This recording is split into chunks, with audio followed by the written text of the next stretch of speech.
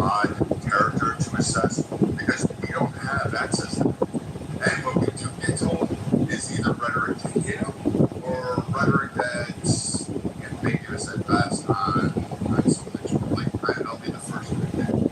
But I will say this about Trump. Whenever we have said, X, he's down and out. He's 34 felonies, he's going to jail. Georgia, look at, they got their mug shot. Oh, they shot him, he's out, he's running scared.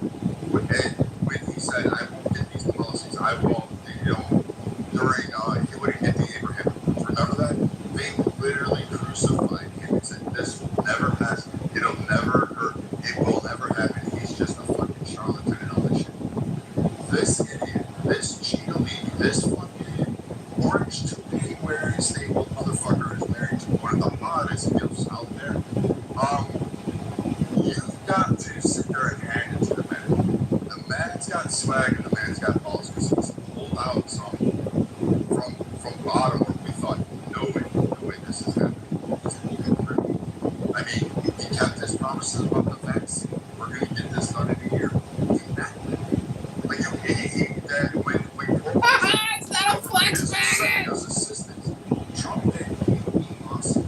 How I still to this day don't know a lot of people in the Navy are really amazing at this. We sent a hospital ship fully loaded and prepared with all the fucking New York City. Wow. He built a job that said 11% utilized by and then we found out boom was fucking all this medical equipment, like it was the apocalypse, and we're all gonna die and we're gonna have to fight war. So Oscar, yes, he's flubbed on a lot, but he's also succeeded in areas I didn't think he could do, and he's validated those promises. I have to take Trump and say, I'm gonna hedge back, and we're going to have to just wait and see. His term's not over. We'll see. And then we can rip this shit up. But in the interim, cheerleading still in charge, right? Yeah, I did. Wow. I mean, well, I appreciate the assessment. I appreciate the honesty. It's special. So that's just how I feel as an independent voter. Bro. It's just like, I feel like I was gone.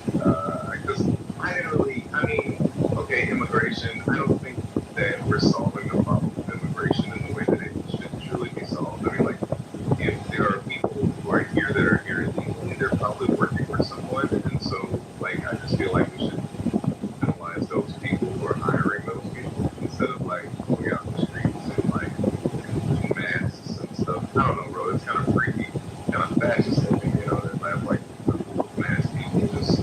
So if we're on ice, if we're on the ice debate about masks, I will say this part bothers me, and I'm not going to be the guy that says I should be the mask and have to be forced to identify.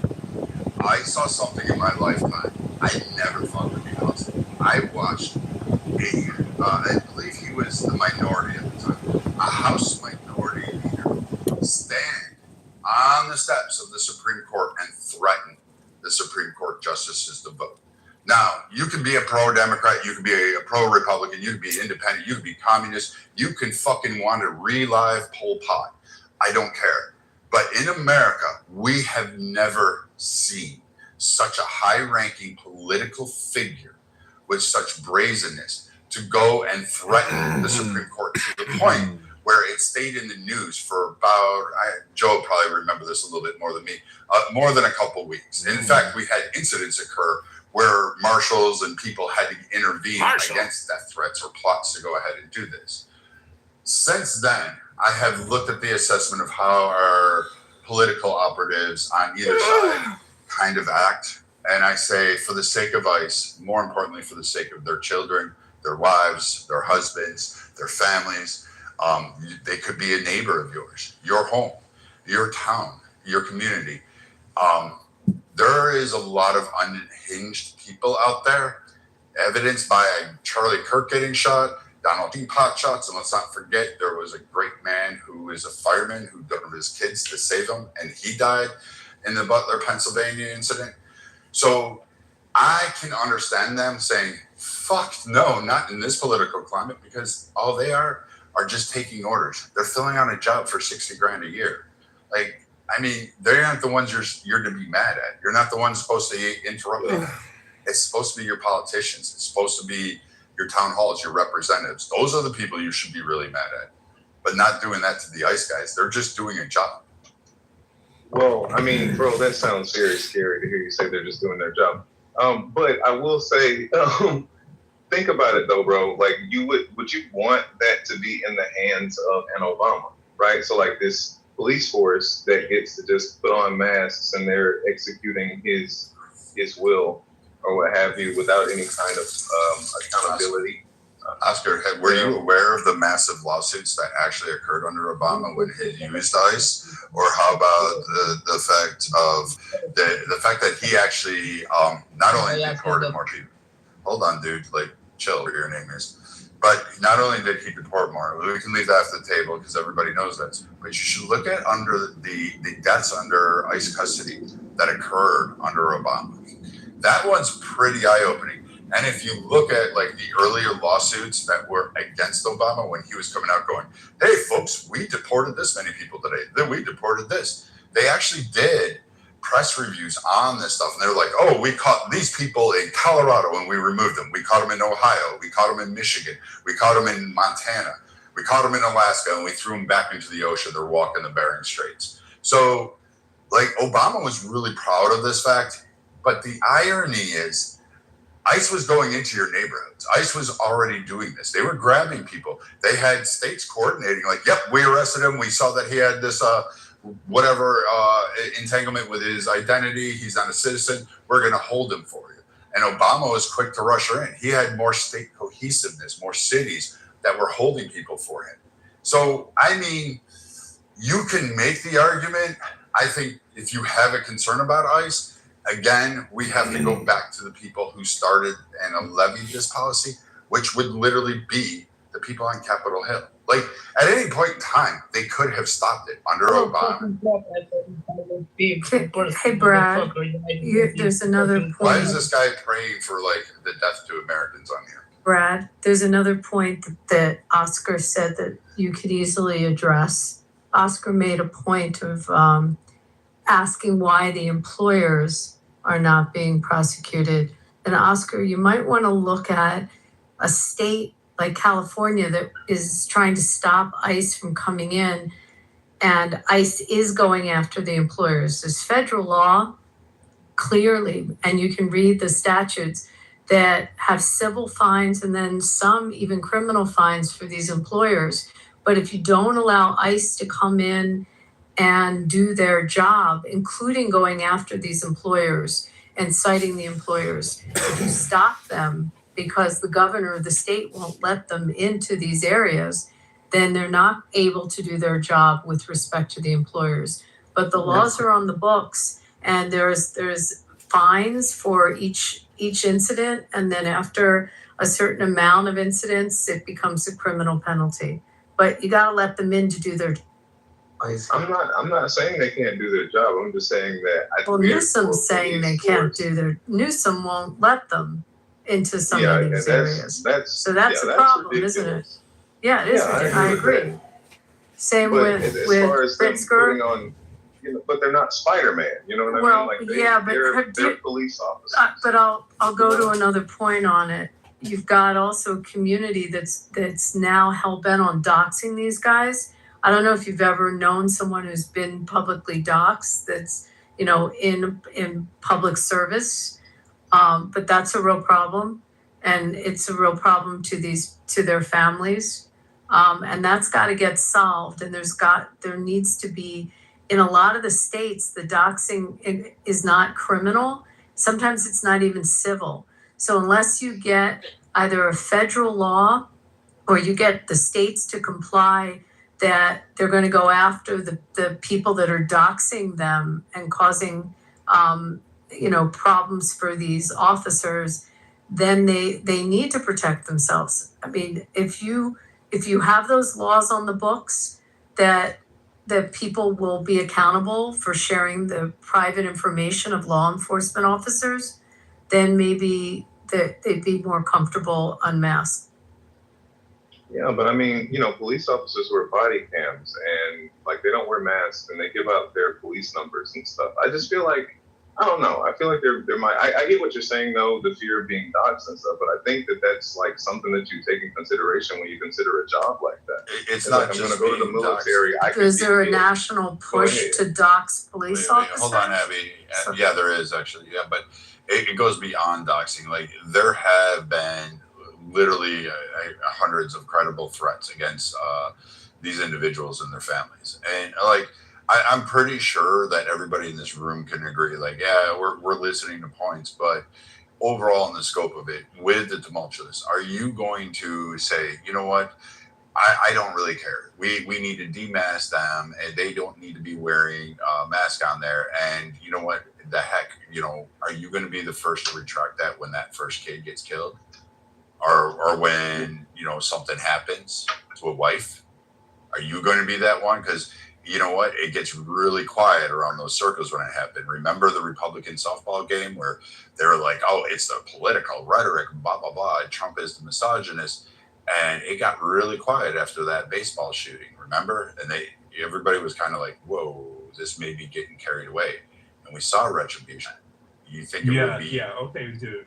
Yeah, it's always the bad guys, but it's not the Christians. Oh, wow, the Matrix. Okay, whatever.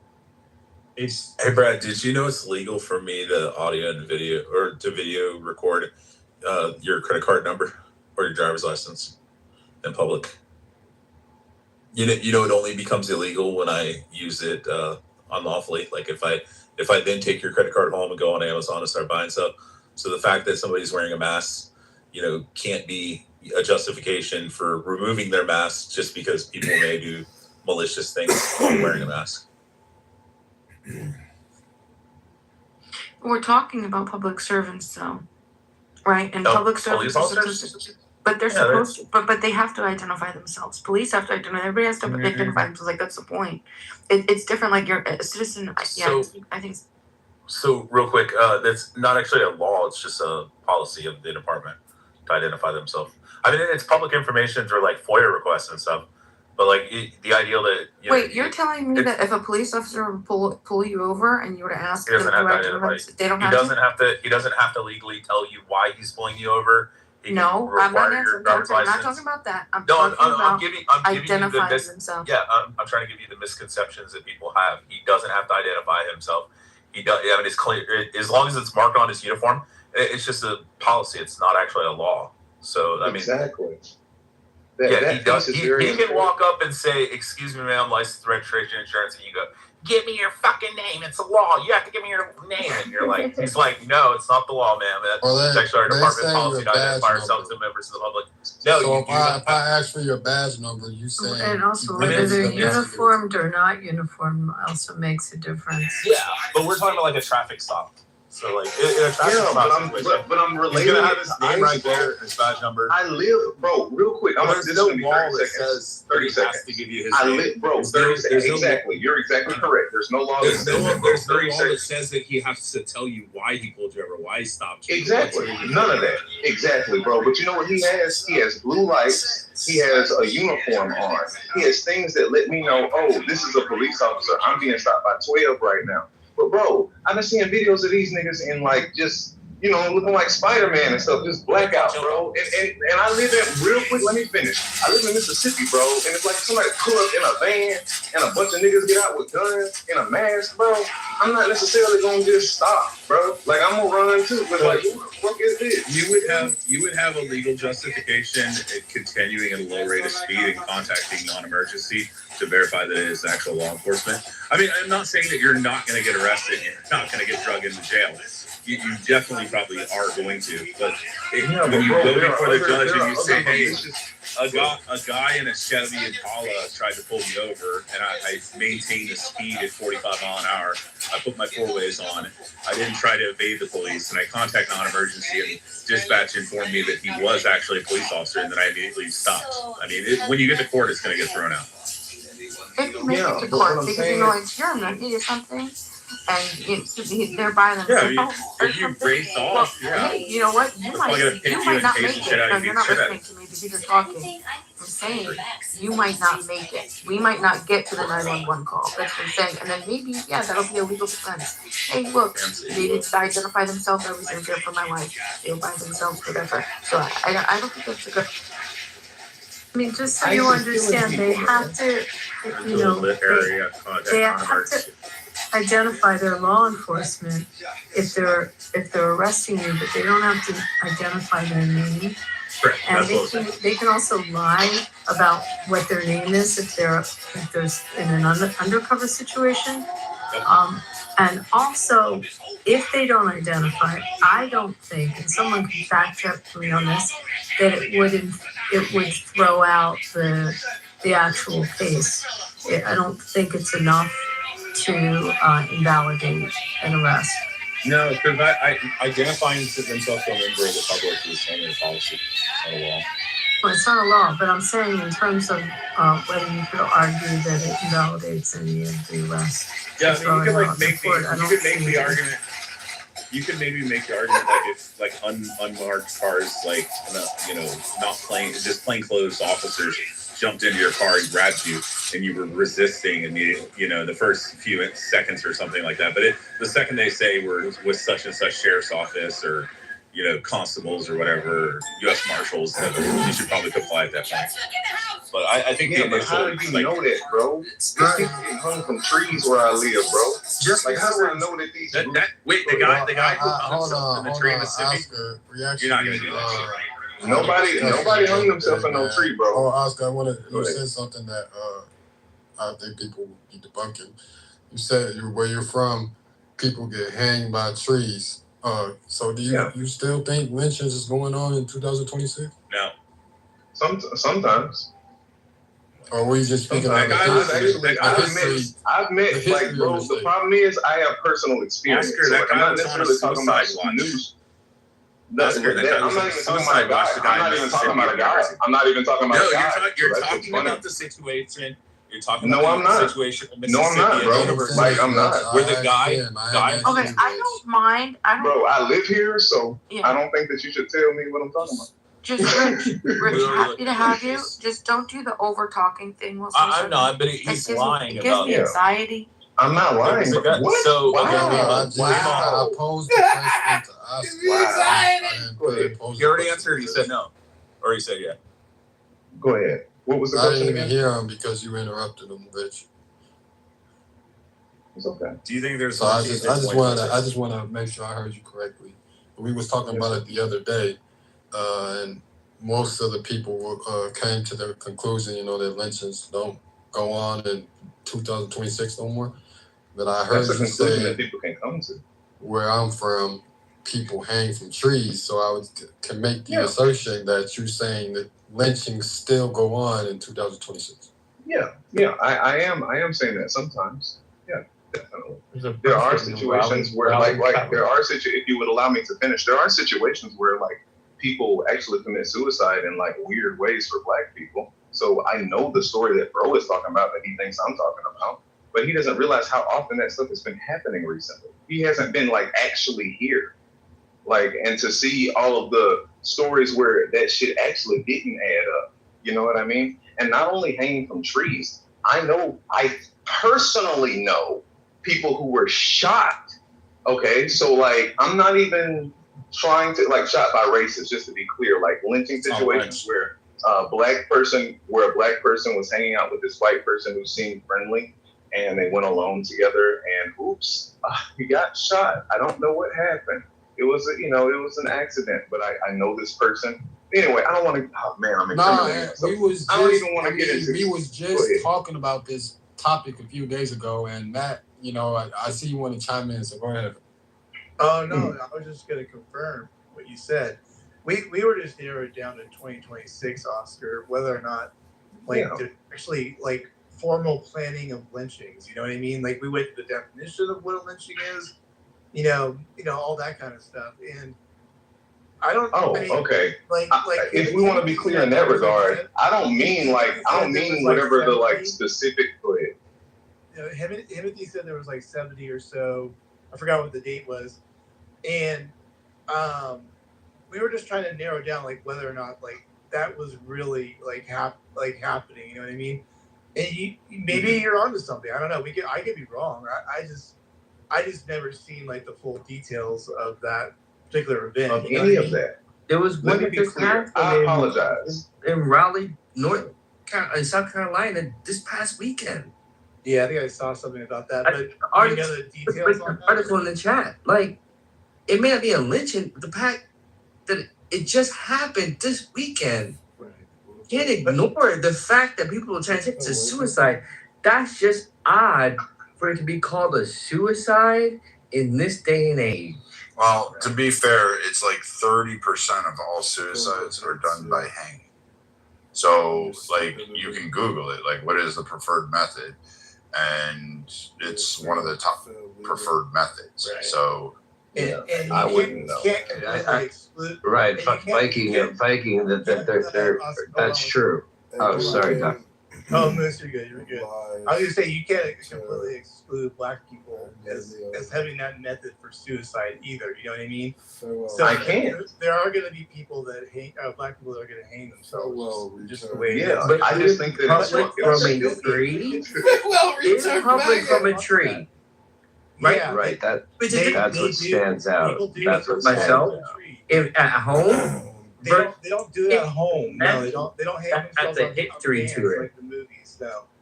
They would do trees. We went through this the other night. It wasn't like that radical. yeah, there's trees that I are. actually know two different people from my high school in Jersey. Their siblings both hung themselves from their parents' house after they graduated high school or college.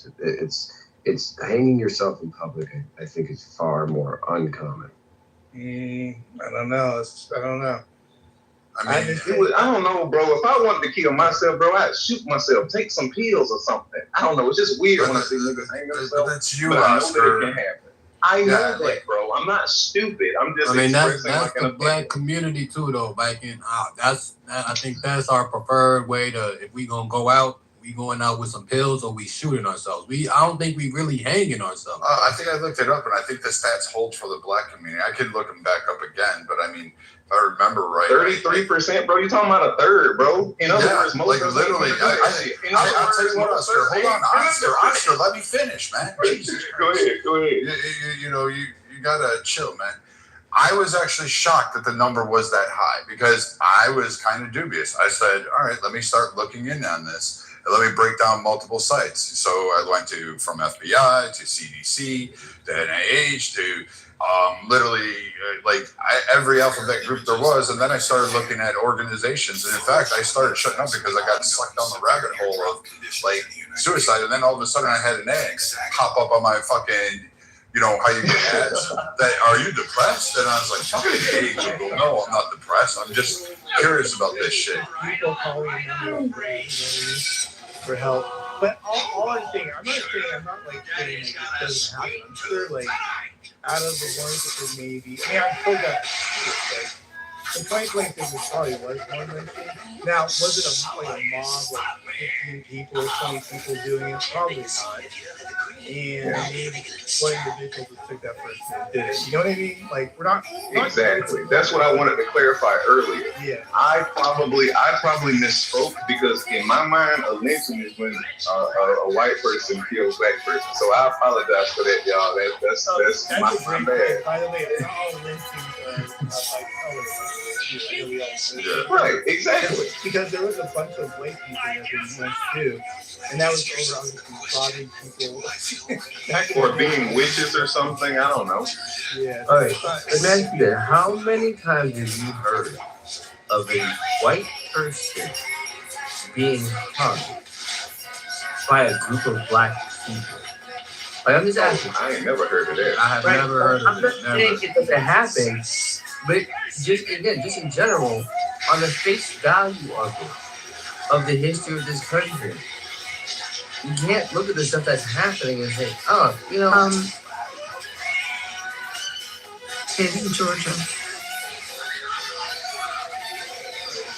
In Georgia? Yeah, Leo Frank. that. white guy. Yeah. Right. Again, I'm not saying it never happened. But does it have to be hanging? I mean, we just had a white kid killed by a bunch of kids in high school. Black kids killed white kids. I mean, does it have to be hanging, or could be any other because we're talking form? about specific like lynching. Well, And we're lynching talking is- about hanging. But how is Lynching's a lynching? separate an act. It's not murder. Like it's a group of individuals. So I pulled up the stats on the historical record because again I was going down this rabbit hole and I couldn't remember it exactly.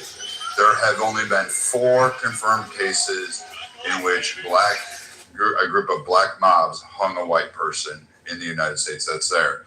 However, this is ironic. There is significantly more black people. It's 3,446. However, there's an odd carve out here. Black on black cases, because I pulled this up, there were 125 recorded instances of black mobs lynching black individuals during the same time periods in the United States. What you're saying? Only 4 black people have been hung in what time period are you talking about? White people. He said white people. Where white people were hung by black people. People need to stop drinking on the app. Stop black people. But that is interesting. I didn't know you had a stat there of black people hanging other black people. I mean, it goes both ways. That way, But I mean, but it's kind of ironic, and there's some that are famous in the towns in the out west. It's like dive deeper. But I mean, like I'll say, like it is rare that a group of black people hang a white person. So all the white people question the credibility of that article wherever you're reading, man. Black people hanging black people, bro. That's absurd. It sounds funny. I'd like to read the stories. I mean, if you wanted to frame white people, that's how you would do it, right, Timothy?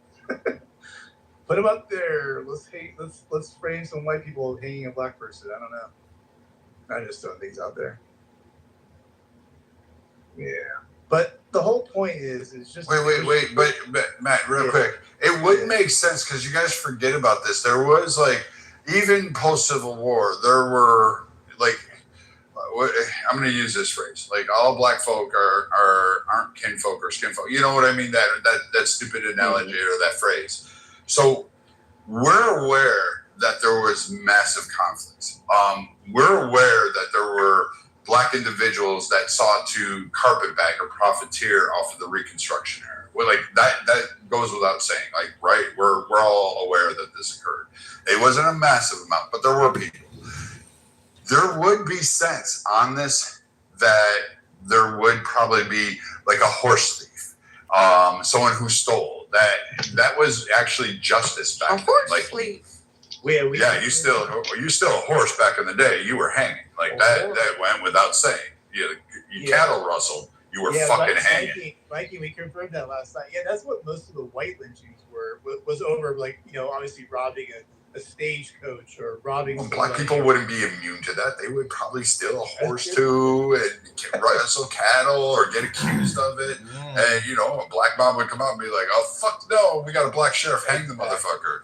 He stole a horse." But okay, so the whole thought exercise was really over, like in 2020.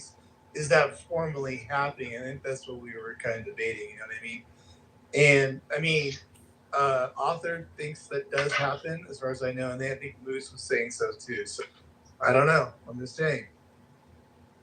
I won't rule out racism in it. I won't rule out I will acquiesce that there is some guy who went at the Target bedsheet sale and picked up a dunce cone, put it on his head, and draped a bedsheet and poked in it. I'm going to grant that. There's probably at least one out there. I'm going to give that one. There's quite a few. Well, I understand there's a few KKK, but I mean, there could be. We could also be looking at, some kind of criminal element. We could look at a possibility in location, like the one girl went to an abandoned lot and hung herself where she had privacy rather than a crowded home. We're aware that these things do occur in let's be honest, people are going to really off themselves. Like not the ones that are crying out, "I'm going to kill myself, come talk to me all night long." Right. But the ones that are actually going to do it, they have a plan. They know what they're doing. They're giving away their stuff. They're setting up everything. They're trying. They have something. And keep in mind the cartel is known for hanging people too. Yeah, that's what the cartels hang a lot of people in Mexico. I looked it up. It's 3,000 to 5,000 thought you marched on Grindr, not matched with me on Grindr. Yeah. Wait, that's the number of band members currently in the membership? Yeah, so they don't have public numbers, but the FBI monitors them, and they estimate it to be their membership between 3,000 and 5,000 out of 350 almost million people. So a couple. Yeah, they probably all live around me. A couple 65-year-old rednecks living in Missouri, Indiana, and fucking That'd be crazy. Arkansas. I mean, so Oscar, I did find the sources for you and Himothy. It's the Tuskegee. The baseline data point research is for the cases. It comes from the Tuskegee University Archives. Institute, yeah. But here's the thing about statistics, to a certain extent, Brad, is that in some aspects, some of the stuff is not reported or documented correctly, if at all. Like, I'm not just, so to say that we're just going to go by the data specifically only is a little bit, to a certain extent, challenging in this specific arena. So I'm going to say this: you can't cherry pick when you do and when you don't want to do. I let you finish. Right? I didn't interrupt you. You can't cherry pick when you want to. Everybody on the stage agreed that it's quite possible that black people in a town, mostly populated by black people, or if not all black people that existed, or in a community, hung a guy because, you know what? Let's be honest. There is not a racial group out there that is free from a criminal element or somebody doing something nefarious. So we can safely assume that there may have been some more, let's say, mob-like justice that was said, well, you know what? We solved that problem. I guess we don't have to worry about it. And I'm safe to say everybody would say, you know what? That probably makes sense. Right? No. Because, impossible. I'll tell you what. No, because here's the thing, Brad. You're going off of this notion that that's how we would handle things, right? So, being someone who's from this community, in this community, like that's not just the way that we do shit, okay? So, I'm just saying from a factual point of view, like that's not how we handle shit. So to try to put that moniker. So how did you? Hold on. Let me finish. To try to put that moniker on this community that's how we would handle shit is a little bit like disingenuous. I'm just letting you know, like of this community, being of this community, that's not how we do shit. It's just not. Are you done crying? I just want to make sure. I'm not crying, Brad. I'm fucking telling you, if you want to be a bitch, that's fine, Brad. You can be a bitch. But don't tell me I'm crying when I'm just telling you. You're not crying. I don't know what to tell you. You're not crying. No, don't tell me I'm fucking crying. Or what, you fucking moron? What are you going to do? How I'm feeling. I don't give a fuck what you are. So here's the reality, dipshit. Brad. Yeah, I love how you say crying. Don't tell me I'm fucking crying, Brad. But say it's an R. Say tell me I'm fucking crying. That's not what the reality of the situation, Brad. Yep. I got you. All of this. Telling you what so I'm going to tell you what. Here's what we have, and I love people who say they speak for the. Fuck you. I think you're a cosplay. I think you're just full of shit. You're the whole community. You speak for black people of the past, present, and future. You know how everybody is. If that's the case, tell me today, why is black on black violence like fucking massively high? Why is that? We're talking about what is that? Right? You speak for the fucking community, so tell me that answer. But the idea that you somehow think that the Tuskegee University, the one institute that literally sits there and says, hey, we researched this shit to make sure we can push back against, I don't know, anti-white supremacist talking points, and you're sitting there going, we don't handle shit that way. Instead, you know what we do? We do drive-bys in the neighborhood because that's what I want my fucking community to look like. You fucking moron. It's not telling you that I'm crying. That's a fucking idiotic response. You about the reality, so again, the Tuskegee Airmen, or not the Airmen, I keep going to the university there, the institute that you guys can actually Google, the 125 cases that are confirmed. Actually, oddly enough, we have them here. So let's go through them. Let's see the examples of this. so we can go ahead. And dude, Arthur, I don't give a fuck about you. I think you're some fucking twaddle guy that just came up here to cry because someone said something that was fucking actually there. And you know what? Here's the funny point, dipshit. Let's have a conversation, guys. You guys are wild. Yeah, let's not wild out too much. Come on. Let's just, like, try to have this conversation. Okay, but like when we're talking about like he keeps saying about the fucking reality, like it's not reality that black and fucking hung at an all-time high. So like, what the fuck are you talking about? Like a motherfucker, like you want to be direct, you're more likely to get shot in your fucking head by somebody black that looks like you and me than you to be hung by a fucking white person, Arthur. So like, let's have the conversation since I'm in the community too. Like what the fuck? Like what are you talking about? We were talking about not people being hung. We weren't talking about hanging. How often are black people being hung today? Let me finish. I just heard you go on a fucking tangent, bro. Can you just answer direct questions? No, because you want to go on a fucking rant, and I'm not about to do that. I asked you a very simple question. How often? Hold on, Brad, because this is a very simple question. We don't need to keep going. You give me a fucking diatribe. I asked you a question. How often today are black people being hung by white people? We were talking about the past and that's the fucking point and the problem. Why are you talking about the past? We're in 2026, bro. We're not in the fucking age where Rosa Parks is sitting on the fucking bus. It's 2026. So let's speak about 2026. Today, how often is it that black people are being hung by white people in 2026 getting ready to be 2027 in 5 fucking months? Eliza, so I'm answering your question. Brad, hold on, Brad. Shut up, Brad. Shut up.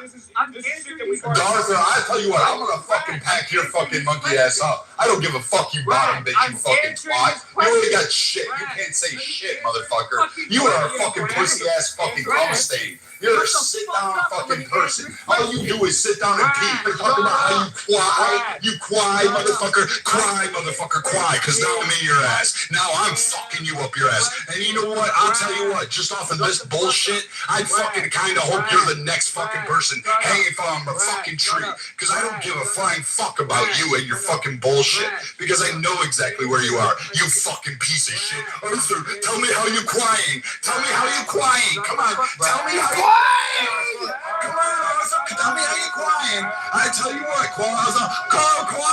Come on, cry, little bitch. I want you to dance for me. Dance for me, motherfucker. I thought so, bitch boy. I thought so. I knew you were that bottom. I knew you were that one. I ain't gonna shut the fuck up. I ain't gonna do shit. I ain't gonna do shit except slut that fucking Walmart weave off your head with that fake candy corn roll thing you got going on. And I'm gonna knock your fucking butt teeth back into your fucking asshole so you can at least fucking eat and shit at the same fucking time. You ain't got fucking shit to say nothing. I ain't gonna do shit for you. I ain't gonna be civil to you. I'm gonna pack you up like your motherfucker tried to shove you back in that fucking hate crime of a vagina she's got after you were fucking trained out. You know that shit? No, I don't give a fuck about your question, dude. I ain't giving shit. I don't give a fuck. I don't give a fuck. You keep calling my name. No matter how many times you do it, I'm still gonna fucking pump and dump in your ass. I'm going to keep pumping and dumping on your ass. I'm going to keep doing it, dude. And I'll tell you what, they'll move you down. They'll move me down. I don't give a flying fuck. I don't, because you just seem like a retarded idiot, dude. You know, again, drunk fucking crack boy coming up here, trying to paint a fucking narrative that he doesn't have. They can't fucking do it any fucking time, dude. And keep acting the fool, because I got you to dance, monkey boy. You're my bitch. Yep, I know. That's my balls hitting the back of your throat, motherfucker. That's my balls on your fucking throat. So, like, are you gonna answer the question real quick or what? Like, I think. So, Liddy, I'm gonna finish before this month. I'm not letting him go, dude. I'm not gonna let him fucking say a single fucking word. It ain't gonna fucking happen. It ain't gonna fucking happen. I don't give a fuck, dude. Like, shut up, Arthur. You're wrong. You want me to go through this shit? I can do it. I can do this shit all day long. How about we talk about Mary Hollenbeck? You know what I know she was? One of the first black women hung in America by the Black Mob, 1910. Laura Mitchell, another black woman. Okay, Guess what? Arthur, She I don't murdered give her a husband, damn but she was about hung by the one black person. mob that did it. That was confirmed 1910. Oh my God, African American community. Guess what? It's the 1886 Georgia. 3 incidences. Oh my God. Willie. The execution of Willie. 1890s. I mean, shit, this guy just seems to be full of shit that the community itself wouldn't hang a black man. Oh my God, we have evidence. We have records. We have Brad, you've already photographs. done this with him already. Can I get some real quick? No homo. Like, can I just real quick? You want to throw your dick down his throat? All right, your turn. No, that's like gay as fuck. But I'm just saying, guys. No, dude, I felt good, man. My balls are still vibrating off of of it. You it. can pack them up later. You can pack them up in like 5 minutes, bro. I'm about to be done. Y'all can go back to your nonsense. I'm just trying to fucking ask this full of question. You put a link in the chat earlier about one fucking person being hung. Big fucking whoop. How many fucking black men were shot today? Liddy. Do you have any links about those? Hold on. You asked me, did it happen in 2026? So the link in the chat is me I think it's kind of common knowledge that it happened. Liddy, can I fucking finish? Liddy, we can't. I'm fucking answering your question. So the question, you asked me if it happened in 2026. I am not saying. I told you to go to mouth to ass I didn't first. ask you if it happened in 2026. I told you should have went anal first. Dude, you go ask them out. That's what you're supposed to do. You do it on these guys all the time. Get your mom. Oh, dude, I got your mom right here. You want to hear it? You want to hear it again? You're deviating right now, bro. Like, you're deviating. I'm just like, this is going longer than it fucking should right now. Right. So the okay, you said you put something in the chat right now. Cool. About one time happening in 2026. So you can answer my question. So you want to know how often is it happening in 2026? How often is enough for you? Is it 10? Is it 12? How does this guy talk with a one list? is not often enough for me. So I'm asking you a question. What is it? What's enough for you? Yeah, about like 50 to 100 is 50 enough to for 100. me. Would be often enough for me. To be and that's not often- happening. Okay, I never said it was happening that often. Okay. Of course, absolutely. In comparison, hanging versus gun deaths in this day and age, gun deaths are going to be more prevalent. Right. Okay, so let's flip the conversation about what's more prevalent. How often is it for a white person to put a gun to your fucking head? Let's jump in your lane right now, right? How often do white people put guns to black people's heads and shoot them in their fucking heads today? Or how often are white people doing drive-bys on black people today? How often? I don't have that statistic in front of me.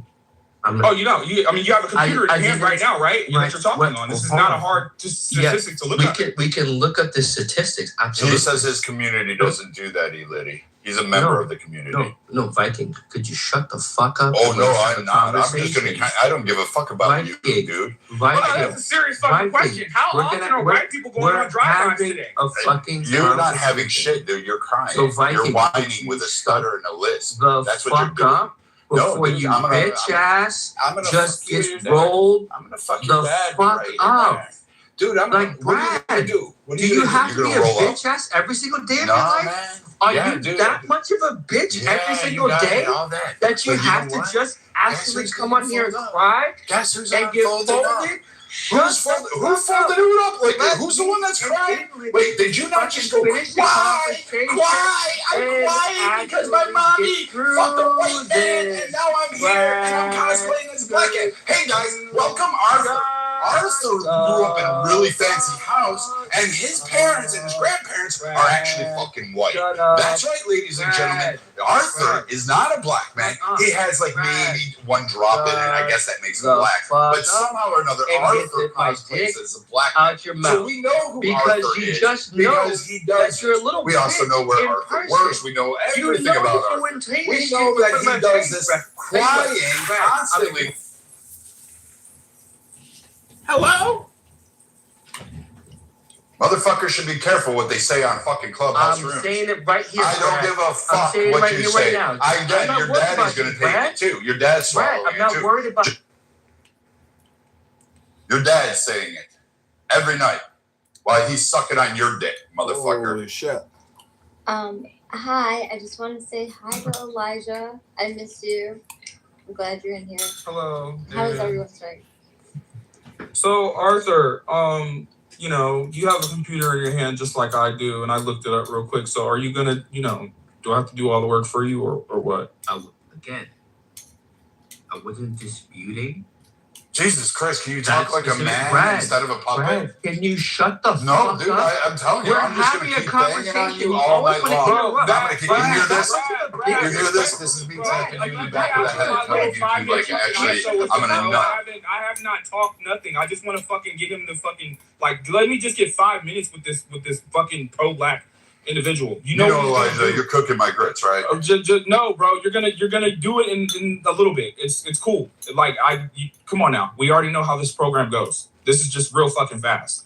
Like Arthur, like because I just feel like every time y'all come up here and do this shit, you guys are trying to play this whole white people are fucking evil thing, right? And it's not even about me race baiting. It's just this fucking you don't take responsibility for what goes on in our fucking community, and you want to turn it on white people. And it's like, bro, respectfully, and when it comes to violence, white people are not your fucking problem, bro. If you want to talk about systematically or whatever the fuck you want to have that conversation, you can have that conversation ever. But when we're talking about violence amongst your own people, bro, you are more likely, and that goes for any other black person in this fucking room, whether you're a man or a woman, you are more likely to have something fucking happen to you by somebody of your own than a fucking white person. And no, I'm not playing the whole proximity game, because that's bullshit. You can be in fucking Santa Monica minding your fucking business with a bunch of white people, and you can get robbed or fucking shot by somebody that looks like you. 9 times out of 10. So the question I'm asking you is, do you have more of a problem with black people when it comes to violence or white people when it comes to violence? Arthur, and please make it quick, because I don't want Brad to fucking continue packing you up. I just want a straight fucking answer. Which one is more of a danger to you today in 2026? Not when fucking Rosa Parks was sitting on a fucking bus. I don't want to hear about all that shit. Or when niggas was getting their asses whipped with fucking that shit is over. Racism is alive and well today. Okay, cool. But it's not as big as a problem as it was back then. So let's talk about today. Like today. Can you answer the question, Arthur? He has nothing to say. And this is the shit that I'm talking about. Y'all always come on here and want to do this. Oh, we were slaves, and we were picking cotton. We were doing everything else, but you're loading your fucking guns today for people that look like you. Like, this shit is fucking insane to me, bro. It doesn't make any fucking sense. Like, I said this shit last time I was in here. I don't load my fucking firearm for no white person. I load my fucking weapon before I leave my house, because 9 times out of 10, I'm gonna have to fucking put one of you niggas out of your fucking misery for trying to play with me. And this is just a fact. Or one of you fucking Mexicans. Because I live in LA. So, I mean, white people ain't running around this motherfucker shooting nobody. It's niggas and Mexicans.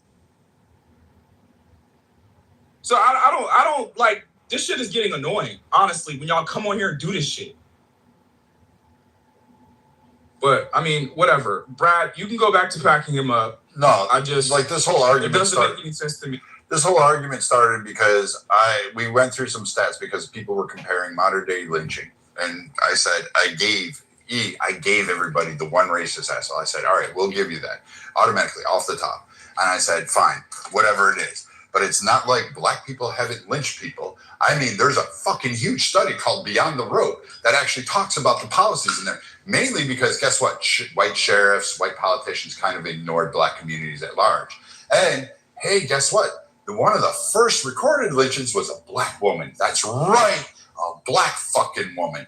And 1800? That's right. And she was hung because she murdered her fucking husband. And guess what? The black community hung her ass. They hung another guy for fucking raping a kid. Guess what? They hung his ass. The whole mob did that. No police, no court, no judicial review, nothing. The mob went, made a noose, put it around a tree, and hung his fucking ass right from there. So to sit there and tell me that there is no history of it when we actually have 125 documented cases that literally have fucking evidence, including some having pictures, that you, Arthur, are going to tell me black people never did any of this shit in history is absurd. It's fucking absurd. Dumbass. People should read before they fucking argue. I don't talk out my ass for this shit. And secondly, to tell me that you represent the whole fucking community and the community at large, but yet somehow or another you're going to say we take care of our own and we're innocent, kind of bullshit when I can see crime statistics. And the most dangerous thing is you motherfuckers right there that ignore what he says, what Himothy and what other black men say, tell you to your face and say, hey, dude, that shit ain't really all true. So, like, you clearly, for all your time spent in there going, crying on Clubhouse, you seem to have not listened to any fucking perspectives at any rooms talking about, quote, the black community at large and some of the failings that they recognize and what men have said, hey, we're trying to correct and we're trying to go ahead and do it. We had a whole fucking movement called BLM about the fucking issues that existed in the black community. And some of them were fucking warranted. And I gave credence to that shit. And I didn't try to paint black people in a negative light. You cry baby. Fucking pussy. Like, I just feel like we need to start having uncomfortable conversations knowing that racism is real today, right? Cool. But it's like, bro, even when we talk about fucking slavery, y'all hate when we talk about this shit. It's like, nigga, before the white people decided to do what they fucking did, they were sold by black people. Like, I don't nigga, when the white people came to the fucking port while niggas was in chains, it was black people that had them enslaved like that. So they was already being fucked over before we came to this fucking country. So it's like, you know, nothing's gonna get sold unless the one who's selling it actually fucking sells it, right? So, I mean, you literally sold your own people into fucking slavery, but I'm supposed to turn a blind eye to that and just pay attention to white people. Like, if you really take away the surface level pro-black shit, like, okay, cool, you should be pro-black, whatever. But it's like, bro, really have a real conversation. It was people that looked like us that literally sold us into the bullshit. And when we talk about reparations, right? Okay, whether we all believe about, I'm not even about to get into that conversation because that's been a fucking conversation forever. But it's like, bro, why the fuck don't we never ask the people who fucking sold us into that bullshit for reparations? Why aren't I asking them first? Why are we only focusing on trying to bankrupt the fucking America? Like, that shit, it don't make no fucking sense to me. But if I ask these questions, I'm a coon. I'm all these other questions. Oh, the black people was just selling it. The black people was just enslaving people just to save their own. Like, y'all come up with these bullshit ass excuses instead of really taking accountability that, hey, maybe our own people fucked us over, bro, or had a hand in fucking us over. Maybe we should look at that while also acknowledging that the other side did too. You know, like, I don't, yo, this shit. And in 2026, we're still having these conversations, bro, about white people hanging people. Like, get the fuck out of here, nigga. There's nobody in this room that's gonna get hung by no white person, bro. I promise you. Like, this shit is crazy. It don't make no fucking sense. Excuse me. Don't make that promise you can't keep. Oh, I can. I can promise you, ma'am, that you're not gonna get hung by no white person. I promise you that. I can promise you that the next thing that's violent that happens to you, ma'am, is going to be somebody that looks like you. I can bet you my whole fucking salary on that. No. Guarantee it. No, I don't guarantee that. Why don't y'all seem to understand this? And this is not excusing violence. I want y'all to know this. That there's not one black person that's ever harmed a black person simply because they were black. Like, so when you make that kind of statement, it's like, is more than likely the person that hurts you the most in general is going to be somebody close to you. And I'm not even just talking about physical harm. Like, that's what it is. And that's not absolving it. But when y'all make those points, that's not like the gotcha moment that you actually think. So when you heard me speak, you think that I'm saying that black people are, because I know what you're trying to do, right? You're trying to be like, oh, white people are harming black people because of racism. Because you're black. It doesn't matter. Somebody's being harmed. It doesn't matter what the reason is. So when you try to throw that out there, I can throw many things out there. The common denominator it equals up to is somebody's being fucking hard. That doesn't it doesn't deny matter that, what the reason actual is. Racism does exist. Oh and my generally God. people like use that to try to deny that or try to downplay what exists. So let me ask you a question. What is the reason for violence? You yelling. What is the reason for violence? Generally, let's have a conversation right now. Generally, it's because people are violent. Right. That's generally the reason for violence. Generally, right? Let me say something. Rob, real quick. Rob, the reason why I stand out more and be. Like, I'm talking to bro. Like, yeah, why you talking about? I stand with you. Oh, you want to talk to me? Shut the fuck up. Well, he's a mod, so I mean, he can do whatever he wants to. But I'm trying to ask you the question right now, Rob. Yeah, I'm gonna say this thing since you don't want to engage me. Hold on, let me say this real quickly. The reason why this stand out because unlike other groups, black people's. Nah, he's cool. He's chilling. Black groups, unlike other groups, have in-group preference where we say that we're gonna look out for each other. We are brothers people. We have this open culture that tells people that we look out for each other, black love, black first, all this shit, right? Clearly, logically, we would be the less to attack each other if we actually embrace this philosophy. Yeah, but then y'all murder each other. The issue is, exactly, because we're full of shit. We don't say it because it's performative, why but we don't why are you expecting? Let me ask you this, Free. Assuming that you are like not a criminal, right? And you're not out here killing nobody, right? Why do you seem to be a person that has to answer for why there's a segment of niggas that operate like that? Because he's speaking the truth. Because it's reflective of us. So think about it. Let me answer your question. Hold on. Let me answer. In a second, why aren't the other groups asked to speak for the segment of their group? They were. They did. They don't. No, they do. No, they do. Listen, let me explain. They do. Listen. They don't. We by large don't go let me answer your question, brother. You asked me 2 questions. Segment of that group. Rob, let me answer your question. You asked me 2 questions. The reason why we don't deal, think about it. We had Charlottesville riots. We had the BLM. Is white people marching with black people because they share the same plight as black people. The reason why we're not walking out. Listen, Rob, let me finish. There were white people. I know exactly. Yes, correct. I'm glad you had that.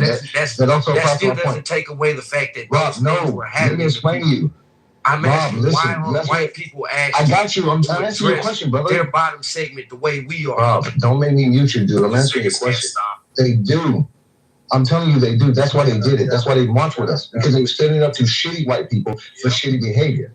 We should do the same for black people who have shitty behavior. We should stand with white people, basically good people, who are attacking people for their shitty behavior. Stupid. Oh, this is the mentality. Marching with us is not asking them to. That don't sound right at all. Marching with us. No, listen. We try to listen to that. Is not. People, this is guys, the equivalent of marching for people us. stood with us against shitty white people. We get It on was this white app people that every stood day, with us. and you We have fight to other white explain. people who doing You bad have to shit. spend behavior that you don't even exhibit. But in the same Right, token, because they don't have listen, to do because that. They don't Rob, do I'm that. standing up against evil. That's not what you do. It's not about race. When our group do something bad, we need to call it out. It's not about race. It's about evil. So when a black man shoots up a club or some shit, The fact is, y'all don't be around. no, we need to call it out. We all need to call it out. Y'all gonna call me a coon for calling it out? Y'all call white people racist for calling it out? No, I'm saying when you do call it out, y'all do that shit. That's the problem. You're deflecting.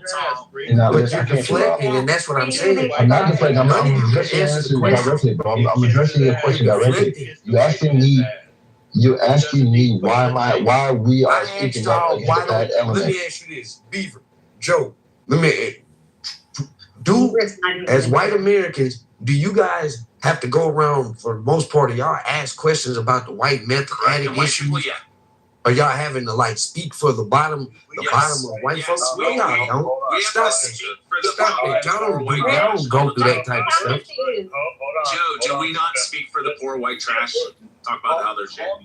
Calling out white people happens all the time. However, it gets framed as Republican versus Democrat, and it doesn't get looked at the same as black folks tend to have this idea that there's a black community. I don't believe there actually is. As Free said, it's their bullshit. It's largely fake. As Timothy's personal example over this weekend, there isn't like this camaraderie. It's a lot of it's lit. If there's no camaraderie, I would tell you to look differently. The black community or not. It's so Man, look at the demographics. Look at the demographics of America. America is still largely segregated. No, but when the wisdom here is when there's black violence, why can't we all stand against it, white and black? We do stand against it. Why do y'all think that black people don't stand against this? Why do you not call it self-segregation when it's self-segregation? I mean, that's what I call it. It is self-segregation. It is self-segregation. I'm just saying that the demographics of America, the demographics of America still show that we're segregated people. And that's not saying segregation in the sense of forced segregation. It's just showing that people tend to live by people who are more like them in America. They tend to live where they can afford it.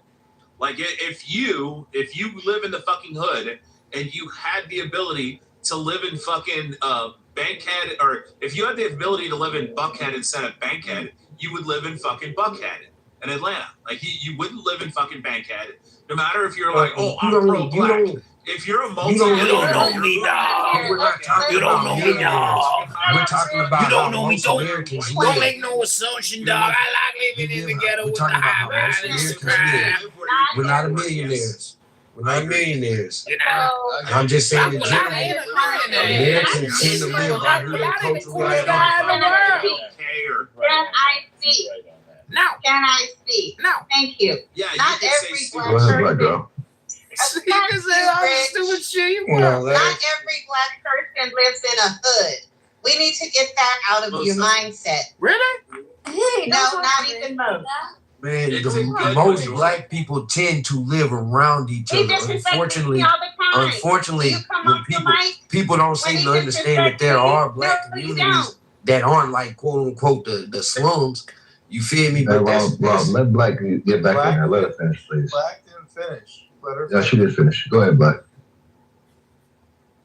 Yeah, I did finish. I just wanted to let people know that not all black people live in hoods. Okay? This notion that y'all think that black people are advocating for You gotta let her finish. Y'all ain't seen the pain that y'all ain't seen the pain that people have experienced because of these deaths. Y'all ain't experiencing that pain that people experience because of these murders and this type of stuff. And y'all think that niggas is actually saying that we advocate for that stuff. Who in this room said that? I'm saying in general. A lot too often we do, Rob, and the reason being. Bree, hold on. Who was it? Hold on 1 second, Bree. Come on, Bree. We know what do you mean? I just started, but go ahead. Bree, don't do that, bro. I'm yielding so you can speak so I can respond to him. So don't do that. Don't do that, bro. Say your piece. Go ahead, Bree. Okay. Thank you, Bree. Thank you. Appreciate it. Hey, don't do that, nigga. See? This is stupid. Free. Well, in general, listen. White people have to feel superior about themselves. Really? So they have to feel like black people this and black people savages and we free the black people, just like the Native Americans. They did it. They have to have a reason to feel superior about themselves. But the fact is they don't look at themselves, right? History shows they have been the worst in the world as far as how many people have been murdered. How many people have been murdered under dictators like Joseph Stalin, Hitler? How many white people have been murdered by own white people? You never look at your own self. Never look at the history and what you have done in this world of killing people and murdering people. You look at it like you have conquered people. No, that's a lie. You have savagely murdered, raped, robbed your way to the top. And guess what? Guess what? There's a judgment for that. There's a judgment, whether you call it karma or God, but there's a judgment for that. Oh shit! So you can try to make black people look like they're savages, and and make because all the white people killed each other. But when you look at history, you find out that you have been the most bloodiest people on the earth. Really? You find out that you have taken off about 2,000 species of animals off the earth. When the Native Americans was here, you killed the buffaloes. You killed species for nothing. You're hunters. You're murderers. What is this? Hey, this guy said the Democratic. You're gonna find this out. I'm almost done. I know where you're gonna find this out. You're gonna find out. It's a judgment for what you have done. It's judgment coming. I yield. Hey, to the person that's I mean, I go hunting. What's wrong with that? To the person, man. Yeah, it sounds like you just described winners. Everybody should learn how to you're looking at. outside of that. To the person that's in the chats, when y'all say stuff like the reason we're having issues is because of the Democratic Party, you know what I would say to that? I would say, why did the other party sit there and do nothing when they watched the other party let Americans destroy themselves?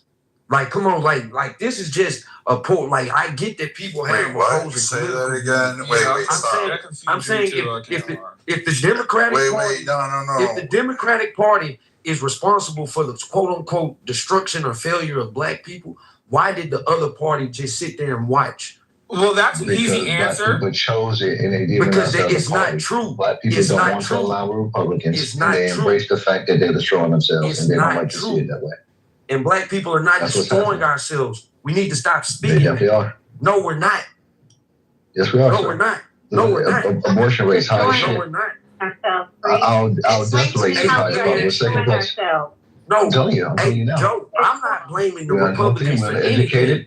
I'm We saying got a lot that of problems the right now. government itself is not a. It's a All kids cannot bipartisan. read. It's a bipartisan thing. If there's an Y'all hear me? What you want to say? So Y'all don't like talking about it. Free, you're gonna have to just mute them because they're not shutting up while you're talking. So you're just gonna have to. Yeah, I'm trying to be cordial. I hate using that button, but yeah. All right, they're shutting up now. So yeah. So the bottom line is, guys, listen. The most violent cities in America is predominantly black. Okay, our kids are not being able to read right now. We have a high death rate. We're second to Native Americans. I mean, it's a lot of fucking problems we have. STDs. No, listen. No, Rob, you gotta let him finish, man. Stop, Rob. They're not gonna let no nigga that just sit up and do that. He a clown nigga. Rob is the person that we seen can him have black conversations for accountability.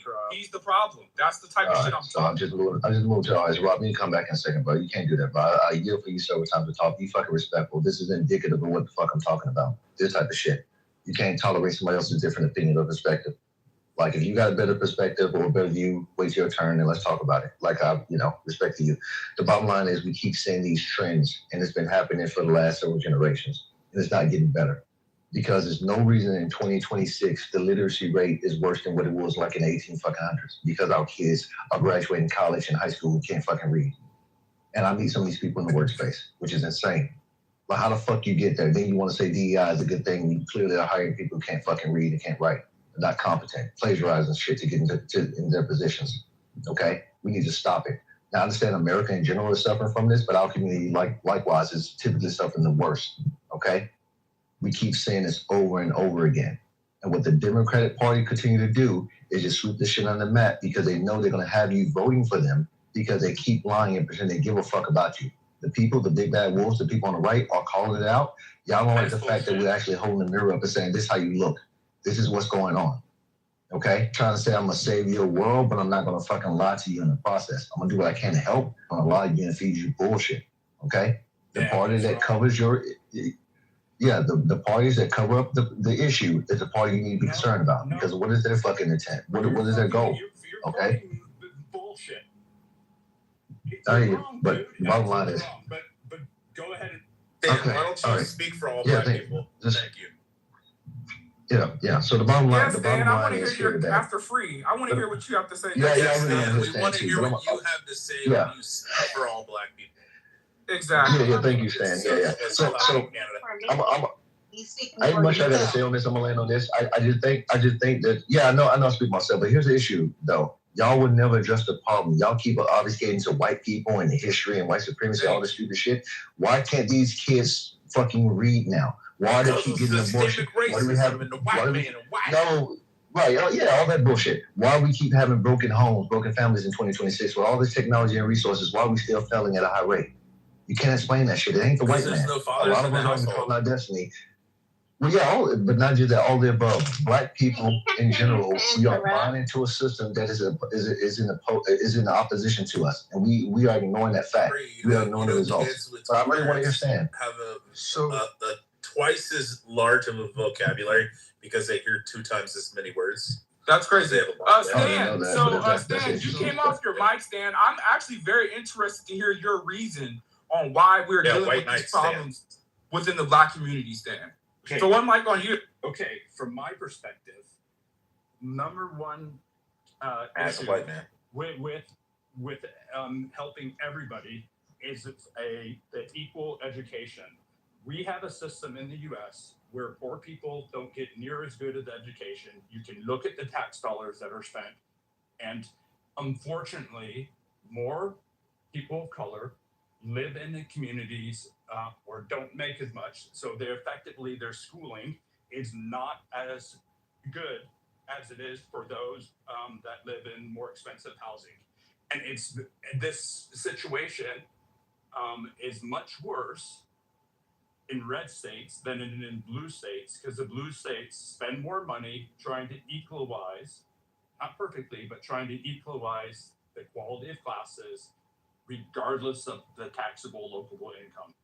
So when people say it's a Democratic policy party, I'd say you're wrong at least from the perspective of educational funding.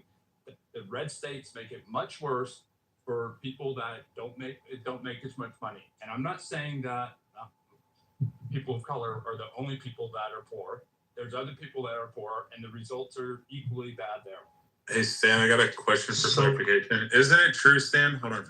Isn't it true that the schools that we fund the least in the United States, on average per pupil, receive more money than almost any other country does at their higher brackets? Like Canada, like United Kingdom. We just constantly dump fucking money in. We spend on average like 2 to 3 times more per pupil than like all other first world countries. So even our most impoverished fucking shitty schools in the south side of Chicago receive more money than like any fucking Ivy League fucking schools, public schools in Canada or the UK, which is crazy. It's almost like it's a cultural issue and not a fucking funding issue.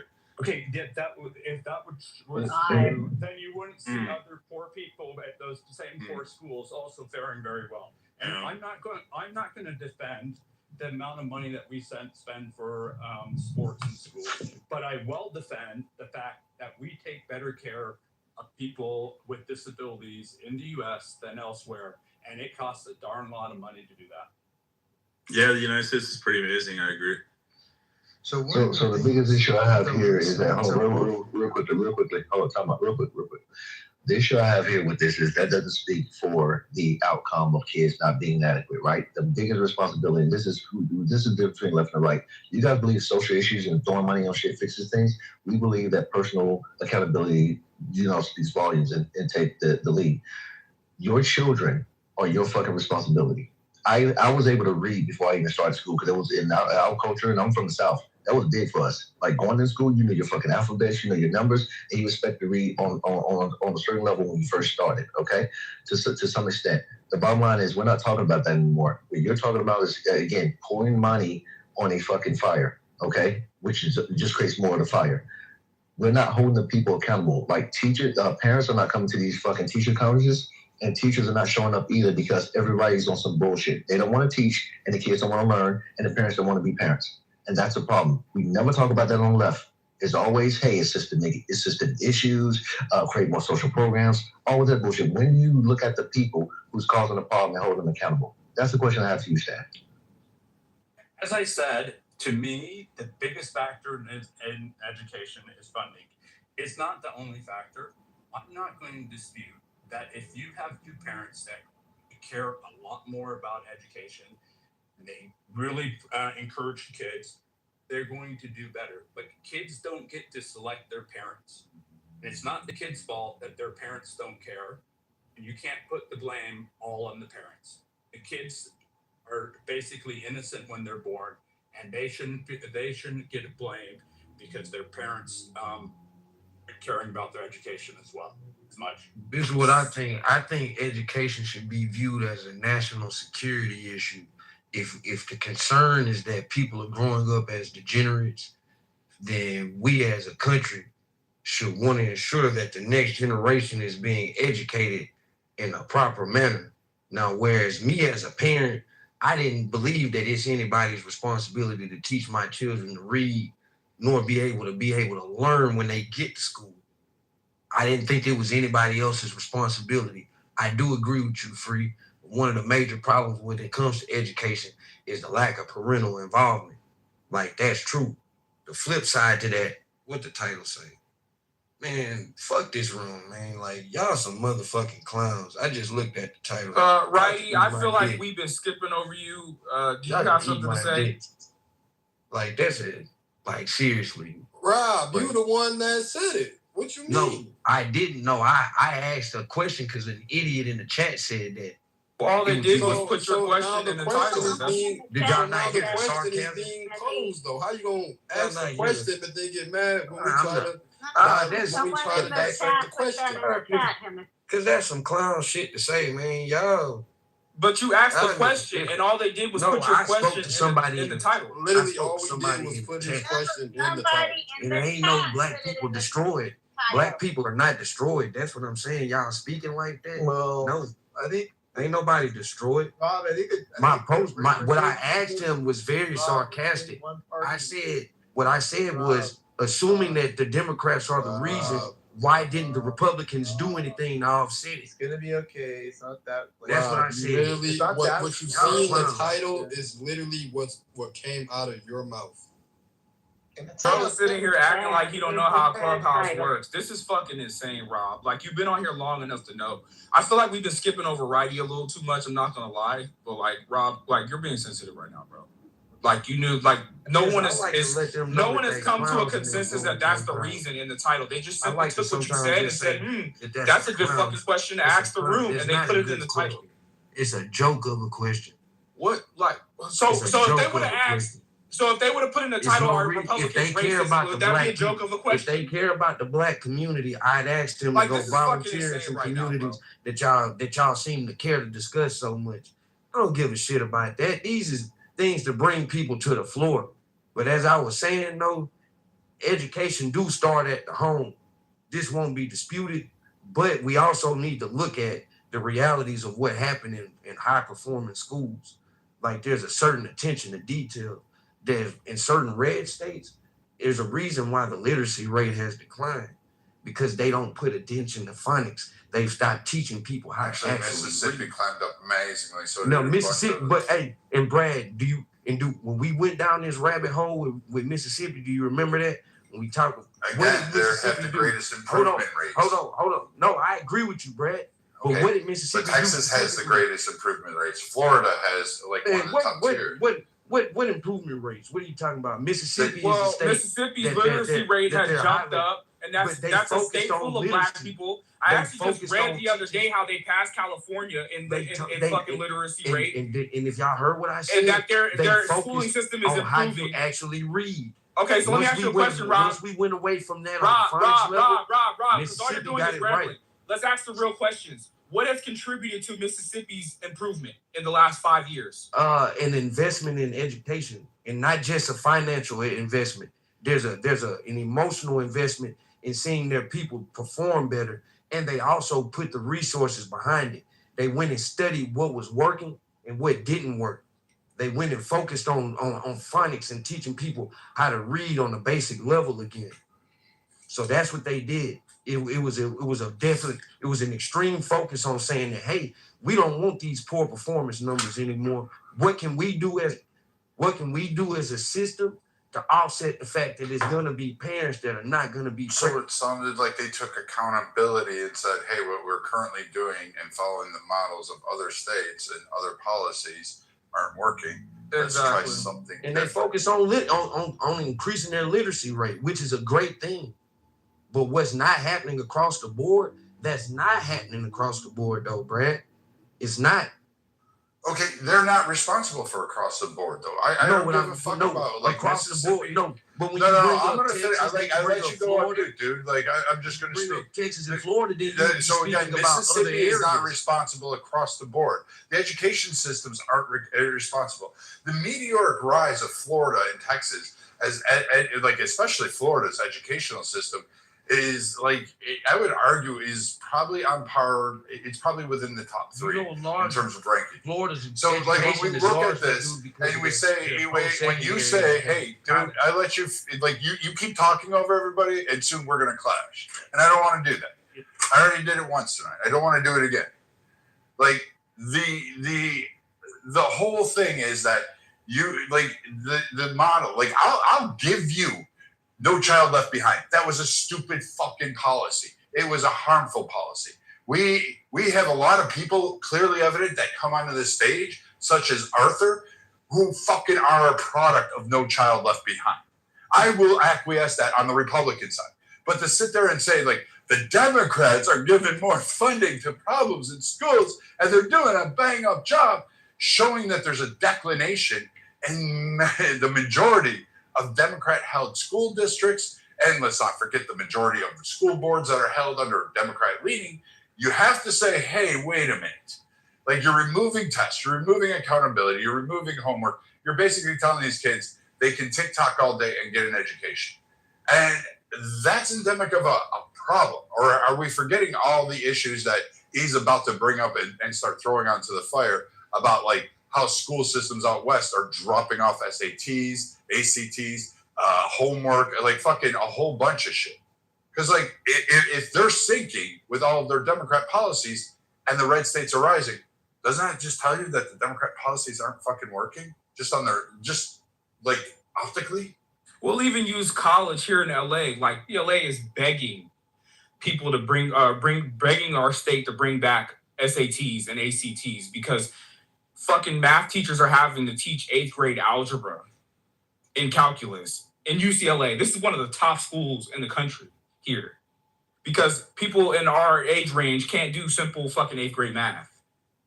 So, like, this No Child Left Behind policy, yes, it was fucking bad. But again, I feel like they want the education rates to look good. So they're just like, you know what, let's just pass everybody to make it look like we're doing something. But then they end up fucking themselves over in the end later on down the road. And it's not hurting anybody else but the child. Yeah, it makes your state look good that your literacy rate is allegedly up. But, like, the fucking child can't even do 8th grade math. Like, that's a fucking problem. And I just feel like Mississippi found a way and said, you know what, we're tired of what the fuck is going on. And that's a state full of black people. So it's clearly obvious that it's possible in our community. They finally said, fuck that. We're going to fix the problem. And these kids are now starting to pass. And so you're not going to tell me that black teachers are not good. You're not going to tell me that the black students aren't good. You're not, because clearly we're seeing that, hey, when you guys actually take accountability, the shit starts working. Like, I don't know, bro. I don't know. So I hope we figure it out. I want to add on to this education discussion by reminding everyone so we never forget that over the last 7 years, the thing that has led to the decline in literacy rates across the nation was COVID.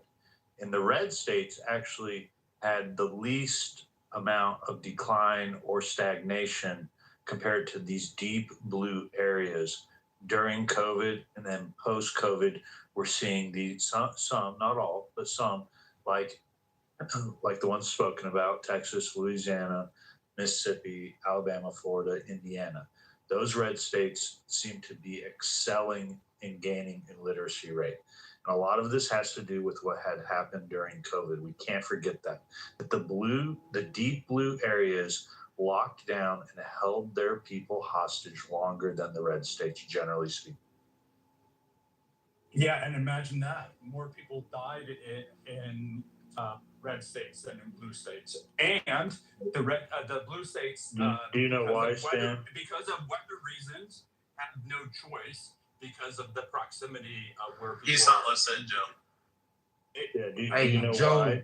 I would agree with you about Mississippi, but they started this process in like 2014, so this would supersede COVID. Wait, Joe, are you going to let Rob save Stan and not let Stan answer?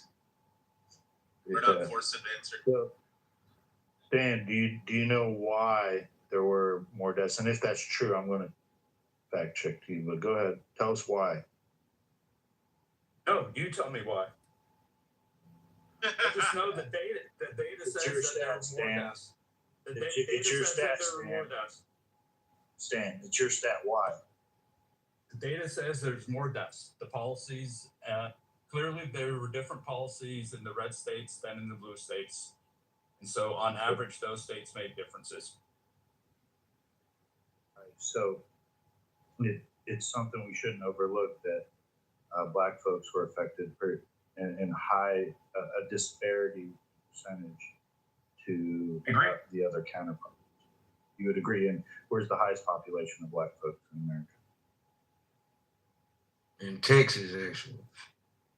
Yeah, the South. So Texas. while you think the South, the Southeast, these red states, the anchor of the red states, the South. And the second would be New York, I believe. So Stan, when you think you were like using this as like a pwn on us and somehow, it's not the flex you think it is. I'm just saying that there's a difference between how different people were treated during it. Each state has different setups, but we do know that the number of deaths varied by state. On an average, the red states had more deaths than the blue states, but it does make a difference on the demographic makeup. It does make a difference of the proximity of how close people are. It does make a difference of the climate too. Because they're just are not close. Hey, the data says that test scores decline more in places where the COVID death rate was higher. So we can also take a look at this. So, like, again, here's where like facts start to come into fruition, and people like Stan are just like, let me cherry pick this one. So there's a couple things. First off, blue states were leading for the majority of the outbreak of the pandemic, and then the rates did slowly reverse. And then under Biden's tutelage, after the vaccine became more prominent and available in that May, you started to see a shift. Yes, Republicans did lead in death rates and mortality rates. But Joe correctly identified that there were certain subpopulation groups that were vastly affected, and they weren't targeted for treatment or vaccine releases as requested by the Republican states. That part didn't happen because remember that the PPE hoarding and all of that stuff, that actually occurred in the Democrat states. Remember that? Cuomo hoarded all that shit? All those governors, California, Washington, Oregon, yeah, Michigan, they full fucking lock on a lot of that PPE. I mean, they weren't releasing that shit to the South. So again, we didn't have the supplies. That could be on the administration, could be on the Republicans, I guess, if you want to throw it that way. But there's another thing. The subgroups were drastically affected. You had political operatives saying, oh, I wouldn't trust the vaccine coming from Trump. So that vaccine hesitancy that Stan's going to try to imply to, yeah, I'm going to lay that on a lot of Democrats who like fucking tried to weaponize COVID as a fucking punching bag to get into the office, which they successfully did. Then furthermore, there's this whole thing along the border of the South, particularly in Texas and like Florida, Mississippi, Louisiana, that nobody gave a shit about the subpopulation groups that were there. And it was, hey, let's reverse the Remain in Mexico policy. Let's flood the border without testing, without really putting up any kind of screening. We'll test some, but we're going to leave the majority of that onto the Republican states and onto these states there, and they're going to have to deal with that.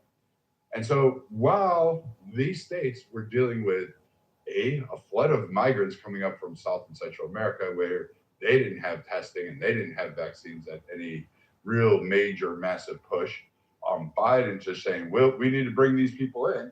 And then you have a population group that's saying, hey, hold on a moment. You said it was dangerous. So, yeah, I guess you got your wish, Stan. I guess your optics could say that. However, I would argue, yeah, that was probably due to your actual failed blue policies that caused that problem that existed in Florida. And had the Remain in Mexico and had the lockdown done, there probably would have been a parity amongst blue and red states. And you know what? That's actually a good point about I'll argue here, I'm just going to use California as an example, right? I'll argue that that's probably the reason for the drop in literacy rate because we essentially let a bunch of third world fucking migrants come here in our country. I mean, in our state, right? These people can't read and write fucking English. So they're flooding our schools here in LA. I'm just going to no disrespect to nobody in here of any culture. But I mean, you let a shitload of fucking Mexican kids in here in schools. Their parents don't fucking speak English. They barely can. They can't read and write. So of course, now instead of teaching what the curriculum is, the teachers have to spend time being ESL teachers, teaching their fucking kids how to speak English. So I mean, if you can't speak English, I'm like, you can't really do simple fucking math. So I mean, I'm willing to agree with that point, Brad. And another question I had, and I'll land here: how many years have to go by? And this is, let me know if this is ignorant. How many years have to go by before we can like stop blaming COVID for everything? Because I mean, COVID was like 6 years ago, right? So like, do we get to like year 10 to where we can stop saying that COVID has had an impact on everything? Because I mean, here in LA, they're still blaming COVID for why, like quote unquote Hollywood is down and why Sunset looks the way it does. And it's like, bro, that shit was 6 years ago. It seems like other states are recovering and they're up and running. So like, how many more years have to go by before we can stop blaming COVID and start just actually blaming the fucking politicians who we are unfortunately electing? Has anybody ever looked up why the literacy rate has declined like it has and when it's been declining since steadily, which is around 92? Like these are before COVID. One of the main reasons that the literacy rate has dropped is just a decline in reading for pleasure. Another thing is a shift to screen-based media. So a lot of this stuff, although yes, we could throw healthy blame out on both parties, you feel me? A lot of this stuff is just a shift in how we've looked at it, like learning in general. Like people aren't writing as much. Like learning how to important because, that's the basis of reading is writing, you know what I'm saying? So if you're not doing these two things a lot, like literally reading books, having to look at the words, having to learn how to enunciate words. When we was in school, we had to do like full bibliography, I can't say the word right now. Y'all know what I mean. You had to literally cite your sources on what you were learning and to prove that you actually were learning it. So it's a lot of, I think that in itself, and again, the literacy rate has declined for the last 30 years. One could conclude that technology has played a role in that and how we consuming our information. So it's a lot of things, but it ain't simply, and I'm saying this as somebody that's more than likely gonna vote blue most of the time, it's not simply a Democratic issue or a Republican issue, even though we know who ushered in No Child Left Behind. Like the Democrats have failed on education too. I agree with that. I mean, trying to just put the blame on a party is reductive, right? I mean, if even the question here, are Democrats responsible for Black destruction? No, I mean that's such an oversimplification. Any individual, any family who depends on the generosity of the state, it's not going to work out too well for them as far as progress. But those individuals are across racial lines, across party lines. So yeah, you can't. The Democrats are going to do what they do, vote for me, and I'll set you free. Republicans are going to do their party line, but it's up to the individual, to go as far as their own motivations take. And these blanket statements, no, it's not that simple. White powder, brothers. White powder. Dang. What was that? Hey, why has the white communities failed over the last 50 years? Because a lot of things have declined. Y'all abortion rate is pretty high. Y'all divorce rate is high. The literacy rate is declining too. So what's the reason that white Americans are falling off? I mean, I'll give you one reason. Just complacency, right? I mean, what people have to, instead of just understand that there's American complacency, there's complacency about being, having first world problems. You don't have the hunger of the immigrant, right? And that's across the board. Now you can point to demographic and say, look at how bad it is here, but it's just not as bad in the majority population, but the majority population is falling behind the rest of the world too. We're not competing with a lot of these nations who are hungry for an opportunity because we just don't have that hunger anymore. And I'll end with this. It's the same thing. You see the same thing.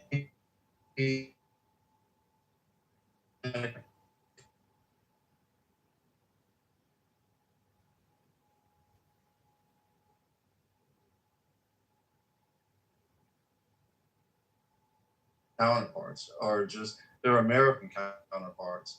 But the next generation tends to be more westernized, and they don't have that same immigrant drive that their parents had.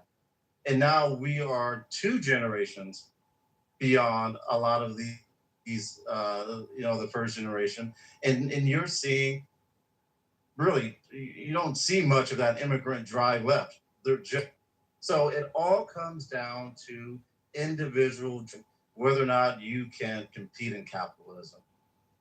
But if you want to paint it racially, if you want to blame the Democrats, no, it's just individuals make their choices: black, white, suburban, urban. It just comes down to personal choices. Hey Nelson, how old are you, brother?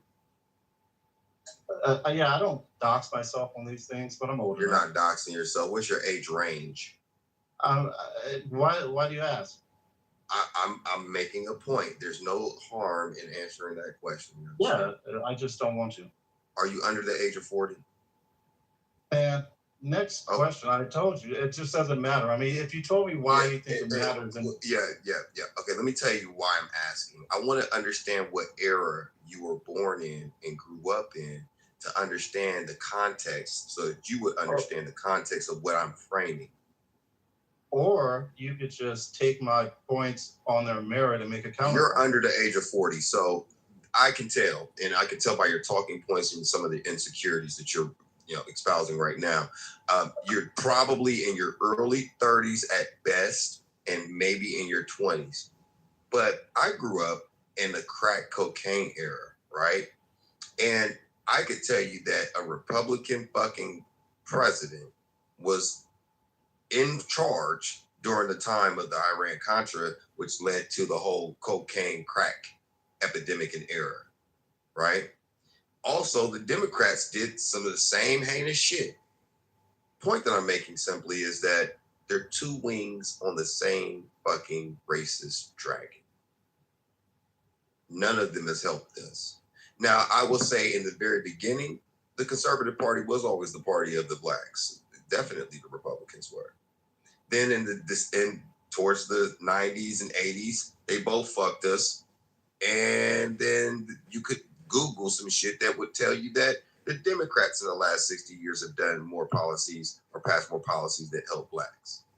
But the reality is, America's America. Now, I'm all for a capitalist system, especially a regulated capitalist systems. And I'm not talking about tightly regulated. I mean, fairly regulated, right? So I don't believe that racism holds us back to the degree that we complain about. I believe it has an effect, obviously. But if anything, our lack of cooperation with each other is the actual keys to this.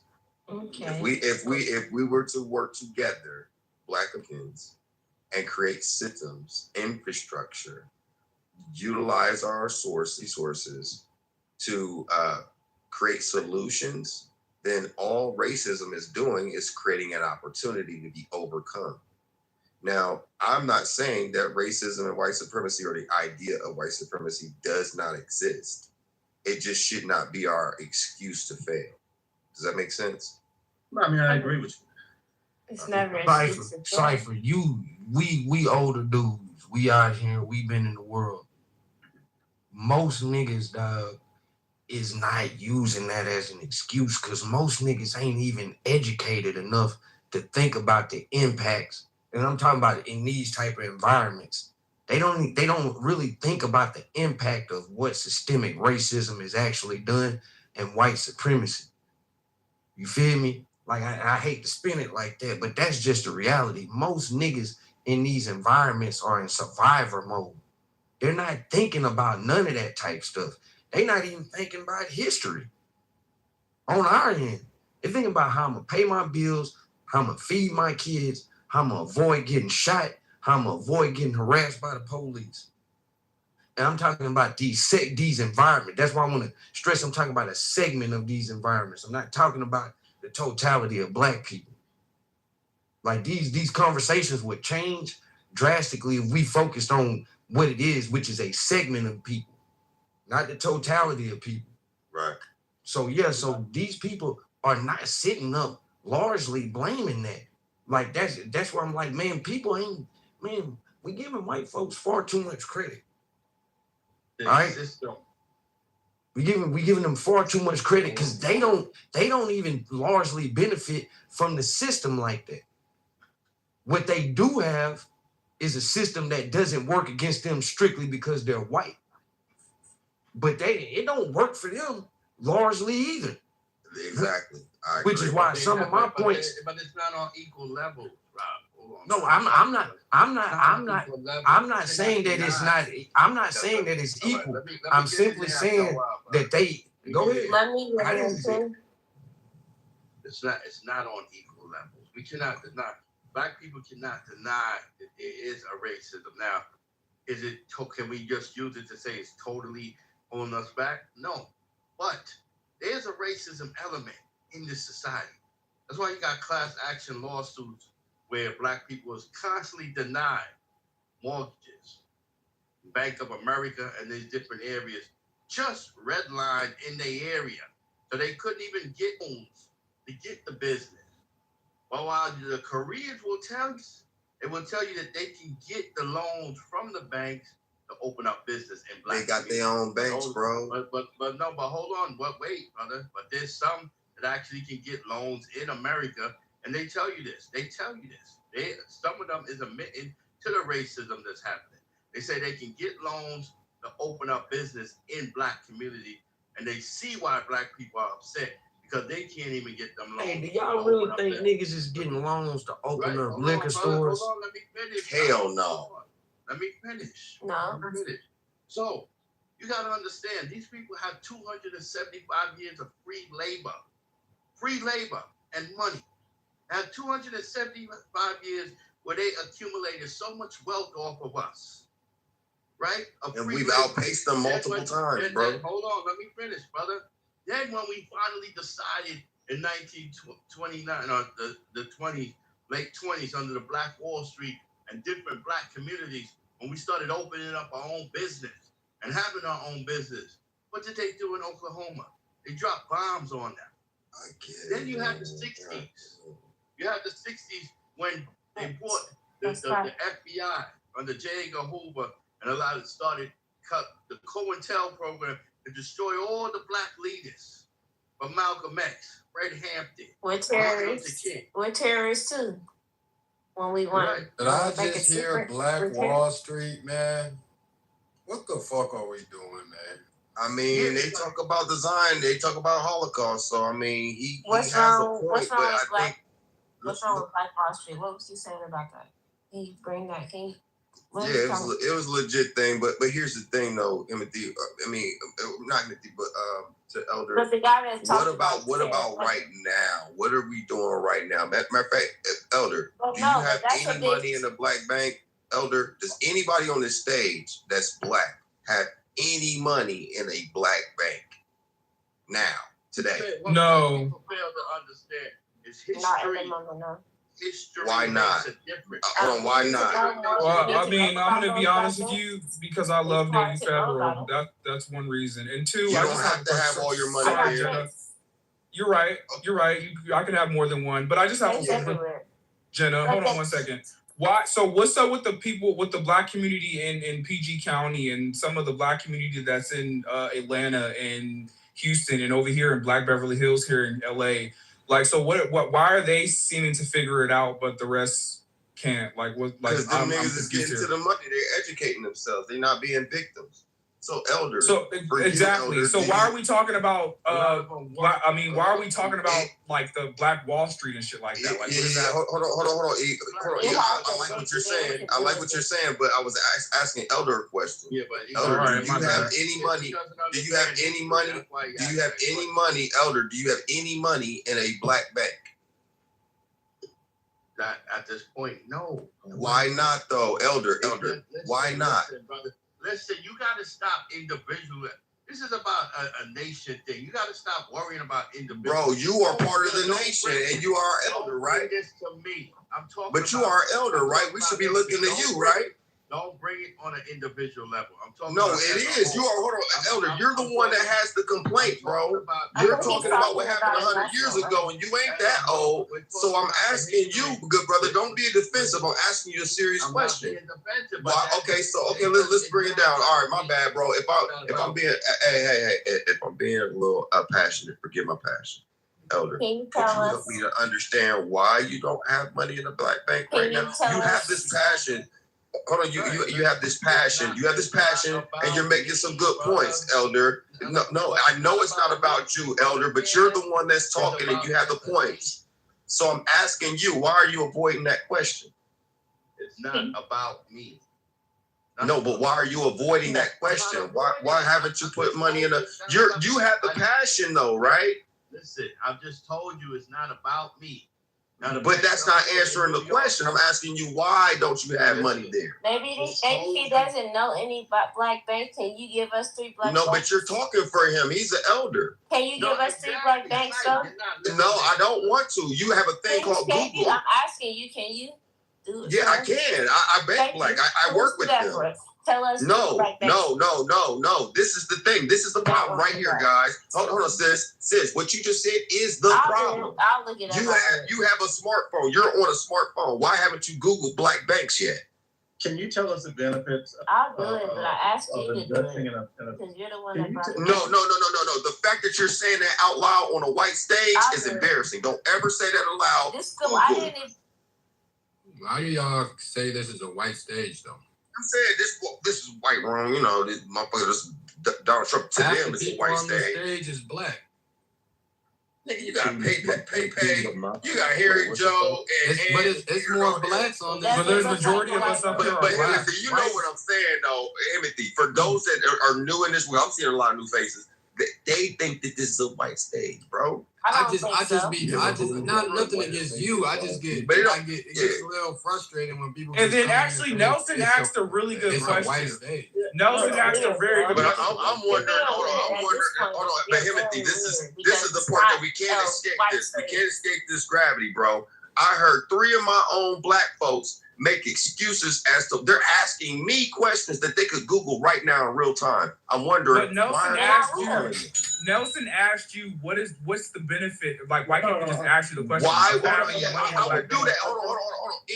I do this and then some all the time. I feel it. And Nelson, and listen, Nelson, there's no disrespect to you, bro. Your question, I hear you. And this is the first time me and you have ever had a conversation you asking me. But my frustration or my passion is that why are you even asking me something you can Google? No. I mean, because I want to and then think of the logic behind it. If you're putting money in black banks, that means they can provide more services, right? Okay. So I'll tell you why I asked the question, right? Since you think it's because I'm dumb. Right. No, I didn't call you dumb. Don't do that, bro. Don't do that. Don't be don't do that, though. At least be accurate and honest. I take it back. No need to keep interrupting me. I take it back. All right. So the reason why I asked the question somewhat tongue in cheek is because I think, this is about when you took multiple choice tests in high school, you got to choose the best answer.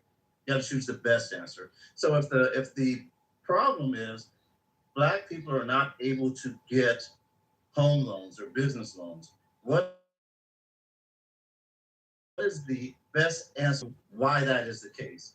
I would say that one of the answers in the multiple choice could be there's not enough investing in black banks. Okay. But the best answer would probably just be they're not qualifying, right? Because right now I bank with Chase. And as long as my credit score is above a certain level, as long as my income, look, I mean, I'm just trying to finish. I don't worry about, so my issue is just simply qualifying. My issue is not racism. But you're supporting racism by banking with them. No, I'm not. That's what. Yes, you are. No, listen. That's that's a matter of opinion, right? That's your. Well, it's not even a matter of opinion. I can tell you what Chase Bank has actually done to black community, and your deposits are helping that. Oh, okay. So this is what I'll say again, right? So hold on. Sound like Brother Cypher. Hold on. Sound like just to nip all this black bank stuff in the ground, man. Cypher, brother, I want you to go open a black bank and I'll invest my currency in that motherfucker. Hey, listen, I got one. It's not mine. Go to Adelphi Bank right now, Adelphi.com, and put some money there. Go to One United Bank, like I got in my PTR, and then put some money over there, right? Those are people I know and can speak for. And in fact, Adelphi is in Columbus, Ohio. Jordan Miller's the motherfucking owner. That's the homie who used to be the head of Fifth Third Bank. And he is loaning to niggas. He needs deposits. We got 3 banks. Kevin Cohey is the owner of One United.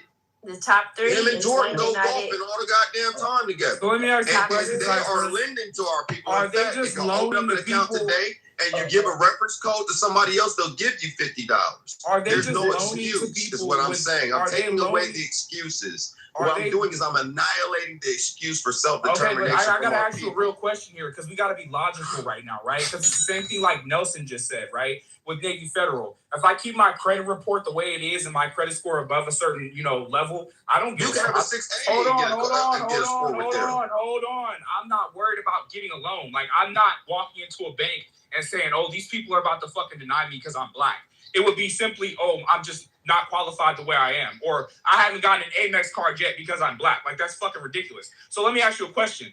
If I go, you don't think that these black banks that you're telling us to go to are not capable of, like, doing some of the same fucking things, like, that other banks do? Like, Capable of are doing these the black same banks, hold on. fucking So if I things? walk in there with a 500 score because I'm black, they're going to give me a loan? Yeah, they would.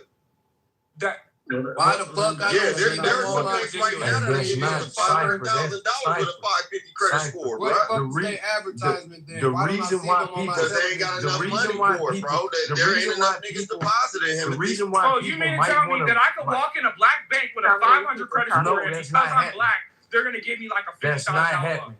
That's not what I happening. said, though.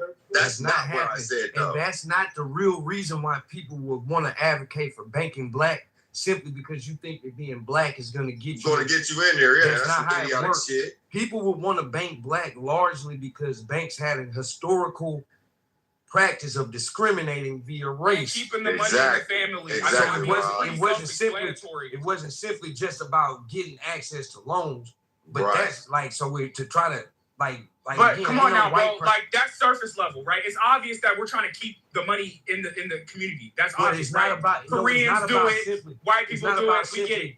It's But not I'm about simply keeping the money in community. I'm saying as to why there would be a precedent for why people would want to bank black. There's also I be forgetting the letters, but it's an act that Jimmy Carter instated, a banking act in like 77. Now people confuse this banking act for them saying that banks have to give you 5% of their revenue. No, they don't. They don't have to donate 5% of their money to the community. Right, but at the top What of the they- conversation, it was loans, right? Because they discriminate against black people who are trying to go in there for business loans. That was the topic of the conversation at first on why we even started talking about banking black, right? That if you go to a black bank, you're more than likely they're not going to show you discrimination. They're going to give you the loans that you're looking for. I obviously know other reasons on why people bank black, but I'm just trying to ask, like, I don't believe that these black banks, which I've actually heard some of the ones he said that are successful, that you can walk in there with a 500 credit score and they're just going to look at you because you're black and just give you loans. No, nobody even fucking said that. You I don't don't even believe fucking that listen. shit. I just Yeah, like, you don't I'm have so to believe it mad. because nobody said that shit, though, my No, guy. I'm not mad at all. That was the point that was being made. It's about loans. Yeah, bro. No, that was not what was being made, bro. What the fuck is wrong with you? But that's what I Nobody heard. said- No, you didn't hear shit because you was too busy talking. Hold on. I want to I pass think the you've mic been to talking more sister, than everybody else, 'cause I know- actually. Yeah, that's what I'm saying. I want to pass the mic to Jenna, maybe get some new voices in here. But I do want to pose a question to Cypher that I feel is relevant. Can a white man, would he be welcomed with open hands if he wanted to join that black bank? Absolutely. No, absolutely. It's a community-focused minority deposited depository commercial bank based in Columbus, Ohio. It's this historic first black-owned bank in Ohio and the first new black-owned bank established in the United States in the last 2 decades. I bet. And it's headquartered at 800 East Long Street, Lincoln, Brownsville. District neighborhood of Columbus, Ohio, and you got it online. It's been open since May as much 1st, of a white 2023. stage that you say this is, man, it's some white folks on this stage that want to open an account in that black bank, man. Please do. And that's something that they should do. Listen, I would say, white folks, if y'all support black folks for real, then put some of your money. And see, the thing is, I never said put all your money anywhere. See, smart people, they bifurcate the different pots. They could put $50 there too. They're not going to discriminate against them. Oh, just white money. No, they're not going to do that at all. I'm saying, but it's incumbent upon black folks, since we got all these goddamn complaints, to start putting our money in-house. That's the only point I'm making up. Isn't $250K insured per bank? Oh, yeah. It's FDIC. Yeah, so you want to be in multiple banks anyway if you're trying to get... Yeah. Would that count for my reparations by any chance? No, not at all, sir. Not a smidge, Matt. Okay. And Matt, most of y'all can't afford that any guy. So we would go after large corporations and countries, including Africa. I would.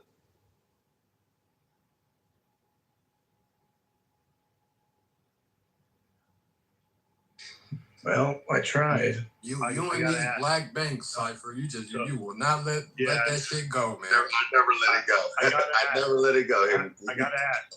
So if the concept is to keep the money within the black community, how do they reinvest the money in the black community?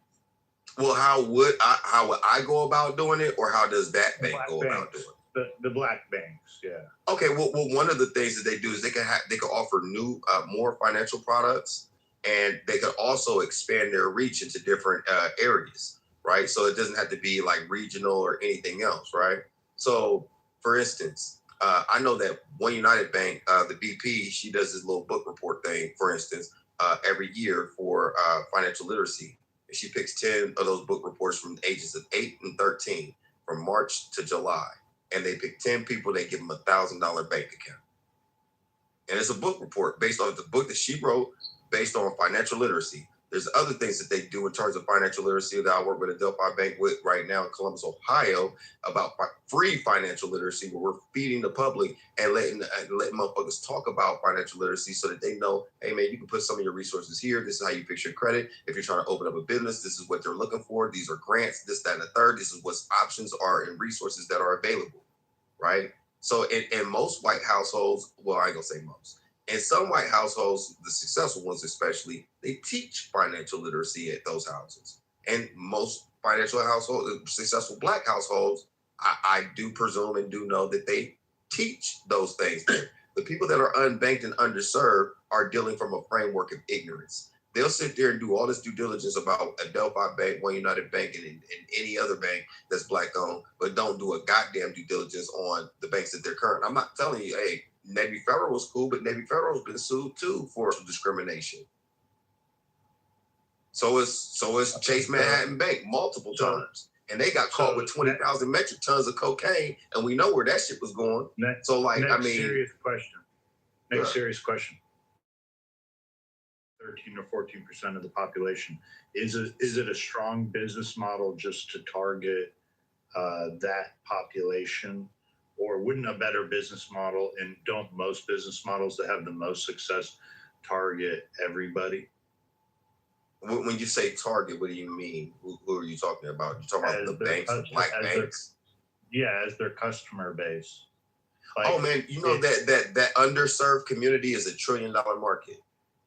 So yeah, it's a niche market. The community bank market is a multi-trillion-dollar market, and it is a good market, but it doesn't have to be limited to it. I mean, they're not, just because their focus is the community doesn't mean that they're not going to take a large commercial bank or somebody that banks commercially with somebody else or a big retail branch and then take their money. We'll take everybody's goddamn money.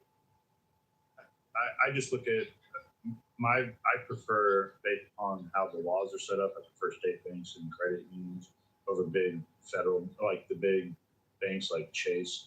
Also, it seems and they're racist too. When you're dealing with those big corporations, you get squeezed out with the corporate bureaucracy, and I'd rather keep mine in regional banks and credit. And maybe you know what? Delphi is a regional bank. Now I'm naturally keeping it within quote unquote my community. I don't know the race of who owns or is on the boards of my banks, but I think of it more from how's it going to benefit me for my banking practices the most. But right. And I'm with you on the small community banks because they do have better lending practices like Kimba, like Navy Fed, like Penn Fed. I fuck with them all, but I promote and I target. I mean, I got $100,000 sitting over in fucking One United, just sitting there. You know what I'm saying? So that's just me on my shit. And that's been since 2019, right? But I'm talking about all these other niggas that got these goddamn complaints. Well, then put your money there. If you're not doing that, then I'm wondering why the fuck you haven't you? And I get a lot of bullshit behind it. Then it's like you asking me questions. You can Google this shit. And that right there, that mentality is what's holding us back. And that's a fraternal conversation for real. I shouldn't really be having it on this particular stage, but I would say this just out loud. I'm saying it because niggas need to hear it. At the end of the day, let's stop crying and bullshitting about it. All right, I'm on the mic. What there you are want to hear? opportunities in front of us. Where that B Jigaboo that said he wanted me on the microphone. What do you want to talk about? Get up discourse. Well, Othello, get on up here. Yeah, you invited me up here. You going made on? it on here. What you want to talk about? What you don't like about what we saying? Well, you guys are a bunch of jigaboos. What makes a boo? Well, here it is. Well, you're the type of people that go, and fight. They go get bitten, beaten, and hurt. Get bitten, beaten. Lower yourselves into a goddamn equality with degenerates. See, this is the kind of people we fucking dealing with. Nigga, how much money do you got in a black bank first before you say this goofy ass shit? Nigga, I'm rich where you poor. Nigga, shut the fuck up. Yeah, all right, nigga. You ain't got a goddamn. You're not even invested in this conversation. You're not even qualified. Well, you called me up to the microphone. I didn't call you shit, but a nigga. A goofy nigga at that. What the fuck? Where is this going right? I'm so confused. He's a troll. He's a troll. How did we all become Get that nigga up out of here. You called me up to this microphone. Nigga, shit. Weirdo. But wait, how we all jigaboos though? Like, where did that come from? I'm He so on that confused. Mad Dog 2020.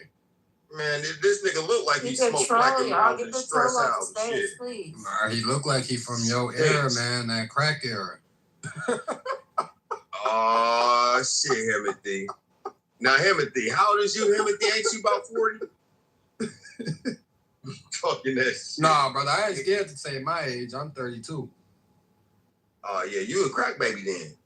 Nah, hell no. I was born in the 90s. Nah, Yeah, that was the crack era, nigga. Where do you think it was popping at? nah, that's the Hold on. Name crack era. When did it start? Is Seventies, it- eighties. I wanted to say Baby, the baby, 80s. you gotta be quiet because there wasn't no crack in the 70s. You don't know what you're talking about. Okay. The 80s. Okay, 80s to when? Not up to 94. I'll say about. Oh my God. I ain't gonna lie, close to mid 90s. I ain't gonna lie, maybe close to mid 90s. Yeah, like the late 90s, nigga. I was selling crack, nigga, in 98.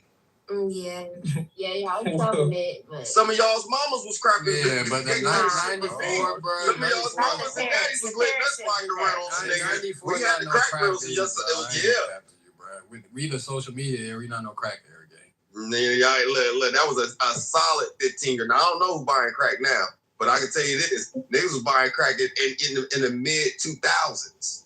Yeah, so you know. Yeah, but these people was on Molly. Yeah, yeah, some of y'all some freaknik babies. Yeah, you a some of y'all selling. was conceived during freaknik. Right. That's why you But don't. that nigga in the corner that called us, whatever he called us, he's from them 80s, bro. Okay, but y'all said this That is nigga's a- from the 60s. Y'all said this is a white stage. If this is a white stage, then why are y'all talking crazy like this? Are y'all? Because it's not a white got money stage. in the black bank account. It's not a white stage. So I told her what the black bank accounts. That's why I came on the stage. It's not a white stage, love. We let everybody. I just said that talk. shit. I'm gonna pass the brother to Matt, man. I see he's trying to speak, man. He'll explain it. But I've been trying to speak for a while. Yeah, I was Listen. actually. Go ahead, Queen. I'm trying to get Jenna in. She's been trying to talk. You guys are talking over. I'll listen. But by the way, no, you don't. You can talk. By the way, if a stage is full of black people, it's a white room.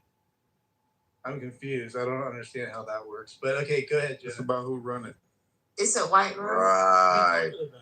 The board of directors in this room is all white, except for Timothy. No, that's not true. Why we took over like that? We're taking over everywhere, but okay. Let's go. Yeah, Hey, like Joe, no, I ain't lying. we taught. Yeah, y'all taught us. The best teachers taught us how to do it. We taking over. It's okay. But yeah. So I did look up. It's after hours. White people are during the daytime. Oh, they're in the daytime. The white people. Okay. I did look it up. Dang, why it went away? I had the top 3 black banks. I said it was like one in Massachusetts, one in. Dang, why did it go away? I'm sorry, y'all. I gotta come back. Just Google Black Banks 2026. I did. I had it up. It just disappeared on my search. It's like 28 of them, 28 banks now.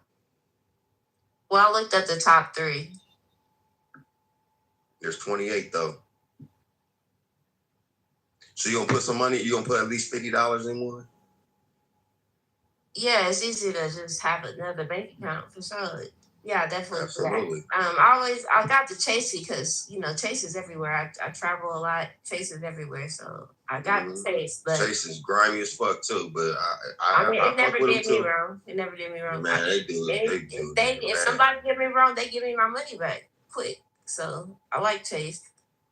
So a black bank, they probably not gonna give it back that easy, but. What do you mean? Why do you say that? Hold on, pause. Why do you say a black bank they're not going to give it back that easy? I don't know. You've never been with a black bank. I haven't. So I don't know. Yeah. So why would you say that? That's why I just looked it up, and I was about to tell y'all the top 3. But yeah, but why did you say that? Though? I'm trying to understand. Why did you say that? I just thought that Chase is such, so long. A little bit, Cypher, or no? I don't like Chase because you can't deposit cash. I don't like that. Oh shit! Is that true, Black? Yeah, California you can't deposit cash. Can't do actual cash like it is now. It's recent changes in the last about 5-10. I always get Are they even FDA? What's that word called? FDA. No, you don't make any money though. If you put your money in there, you never make any interest off of it. So, and where? So Where? What you saying, Beth? I'm talking about Chase. You can't get any, like if you have any type of money in there, you're never going to get any interest accrued on it. Like yeah, but Jenna, if you open a investment account there, right, by BIL, you'll get a money market rate. Yeah, it'll take 1 day to move money back and forth, but just open an investment account and buy BIL.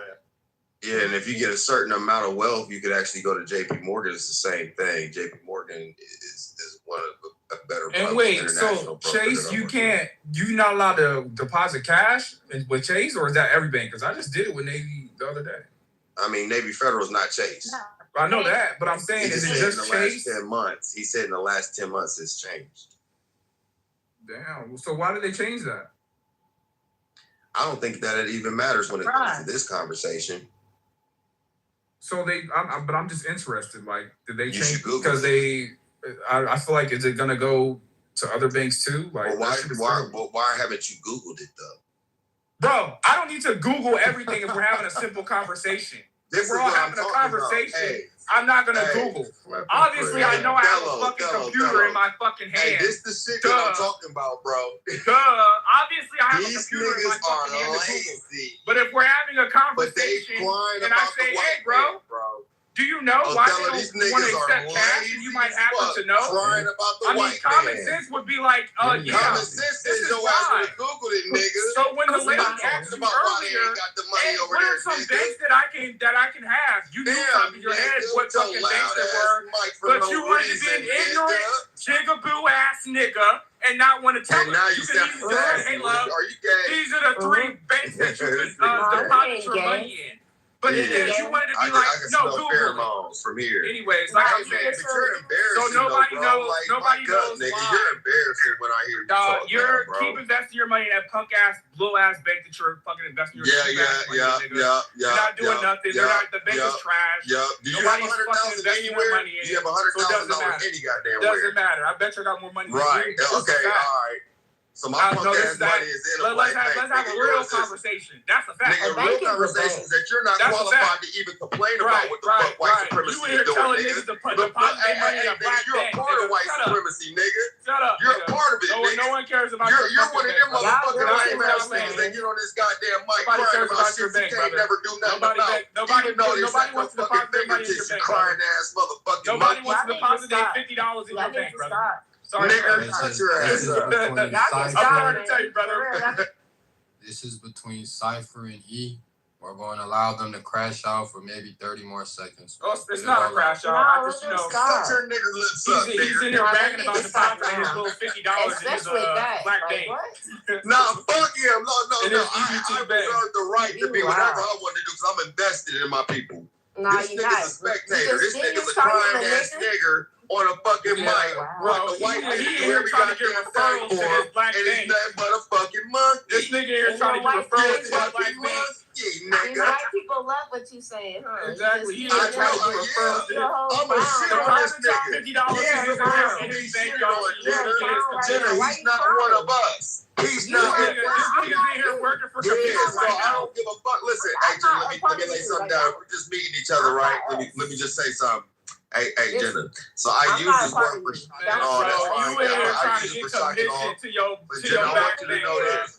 So I want you to know this. I don't respect niggas that complain and do all that shit and perform on the mic and they don't do a goddamn thing in real life. I don't like uninvested niggas. I don't like young niggas. I don't like young bum ass niggas. Thank you. We appreciate it. The 30 seconds to go. Thank you. We are going to go back to the conversation at hand. I know Cypher kind of distracted us with the black bank, but the real question is the title, man. That's what we really want to get to the nitty and gritty. You know what I mean? I want to get there. One mic on Jenna. All right. So I did want to talk about that. All that nonsense. So much. But okay. Are the Democrats responsible for black destruction? I don't see black destruction. I see black empowerment happening. I live in Austin, and it's a lot of great things going on. I went to a HBCU, great things going on. And so I don't see it. And I see a lot of, I see us winning, actually. So I can't say, and I'm actually, I'm in AIP, the American Independent Party. I'm not Democrat or Republican. So I don't see black destruction. I see destruction everywhere, though. So I do see that. But that's my input. Thank you. We appreciate that submission. Did you vote for Trump? I'm in Texas. I mean, Texas, I already knew he was gonna win. But no, I went for the Independent Party. I did not go for Trump. I did not go for Kamala. I don't feel like a woman can be a president of this country because a lot of other countries don't even speak to women, so they can't. They don't respect women. You should have been in the room last night, man. We had this talk literally last night. Yeah, I don't think a lot of countries don't even respect women, so we can't have a woman president. So I understand that. So, but Jenna, did you partake in your local election? Yeah, I did do my Killeen. I'm in Killeen, Texas, Fort Hood. I'm here. I did that. It is very safe here. It's a lot of Black people in power in Killeen, Texas. It's very safe. A lot of Black people in police, all the politicians, all Black. It's a great city. Killeen, Texas. You see, if you're in Killeen, have you heard of the Newton Isaac Collins School or some shit? No. Newton Isaac Collins. Are you from Texas? No, I just moved here. I've been here about 4 years now. I'm about to leave. You gotta be from Cali. Matt, I see you've been what part of the country are you what from? You have to say, Matt? I actually was born in Louisiana, went to HBCU, Grambling. I grew up in Indiana. Shout out to you. I did go to work in Cali for about 8 years at a prison. And so now I'm in Texas. Damn, well, I'm about to go. I'm going back to Cali on Monday. I got a job. My job start in Cali, 7-month contract to make some good money out there working at a prison. But yeah, I'll Hey, talk shout out to the HBCUs. I went to the first private HBCU, Wilberforce. Shout out to the Woo, man. Oh man, shut the fuck up. You went to Wilberforce? I went to Wilberforce. Yes, sir. Nigga, listen, my sister and them came out of Wilberforce. I've been going to Wilberforce since '97. Yeah. You probably done ran across me there. My nephew go there now. Yeah. Hey, it's a shithole right now. It's a white room. Yeah, it's been a shithole low key. I thought this was the white room. We're talking about HBCUs. It's not a white room. No, I'm about to. Matt, I've been seeing him come off mic, so I want to let him say it. But you were speaking on HBCU, so I had to bring it up because I went to one as well. Yeah, shout out. Okay, nigga. There's no wonder why you know Ohio, nigga. Shout out. Man. You feel me? I don't really be disclosing too much, man. But you feel me? She brought it up, so I'm like, fuck. All right, yeah, Wilberforce. I got some alumni in my family. My main point was I don't see Black discretion. I see us winning. We're winning, and I see that. If people don't want to recognize it, that's cool. But I see us winning. I'm winning. My family winning, and I see friends winning. So. I don't know what everybody else seeing, but I see a lot of winning going on. Hey, Jenna, keep on winning, baby girl. And when you get a chance, check out that Different World thing on Netflix. Some of my people behind that too. Support that Netflix film. You remember the old movie show? Yeah, I like it for you. You know, I got So Jenna, if Black people are winning, why is there so many Black folks that feel like we are suppressed? It's like I would say something with like a stereotype. It's a stereotype. I would say that. So you're saying they're delusional? The mass population of Black people that feel like we're not winning? Some people are losing, but there's losers everywhere. But yeah, there's a lot of Black losers. There's a lot of racism still. There's still I still deal with it, but you have to deal with it in the right way. You have to have that mentality to deal with this system. And so when you understand the system and you can deal with it, then you win every time. But you got to know how to deal with it. And so that is the key. And a lot of people don't have that key. And so I would say, a lot of people are losing. There are a lot of Blacks that got with this system because if they get angry, now you lost. But if you hold up the law, if you know what you're talking about, you stay professional, you stay calm, and you show that they're the crazy ones, which they have always been, then the others, then once you show that, then you're gonna keep winning. Just you have to play the part. You have to, what do you call it? Just you gotta Django they ass. I haven't watched that movie yet. So I would say, you have to you gotta do your part. You gotta just show that, hey, I'm the professional one here. You're the one tripping, because they always are the ones tripping. But you need to show that in a certain way, and it's hard to explain. So do you believe that there's still a system in place that what's the word I'm thinking of? System's been in place. So you believe there is a system in place? It's been a system, but you have to, once you see it, you learn it, you go against it, you know, okay, you playing me this way and it's not gonna work. I'm gonna just tell you, hey, strike one, strike two, you and me. I'm not gonna cuss back at you. How you gonna say I'm the one wrong?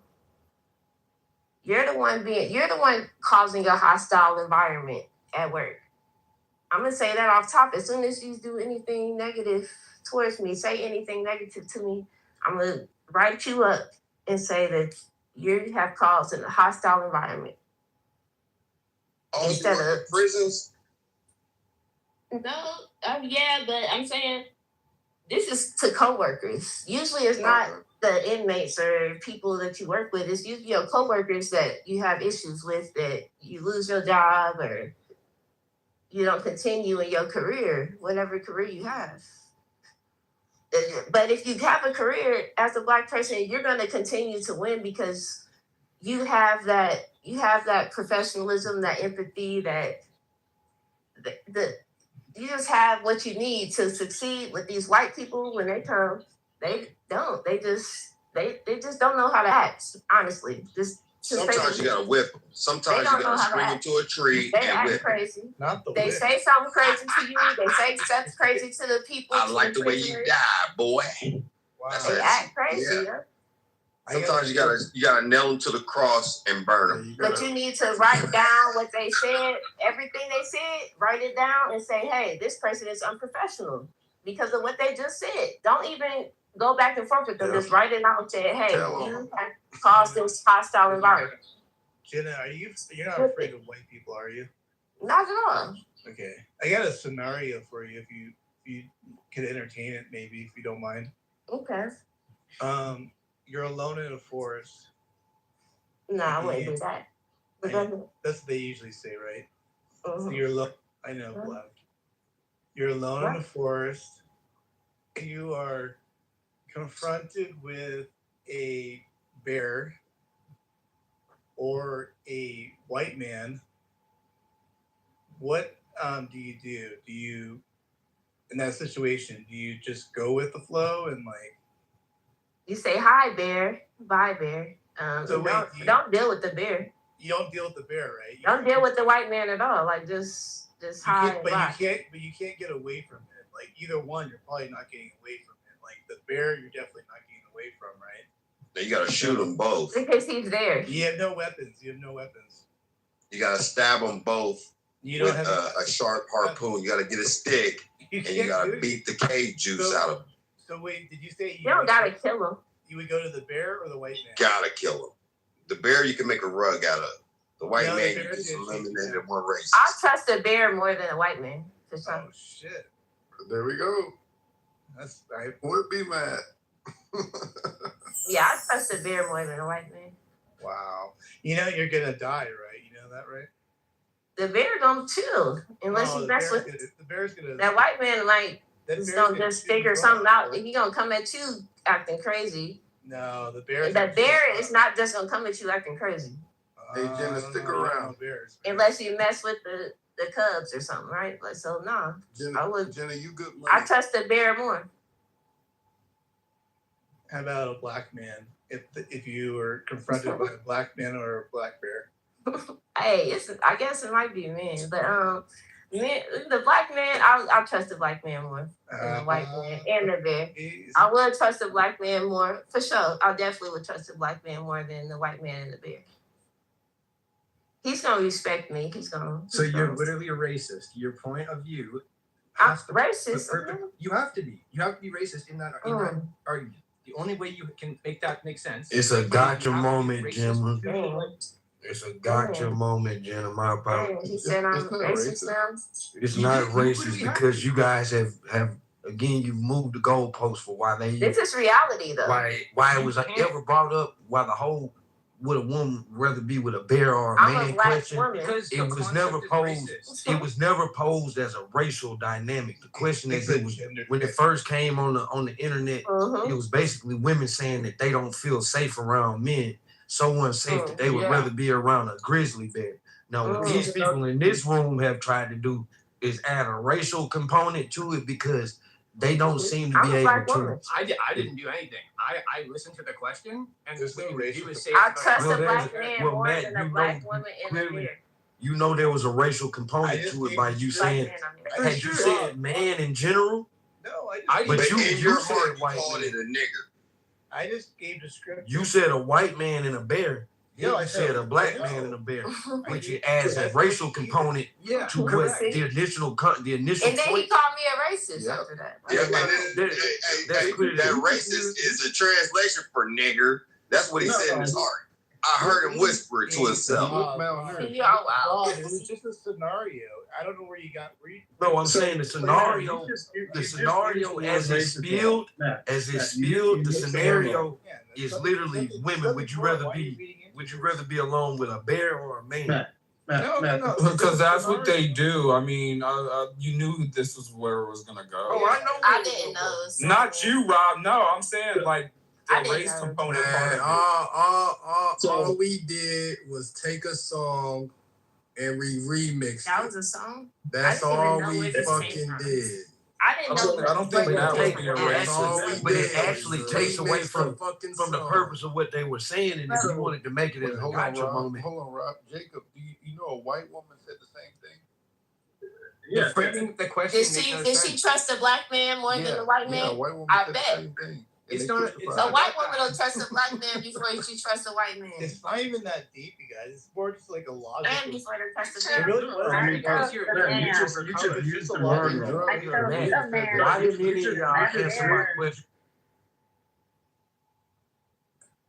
Matt, they're taking it deep because you're a white man that posed the question, man. Yeah. If a black person posed the question. That's not why at there would all. be no issue. No, I'm saying that he used the wrong word and he used the word incorrectly. What he's trying to get at is the same thing that people were trying to get at when it was a general question about women, and it's just as far as women in general and men in bear. What he should have said was something about an irrational fear, right? But using the word racist, he just used the wrong word. No. And it's probably because he has an irrational bias and he just wanted to use that. No, it's not that deep. So there was it was a bad question, but it is that deep. Man, can you explain why the American white literacy rate has declined so much since 1992?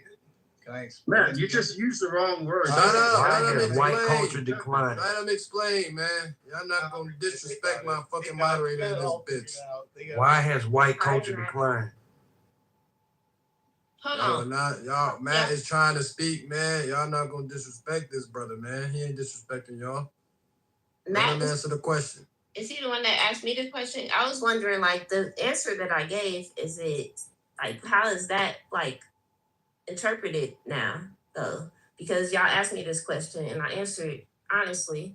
So how is that interpreted? Because y'all, it seems like y'all going in different angles at this point. Well, Matt interpreted it wrong. That's where we're going. No. He used racist. It's the wrong word to use there. Jacob was the one that said racist, though. Matt didn't even racist didn't even come out of Matt's mouth. That was Jacob. Yeah. Okay. That's how I'm trying to figure out what's going on. It's racist, but Jacob. And Jacob looks like a black man. No, I'm not trying to say it that like the framing of the question is racist, regardless, because you're judging off of color. Even if it was man, woman, it doesn't matter. The fact that you say black or white and then you choose over this automatically makes you racist no matter what you choose. It's not like. So it's a racist question, is what he's saying. She's fearing for her life. And both animals need to be put down. It was a racist question.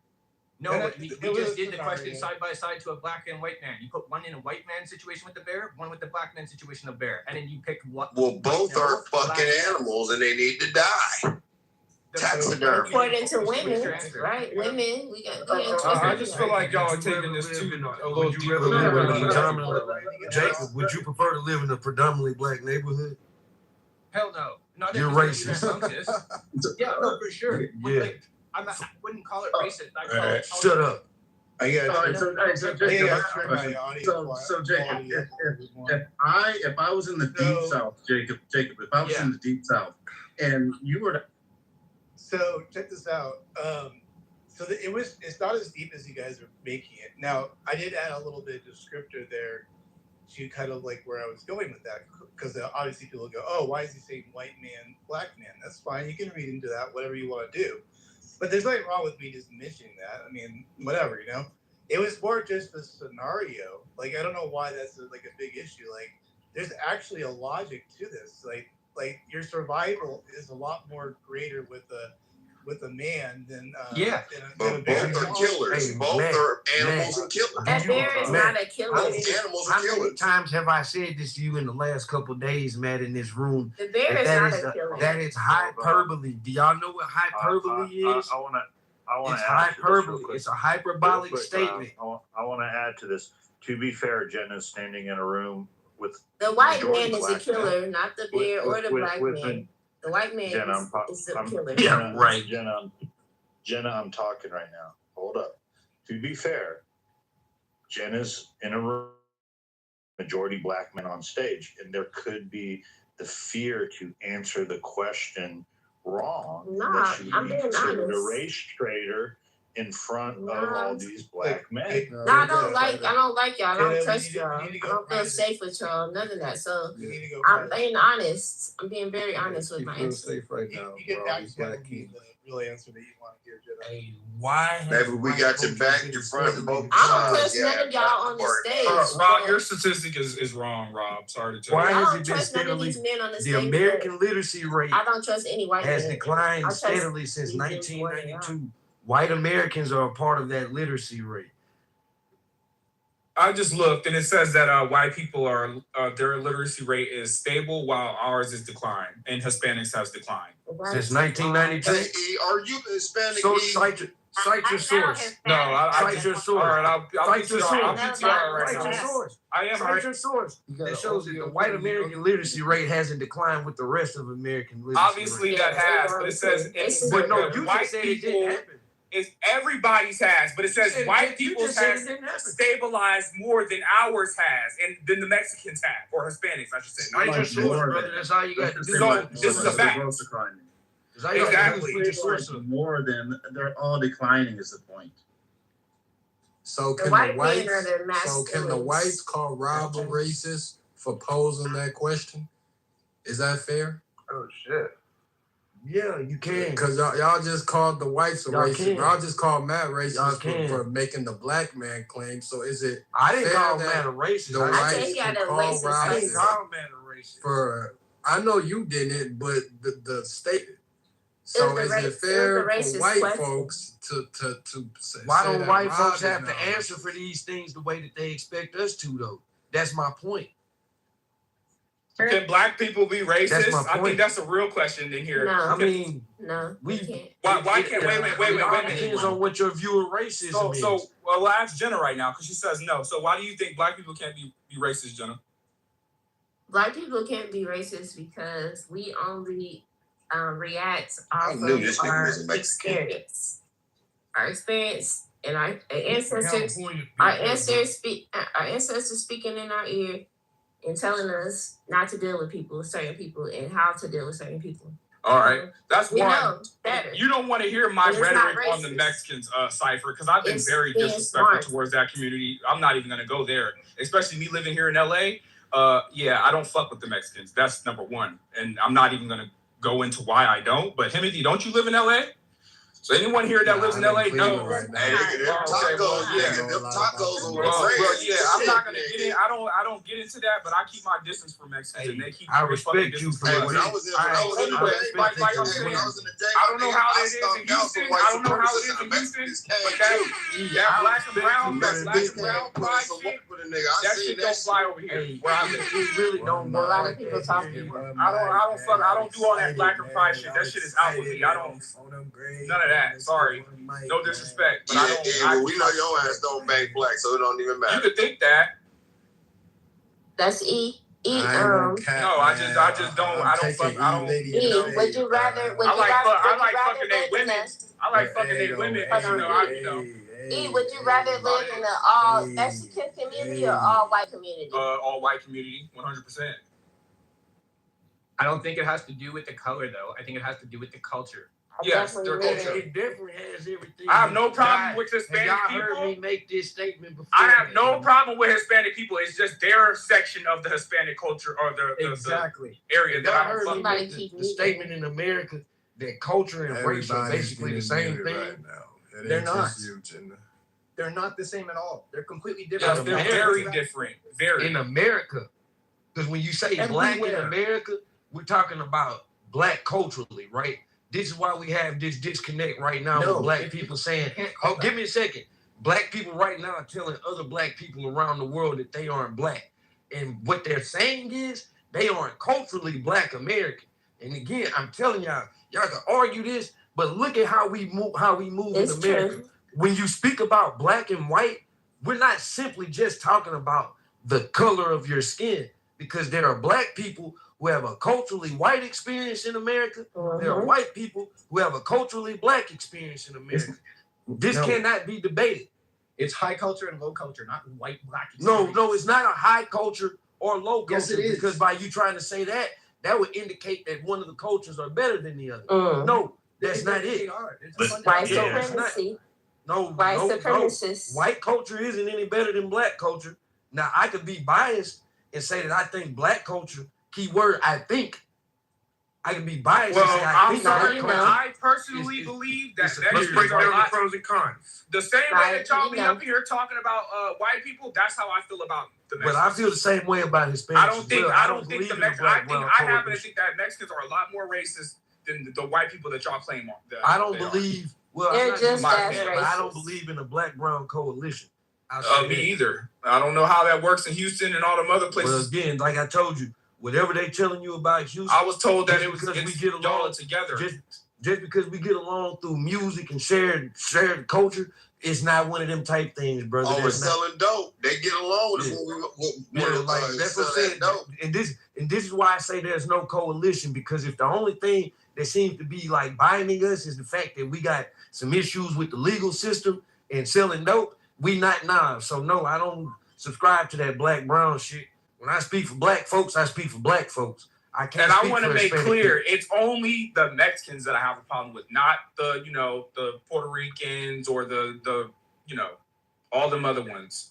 And Ecuadorians. I have no problem with them. It's just the Mexicans. Their culture, to me, I don't have no problem with them either. What about Colombia? You ever been to Colombia? No, I haven't. They racist. You should go. They racist down there too. Especially Argentina. Especially I've had more problem with them than I've had with white people. If your nation has been colonized by a European nation, there's going to be racism and an effect of racism to this day. Like, but I feel safer in South America though. If we are not racist, we cannot be racist. I feel, man, that question is how you view it. If you think that racism is only systemic, then maybe you got a point in saying black folks can't be racist, because no, we can't like enforce like some racial. There's no power behind it. But if you look at racism just on the base of it, of just thinking that your racial group is better or superior to others, then yeah, technically we could be racist. Like on that end. Man, I feel like this is a perfect. But our racism. But we do know that our racism. It's not. We do know that our racism. Yes, it is, Jenna. I know you're gonna say it's prejudice. I'm sorry. It's all the same thing to me.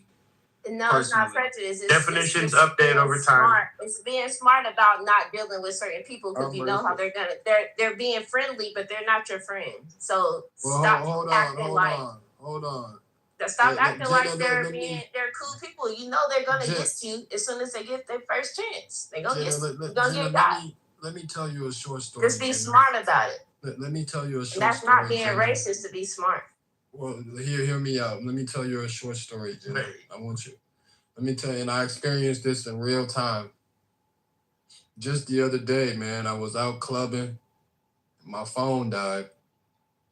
It's like 2:00 in the morning. I walked up to 5 black people, and I asked them, "Can I use your you got a phone charger? Can you help me charge my phone?"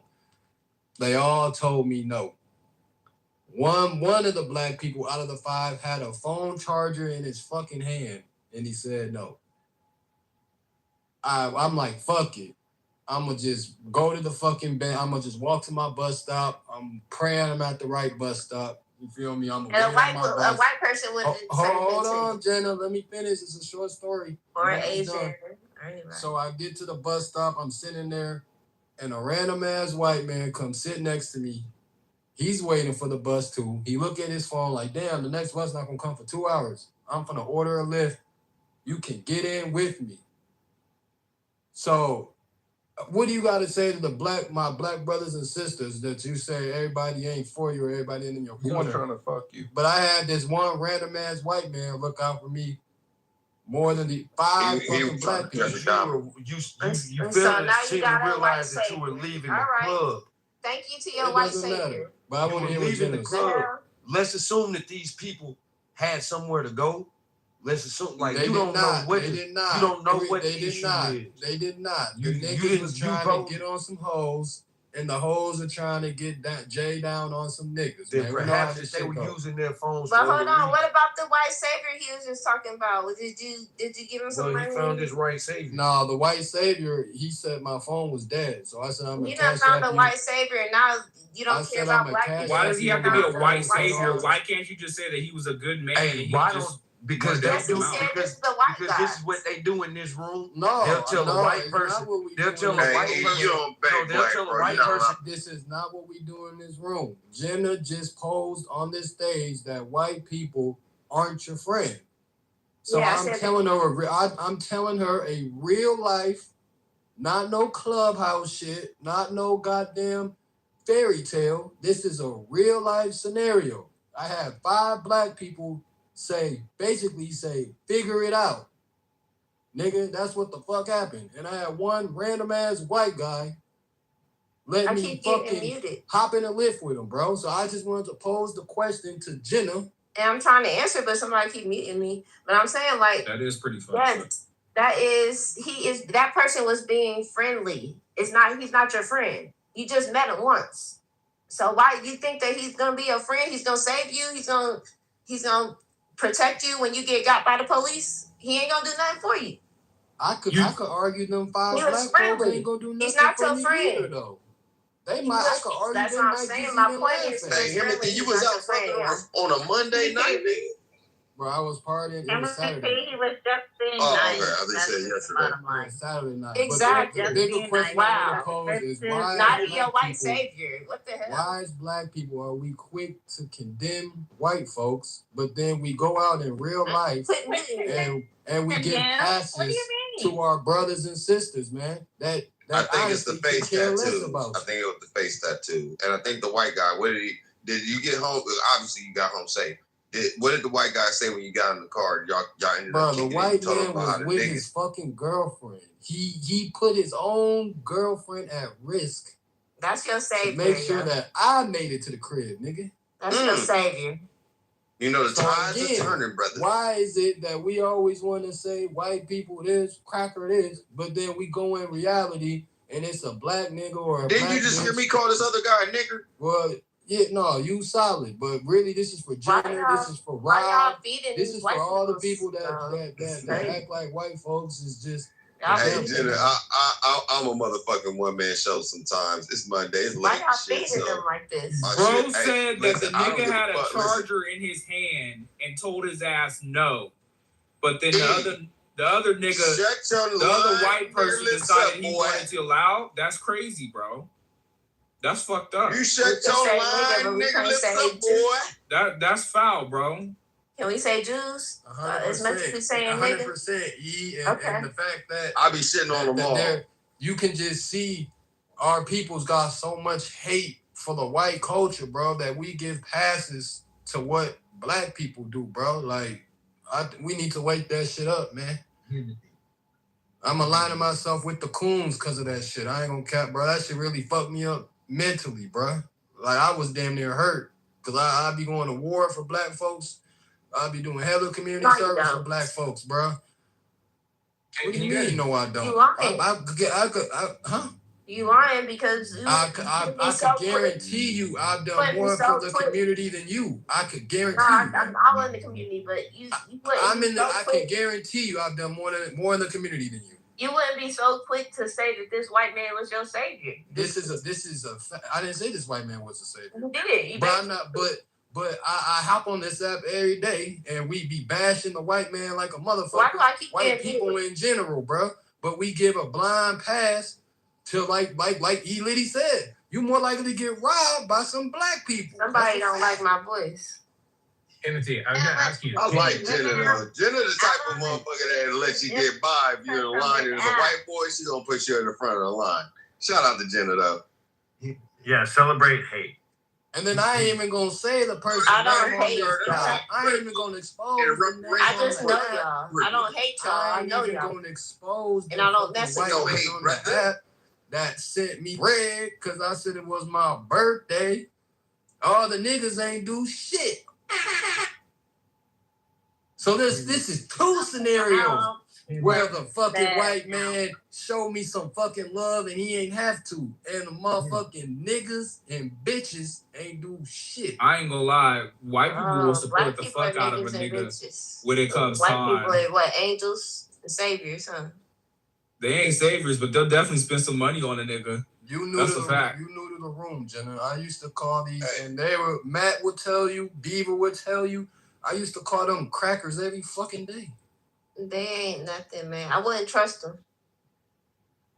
They friendly, but they ain't your friend. Walk me through him. That's what Malcolm X said.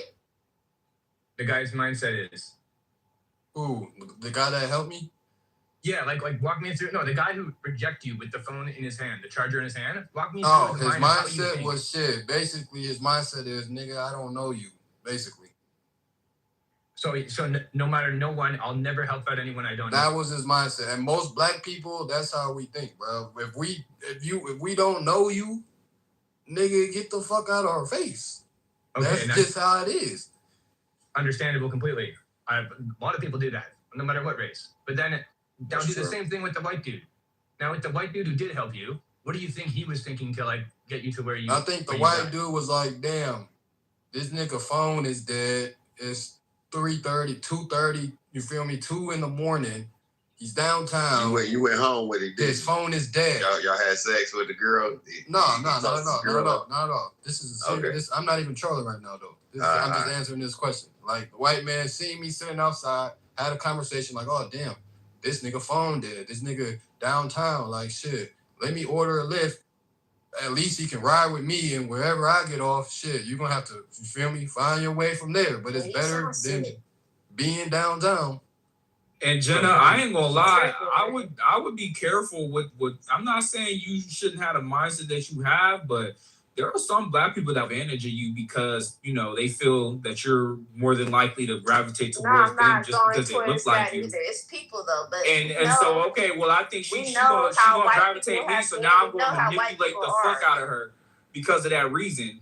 We know how white people are. We know their history. We know what their grandparents teach them. If you have a child with a white person, Jenna, this is why I'm calling No. We don't though. But listen, it's you. Listen, I just feel like that's a dangerous mindset to have, and you know what? It's kind of hypocritical. It's kind of hypocritical for me. It's kind of hypocritical for me because you know what? The same way you talk about the white people, I'm gonna admit it's hypocritical for me because that's how I feel about these fucking Mexicans. I feel everything that you're saying about white people. That's exactly how I feel about them. I feel like they are just out to get me. I feel like they will do whatever they can do to possibly fucking destroy me. Whites do that in any way. But I just don't feel like it's like that with white people. I just don't. The Mexicans learned it from them.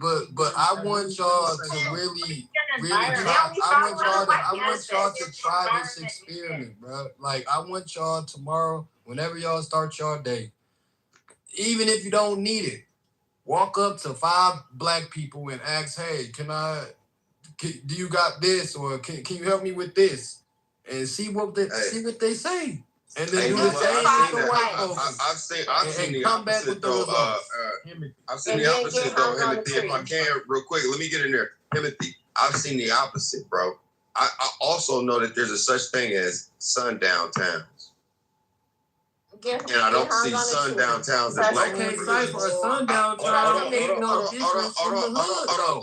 A sundown town ain't no different from the hood. Hear me out, Timothy. You went to a historically black college for how many years?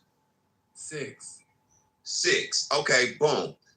In 6 years, you stayed going back to that place because you obviously felt comfortable around your people, didn't you? No. They were good people. They were great people at HBCUs. You know that. Boom. Now, here's the thing. At some of these white colleges where black folks go to, haven't some of those kids been raped? Bro, take your ass over there as a black man leader, right? Actually, around this time right now. Hey, nigga, when I talk to you, boy, then you can talk. Now, fuck him. He's not black. He's a white nigger. So, here's the thing. What? White nigger? To Timothy. Here's the thing, bro. I'm saying, I get what you're saying. Good and bad exist everywhere. But as a black man in America, especially, bro, I get the sentiment. I understand that these things do happen. There's some good people that look out. I've had some white folks look out for me where black folks didn't. But overall, bro, I've always felt safe around my people, bro. I've always felt a kinship there. You know what I'm saying? But also, I do know that there's some degenerate motherfuckers amongst them, right? So it's about situational awareness. I'm glad that you got home safe. I'm glad that you got home safe first. Stop using but the same thing, bro. Downtown as an excuse, but there are multiples. There's not excuses. These are facts. But there are sundown towns. That is no different from me going to a hood at 2:30 in the morning, a hood that I'm not from, bro. It's no difference, bro. No, it is That's a a difference. fact. You're gonna It is. listen. No, it is a difference. It's a big fucking difference. No. It's a big fucking difference. Your chance of survival in either one of those is way different. Absolutely not. Cypher, you take your ass to Whittier right now around this time as a white black nigga man. boy. And they gonna hang your motherfucking ass. Filthy monkey nigger. That's what they gonna do. They gonna put you in that trunk and ship you right over here to Mexico. That's where you going.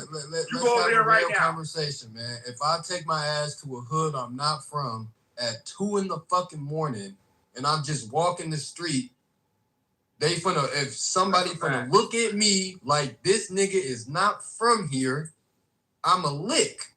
There's no difference from me going to a sundown town and them looking at me and being like he's not from here, bro. You get hung. Has that ever happened? Listen, I've been in a lot of places, bro, and I'm not gonna say that don't happen, bro. Between do I want to get hung or do I want to get robbed and shot? Yo, Himothy. Listen, hold on, Himothy. What you're saying is a stereotype, right? What I'm saying is an actual recorded fact. That's not a stereotype. Right? That ain't no stereotype. That's a fact. Hold on, let me tell you the reality of the shit, because I'm one of them niggas. Okay, I come from that shit. In fact, my generation created some of those environments. Unfortunately, I'll tell you this: most niggas ain't just pulling up to niggas. Most niggas, and I can speak on this.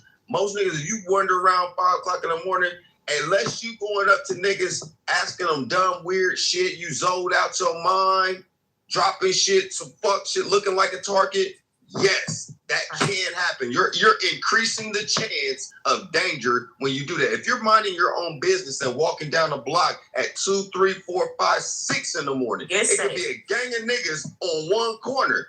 As long as you're not making any eye contact, like you threatening these niggas, you just minding your own business, 9 times out of 10, you're good. Yes, that's the not truth. here in LA. Now hold on. The other side though is from. No, hold on. Shut up, nigger. So the other side though is where you from, and that's gonna be that. If you're in a sundown town, it doesn't mind if you're minding your business. Doesn't mind what color. It doesn't matter what color you got on. It doesn't matter if any of that shit. You're going to die, and that is a recorded fact. Like you said, that's a fact. Like I don't know what the fuck. What are we talking about? They're gonna torture you and hang you. They'll do a lot worse to you in the Yeah, you'll be barbecue nigger strips. And then they say you killed yourself. Then they say you killed yourself, and they did it. And everybody agree. It's crazy. You need your body hanging from a tree. That's a lot worse. What's the difference between being shot in the head and fucking being hung yesterday. from a tree? What's your die slower? You gonna die? Or you're die So, quicker? like, what are we talking about? Huge difference.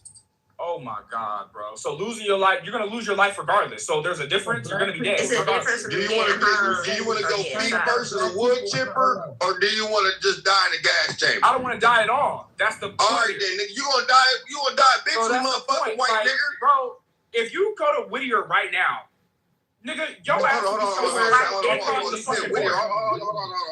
He said Whittier. What is white nigger? It's black people. This is not this is a gang full of Mexicans, or even the Longos in Long Beach, nigga. The same sundown towns that you sit here talking about, we have them here in LA, but they're not full of white people. It's full of Hispanics. And then, like Himothy said, I'm gonna land here. Nigga, you could go to somebody's hood right now. Let's say you just go to the 30s and you there minding your fucking business. Walking straight, not making no eye contact. Somebody will walk up on you and ask you where the fuck you from. That shit is real. And you're in a bro, that's not predominantly real black. at all, bro. Because I've been on 50 Nights and Floss, What nigga. the fuck? I've been in the So city. wait a minute. Whoa. I've been So in you're all saying? this shit. I've been in the Hold Valley. on, bro. I've been This all is through the absolute motherfuckers. bro. Listen, All I don't have trolling no aside, problems bro. like that, bro. All trolling aside, you bro. might have That's been crazy, looking like bro. a bum then, Cypher. That's crazy. No, bro. not at all. You might Not be at all. I looking got homeless. pictures of me. That's Hold on. crazy, I got bro. pictures. Look. In real life, bro, I don't dress bummy or none of that shit, but I was driving solo dolo in a 2022 motherfucking Camaro convertible. Drop top, nigga. Solo, nigga. Bro, And look, I'm from all Ohio, trolling bro. aside, bro. All trolling aside. I don't have you no gonna sit here and tell motherfucking me problems out there in Cali, cuz. you're gonna sit here and bro, tell me in anywhere LA. anywhere I go, You trolling, Bro, that's LA, crazy, bro. Chicago, all that shit. I don't have That's no crazy, problems, You bro. trolling, bro. You see, this is what I be saying. Ain't no trolling though, bro. I got receipts on my shit. I got you know, some this is video actually- clips of me but- sliding but- through the hood. Anybody that solo. lives here in LA knows that you could be in any fucking Nigga, hood I and used to somebody's live in gonna LA, actually hit nigga. you What up the and fuck? ask you where My you from. office is in That's Inglewood, crazy, nigga. bro. I don't believe you, Main bro. Street, nigga. This just proves my point. I fuck with Cypher, man. I always, I fuck with him, but this just further proves my point that as black people, we be so delusional. We're willing to defend just dumb shit, bro. Like everybody knows if you go to the fucking hood at a certain fucking time and you're not from there, it's raps, bro. You barbecue chicken, bro. I'm safe. That ain't true, If bro. I go there, I Literally, feel my shit is No, on this is fucking Manchester and insane, Main Street, bro. I've been safe the whole time, every time. Yeah, nigga, like they don't go down like that. If you smelling like fear and pheromones, yeah, that might be your ass. The thing is about black people, we'll put a cap in your ass, but we not finna hang you or torture you or cut you up or none of that Right. shit. I've been safe in them hoods every time in LA. But and every yeah, not from niggas like in our niggas get hood. picked on this shit. Some of y'all niggas sound like victims out here. The only thing is though, bro, listen, I've been a Rikers Island nigga. I don't believe I've been a y'all, Rikers sorry. Island nigga. I've been a motherfucking Miami-Dade County nigga. I ain't even a tough, hardcore nigga. It's about the energy you carry, bro. Exactly. But in them white neighborhoods, it don't matter about no energy. It don't matter about none of that shit, bro. In them You sundown brown. towns, They don't your do ass is out. Don't mess with them I ain't white gotta girls. lie, man. Some of y'all niggas get beat the fuck up in real life, bro. I don't have those problems, bro. I'm Don't not be one of there- those scrap don't be niggas. there I don't for a look like white a target, girl. bro. If you there for a white girl, you definitely go. For sure. I don't have those issues either. I can go to any hood, no problem. Right. We safe out there. They love And these are women talking. So, you know what I'm saying? Like, you just can't move like that, bro. But I'm not saying that this shit don't happen. I'm not saying, hey, listen, you go to certain hoods and you wearing certain fucking hats, you wearing your shit a certain kind of way, you wearing a certain kind of color, niggas will ask you where you from. And that can happen in broad daylight. It ain't gotta be at night, nigga. You can pull up at the Shell's gas station on 50 Nights and Floss, nigga, and find out real quick But you what gotta kind of be time on it is that if you're though. over there. So if they ask you that question and you say something that's against them and you want that thing. Yeah, exactly. You want that. So that's a Black people are not getting hanged in white towns. It's just not. Oh, you shut your ass up. You're just a liar. No, you're lying. That's You're salacious. No one's gotten hanged in the last 20 years in a town that you or somebody you know knows. Oh yeah, I do. The sister that got caught hanging 4 days in a row, she just got hanging a week ago, bro. No. Are you following the news? The sister You're a that was liar. found hanging yeah, hangs every day. in Mississippi. Oh yeah, that's true. I heard about that shit. Fuck is you talking about, bro? That's literally a week ago. Yeah. No. Hey, look, there's been 74 hangings. There's been 74 hangings in less than 10 years, bro. What do you mean? You savages are murders. You savages are some of the most murderous motherfuckers that God I'm ever. gonna take my ass to a sun up to sundown town to see how long I last. They're not even counting them all because they lied and said that they suicides. Of course they're suicides, or they're to cover up a murder. They're not. Lynching. Oh, it's Beaver. Leave it to be. They're not suicides. They were hangings. He's the one. And those aren't counted. We just stir up Beaver's inner racism. We're gonna get a whole bunch of mute from the You're a stage. Liar. Those weren't even counted. For a fact, Beaver. Liar, liar, pants on fire. Hey, you know what though? You know what, Beaver? I'm gonna tell you a story. I'm walking down in Poblado in Medellin, right? Because I stay in Poblado, and I'm coming back from Provenza, and I don't have no problems. But I see this guy dressed up like the goddamn Joker. He's out scaring people, rolling out with a big ass toy gun, scaring motherfuckers, scaring them and shit. I see him like 3-4 blocks away. But I keep my little doohickey with me, right? My little stick, my poke, you know what I'm saying? My Pokemon. So I'm walking up on him. I just pull it out. I'm looking. I don't even break no contact with him. No, I don't break no eye contact with him. I'm looking at him and I pull out my shit. I got it cuffed, ready to go. And he seen me. The only thing he said, "You're a bad man." I gave him the energy, like, bro, you can play with me if you want, nigga. Telling me something. Toy gun or not, I'm sticking your motherfucking ass. I'm not even playing like that. Great because of where I'm from. Where I'm from and how I carry myself. And look, and I be in the motherfucking clubhouses with motherfucking real motherfucking millionaires too, and I can get along with them as well. It's about your energy. But sometimes, sir, sometimes, Beaver, and a lot of times, and especially in them sundown towns and in y'all's little cliques and shit, y'all like to play and shit. Y'all like to fuck with niggas and stuff. And that is a known fucking fact. So it's not no excuses. Like, certain shit do happen because you can put yourself in any situation. But in y'all's little world, y'all like to do some old diabolical shit, man. Matter of fact, think about it. All the motherfucking horror movies, where do they take place at? In the suburbs. I ain't never seen Freddy come to the goddamn hood. I ain't never seen Jeepers Creepers in the hood. The white people, right? It's people. It's always been that way. They eat each other and There's shit. no question to that. Over the hood, man. Hey, anybody Google how many sundown towns still exist in 2026? Still plenty. Come on now. Hey, Cypher, did you say you was in Proviso right now? No, I live in Poblado, down the street in Pobreza and Estradas. Oh, okay. I'm on my way to Bogota and Medellin next week.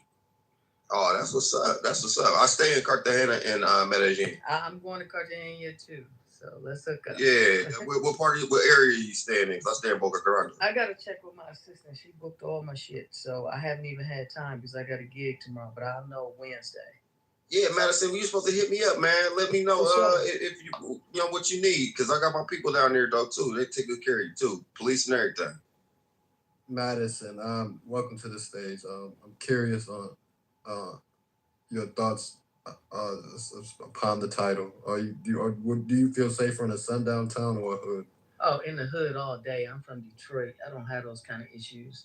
You walk around like a mark, you're gonna get treated like one, no matter where you are. Straight business.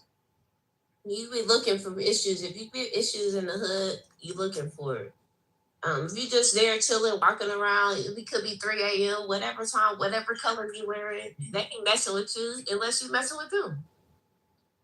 Yep, I feel safe in the hood too. I've been in the hood many times. I ain't get fucked with. Can't go swimming with white folks. Never. Man, you know what? Don't send your kids out there with them. I swear to y'all, we was somebody was doing a moonlight hike last week, as a matter of fact. Where I live, we got a bunch of trailheads, and I swear I was gonna go because I'm into shit like that. I love don't do it. I love stargazing, and I looked and I thought about Northern Wells. It's so sad. We can't even have fun no more. I was like, I am not going because I'm gonna be the only motherfucker that look like me. Ain't nobody pushing. It's so scary. That's crazy. It's real now, though. Then this is the warnings. We're getting a lot of warnings. So it's no reason why y'all should be going with people or sending your children with them. Y'all know now. Like, it's so many warnings. If it happens, it's your fault at this point. Jenna, I don't mean for you to dox yourself.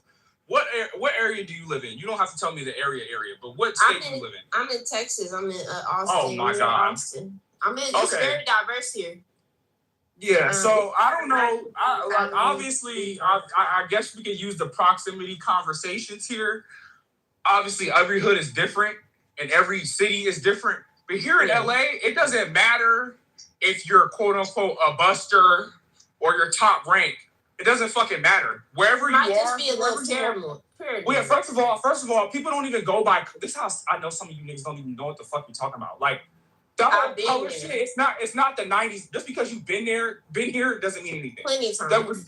That whole 90s shit Throughout the where night. motherfuckers is worrying about red and blue, like that He shit is didn't not hear even shit I said. a thing like He that didn't no hear more. shit I said. Like, Nigga, I'm you not can wear talking to the you right wrong now. hat. I'm gonna get on you in a minute because I know you Yeah, was you in it can't because get you on used me, to sell fuck drugs. nigga. You're a So, bottom. I don't anyways, even fuck with like me. I'm saying, So, you could be go that right anywhere. You could be anywhere and somebody can Yeah, walk your up ass would get beat the fuck up and hit anywhere. you You up. could be in a pig and pen and hit they you beat up. your ass. He So done I did don't. something to somebody. I don't. Let Somebody you after you. You scared? Let you No, it's not about somebody being after me. You So I don't know. scared, Like bro. this, how I know. Like you live in fucking bumfuck Texas. I'm not like, this is scared. right now. Nowhere. You live in Texas. Like there's not shit going on. in Like Texas. nobody I'm is sorry. after me. Somebody's after Nobody me. has to be after Texas, you. nigga. You a mark. No, That's nobody why- has to be after you. So, anyways, like I'm saying, you could be wearing a simple hat because here we got Like logos, Big the bullshit. Tech, They've depreciated And hats, you right? ain't So I no could be 5'9" I could brim, be going nigga. I You're could be going scared, to bro. the Hoovers. Oh my God. you It's a thing called being scared and aware, dumbass. Look So I have to take. look how you I, Jenna, will you stop interrupting people, please? Thank you. It's a thing called being scared and aware. Like this is how I know motherfuckers don't live out here. Like Hey, this nigga, or that you live in the middle, or that you live in the middle of bumfuck nowhere. I'm gonna be literally in the He fucking was talking to me though. in the J's right now, right, with a Yankee hat on, just minding my fucking business. I don't. Need You to be look scared. like the I'm type not of no nigga that buster, get punched on and right? won't hit back. And a nigga would hit me up and ask me where you from, simply because I'm wearing a Yankee hat on. I have a I'm Yankee not hat on. interrupted if he's talking to me. It doesn't matter if you're scared or not. Motherfuckers don't think about that. Finish, Jenna. We ain't say you can't respond, but you gotta. Thank you. Motherfuckers is not saying. It You took don't him have to be 5 scared. minutes to say this. You don't have to be. It's a thing called being aware and like aware of your fucking surroundings, right? Just because I'm aware, like, hey, bro. This is the third time you said that. Can you say something Shut up, else? nigga, because you keep interrupting me. Sorry for you interrupting him too, man. All right, man. Thank you. Wow, you feel me? We fuck with you, so you got a little bit longer leash, man. But y'all gotta let him land, man. So, anyways, like, I hate when motherfuckers do that, and it's like, bro, you just because a niggas being aware of their surroundings does not mean they fucking scared, bro. It's just like I think you're you can get hit up. You can get hit up anywhere, Jenna. And you said you've been here plenty of times. I don't. For some reason, I don't believe you. That's the mindset that you have. Because nigga, you can go to the Longos right now. You telling me as a black woman right now in Long Beach, and you take your ass to the Longos right now that they're not going to hit you up They're not going to touch me at all. And what's your Not reason even- for you don't thinking say that a they word. are? They ain't So saying a that to black me. woman that just got killed a couple weeks ago because she was in the Longos minding her fucking business. She's not no buster, and she got her fucking head blown off because one of the Mexicans knocked her fucking head off. So you think that you just top ranked, that nobody's gonna bother you? Nobody's going to touch me, man. Nobody ever has. And I've been there plenty of times. Everywhere. Where have you been here? I've been all through LA, all through those. Like what parts of LA have you been when you came here? What do you call those areas? All the areas. Compton or You can't even name them. So, anyways, I don't Cypher. know. You know, I'm Cypher. I've been Now, there. I believe Cypher a little bit that he's been around here. Okay, but this is why I know he's just being fucking disingenuous, and he just has to be fucking trolling right now. That he's telling me that he's so top ranked that he could roll through a block with his top down, and niggas is not gonna ask where he's from. That doesn't mean that they're pressing you, like trying to mark you out. No, they're just trying to figure out where the fuck Hey, You so probably did hold something to on, somebody and you're hold on. scared, bro. Hold on, let me No, say I some just don't real think you shit. actually know how it works out here. E, let me tell you this real shit though. E, check You this don't out. even know where Real you've been life. out here. Sorry. Hey, literally, I got video footage, my nigga. Mhm. Like, fuck what you talking about. I got video footage I can send you right now on Telegram of me flying, just driving through that bitch. I've been When, watching especially things. right when Nick, the matter of fact, when Nick died, we was out there. My niggas is in the 60s. With my niggas, fuck with the jungle and all that other shit, but my main niggas is motherfucking. Have you ever heard of Mike Conception? Yeah, I have. And see how you calling out goods? I can so believe Mike that you've Conception actually and been Dean, here. hold on, Mike Conception and Dean and all them niggas, his brothers, is my people's people, bro. And I'm gonna tell you this, and then my homegirl, Tiffany Gangs. You know what I'm saying? You know what I'm saying? I got gang of niggas out there that I've been fucking with for 20 plus But motherfucking even if you don't even have people out Even there, if I carry myself with a certain energy, and I've never been pressed, not Listen, once. and that's the. But do you know how many motherfuckers that carry themselves around here with that same type of energy in and out the county, all types of shit, and they still get pressed? Bro. but look, you So that's what I'm saying. I'm saying that nobody is absolved from that. I'm not saying like you. I'm not saying it's lying. I'm not saying that you're lying or that you get pressed. I don't have not one tattoo on my body, bro. I got warm that hold on, I'm not even the top ranked niggas get pressed. Here go another thing, E. I've been everywhere from San Diego to motherfucking Oakland, San Francisco to West. I've been in motherfucking Oregon, nigga. I've been down the coast, bro. I just don't carry that shit, bro. You can't even tell me where you've been out here. Like, I can't even believe you. I'm having a conversation with Cypher right now. Because I'm respectfully, Shorty, like, you don't even sound like you know what the fuck you talking about. Cypher, because you calling out names, and I can hear that you've been out here. So all I'm saying, bro, is you sitting here acting like the most top-ranked nigga from any type of block, whether it's Hoovers, the Jays, the 30s, anyone, that they're excuse from being hit up. Like, that shit's crazy to me, bro. Bro, listen, I just am blessed, nigga. I'm blessed that I ain't never been pressed, and I don't carry myself with fear. Okay, so I don't carry myself with fear. I don't carry myself with fear. I don't carry myself with fear. I'm not one of them niggas. Again, bro, it's not about fear, bro. Again, like, got a lot of anxiety, bro. Jenna, respectfully, like, come on, bro, because I can't even really talk to you. You sound like you're I don't know if you heard what Jenna said. She worked with the prisons, bro. That don't mean nothing. That means everything. That means she worked with the prisons. She worked in Texas, bro. I don't even. She been around more gangster shit than you have. Bro. They told me all of that. You can believe what you want to believe, bro. And they told you all that, huh? And I've been there. Nigga, she's in the motherfucking home with them niggas. Okay, nigga, listen, bro. All right, bro. I'm not listen, now, I did time. Now, I've been on 20 years. I've been in a lot of little different spots. She worked in that. That means for at least 8 to 12 hours, she locked down that's too, cool. bro. I'm not saying I don't believe you, but let me ask you a real question. Right? Before you do that, she's in a prison. She's in a prison as a guard. Are they more than likely? Y'all have been going for a minute. I wasn't a guard. Y'all been going for a minute, man. We gonna let Madison go in. Yeah, I just wanted to say real quick. I'm in Southern California my damn self. So, you know, before I can go to Watts, I can go to Compton, I can go to Slauson, I can go anywhere I want to go with no problem. Crenshaw, but I'm not fucking going hiking in Topanga, and I live right next to Topanga Canyon. And so I hear a little nervousness in your voice. Respectfully, ma'am, you sound a little older, so I don't think you have to worry about that. Anxiety. You can call it anxiety. No idea who I am. You know who Big U is, nigga? Yeah, I know exactly who Big U is. The snitch that's in jail right now. Period. Yeah, I know exactly who that that's is. one of my partners. So the snitch that's in jail right now, I wouldn't claim that. I wasn't a guard. I wouldn't claim. You sound nervous as hell. I claim what anxiety. I don't think you should claim that. I stand on mine. He's a buster. No problem with it. And you can see it documented. That's my executive producer. We got projects. Yeah, homie, you would never say that to the homie, though, for real. On my dead brother's grave, I would. That nervousness. Dead homie. Yeah. I swear to God, I guess I That's would. probably why he's scared, bro. It's okay, bro. Like, he got a reason why he's scared, though. Like, this is between E. Liddy and Madison. Maybe. Yeah, I wasn't even addressing him. He started addressing me, but that nervousness in your voice, that's gonna get you got for real. So as long as you don't open your mouth, you might be cool. No, I think me being aware of my surroundings. Right? Look, I'm not gonna have a conversation with somebody in Texas, respectfully. So I'll have a conversation with Madison. So you being I guess you could say a reputable out here because you calling out Big U, which in my opinion is not a flex. So you should know that people out here are just out of normality of their surroundings and just doesn't act certain ways in certain areas, correct? Because you out here in LA.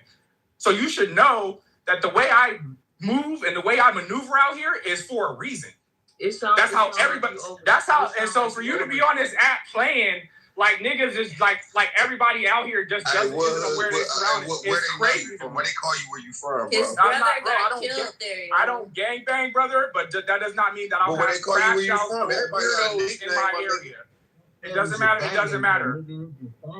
It doesn't matter. All I know is that his everybody brother got where killed there, bro. so that's why he feels this way. I think his brother got killed. Bro, you can be. It doesn't matter if you lose anybody out here. You're aware like that. Just normal. No, you sound so hype right now. You could be, It's bro. like- We're having a conversation, and I'm outside, so it sounds loud. You've been tossed up Brother, before, bro. brother, They I'm give something to you. over They here. say, Cypher, you know what you sound like? Cypher, you know what you sound like? a real You sound ass like nigga. you sound like you would be somebody's put on, bro. Man, his That's what you brother sound. got killed there, y'all. You sound like a nigga that would be riding around, and to get they put on, you be the first nigga that they would take out, bro. Is that true? Is that what happened? That's what you sound like. Coming I from think you. we need to be sorry for him. Because I know during 100 Days, 100 Nights, there were a lot of innocent people who were just minding their motherfucking business, getting themselves taken out. Don't you know that? I mean, that happened. Yeah, that happened. But you wasn't one of them niggas. Hold on, Your hold ass on. was on the But I porch. thought You was you at just grandma's said- house on the house, nigga. Hold on. But I thought you just sat here and said that doesn't happen. But you know about 100 I never Days, said 100 that. Nights. I never said that happens to you. You sound like a victim. Hold up, brother. No, because you're not You're not gonna You was call. on the porch, So bro. You ain't just never sat really here been and outside. said- You ain't never put in no You work. sat here and You said that never happened. But when I call You out had a 100 Days, coloring 100 book, Nights, nigga. all of a sudden now you want to backtrack because you know what I'm saying is No. I know 100 nights, nigga. I know what happens, nigga. Yo, this I'm is just saying you fucking are crazy, a victim, bro. Like, This is crazy. I can hear it. Literally, This is the lady. crazy. It was Bro, what's we're crazy having a is the ladies that's conversation. even picking it up. The The women are even able to pick that up, If bro. you can pick something up over the phone, you're ridiculous, brother. Nigga, sound how ridiculous is your ass? We're sound having like a conversation. You've been touched before. I Somebody can't reached have out really and a touched you. conversation with somebody that lives in fucking Texas, bro. Like, there's really no action And nigga, that going don't on mean, over nigga, there. you ever been to Texas, nigga? Yes, plenty of times. And I promise you, I feel more safer in Texas than I do really where I'm at, to be honest. Because they know you. They know you a mark. No. Well, they would feel that way in fucking. Yeah, they done flipped your ass. live You done anywhere, flipped before. Right. Joe, what do you, not Joe B, Jojo, what do you got to say, man? I see you triggering your mic. No, I was laughing at what Cypher said. Can you answer the title for me? Yes, do you feel safe in sundown towns? Hell no. A safer there or Brother, you didn't read the title correctly. Are you safer in a sundown town or hood? Oh, yeah. You still haven't I feel read the safer. title correctly, brother. Damn, there goes the literacy rate. I said, are you safer in a sundown town or a hood? I said, I feel safer in a hood than a sunup town. I wouldn't dare take my ass Smart to a guy. sunup town to be hanging from a fucking tree. Fuck that. smart guy. Y'all sound ridiculous. My nigga Joe, what up? Read it correctly. Cyber. What up, baby? AME, I received your message in the corner. Go ahead, man. One mic on you. Okay, you can hear me. Good evening, everyone. How's everyone? You can hear me? Yeah, we hear you. Yep, you're good. Okay. Good morning, I should say. This is my first time here. Great conversation. The individual that did say that there's other faces. I'm gonna say other faces. Don't feel a way about Black folks. Stay alert. Situational awareness, melanated folks. You feel endangered under any circumstances, buck back, period. Because the marching, the talking, of course, we all need prayer. But at the end of the day, you have to feel safe, period. Don't trust the other faces under any circumstances. Protect yourself. Stay up at all times. Stay blessed. But you didn't answer the question for the. Oh, I did. Yes, No, I please answer didn't. the question, You're title, right. please. So you're absolutely right. But I like that was. I'm from the hood, and no matter what hood I go to, I'm from New York. I feel safe. There you go, smart woman. Okay. She thank answered you. the first time. Y'all didn't hear that in what she said. Yeah, but she had to say it. I said a whole lot, but you said She wasn't scared, nigga. I want all to right, hear no but fear. great topic. But stay safe, buck back, period. All right. Thank you. Hey, Turn we that pink safer ticket over in, here. man. Safer over Follow here. the crib, you know what I mean? We be having some spicy shit going on in here. We love to hear from you. All right. Thank you. Is that hoe ass nigga Compton? Are you there, hoe ass nigga? You sucking dick now? Nah, I'm just you want to speak Why the to the fuck you title, calling me a hoe? hoe ass nigga? Oh shit, I haven't heard content Why in the a fuck minute. you calling me a hoe? Hey, yeah, he is a Because hoe I ass look nigga. in the comments and you mind said these minds He are is a some hoe ass busters, nigga. So since we some Speak busters, my you a comments, hoe ass man. nigga. but I'ma still let your whole I'm ass here to talk, talk nigga. on the topic, man.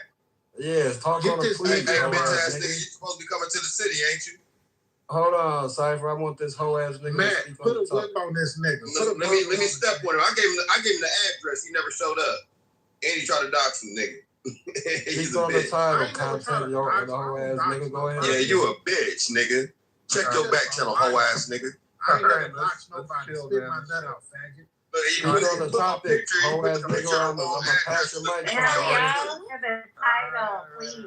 Focus on the topic. Come on, y'all. What's up with the title? Let's do this. Content, what do you make of the title? You definitely safer in the hood. Oh shit. Of course you safer in the Smart fucking guy. hood. Smart At guy. least if something happened in the hood, you know you gonna know who fucking did it. So if my cousin or my brother get killed in the hood, I know who did it. But if a fucking cop hang one of us, it's gonna be a fucking suicide. It's gonna be, he killed himself, and you don't know if the sheriff did it, you don't know if the deputy did it, you don't know what the fuck going on. We So gonna at blame it least- on you, nigga. They done. And on We top gonna of beat that, your ass, but we ain't gonna kill you.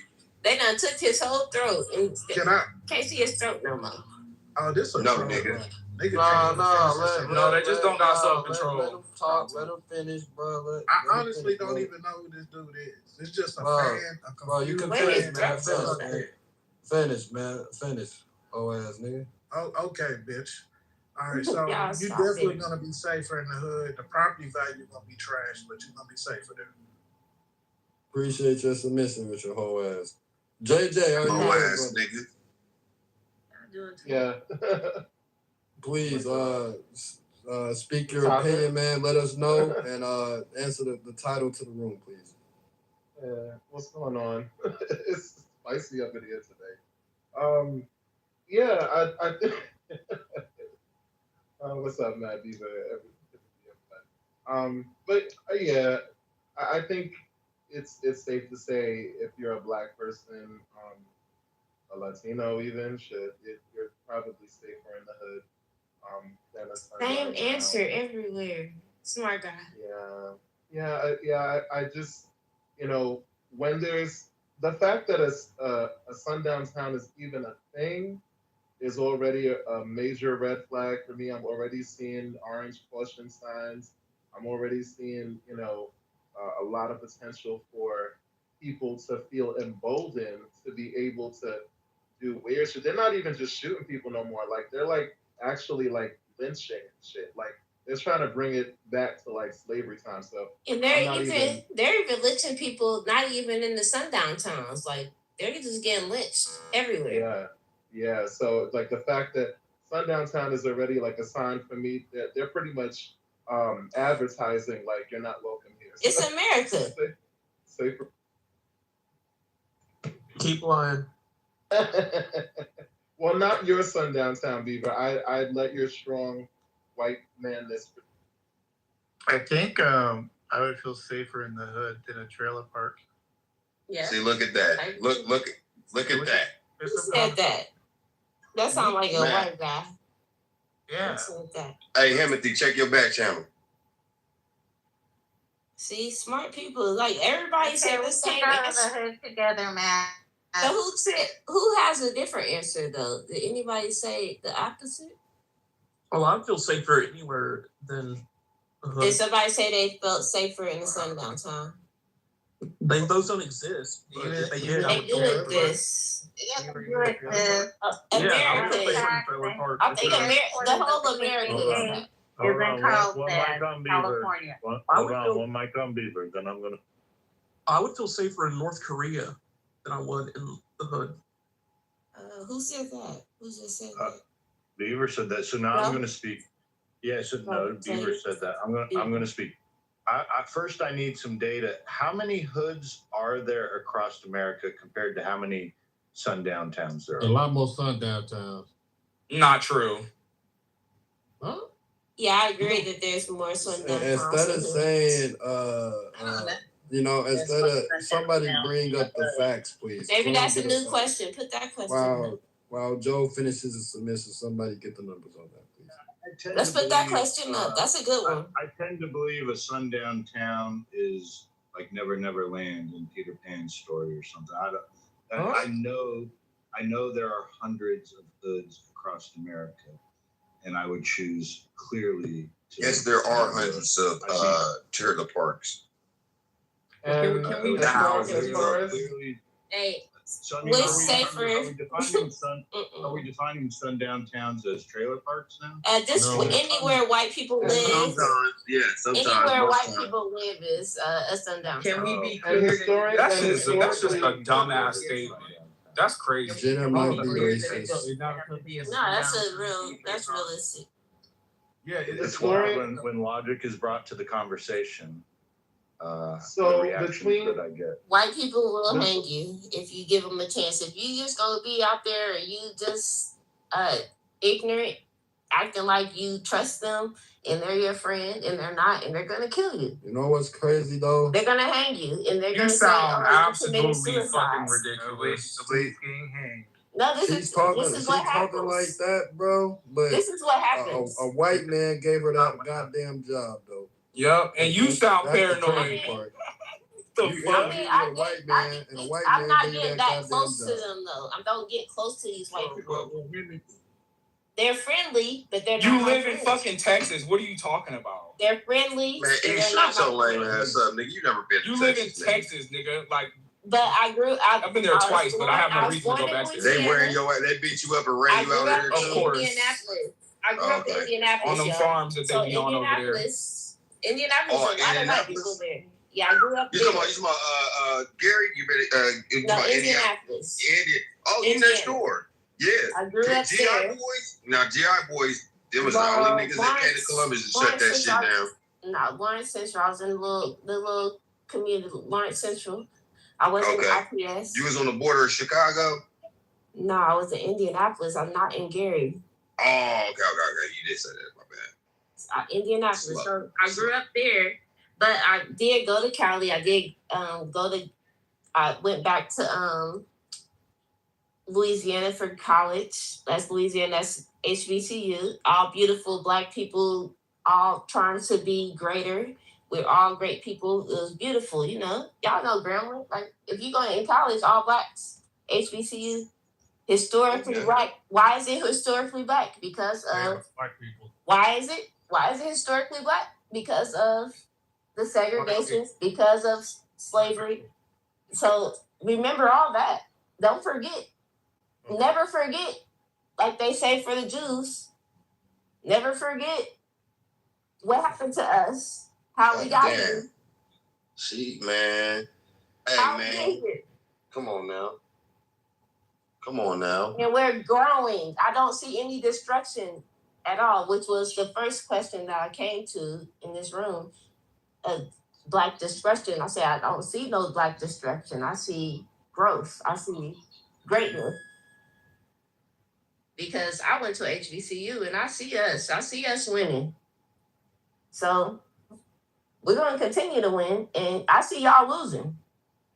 This white room, y'all say this is a white room. I see y'all losing. We don't say it's a white room. Y'all losing. You gotta And keep work. using me too. You gotta work on your facts, Jenna. We gotta straighten your facts. out. Buddy Crackles. You gotta stop. You see? You will be controlled. That's Look. You're antagonizing us right now. You will be controlled. It's making an impact. You will be controlled. Why that Crackle? All right. You will be controlled. Okay. You will. Come on, Cracker. What are you doing, bro? We're controlling. We're controlling. He's muted.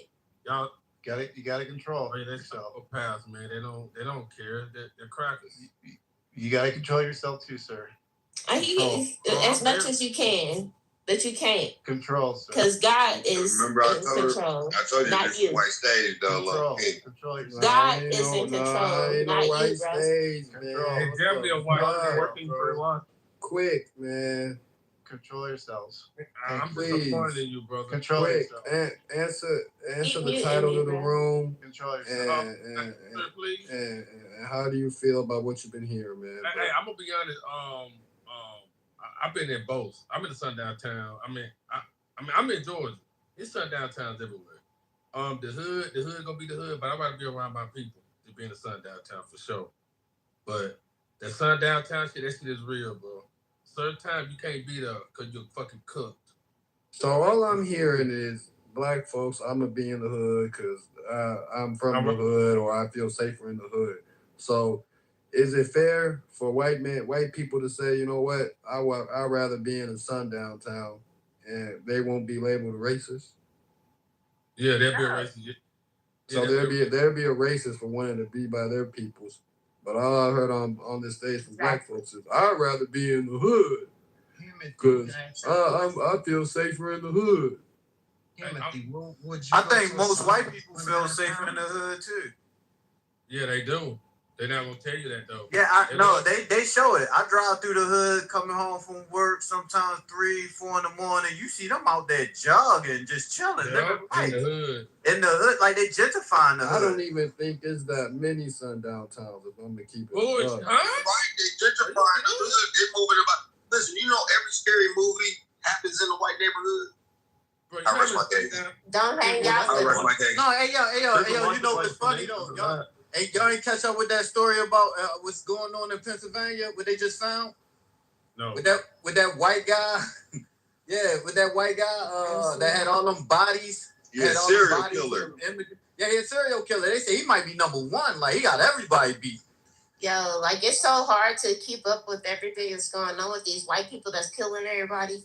It's so hard to keep up with it. But like you guys got to. Hey, quick! You got Georgia Tech, the Spurs, and Kansas City. Is that a fourth logo? I can't. You keep muting people. I know y'all cracking like muting people. So what you say, bro? You got Kansas City, the Spurs, and Georgia Tech. What's that fourth red blob thing? What is that? I don't know. That was some bullshit AI shit. They just put it in there. I don't know what the fuck that is, yo. I don't know what. But all bullshit aside, though, no troll shit. It's definitely something in sundown town. I don't know y'all been in one before. But you just feel that fucked up energy, bro. Everybody knows that's born real. in one. Weaver was come from a sundown town. His parents used to hang niggas. Can you define a sundown town? Like, what does that mean? The neighborhood you grew up in. Wait, hold on. Can I explain? That's what it means. Hold on. Sometimes I gotta educate people. That's the hood as well, though. No, the white it's a majority white neighborhood. He knows what it means. It's a majority white town that black people can't get involved. I mean, that black people can't go to because shit happened to them. And at a certain time of the night or day, no niggas can't get in there. Nothing. Black people are in all day towns and they mad that we there. I'm just curious, if a white person goes past a certain time in the hood, do they get treated a certain way or no? No, they don't. No, they don't. No. Yeah, they do. By the police, by the white police, they do get treated a certain way. No, they don't. In the hood, shit, they gonna ask you, what you doing out here this late? Your ass announced that you go to jail. The hood is like, it's starting to sound like the hood is one of the same as a sundown town. What's going on here? Nah. I guess wherever white people go at is like that. Then they willing to shoot us, kill us, hang us. No. Like if we go we know the facts. If a white guy goes to your neighborhood, it's past 10 o'clock. You're definitely doing something. They're out there looking for drugs. No, the only thing that's gonna happen to the white man at that next later hour is he's gonna get a prostitute and some drugs. And I've never heard of a white man hanging in their goddamn sundown town. Niggas running up to him trying to see how much money you trying to spend. A white man coming in the hood from thinking that This is wrong, dude. And the white man don't like being in the hood, so when he coming by his drugs, he coming to spend a lot of money. I'm not leaving with clothes on my back if I do that. Like, Matt, do not listen to these people on this stage. If you go to any hood, don't listen at to 2, them. 3 in the You'll never fucking see a morning, white man hung in a They come to the hood, they're either sex trafficking or buying slaves and drugs. do not listen to any of these people on this stage. Bro. I fucked with you. I haven't met you yet, but I would hate to see you stripped, robbed, just because of your skin color, man. But they will You definitely will get on never that. get hung in the hood. Hey Matt, Even though he's talking all this crazy stuff, he still won't get hung in the hood. This racist white dude will still not get hung in the hood because Hey Matt, if anything, no. If anything, Matt, niggas will run away from you because they probably think you the police. If anything, that's a lie. They just gonna try to do something to you.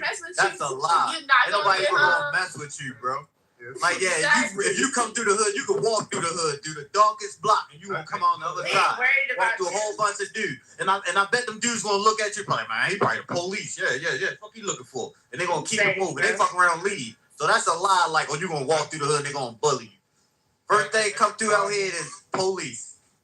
But he might come through with the AK or something. Then it's another issue. But you know, them white dudes do be coming through with the AK and with a black mask. You know, the mask that they act like they black, like with the hands and the face, act like they black.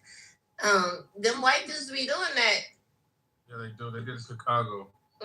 And so that's the only way you're gonna get got. But if you just yourself in the hood, you can get through. You ain't gonna. Nobody will mess with you. Basically, what she's saying, black people are too forgiving, man. That's the issue. We will accept crackers, but crackers don't accept them. We ain't forgiving them. They just. And this just tells me that some of y'all hoods is just soft. Bro. Y'all call a hood. Man, I mean, ain't all no y'all, hood all for the real, gangsters bro. are soft. Y'all gangsters. Y'all hoods is soft as fuck. All the gangsters are soft because what are y'all doing? Like y'all see these cops that's killing people. I'm from fucking Chicago, but he can't come to fucking Chicago and walk the streets and don't think he's not gonna get tapped, bro.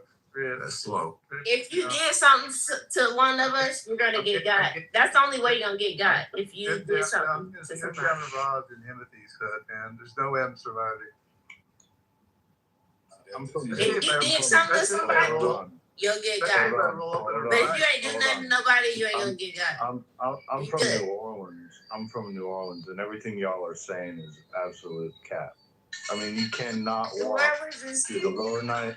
You cannot walk through the lower ninth ward at 2-3 in the morning without being harassed as a white man.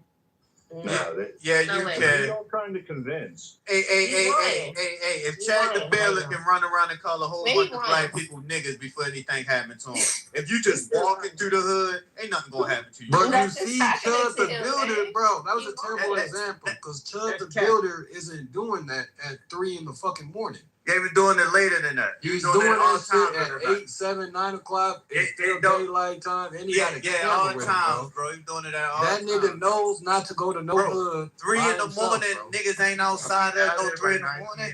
No, he's Bro, out by 9 p.m. He's not there at 3 a.m. doing that. Yeah, he on some weird stuff at that point. Yeah, I don't know why. Ain't no niggas outside at 3 in the morning. Yeah, he. For real, bro.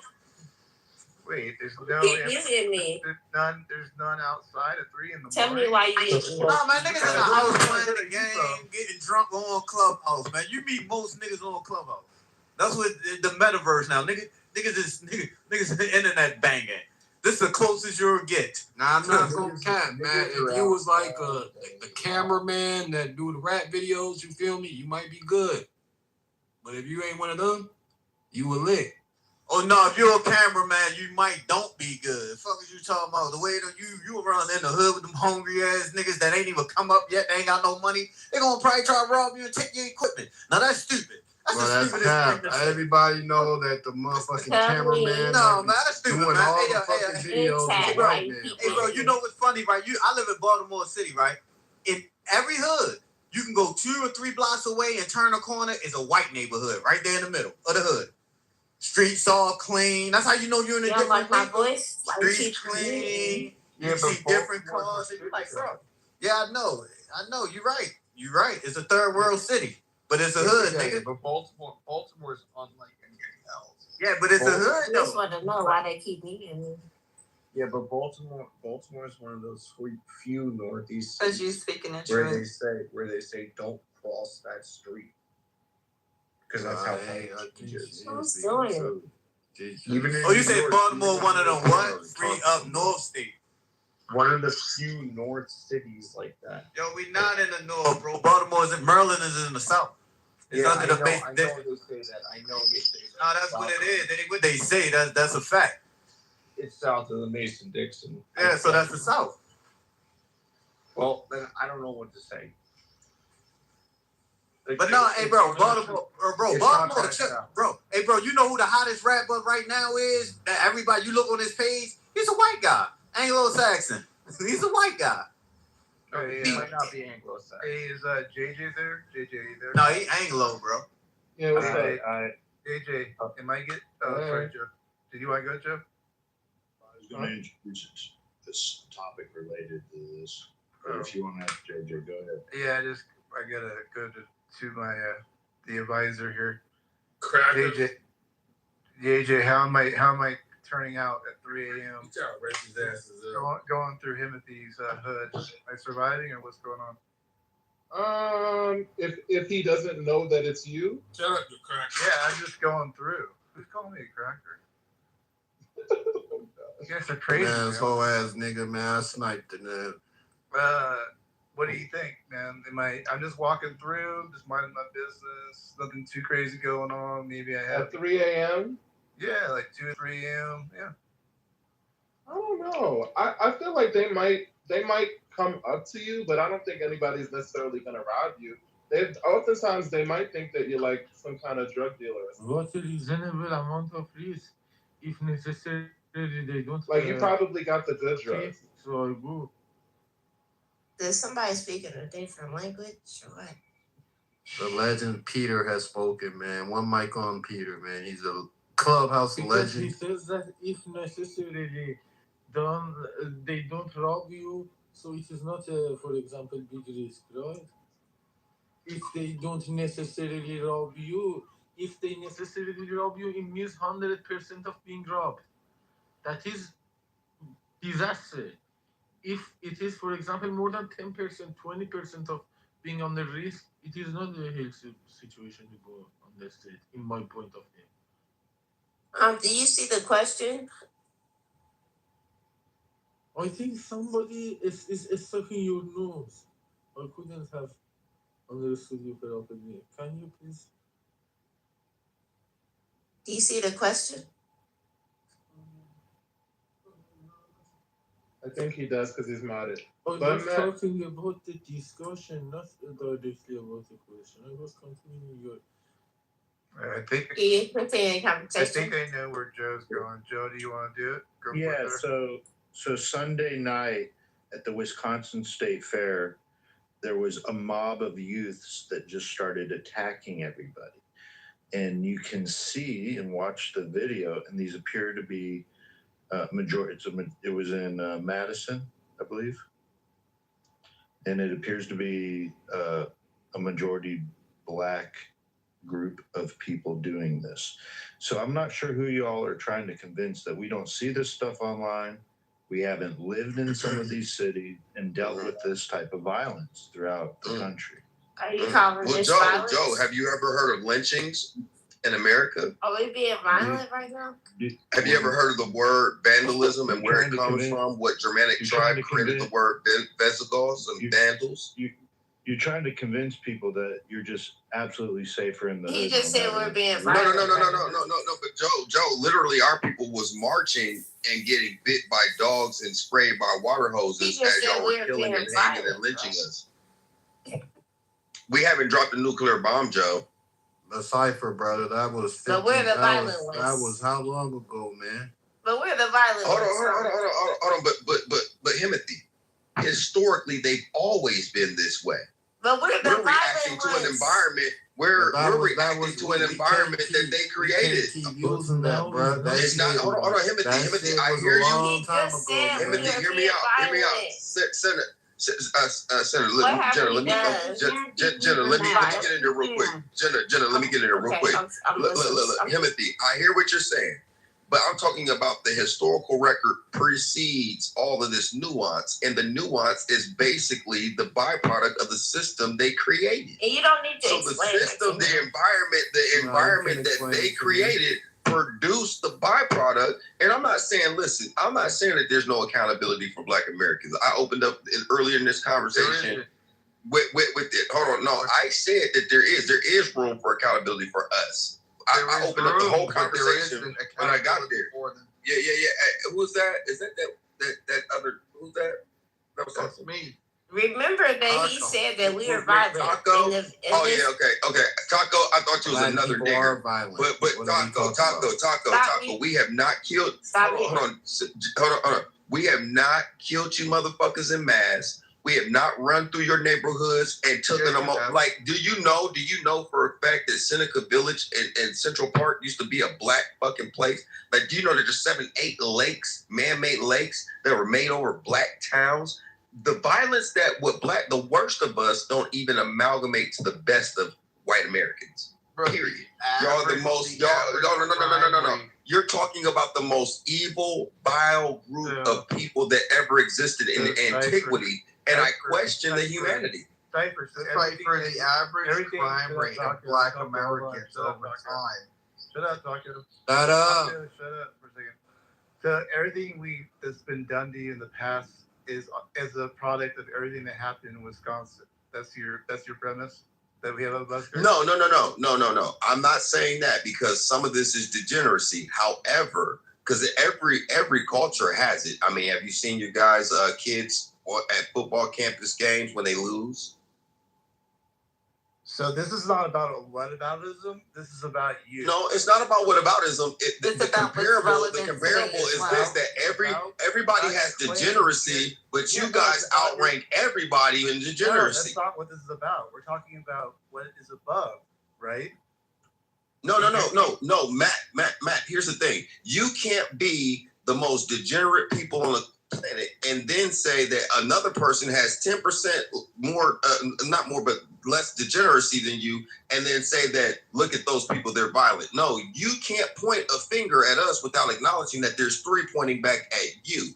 I'm saying there is degeneracy in the black neighborhood, but let's bifurcate this. Naturally, human has error. Naturally, evil has no address. But what you're looking at is synthesized based off of the conditions that you created. Right. That's what you. When you say evil has no address, that's why I was wondering why did you start out that way? Why didn't you just go to you whites are degenerates, so that's why we're degenerates. You know what I mean? Why bring up all the other stuff? Oh no.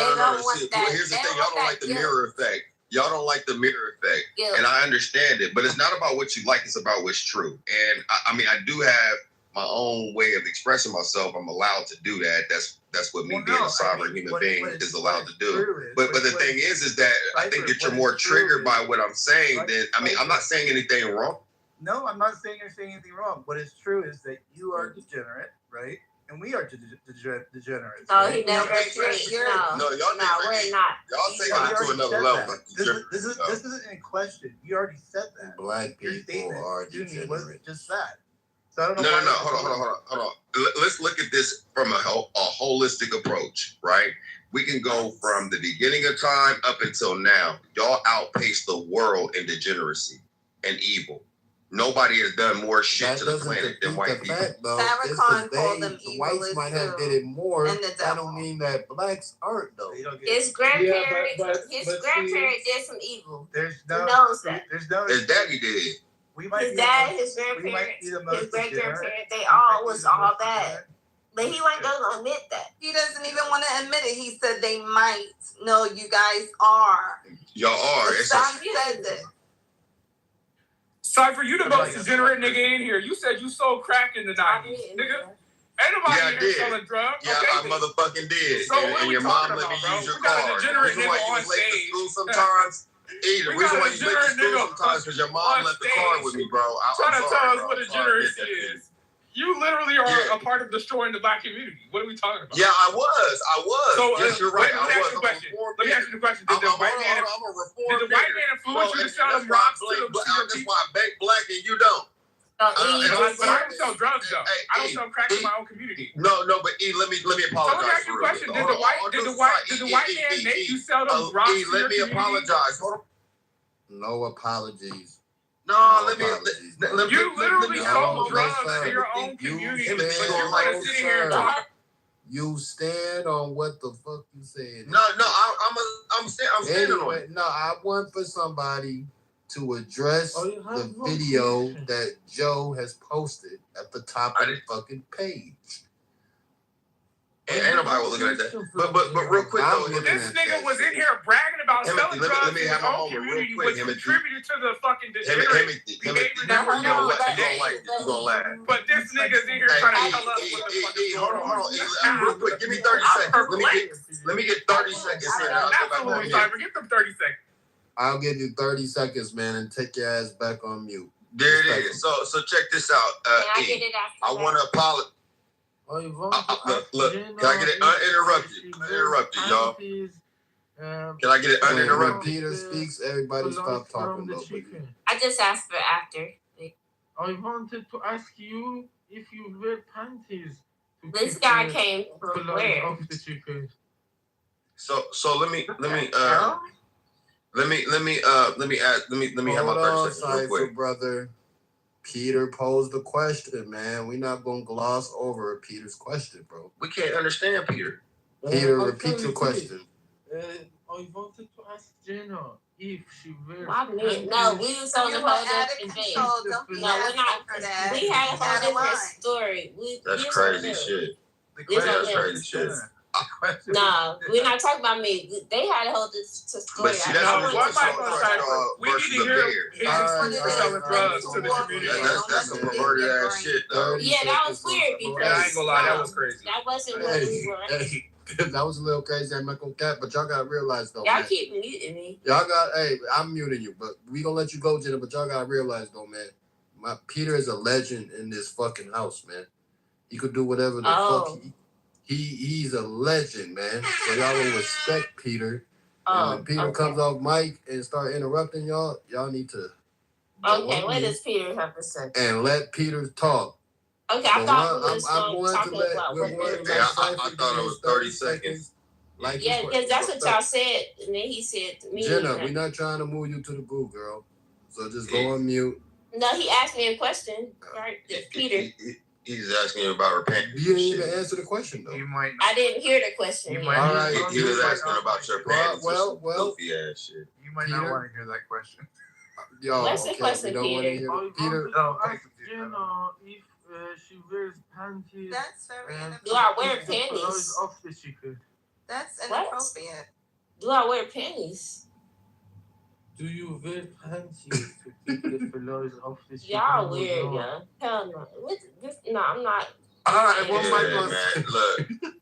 One mic on Cypher, man. That was weird. This is why she don't trust y'all niggas. Hold on. Peter, I've never heard Peter. There's nothing legend about that. I ain't gonna cap, bro. Y'all ain't muting me now. No, one, Peter is a fucking legend. My nigga can say what the fuck he want to say in this bitch. Two, he might be off the tequila, you know what I mean? We might, let's spare Peter. But my nigga's a legend. He can say whatever the fuck he want to say in this bitch. No disrespect would be tolerated to Peter, weird, man.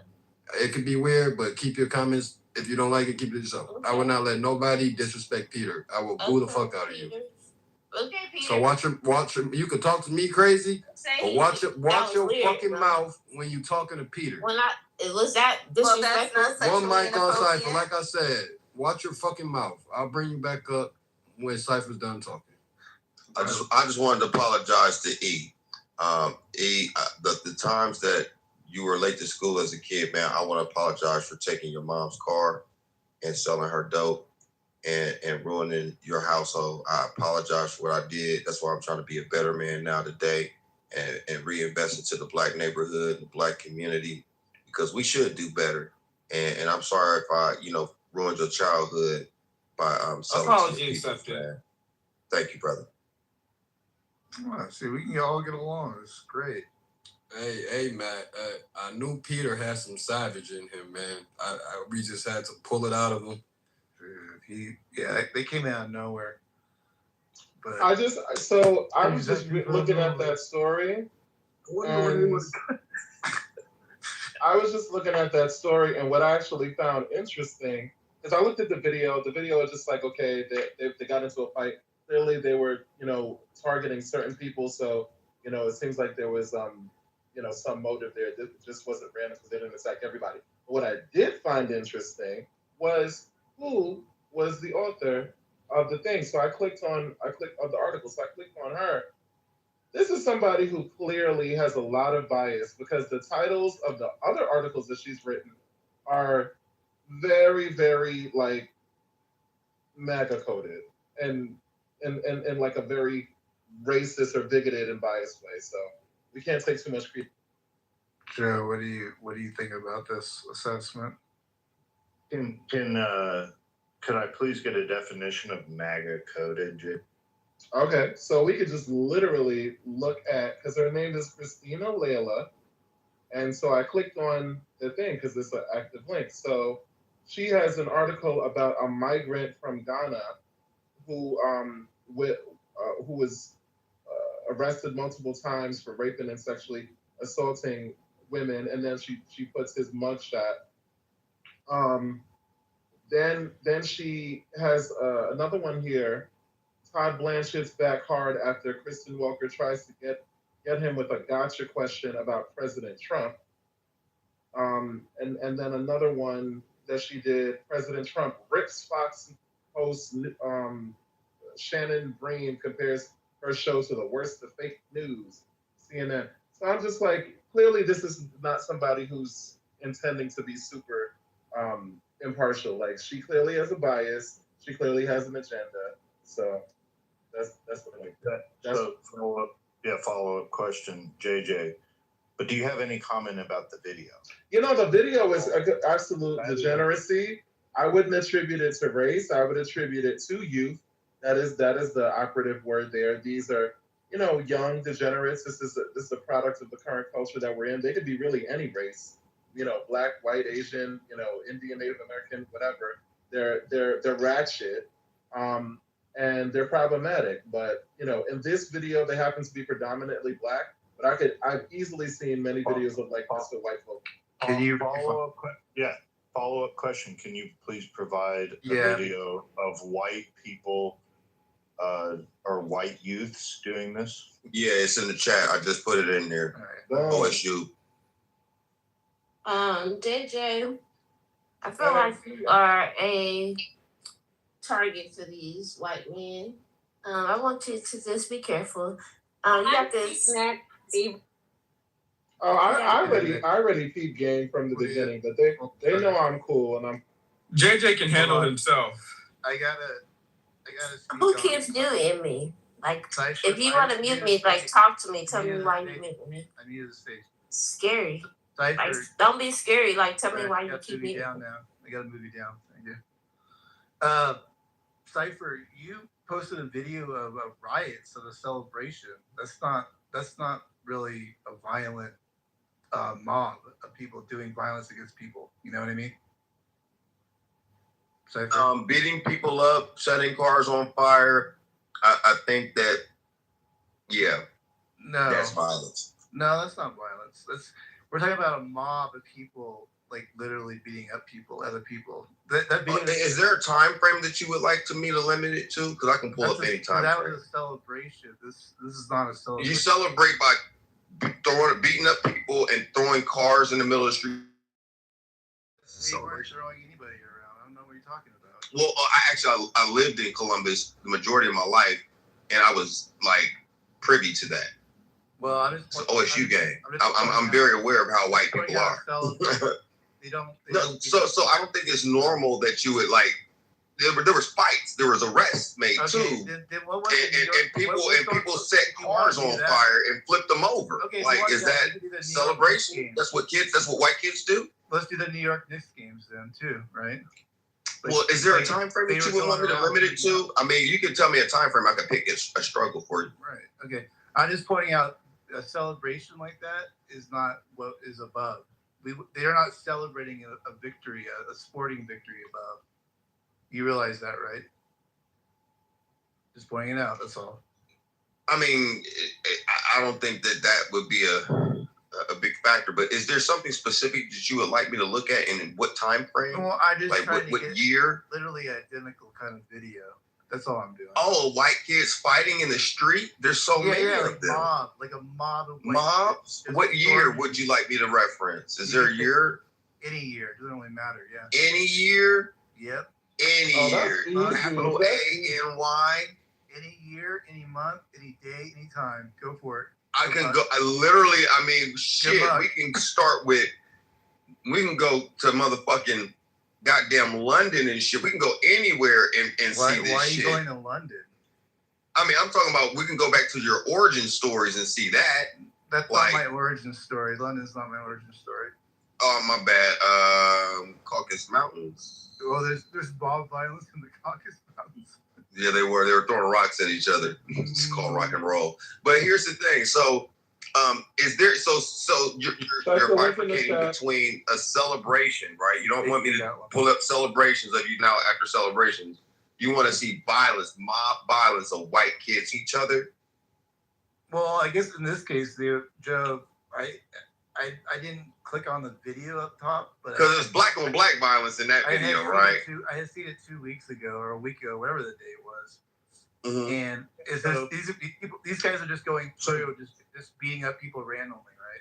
Yeah. So this happened Sunday at the Wisconsin State Fair, and it was just a mob of youths that started attacking people. I guess maybe there was a motive. And you're saying this is limited to only black people? Cypher, can I finish talking? Yes, he is. Can I finish talking? Go ahead. So, yeah. So, look, I mean, the context of why this video was posted is we had people on stage wanting to convince people that it was perfectly safe. You would not have any issues just walking through the hood. Here I'm posting a video of not even the hood and saying, hey, you know, there does appear to be strong group violence that occurs. I mean, my lived experience of hoods across America and in the areas that I've lived also has this issue. So that's how we got there. Okay. I was here. I heard how we got there, but I was wanting to make sure for clarification purposes. The reason why you were posting this is to demonstrate that. Hold on. I asked JJ. The back and forth I was having when I asked that question was directed at JJ. Now JJ's posted a video of January 6th. Oh no, JJ. I mean. Is that not accurate? Hello. I people want to be black. So JJ, you're better than this. Why y'all want to be black? I'll help you guys. Can I get the question out because I want clarification? All right, we're not saying there isn't that white people aren't violent or anything. We're saying that. I'm not. Yeah, I mean, that position. Are you saying that? Are you guys more violent than black people? Hold on, Cypher. No. Right away. They are. Right away when I posted this, you got very defensive, as if somehow it was an indictment of you, or it was me trying to prop up that white people don't have a history of violence. You went right to the defense of it, saying, "Well, what about all the violence that has occurred? Look, who was it that dropped the nuclear bomb? It was white people that dropped the. I mean, that's how." Hyperbolic you got with it. And he was like, look, man, I'm just trying to say, y'all can't really convince all of us here that the hood is like, y'all can just walk through the hood late at night. White folks can walk through the hood late at That's night. not even a hood. But I would like to ask my question for clarification because I never got that out because I hear what you're saying, but I want to get clarity, right? So the purpose of you posting the video was to demonstrate black violence with youth and that this is somehow systemically embedded into our culture. Yes or no? You want to answer, Joe? Yeah. Yes or no? No, hold on. I don't do yes or no's. You know that's not fair. I don't do that to you, Cypher. Okay? So if we're going to have a conversation, to have it. Yes, I do tend to believe we have instances of black youth and group violence over the last few years, these mob attacks in certain areas. And I tend to believe that wouldn't this also occur in hoods at 3 a.m. when a white person's walking through it? No, so here's what I've seen when white folks walk through the hood, because I'm from the hood. Y'all come to the hood to sex traffic or get drugs. That is 99% of the time while you're in the hood, or you're doing surveillance on other people in their drug criminal activities. Most white people don't get assaulted in the hood. Most of y'all do not. However, in sundown towns, black people do historically. And according to some of the information, there's been over 10,000 of those sundown towns in America. Now, I was asking, because the thing about white superior, or the ideology of white supremacy, because there's nothing supreme about you guys, but the thing about it is that you always attribute violence, degeneracy towards Black Americans. And I'm like, okay, Black Americans can stand to own our degeneracy, every ethnic group on the planet. However, when we compare our shit to what's really going on out there, white people collectively outpace everybody. If you're supreme at anything, when it comes to degeneracy and violence, right? Rape, murder, disease, and everything else, no one compares to you guys. I mean, by far. So if we're going to have a basic conversation about what's written into your culture, background, history, maybe even DNA, there's literally words like terror, horror, especially vandalism, comes from actual tribes of Europeans, which means that that's what they were known for, including the word berserker, right? So up until today's time, we could look at the information in front of us, how you act after not video games, but after football games and sports games. Well, couldn't use that because Matt said, hey, they were just celebrating. Okay, that's how you celebrate? Fine, cool. All right. So if we're talking about just violence in general, well, there have been more mob attacks with white people, white on white mob attacks from the mafia, right? To riots after those, in school shootings, mass shootings, domestic terrorists are mostly overwhelmingly white, especially white on white violence. Okay. So, I mean, I'm just wanting to understand the parameters. So when I drop these jewels on y'all, it's within a certain scope. Can you post one article about something happening to a Black person in the sundown town? Come on, man. Well, hold on. Right now, a week ago, a Black woman was found hanging for 4 days. No, I'm just saying in general. No, in just general. In general, I will pull it up though. But in just general, you won't find anything. But Matt, here's the thing. I'm laying it out for you. Black folks don't just hang ourselves. Oh my God. So this sister was found hanging in a I don't know if it was a sundown town. I know it was in Mississippi, Alabama. So this is a week ago. I got a question. Okay. There should be hundreds of articles about Black people being I'll pull it up now. And lynched in sundown towns. Got you. Good luck. Go find it and post it below. You have like 2 minutes to do that. Go for it. Man, I got a question, man. Do you believe in such thing as a sundown town? Or you think it's bullshit? I don't think as many as like they're saying. Get No. the fuck out of here. There's probably you know all the sundown towns. Go ahead. Name them all quick. Name them all. Then don't talk to me then. Where you from? I know. Then shut up. Just shut up.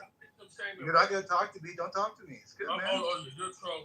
It's good, man. Just mute up. Mute up. You're good, man. You're good. You don't know what sundown towns are. You can't even name them. So it's all good, man. We're all good. Thanks. So you tell me you don't believe in the sundown town? You out your crack. Why are you talking to me? Shut up. Get your crack ass up. Shut up. You're trolling. Shut up. Wait, can't that be deemed like racist? Being called a cracker? Nope. Why not? So if he called you a nigger, is that racist? Hello? Quick, are you there? Right. So if he came off his mic right now and bro, he murdered me, bro. No, but I'm asking you a question. I'm asking you a question. I'm like, can I answer it? Yeah, I call you. Okay. Hey, E, I can call you a cracker too. Okay, but he's white. And your scary California ass is black. But he's white though. You scared of California? You scared to leave your state? Why? Because I'm aware of where I'm around. I'm scared. The regular neighborhood. But why you defending that cracker, man? See, Bro, I just asked a question. So hold on, bro. See, this is crazy, bro. This is what I'm talking about right here. You defending that cracker. I'm defending him by asking, is calling him a cracker racist? No, I just asked the question. It's not. Look it up. Why not? It's a term in endearment. You know where that word came from? Came from the British because they describe cracker as going crazy, to crack out and go nuts. So wait a minute. So British is not cool. So basically, you use calling him cracker in a derogatory term. No, I don't. Wait, hey, I'm gonna tell you how white people operate. All right, I'm listening. Cracker, they don't respond. They don't bother them. Brother, he don't respond. Do you know I was born in Miami? But it bothers you. They use the word cracker towards white people. We call them crack. Well, I don't do that, but majority of the people over there, especially the Haitians, call white people crackers over there as a racist term because they just don't like white people. They don't know what the word means. It's not a racist term. I just said what it means. But you've been to Florida before? Yeah, I know. They say fuck niggas. So you know that's how the black people refer to white people as crackers. Yes. I got posted for. They say crack all the time. Okay then. So that's derogatory, right? No, they don't know what it means. Shut the fuck up. They don't know what it means. Hey. Well, you know what? I mean, we go to my different. I had to tell him in his mama voice. Shut your ass up. How am I defending him? I just wanted to get some clarification. Hold on. He just wanted to get some clarification. I also wanted some clarification. But look, I know, hold on. I know you've been trying to speak for 50 minutes, man. You said you had a question, Jenna. So what is your question? If it's not a valid question, I'm going the fuck out of you. No, I don't want you to. Don't do this right now. I'll let them continue, y'all. Continue. Yeah. Okay. Hold on. Look, I need to address something. Cypher raised right now the unfortunate death of Taisha Fortune, 29-year-old black woman found hanging in Jackson, Mississippi. Okay, it's unfortunate. It only happened last week. It's still being investigated. But I need to point out that the racial demographic of Jackson, Mississippi is it's 82% black American. We know that.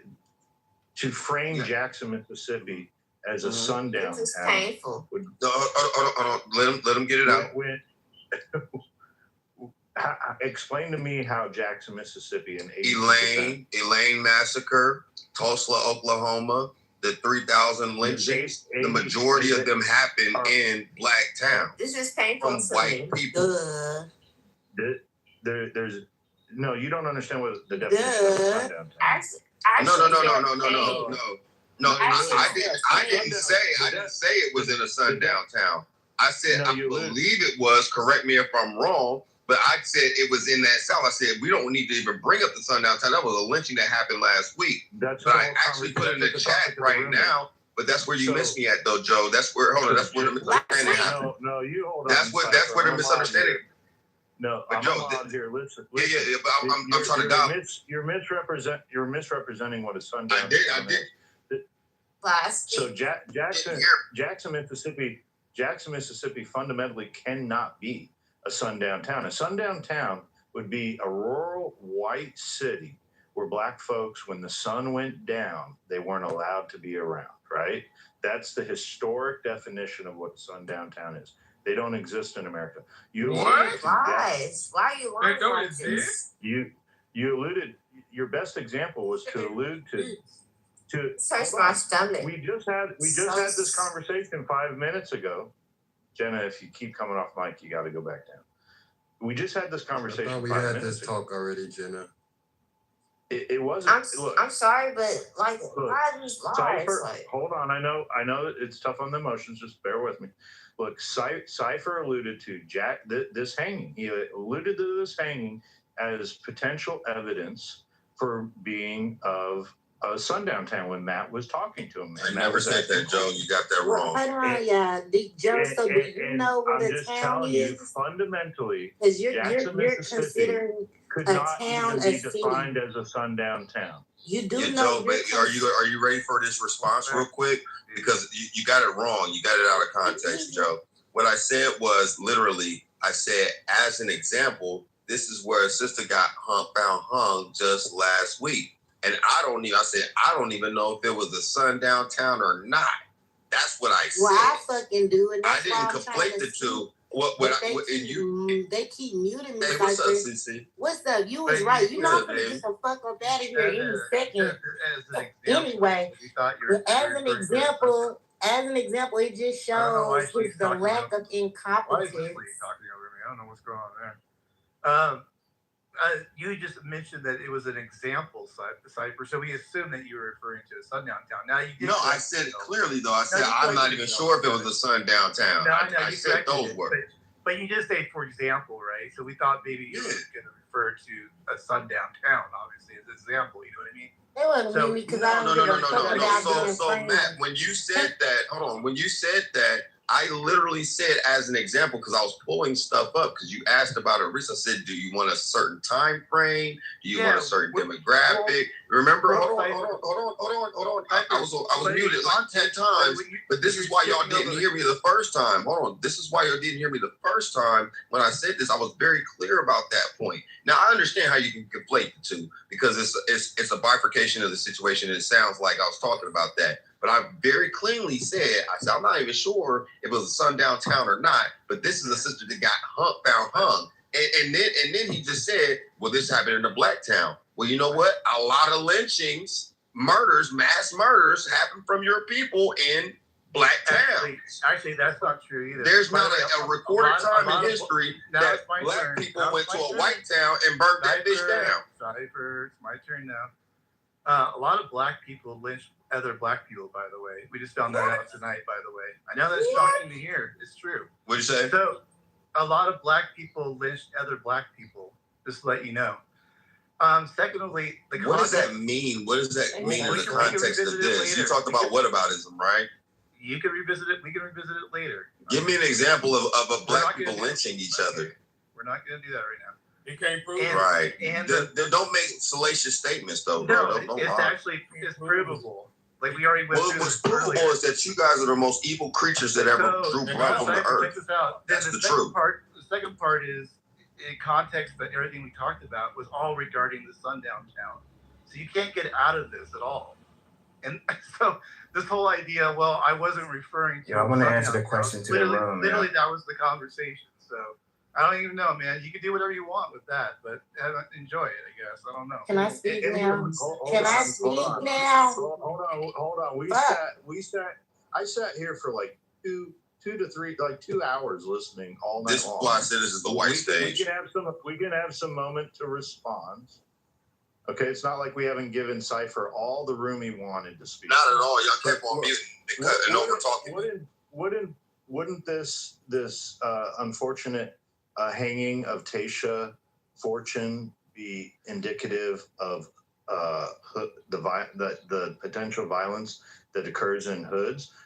Not at all. I would tend to think that Jackson, Mississippi has hoods, and she's found hanging in. It was one of you white creatures that did that to us, like y'all normally. How do you know that? So you know something that the Jackson PD doesn't know? Hey, nigger, that nigger monkey in the background. El Chapo, calm down, El Chapo. Relax. So do you know something that the Jackson PD doesn't know? Can I answer the question to the room or not? Bro, if I can just get my shit off. Cypher is y'all spokesman, right? Yeah, just hold on. I'm gonna mute up the whole stage. I can't hear everybody. Yeah, they keep on muting me and cutting me off. All right, Cypher, come on now. Let's not do this. Okay, so CC, where's CC? Go ahead. CC, okay, so I only want to hear CC's voice. What up, CC? How you doing? Peace. I don't want to. Yeah, what's up? But first of all, I think it was very disingenuous of him to say, and Cypher, you didn't have to backtrack on your statement. A town and a city are two different things. There are multiple sundown towns in and around Jackson, Mississippi. Mize, Mississippi is It's located on the southeast of Jackson. You got the fucking Jackson suburbs. And you also have, like I say, it's just multiple. It's written just because you could equate a town and their how many black people. Clearly, it wasn't that dangerous because some kind of way white people got in and hung the shit out of that girl. Ain't no niggas ever hanging niggas off the trees in the hood. I don't give a fuck what y'all talking about. Okay, so I thought that was very disingenuous to try to throw out the whole idea of a sundown town using a fucking city. A town is a town, a city is a city, and a state is a state. So hopefully we got that understood. Look up those little small places in and around Mississippi, and you'll be able to see how a lot of this bullshit happens there, because certainly they're not gonna hang a motherfucker where they shit. You're not gonna shit where you eat. Like, be for real. Y'all make it seem like motherfuckers is gonna hang you and right outside on a auntie tree or some shit. Are we serious? So that's all I had to say. Correct yourself on town and city, okay? And understand that there are multiple little towns motherfuckers don't want to get caught at. But, these days, I guess some of them would. It's just unfortunate that they go after the weakest of the bunch. But, that's neither here nor there. So y'all are just a bunch of private investigators now, huh? Y'all just... I understand what you're saying, CC. I do. So y'all just know for a fact that this lady was hung by some white people. Wow, he defending the white people is crazy. Quick, shut up, bro. I'm just trying. I'm high-key trolling right now, but yeah, I'm serious in a way. So do y'all have some news that Jackson PD doesn't have? Like, what's going on here? How about historical context? So historic documented examples. That doesn't work in a court of law, You're acting like this shit. No, you're acting like this shit is so unfathomable that this shit could have happened when we literally have hundreds of years of examples of fucking slavery, lynchings, skinnings, murders, like torture, castrations, all types of shit that white people did in America. Hold on, JJ. Hold on. I just need to let Jenna know, man. I promise you, this is your last time coming on this fucking stage. If you don't have no mic control, you're not coming. I'm moving you down. Me personally, you will not be allowed up, bro. Yeah, I'm gonna let her speak in a second. You can get it all out, Jenna. Just real quick. So there's been this claim that the above video is in a better situation because it's not in the hood. I'm not entirely sure what that means. It's a horrible scene above in that video. So I don't know why placing this outside the hood is any better. In fact, I would argue that this is just as bad as anywhere else in the hood. You know what I mean? So I don't know why anybody was making that argument. This is strange because this stuff probably does take place also in the hood, not just in freaking what do you call it, fairs or whatever. You know what I mean? So you're asking me? Are you asking me? No, I was just making a general statement. What's that, Black? Oh. He compared it. Jill said he compared it to a hood. How you doing, Jenna? How you doing? I'm not comparing it to the hood. I'm just saying someone made the claim that I'm it was in a fair that it was better. I don't know what that means. Okay, so Jenna, go ahead, get it all out. You got it. Don't get quiet down. You're on Jenna, mute. one mic on you. You're on mute, Jenna. girl. Go ahead, baby girl. Oh my gosh, she spent the whole. All right, yo, check it. She spent 2 hours. Man, I had a really quick question for you. What up, Anthony? What up, bro? She literally spent 2 hours though bitching. Yeah, Anthony. And now she has the time, man. All right, no, it's no problem. I only wanted to ask you a question because she wasn't speaking. But one mic on you, Jenna. But she's not. I don't want the mic. I don't want the mic like that. I just wanted to come and talk. Somebody said other people are speaking. I get it. All right, my bad. Somebody said that it was my last chance to be on the stage. Who was that? Himothy. Himothy said, "This is your last chance." Okay, that brought me back. Thank you, Himothy. But I was just coming back on the stage so I can enjoy the conversation as well. But you're saying this is my last. Well, it's you just interrupt every time people come off mic, man. Like, we just want you to just demonstrate some mic control You know what I mean? And just, if you want to speak, just be like, hey, can I speak? Instead of like when someone's making a submission, you come off mic and say your little random comments. Like it just disrupts the flow of the conversation. And I keep this energy with everybody that do it. It's not just you, but you just been the one to do it. And I feel like we've gooed you at least like 10 times. And we bring you up every time, so. I think she's not going to participate. Anthony. Me and Matt, man, it's good to see you, my good clean brother. Good evening. Here's my question, Matt. Do you know in the last 10 years how many black people have been killed in Mississippi by other black people in the last 10 years? Great question. That I do not know. Do tell.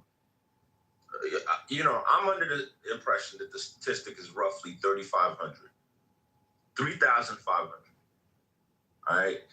And, you know, as that relates to the title of the book, all right, as it relates to, you know, sundown towns, sundown cities, you know, like, where you safer, you know, and like these conversations be so disingenuous.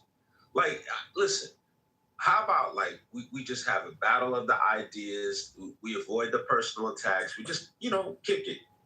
And like this idea that when black people achieve a certain level of financial success, one of the first things that most of them do is move out the hood. Yo, like, are we gonna pretend that this isn't really a thing? And if it is not, like, if it is a thing, why do black people en masse, when they achieve a certain level of financial success, move out the hood? Why is that really a thing? I'm just trying to understand. I got you, bro. I got you, Anthony. So They'd before rather go where resources is instead of putting resources where they are. I understand you, bro. I'm gonna just like go to the actual definition. I'm on Britannica.com, you know, so it says, you know, the definition of a sundown town. All right, it says a sundown town in U.S. history is a locale that intentionally excluded non-white people, especially African Americans, after sunset. These towns aimed to maintain an overwhelmingly white population through deliberate actions. And here's the last paragraph.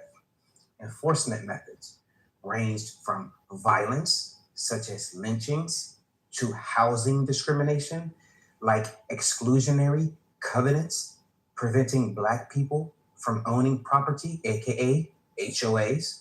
Okay, then it says the term sundown town came from signs posted at town limits warning African Americans to leave by sunset. All right, most arose between 1890 and 1968, coinciding with the erosion of civil rights for Black Americans after the Reconstruction era. Here's the last part. Though most were in the Midwest, Appalachia, the Ozarks, and the West, the consequences included limiting where Black people could safely live and concentrating Black populations into urban ghettos. All right? So that's the true definition of a sundown town. So we as Black people need to understand, we as Black neuromelanated people need to understand the definition of a sundown town equals oppression and murder and rape and lynchings of Black people on a global scale. All right? So when you got people like corny ass Matt, Beaver, Joe, you understand, and other racist ass individuals who are going to continuously be disingenuous to our plight of oppression, we don't even need to engage in emotional conversations with these punk ass, racist ass, genetically recessive Caucasians. We are the neuromelanated beings on this planet. We never die. They do. So all we need to do is first identify with each other as the Black neuromelanated beings that we are, We need to organize.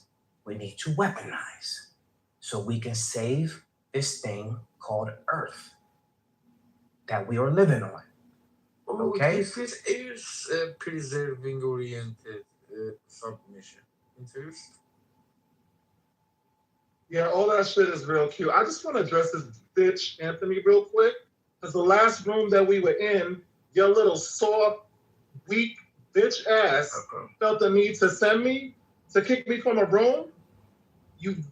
When I tell it, we're going to allow Kick me from a room too. Don't feel bad. we're going to allow a 2-minute submission. So if anybody got to go take a piss, go warm something up in the microwave, you feel me? Go do what y'all got to do, man. We're going to allow 2 minutes of some crash out going on. So Timothy, bro, chill, bro. Get it in. Let's go. Yeah. So the next time your little stank, dry, ashy, peanut, bald-headed, ugly, Gollum-looking, broke, degenerate bitch ass decides that you want to kick somebody who's on your level. Because you got about 1,000 years before you could ever elevate to reach mine, ho. Watch your mouth when you talking to me, bitch. Don't come for me. Hold on, Anthony. Hold on. I'll slap you. JJ, please use all of your 2 minutes, JJ, because once it's up, that's all you get. Yeah, because I'll slap you and then send 50 niggas to fuck your bitch ass. Your little disgusting, perverted ass will probably like that shit too. But you still gonna get fucked raw. Ho, don't ever do that shit again. Talking about free speech, and then in the same fucking breath, you want to kick, same fucking stank, nasty breath, because your ass don't brush your fucking teeth. Gonna kick me? Leave that shit to your baby mamas. Don't fucking play with me like that. You play with this fucking, I'm a fucking beast. So I will bitch slap you and then send niggas to bend you over. Fuck out of here with your little soft ass. Kicking me from we talking about free speech. That's literally what the topic of the room was. And you want to kick me. Degenerate ass nigga. Fuck you. I got. Thank you for that submission, JJ. He got his Anthony, off, man. He got his 2 off, minutes. man. You have 2 minutes, bro. Go ahead. All right, so here's what's up, y'all. All right, dude was being mad disruptive as I was speaking, and he really didn't give a fuck. As y'all know, I will bang with the best of them. You guys, everybody has seen it. All right, I'm not the dude that abuses a green bean. Dude was being mad disruptive. Now, I'm gonna be honest with y'all. All right, the most dangerous person in America today is a gay black man. So you guys have to be very careful with these dudes. And you have to take their threats seriously. I repeat, you have to be aware when these dudes threaten you, and you cannot sleep on their threat. There's a bunch of Andrew Cunanan ass niggas running around out here. Now niggas is talking about sending niggas to rape somebody, and then they call them perverted at the same damn time. All right? I can't front. This dude takes dick up his ass. How can I possibly be stronger than him? How can I be stronger than him? I am in fear of my life right now, you guys. All right? This dude sucks penis. He sucks penis. What can I do against somebody that willingly does shit like this? You understand the shit that this guy does was medieval forms of torture, and he does it willingly, happily. He runs towards this shit. He runs towards medieval forms of torture. And I'm supposed to not be in fear of my life from this guy threatening me? Listen, y'all, Clubhouse just ain't worth it. It really, really ain't worth it. And, out of everything that he said to me, the thing that really hurt my feelings the most is he called me broke, y'all. This motherfucker called me broke. This motherfucker. Well, you look broke. yo, like, I want y'all to fully grasp what I'm saying here, y'all. This motherfucking homeless, dick-taking, dumb, broke, dusty ass motherfucker, like, doesn't he have like gay privilege or something? Like, shouldn't like gay guys at least like have style and be funny? Like, what is like, yo, he takes dick up the ass and he's got no benefits? How? Can we move on? I need somebody to really understand, explain this to me. But I like how you think you know shit. Hold on. JJ got his two. Anthony, you're down there on the corner of your two, man. Finish it up, please. I'm done, man. It's all good, champ. Can I say something real quick? Hold on. Matt, Joe, Beaver. Are y'all ready to move on? I think we're stuffing this one out. Sorry, you guys got your shit out. Let's just keep the conversation flowing. Come on. And I meant what I said, though. I got you. So you would actually send niggas to fuck him in his ass? That's a threat. Absolutely. Yes, it is. It is. Clip that shit. Can I say something, man? Because I don't want to keep talking about no fucking in the ass. 13 a.m., man. How you feel about the title, man? Speak on the title and everything you've heard outside of the last 4 minutes. Right. So my question is, are we seriously comparing like the hood to a sundown town? Because I feel like we should have information on what a sundown town is. You know, like not being in a sundown town at dark because it's dangerous for black people, especially if you're not quote unquote military minded, you know, quote unquote a stronger masculine man who's willing to defend himself. Period. Because the world is definitely dangerous. The hood is definitely dangerous as well, but there's a lot of love in the hood, and you could see it. You know, you see it in videos all the time. You know, black people are very loving towards people in general. White people, black people, most black people in the hood are very welcoming to all kind of people. There's a small percentage of people in the hood who get broadcasted and made to believe that people are made to believe that is the large portion of the hood when it's not. You know, most people are just in a lower set of circumstances in their life, and that's why they live in the hood. And most people would move out of the hood when they get a little bit of money because they need resources. You know, people move out of the hood for resources, not necessarily because they don't want to be around black people in the hood, or they don't want to be in the hood because it's dangerous.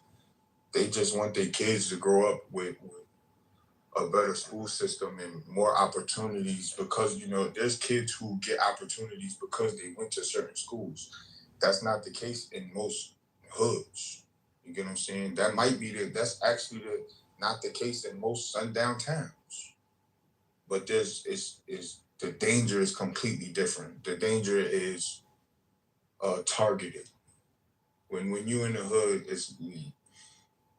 most people know when they live in the hood, you're completely safe if you stay out the way. Facts. Yeah, so we had a poet from Memphis, Tennessee. He was a very inspirational young man. He had a way with words, and he talked about the hood incessantly in his songs.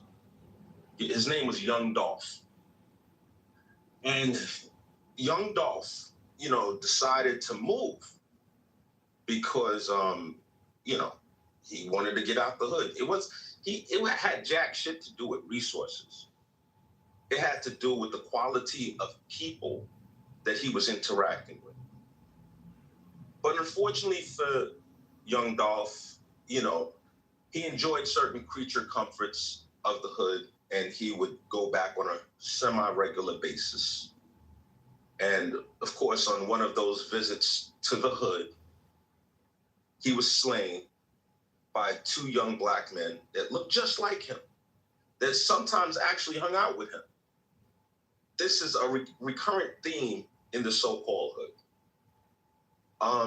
You know, I'll hear people talk about the government bringing drugs into the country and, you know, like going into the hood. But you know what?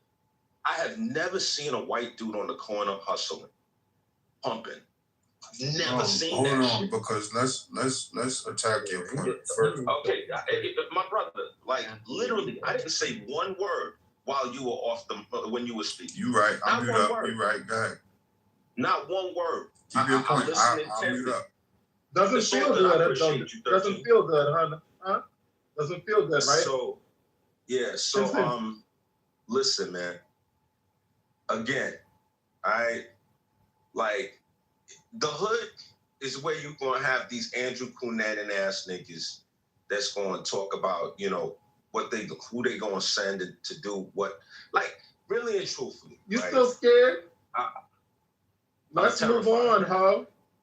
I'm terrified. Good. You should be. Because I meant what the fuck I said. Can you let him talk? I want y'all to understand something. Let him talk. Let him talk. Anthony, don't keep going back and forth. Understand something, y'all. Don't keep going back and forth. Nobody care about that shit. Just keep saying what you're saying.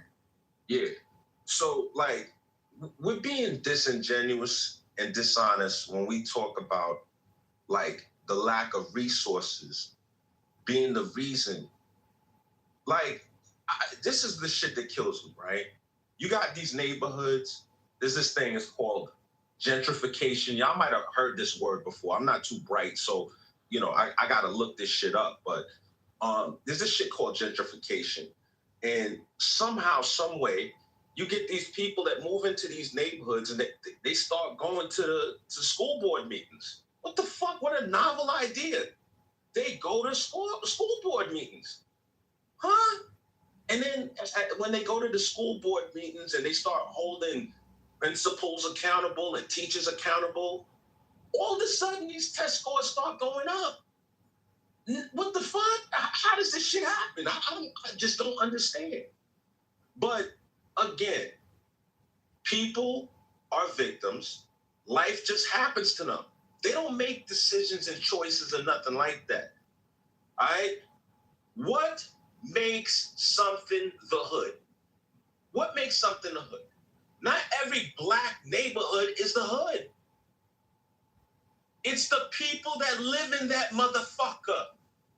And people need to start being honest with themselves. Thank you for listening.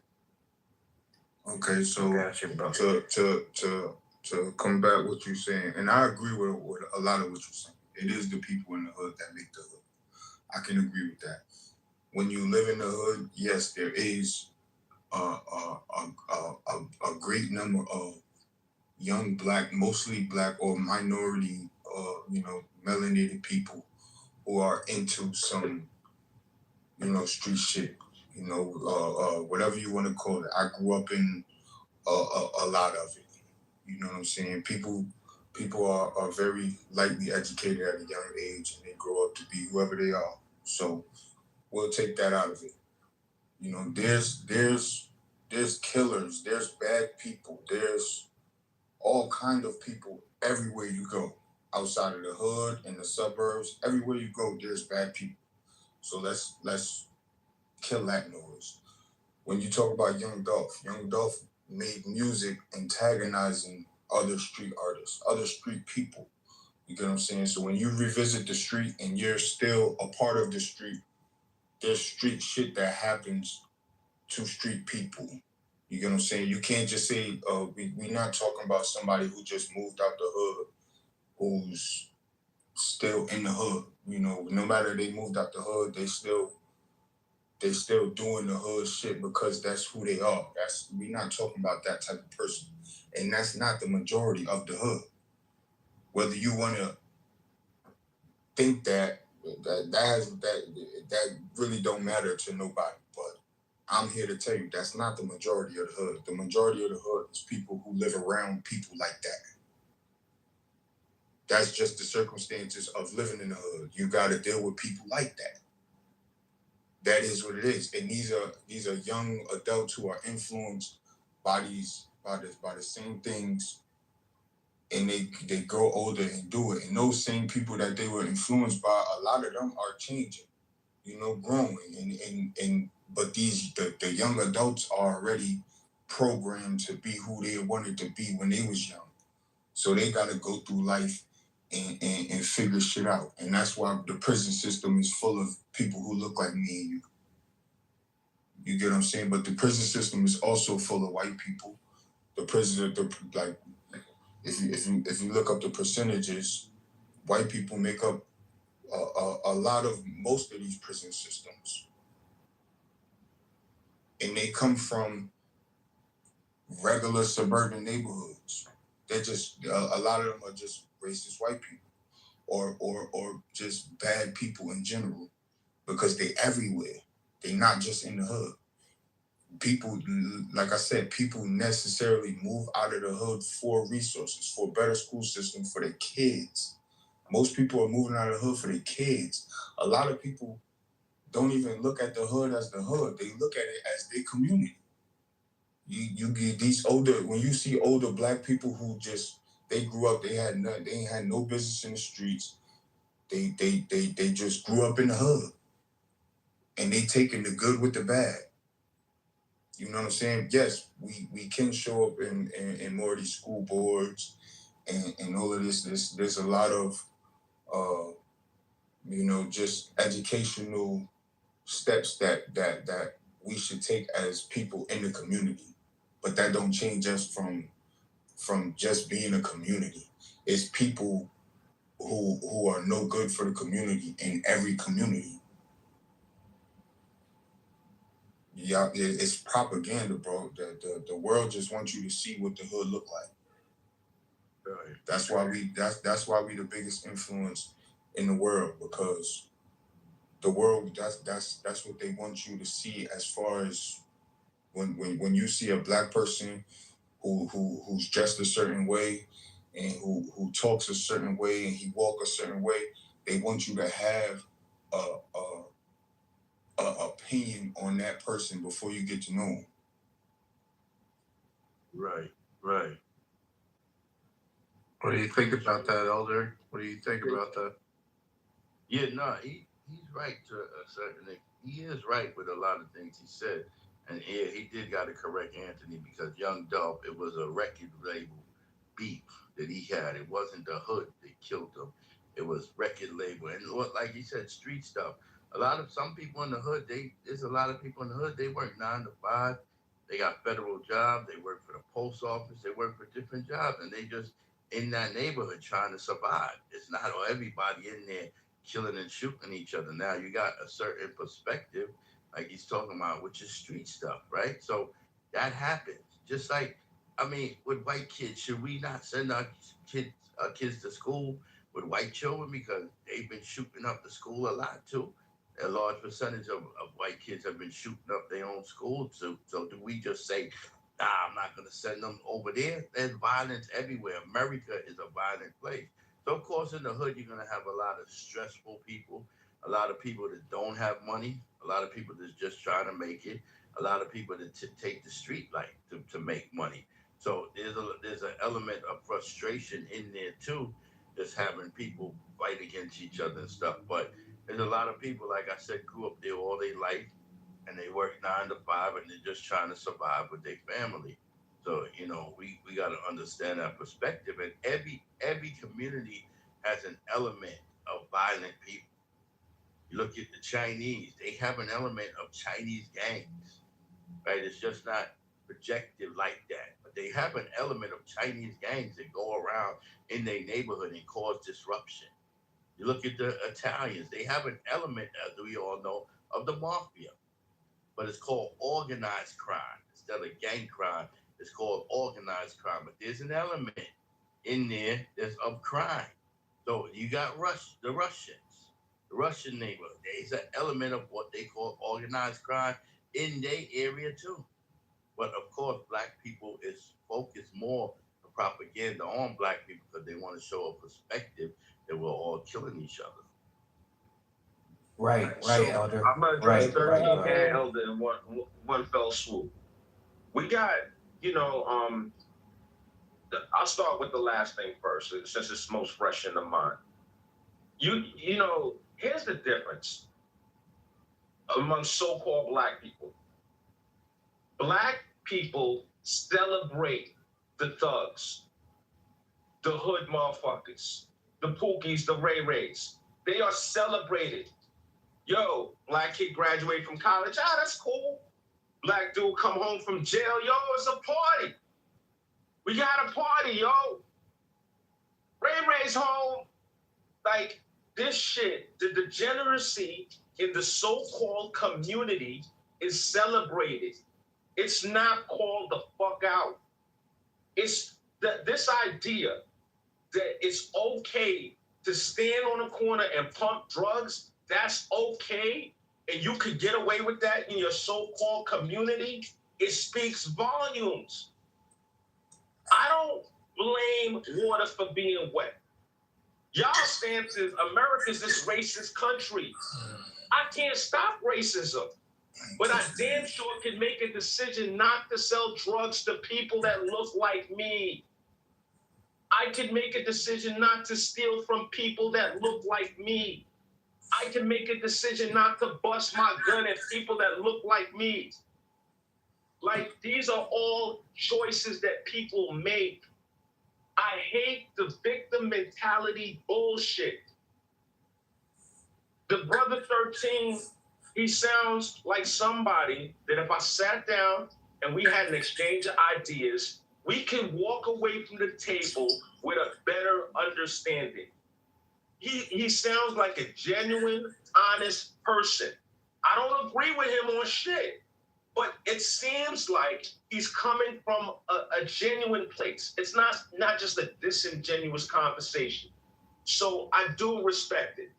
But when we talk about young dog died over some street shit, it's that hood mentality. It didn't matter that these cats are all worth multiple $1 million. That didn't insulate them or stop them. That's not what matters. It's the mentality. It's the ideas that people have in their heads. You got people that want to, do violence over something that was said on a fucking record. They want to go to war. You got people that want to go to war because they got kicked out of room on Clubhouse. This is the fucking mentality of some motherfuckers. It's hopeless. The shit, like, yo, listen. Ultimately, we could try to front all we want. We could try to point fingers everywhere else. I focus on the things that I control, not the shit that's outside of my control. Thank you for listening. Okay, so Yeah, my response to that is, because I can agree with you, the bullshit in the hood is celebrated. Okay, we can agree there. If a black person in the hood graduate college, we definitely throwing a party. Same as if somebody come home from jail. But let's agree that the bullshit is celebrated. What do you have to say about in these communities where you got white people who killing, no matter whether it's other white people or black people, and then they got, family members helping them cover it up, helping them get away with murder. You got the Nolan Wells situation where he lived in that was a black kid, lived in a good neighborhood. He went out with it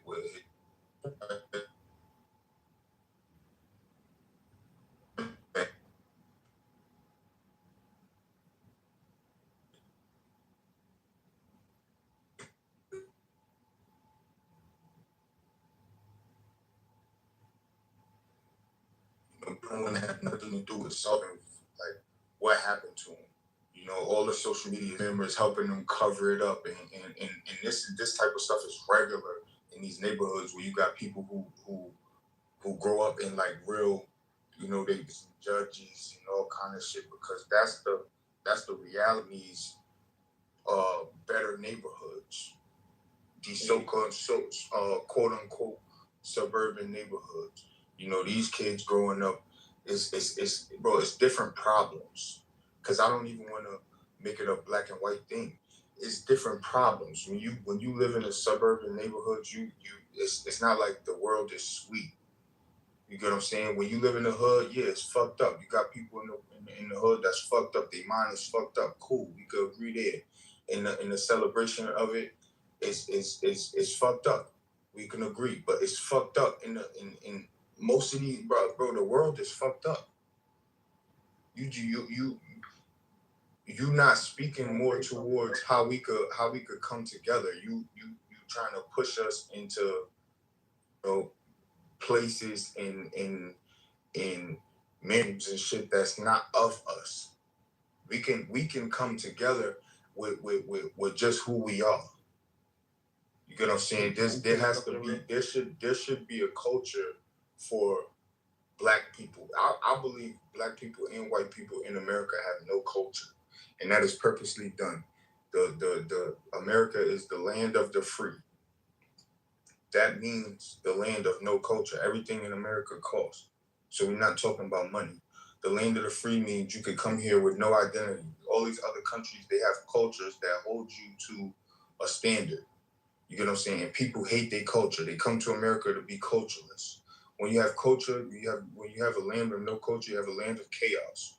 So you get people who feel like they have no opportunity in these neighborhoods, and they go about their lifestyle in ways that are fucked up, in ways you would never understand because you didn't grow up how they grew up. You know what I'm saying? Or you didn't grow up with the mindset that they had growing up in the same world that you might have grew up in. Because I don't know you. You get what I'm saying? But you should want more of an understanding of the black people who look like you, or the people, the melanated people in every community, and see how we could come together. You get what I'm saying? I don't like the judgmental nature of any black man towards the hood, because, like I said, it's a very small portion of the hood who behaves this way. It just looks like a lot because of the rappers and the TV shows and shit like that. That make it look like a lot more than it is. I'm calling cap, man. I'm from Chicago, nigga. The minute you step foot in the hundred, that shit go from the hundreds all the way to the goddamn 30s, even the 20s, bro. Every block you hit, nigga, you're not safe, gang. So to say that the hood, most of the hood isn't represented with violence and niggas getting on that with you, that's a cap, bro. Stop capping on this goddamn. No, that's not a cap. And Chicago is a good example.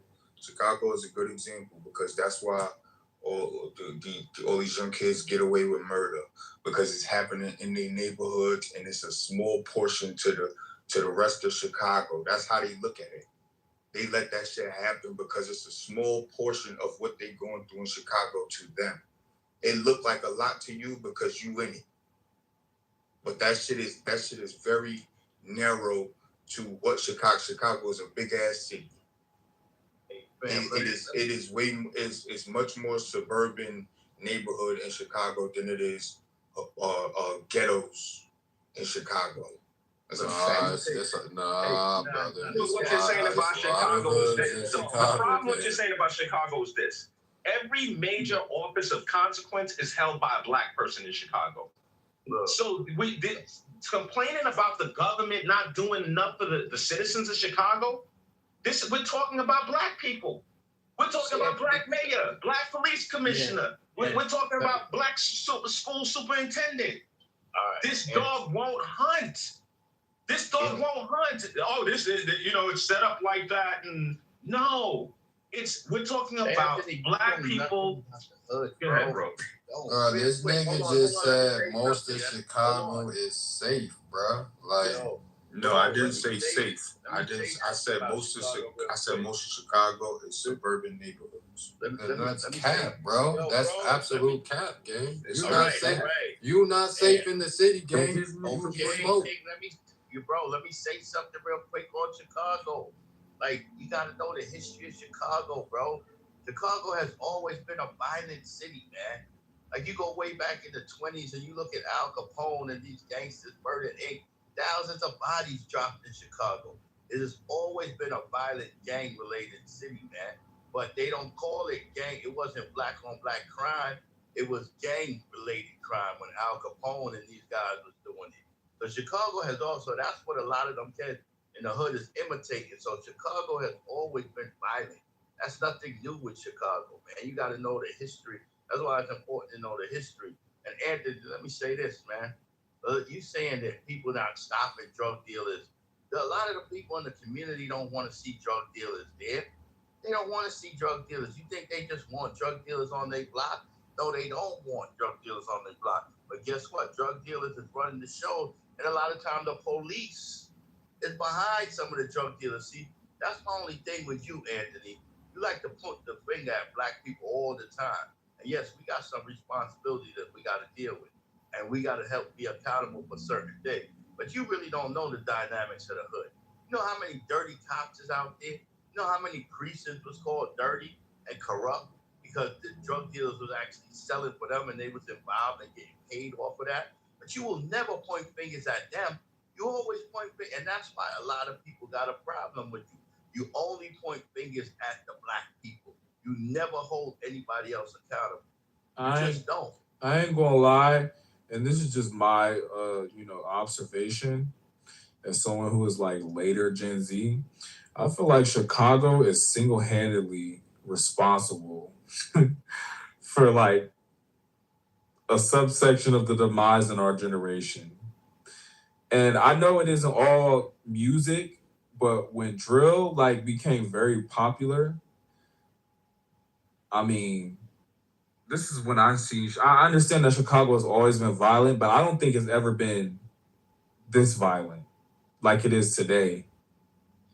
But according to some of the people I heard on this stage, you cannot be from Chicago. You can pull up to the city at 3 a.m. in the fucking morning, walk the streets, and you good. I understand that it's been violent, but I'm just saying, like, the lingo, like, Chicago, I'm not really disagreeing with it. Like, Chicago's lingo, the drill culture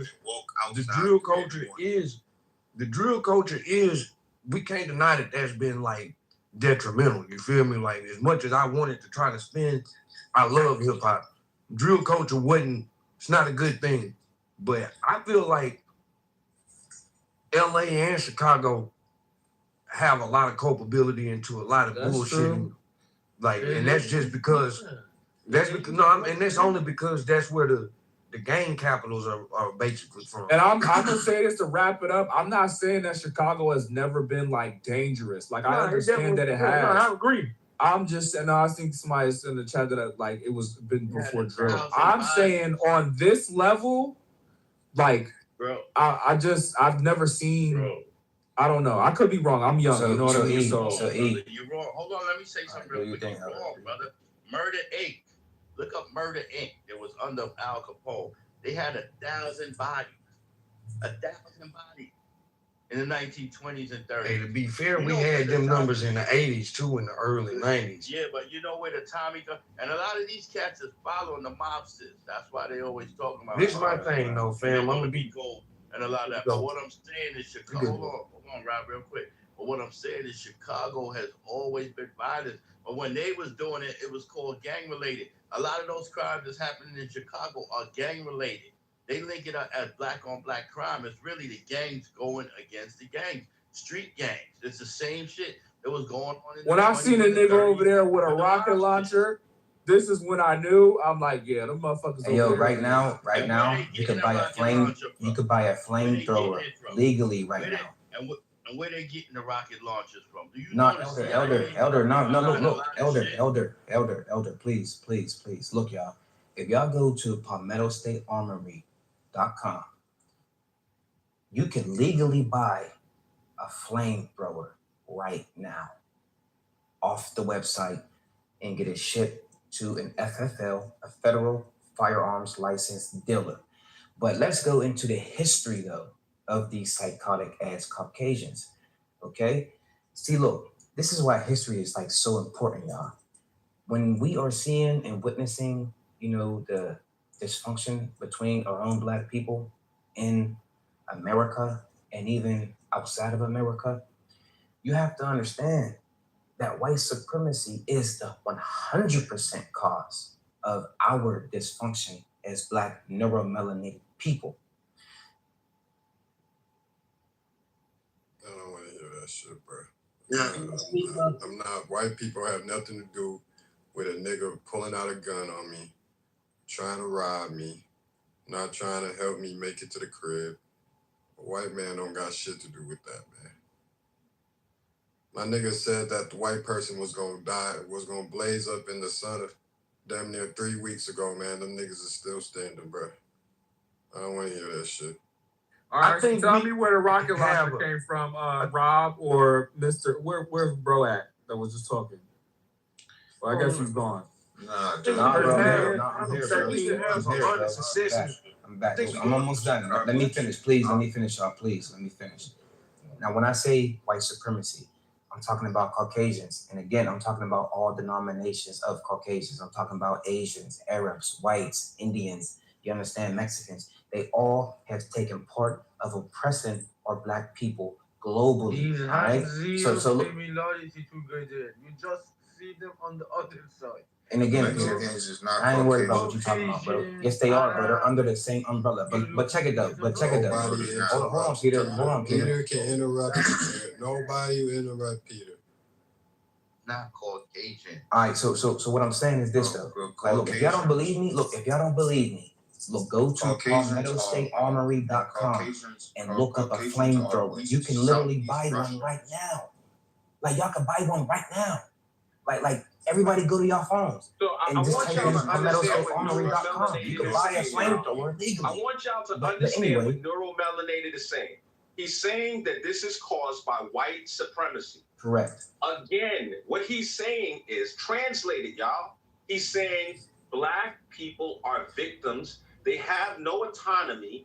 And white supremacy decides for Black people. No, I'm not saying that. No, bro. That's what I'm saying. Y'all need to describe these different. That's what it sounds like. Y'all have putting the drugs in the neighborhood. Both of y'all are both perspectives are too far. Bro, can I finish my point though, Anthony, for a second, bro? For our plight. Anthony, can I just finish my point for a second, bro? I'm gonna be like 20 seconds. Are too far to the right or the left. Like it's Rob, okay. Bro, can I just finish, bro? 20 seconds, bro. Right now. Go ahead, man, because it's always this same talking. Peter, are you there, Peter? I appreciate it. Yes, I'm here. Please check the chat, brother. All right, so all right, my last 20 seconds. All right, my man, I appreciate it. So now, y'all, even though we in this dysfunction, it is our responsibility as Black and neuromelanated beings to fix this shit. Period. It's us to fix it because we come from a culture of cultivation, culture, life, love, intelligence, knowledge. These Caucasians come from a culture of rape, brute force, stupid shit, disease. You feel me? So let's not be brainwashed by these motherfuckers because we are the neuromelanated beings of this planet and we ain't going nowhere. And yes, Timothy, the sun is burning these fucking racist ass Caucasians out of existence. It's just not at the pace that we want, but it is happening, bro. Like I got that. This is inevitable. This man, y'all know I'm probably one of the more pro-Black niggas on this application, bro. But I don't get caught up in all that kind of rhetoric. This is the reality. White supremacy has definitely played a role in creating the conditions that certain segments of people live in. Hold on. This is what I'm saying. I didn't disagree with you what you were saying, to be honest with you. My man. That does not deny that certain shit that be happening is out of line. Like and this problem I be having with these conversations, y'all would paint this like Black people by and large are accepting of this. Do y'all know how many black people actually call the police on people? Like a lot.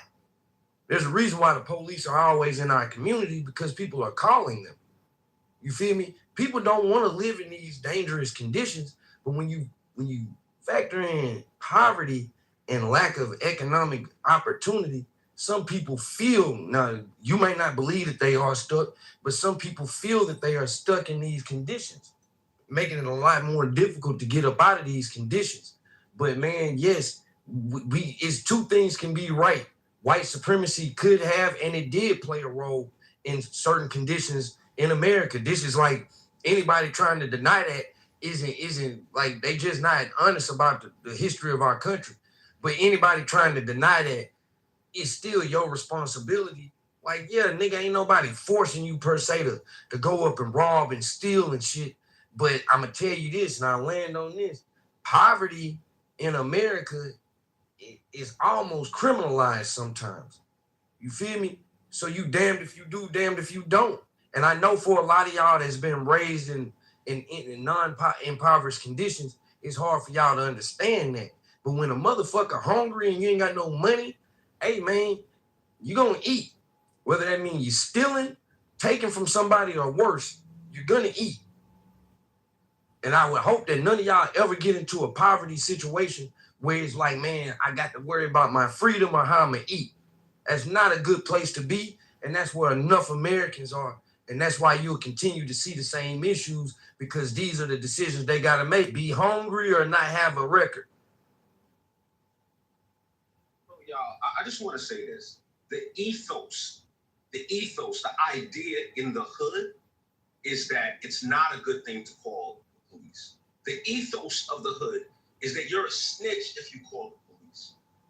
The second thing I want to say is we can't run around with signs, T-shirts, websites, bumper stickers talking about Black Lives Matter. This is what we want the message to be. And at the same time, indiscriminately kill Black people. We can't have a huge problem with the word nigga, nigger, whatever variation of the N-word you want to use.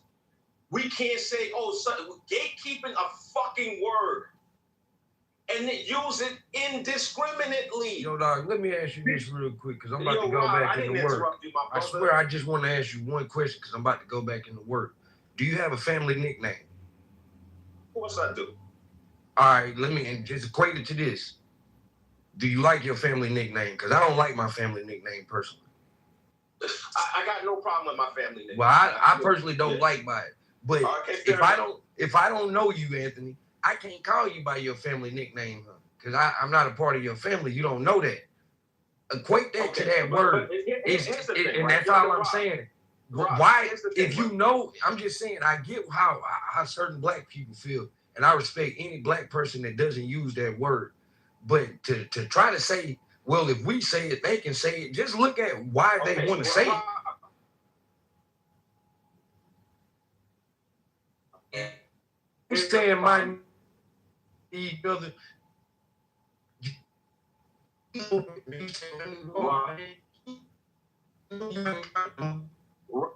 Rob, I want you to understand what you're equating, right? Imagine, right? You're a rapper, Rob, and you make your family name, the name that you don't like, you make that your rap name.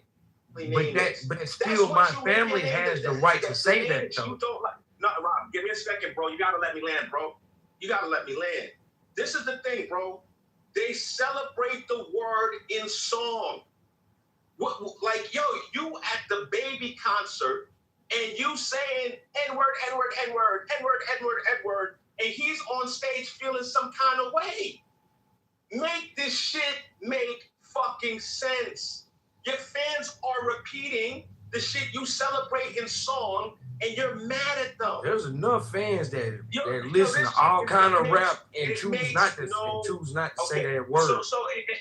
I'm just saying it. Yo, Rob, here's what's up. I asked multiple people on this app, if a homeless, decrepit white man called you the N-word with a hard ER, what would you do?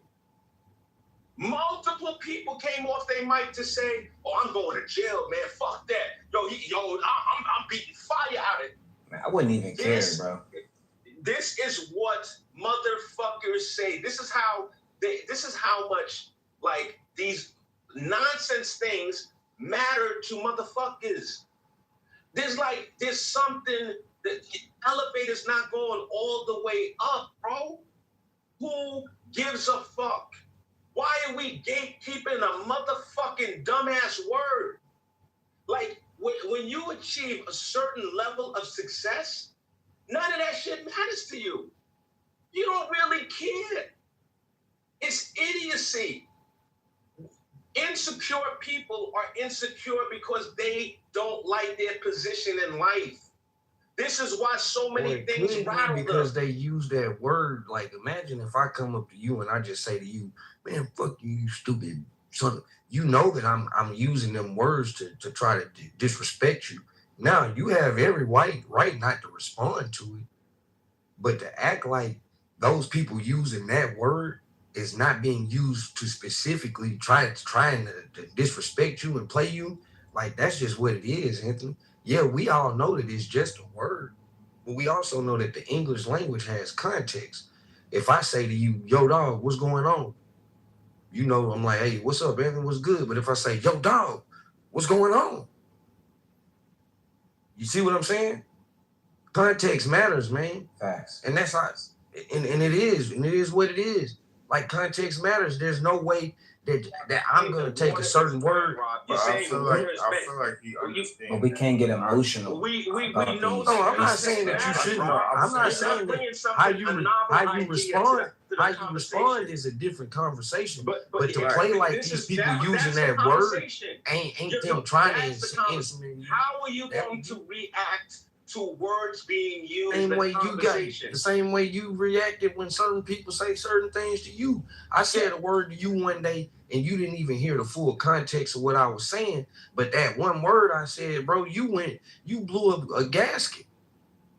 And I didn't curse you or nothing, but you felt disrespected in that word, though. If you were sitting in front of me and used that word, you ain't got nothing to worry about me snuffing you or punching you. Well, they got nothing to do with it. No, I'm not talking about what you were doing in my face. But if I got you as mad as you appeared to be, as mad as you got that moment. Listen, Anthony, what you saying is something that is a part of a lot of different people. It's not just in the hood. You could say something wrong to the wrong white man in a nice neighborhood and get punched in your face, bro. What do you? I don't understand what you're saying. It doesn't make it right. I'm not. It's not about. Okay, so that's what I'm talking about. But okay, so 13. But hold on, real quick. It's not about it being right or wrong. What I'm saying is, you're trying to attach it to the hood, and it's not a. It's bro. The hood is what the hood is, but the world is like you're not gonna get much difference outside of the hood, bro. Like, I don't understand. I heard what you said. Just hear me out real quick. 13, what you say makes sense, right? And if I say, you know what? If this nigga does this, I'm going to do that. Yo, dude, you know what? I got bail money. I got lawyer money. I got insurance. Like, I can make a decision like that. I'm talking about niggas that ain't got none of that shit making a decision. The consequences for a hood nigga is different from a nigga that got bread and don't live in the fucking hood. Nah, bro, it's not, bro. Different. No, it's not. I just don't understand what you're saying. I don't feel like you are a black man. You live in America. You having money. You like if unless you are a known face to where doing something to you actually matters. Like nobody. We don't know you other than being on Clubhouse. You know what I'm saying? You having money to the white people, if they want to do something, that shit not gonna matter. Like, it doesn't matter if you go about. You could pay for a lawyer. There's plenty of people in the hood with money. Did money matter to O.J. Simpson? Did money matter to O.J. Simpson? But Anthony, bro, look, if we look at money matter to O.J. Simpson. O.J. Simpson was a big name. He's not black. He's O.J. Did money matter to him? But O.J. Simpson was a big name. You're not. Look, Anthony, bro. That's what I'm saying. You having money. Come on, bro. Just listen for a second. My bad. Go ahead, 13. You know what I'm saying? My fault, bro. You know what I mean? You saying you got the money to like I said, there's plenty of black people from the hood who have money, like real money, who paid for real lawyers, and they doing 25 to life. You know what I'm saying? The circumstances of money people that's doing 25 to life with real money too. Like yo, dog, like this is not. Here's what's up, man. That's my point. What I'm saying to you is that I hear you, 13, bro. I'm listening to it's you, better to bro. crash out with money than to crash out broke. That's all I'm saying. And I'm trying to get to why are you making the hood out to be like this super dysfunctional place when I'm trying the to hood say is the trenches, nigga. Super dysfunctional place. The hood is the trenches, man. Stop capping, nigga. Bro, I'm telling you, most of the hood are people who are just living. Bro, your hood just might be soft as fuck then, gang. Where you from? Bro, Nah, we ain't gonna do that, man. But again, Nah, these Caucasians caused all of this shit, yo. The hoods that I'm accustomed to, bro, is like that, bro. What he describing is a suburb or a wannabe hood, bro. Man, I love my black people all across the globe. I don't give a fuck if you're in the hood or the suburbs, as long as you identify consciously as loving yourself and loving other people. I all across the world. I love need to human speak beings. on. I need to love my speak on human the beings title. all across the world. I love human I'm beings. talking about my black people. Hold on, bro. I went to college in fucking Ohio, bro. I just Googled the shit, man. I lived in Fairborn, Ohio for 5 years, man. You Google it right now. It says it's a sundown, bro. I knew nothing about the shit until today. Ain't shit happened in that goddamn town. I go back to the city, Chicago, nigga. I look over my shoulder every fucking day, nigga. I got robbed a few times out there in Chicago, bro. So I'm taking my chances in a sundown town. I'm taking my chances with my in beautiful black people. Hood. Period. Globally. Because I love us in real life, not just on app. I love my beautiful I've black just never heard so people many in real black life. people hop on this app and defend the hood, If you think saying that it's real fucking life, safe, bro. y'all sound ridiculous as fuck. Like that ass. This shit is honestly nasty. Like I feel like most of y'all never really lived in the hood. You know what I'm saying? Like I said before, the hood show more love than most places. Facts. Y'all bullshit. I want to pull up to your hood personally. I'll pull up. I think your hood is sweet, bro. You make your hood sound like it's sweet as fuck, pull up nigga. to your hood and show you the love in your hood. Cause I know it's there. Like I said, y'all on y'all bullshit, and it is what it is, man. Well, ain't no bullshit, bro. It's a real discussion. Nah, it's not real because y'all. It's like you got black people that's from the hood, you got black people that's not from the hood, having a conversation about let's talk about what's good about the hood. You know what I'm saying? Let's talk about how we can bring the people in the hood and actually make some changes and take what's good about it and grow on it so we could defeat what's bad about it.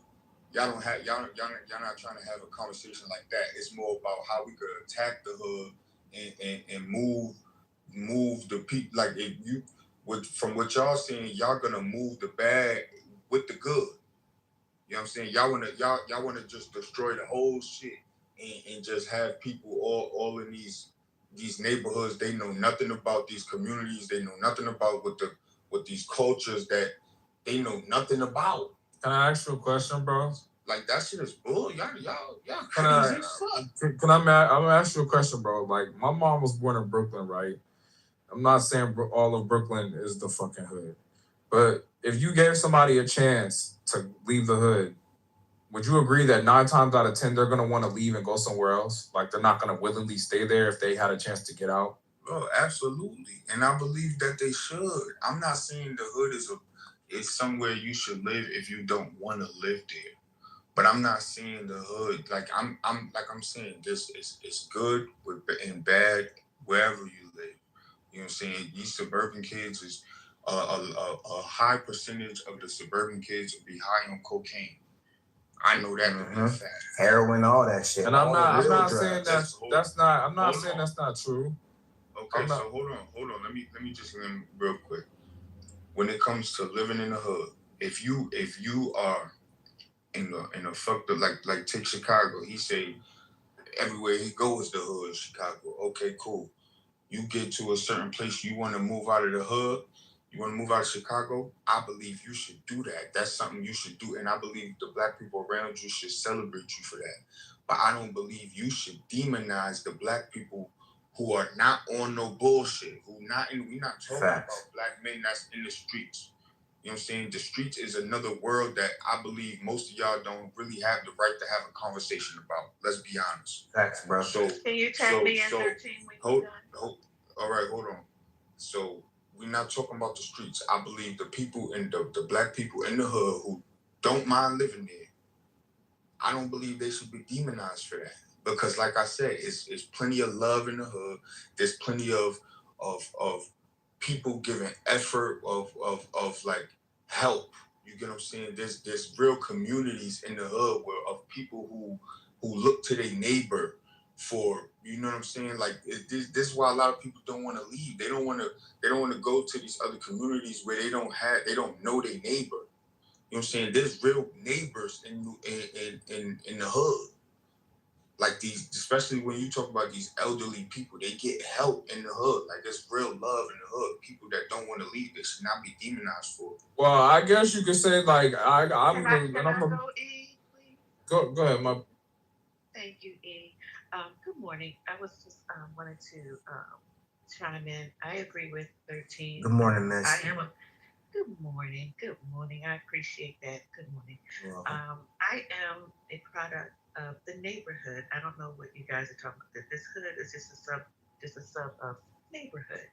The neighborhood is what, to be honest, it's a catch-22 because the good, clean folk who are in the hood are getting bad raps for the what do we say? Basically the small percentage of us.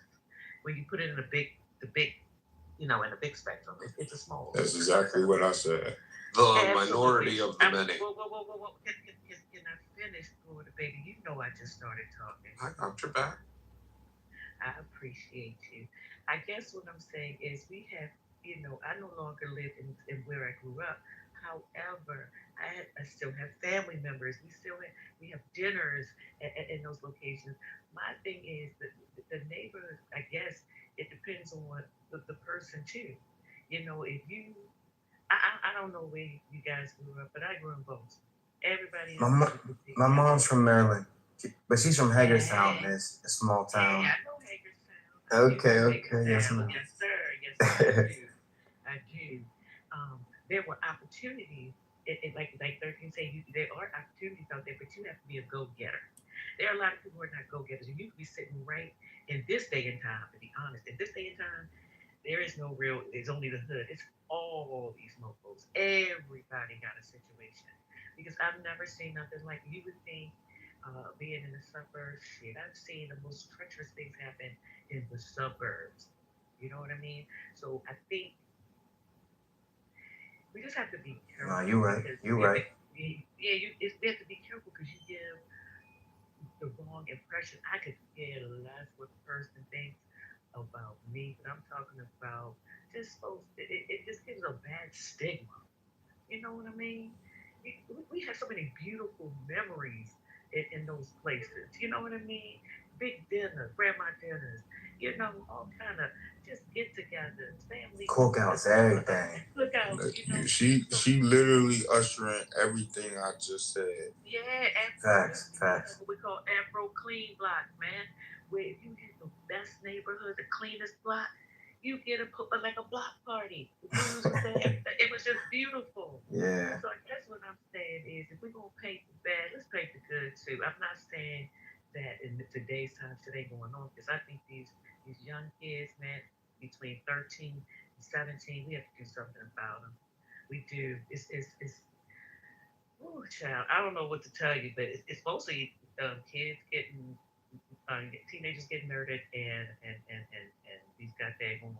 young men out here terrorizing the neighborhood, man, with swords and things like that. I don't know where they get them, but yeah. Anyway. Well, I was blessed to be in a family that's like 50-50. Half my family got it figured out. Bro, relax, bro. Slow down off the mic, bro. Relax. We can hear you. It's the 17, bro. It's the 17. Relax. Yeah, well, I wanted to say is all you people talking about the hood being family oriented and shit, like real shit, no cap. So can I finish? There's a lot of fucking abuse, a lot of taking advantage of, a whole lot of people getting tricked and played. Those motherfuckers that are taking advantage, that are taking care of Can I granny. finish? Thank you. Anyways, and it's gonna be quick. I agree with what Miss said. Not everybody in the hood is bad, and I agree with what 13 was saying too. I was blessed to have 50-50. Half my family got it figured out, and the other half don't. My dad and my mother lived in that condition, so we didn't have to.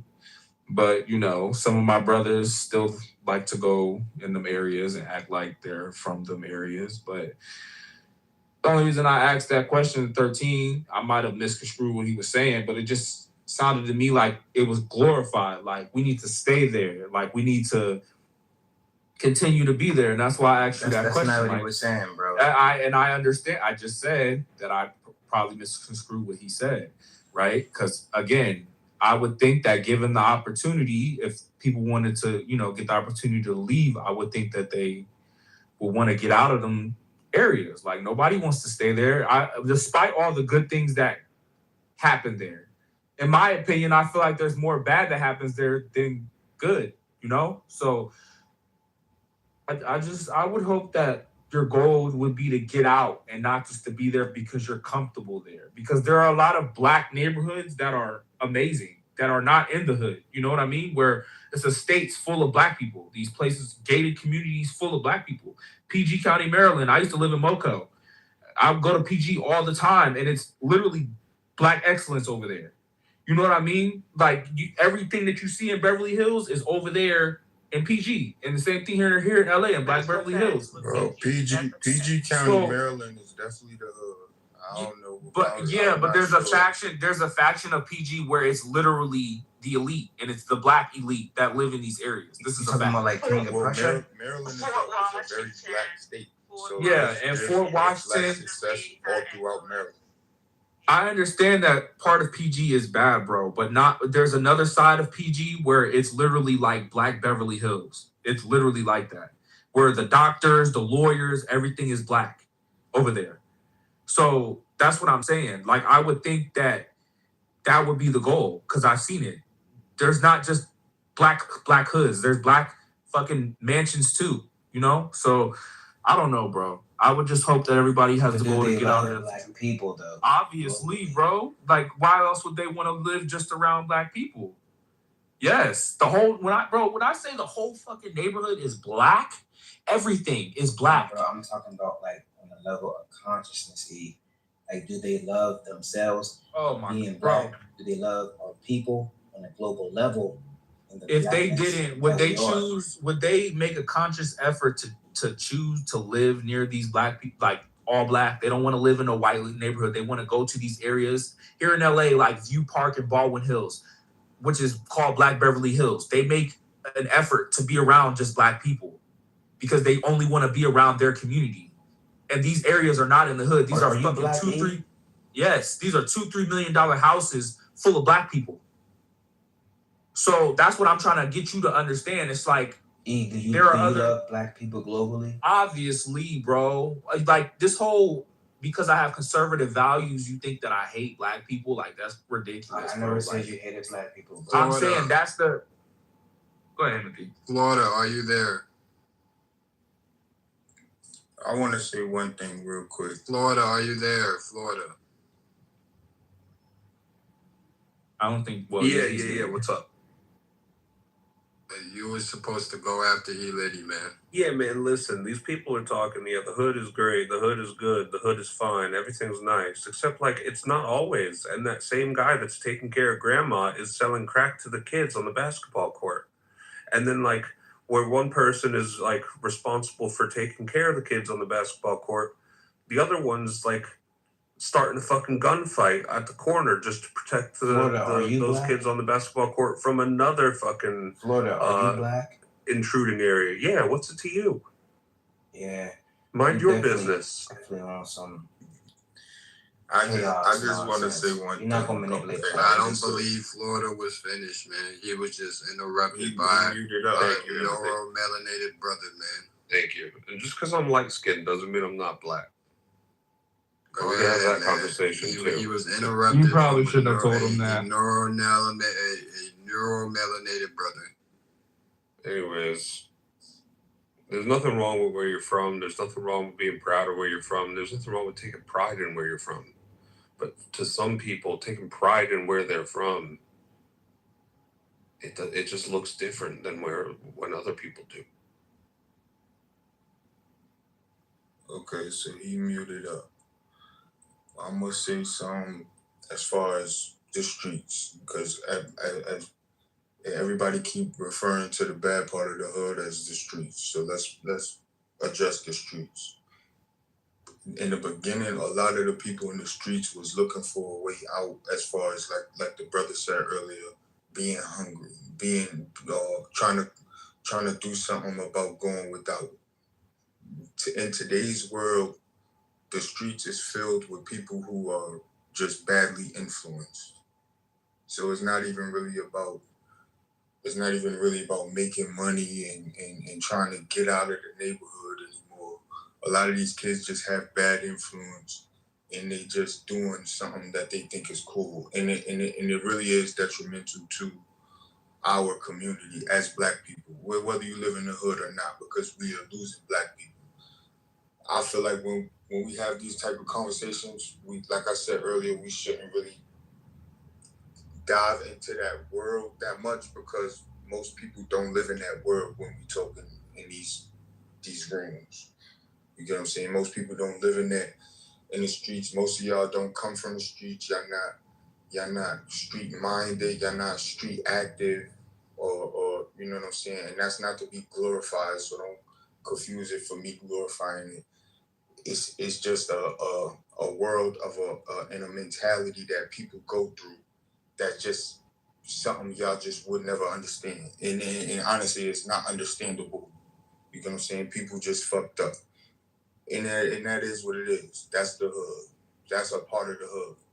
But like me and the lady Miss was trying to tell y'all, that is a very small portion of the hood that is just, like I said earlier, glorified. And that's where the bad influence of these little kids come from. But the percentage of the people who are behaving this way is not that large when it comes to the mass majority of the people in the hood. It just look like that. You know what, 13? It just hit me. For as much as people talk about the hood, this, the hood, that, you have people coming over here implementing, trying to, not implement, but emulating, like they from the hood. And it's almost like folks outside the hood are glorified. It's not even the people who live there. Right. You understand what I'm saying? Gentrification. No, it ain't even about gentrification. It's about these people just think everybody think it's cool. The people that live in the hood, the people that don't live in the hood, they all think this shit is cool. Cool and all that kind of stuff. 813. All these kids in these suburban neighborhoods want to go to Old Block. Right. 813. They don't know nothing about the streets, don't know nothing about nothing. They just love Chief Keef so much, and all the shit he rap about, and all these dead kids. They love that shit so much. All these good neighborhoods that y'all talking about. These kids, they filled with kids that love the rappers so much that they want to go to Old Block. They love this shit just as much as the kids, these kids in the hood that's influenced by it, that's actually going out there and risking their lives doing this dumb shit. Yeah, 813, bro. It's Jelani, bro. It's neuromelanated, bro. Like, according to everything that you were saying, bro, I feel like, no, I don't feel like this. I know. Like, I remember one time I was like 9 or 10. I was riding my bike and shit. I'm from Pittsburgh, Pennsylvania. You know what I'm saying? Small little town on the left side of the state.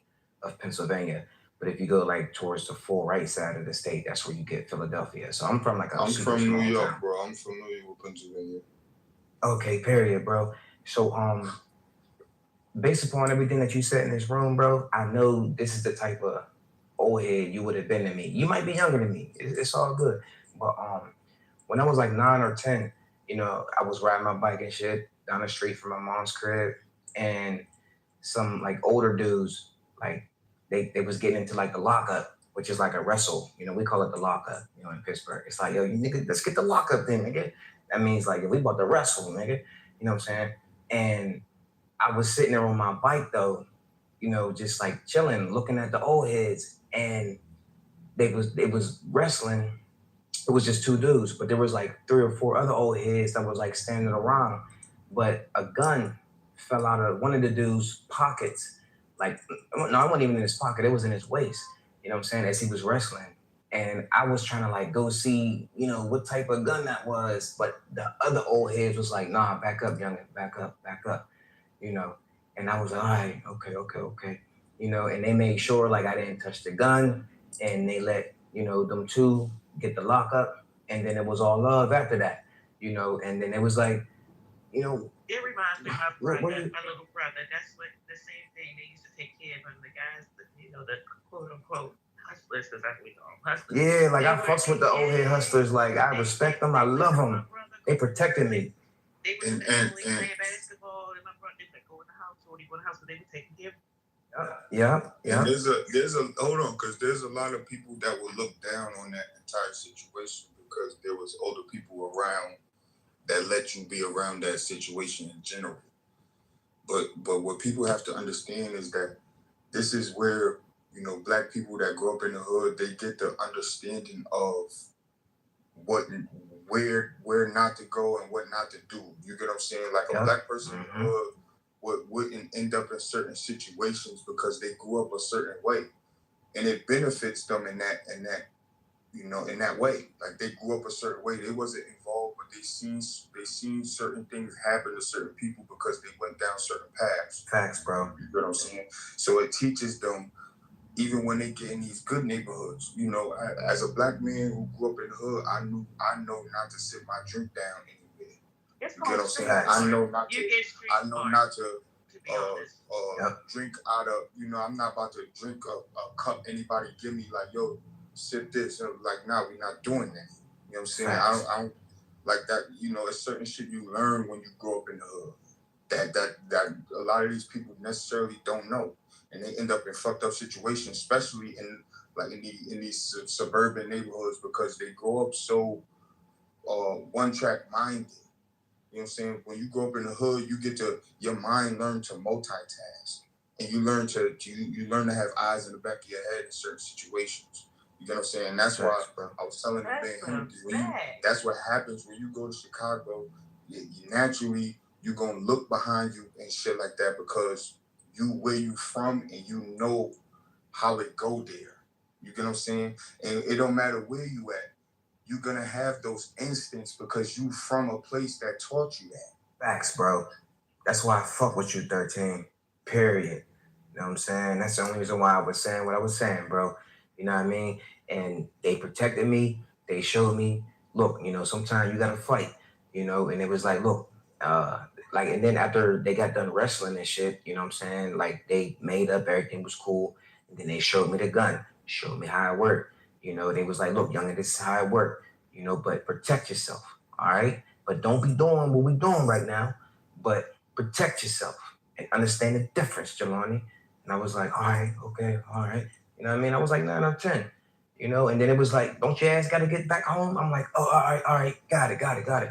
You know, and I just, you know, I rode around a little bit more through the hood, and then I was like, oh, I need to get back home and shit, because I'm probably going to get in trouble by my mom and my dad, you know what I'm saying? And the old heads too, you know? So I love our Black neighborhoods. You know what I'm saying? I ain't brainwashed. Fuck what these Caucasians is talking about, shit. If I can give a perspective on this, I'm 78 years old, born and reared in Harlem, New York. And I'd just like to give a broader perspective. Good morning to you, dear. Good morning, everybody. I'm sorry. Mama. No, you Thank said you. And so being born and reared in Harlem, I see from that period of time until now, I can give you like a progression of what happened in the hood because I was there. I'm an author and I have that progression in my autobiography. A Black Just Like My Mama is the title. And I'm not trying to sell it, but I'm just trying to tell you that I did write about this as the years went on. So it wasn't something that I looked back on and tried to remember. When I was reared in the hood, as a young girl, I was born in 47. It was a community, a very tight-knit community in Harlem. We used to see the number runners. My cousin Cornelius was a number runner. And he used to work for one of the biggest black mobsters in Harlem. He used to run numbers for him. Bumpy Johnson. I guess y'all heard of Bumpy. Yes, he was one of his henchmen. So he was running numbers all up and down the block. We lived at 315 West 114th Street between Manhattan and 8th Avenue. The entertainers, like the Nicholas brothers and others, lived in a house right on the corner of Manhattan Avenue. And we used to go past their building to go to the park. So, and they had doctors, dentists, they had everybody there in the community, a lot of professionals in the community. And when people couldn't afford anything, they would go to the doctor or whatever professional they need to go to, a black one, and they would give them services gratis if they knew that they were in dire circumstances. So we all worked together and we all had, like Miss said, we had block parties. Everybody was tied up together. They had drunks every once in a while running up and down the street, arguing and fussing with the old ladies or whatever, and the number runners. And every once in a while you hear a fight going on. There was no guns. There were knives, of course, and you hear people getting knifed or cut up or whatever or killed. But it was a rarity. That was in the 50s. And came the 60s, about 63, 64. But we had moved to Staten Island because my mother got very sick. So we moved to Staten Island. She opened up a business on Staten Island, a beauty salon. Excuse me. And I used to go back and forth to Harlem all the time because we had 5 people living in that tenement, 5 of my mother's sisters and brothers living in that same tenement. So it was 5 families in one building. So we used to go back and forth visiting, and we used to go and hang with some of our old friends in the hood, so to speak, because we moved to Staten Island. That was a little bit more, it was just a step above the hood, I would say. So we go visit, and some of my old friends in the 60s when I went over there, Pinky was one of them. He used to sing with one of the popular groups at that time. He was on drugs. When the 60s started flooding the drugs into the community, everything changed. Everything changed. You couldn't walk down the street without seeing somebody bending over, leaning near the ground because of the drugs. So the drugs filtered in, and then the community became broken at that point. The men were rushed out of the homes because if the guy was on drugs or if he didn't have a job, and jobs were scarce, if he didn't have a job, then the lady would go on welfare with her children.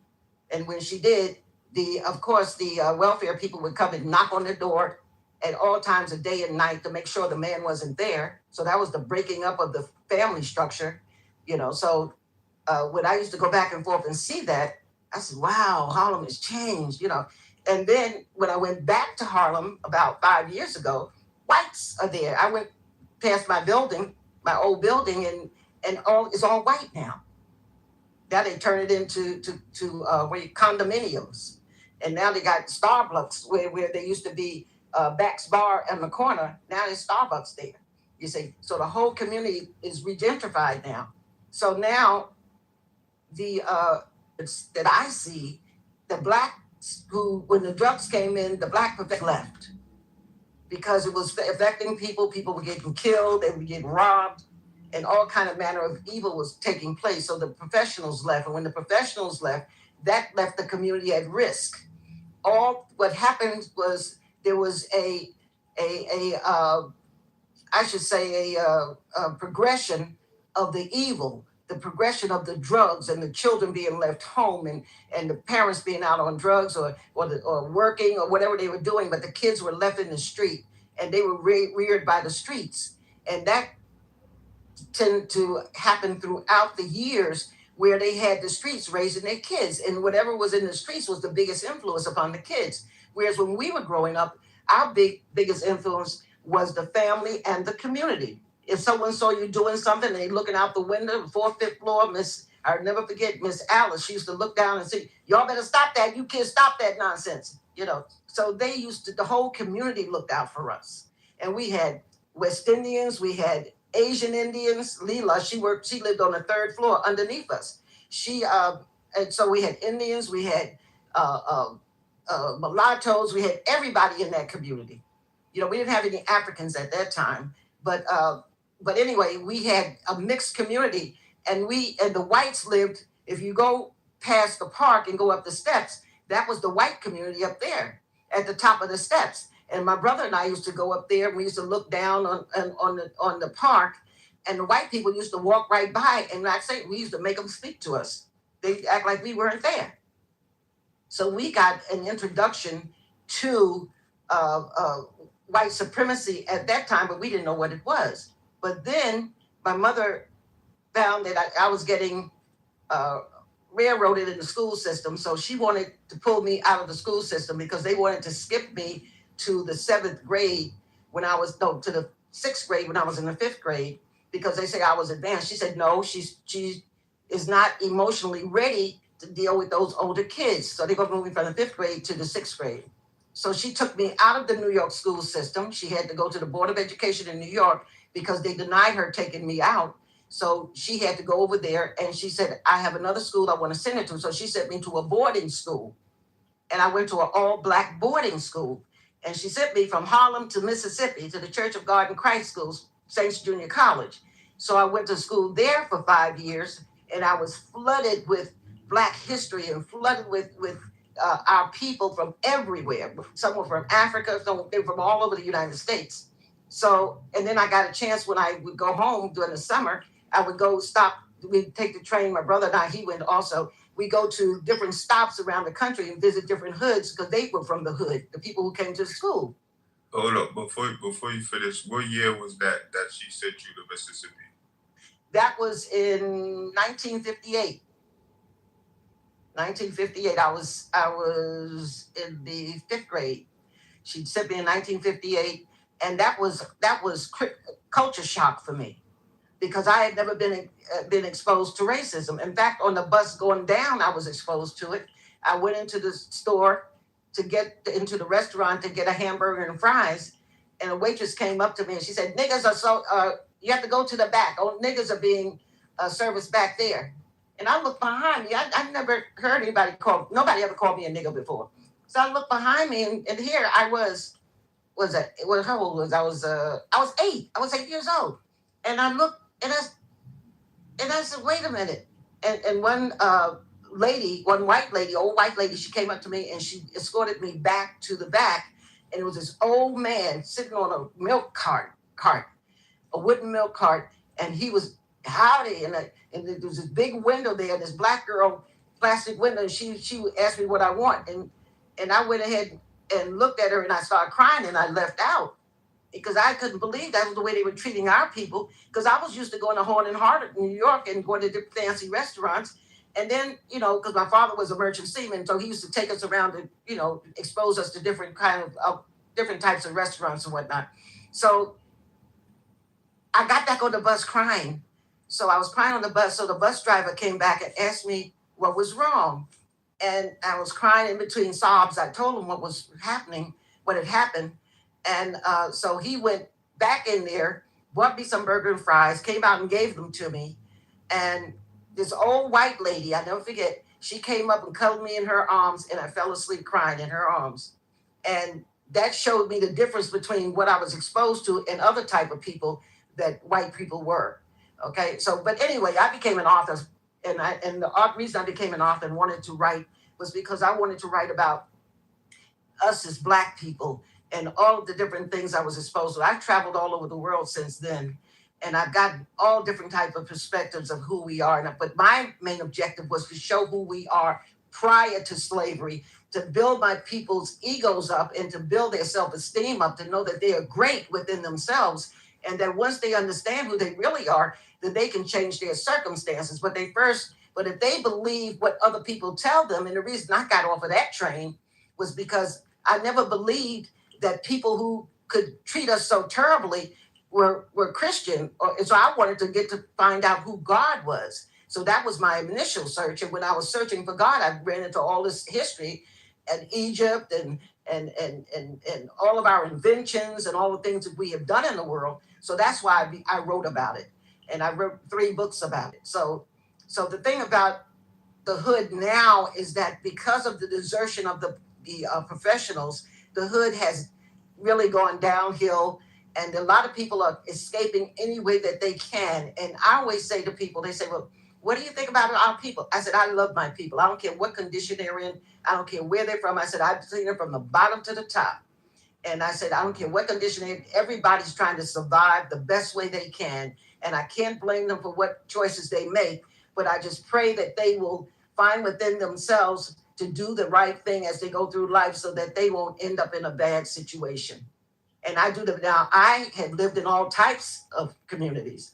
I just sold my house in a 50-50 demographic of minority and whites. And I said, no, I need to sell this. I had 3 homes, and I said, I'm going to sell this one, and I'm going to move back to the Black community. So now I'm in the Black community.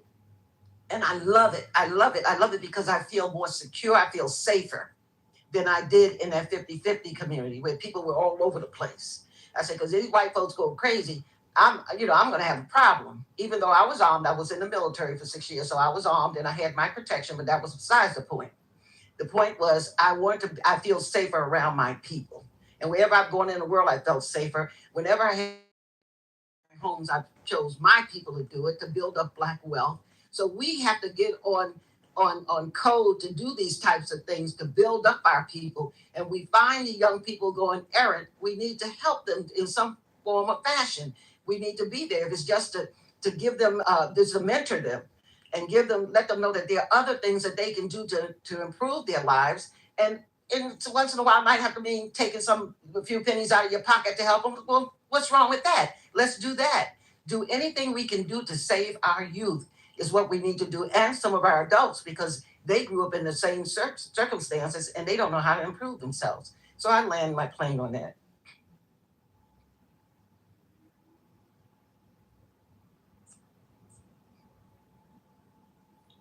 That was my point.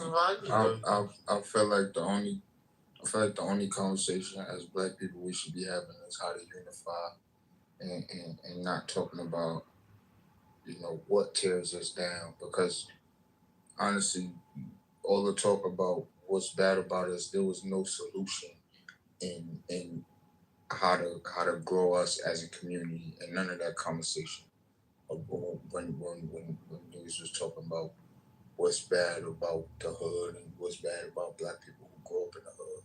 There's no solution in that talk. Children The hood could be a lovely place. You hear me, baby? Children, because adults can't do nothing with them. We have to get the children when they're at a certain point that we can get them into different. I'm trying to form my words correctly. There were programs available that took kids out of their current conditions, right? And put them in different circumstances, whether it was, as a group of kids, of course, students, you take them out of the communities and show in their neighborhoods and show them some things differently. You know what I mean? Because some people feel trapped. But when you get a chance to see outside of where you are, you know that there's other possibilities. So I guess going back to kids, that's my solution. How that looks, we can do it different ways. Whether it's mentoring, whatever. I think we have to capture the youth first. And I'm talking about at a certain age, because when they get to those teens, it's done.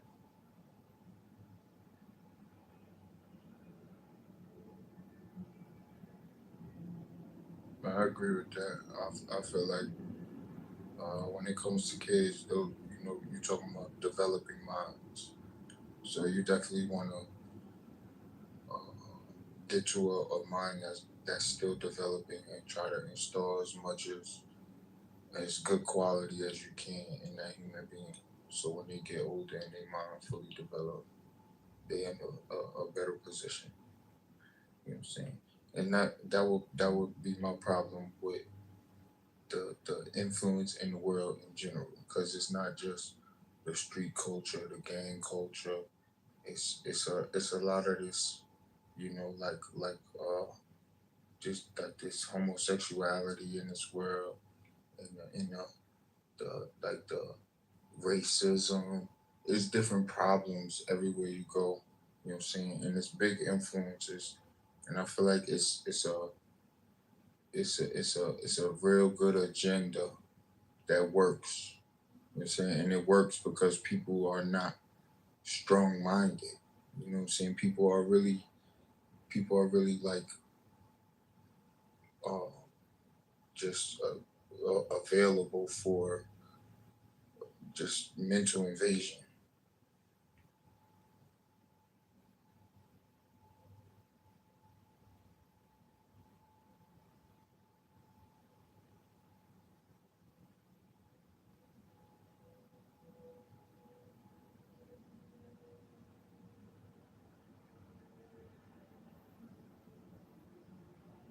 I've never heard so many people vouch on the hood till I hopped on Clubhouse, man.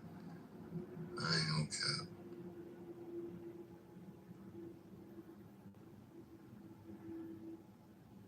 It's not about vouching for the hood, bro. Because Exactly. like everybody said, bro, if you want to move out the hood because you see it as a bad place, that's like you should do that. And For honestly, him, if he had a bad situation, they beat him up everywhere he went. He said he went for. I ain't say I got beat up. No, beat up is a bit extreme. He said he couldn't handle the hood. I got robbed for sure. I definitely got robbed before. I'll say that. But beat up is extreme though. But where was you at when you got robbed? What happened when you got robbed? Shit, I was on the west side, bro. West side Chicago, bro. Somewhere I never been at, man. What was happening? Like, what was happening? You was at a party or like what happened? No, I was trying to buy some weed, shit, and the nigga goddamn took me up on some weed, the weed man. So did you grow up in the hood? I grew up on the south side. But yes, sir. Did you grow up in the hood? Like I said, it's suburban neighborhoods on the south side. 55th and Horn, my nigga. You could look it up. I'm not trying to look it up. I'll take your word. You say you grew up in the hood, right? Yes, sir. Okay, so do you feel like you grew up with like certain intangibles or certain like hell yeah. Okay, but so defense, did you feel hold on, I'm getting somewhere. So when this situation was happening, did you feel like any red flags before you actually got robbed? No, not at all. Like, this is my homie's nigga, bro. So I really blame my homie for putting me in that situation. Cause I don't even go. I don't even. Something told me to not even go out west for real. Cause I don't even be out that way. But I was on the train, and my homie was like, I got a homie. I was looking for some weed, and he said, "Bro, I got a homie that can get you right, XYZ." So I really just took my homie word, and the nigga got over. So shit, on my mama. That's exactly how it happened. But that happens every day in the hood, bro. Like, so I mean, I'm not saying you you were don't. buying weed though. Come on. Stop that. Yeah, I was buying weed. But it doesn't. Yes, it does. It doesn't matter if I was buying weed. I could have been buying some snacks. I understand what you're saying, baby, but you use the example, not us. That to me wasn't a good example. That could be somebody coming from the suburbs coming down to the hood to get some weed. Of course you're gonna get robbed.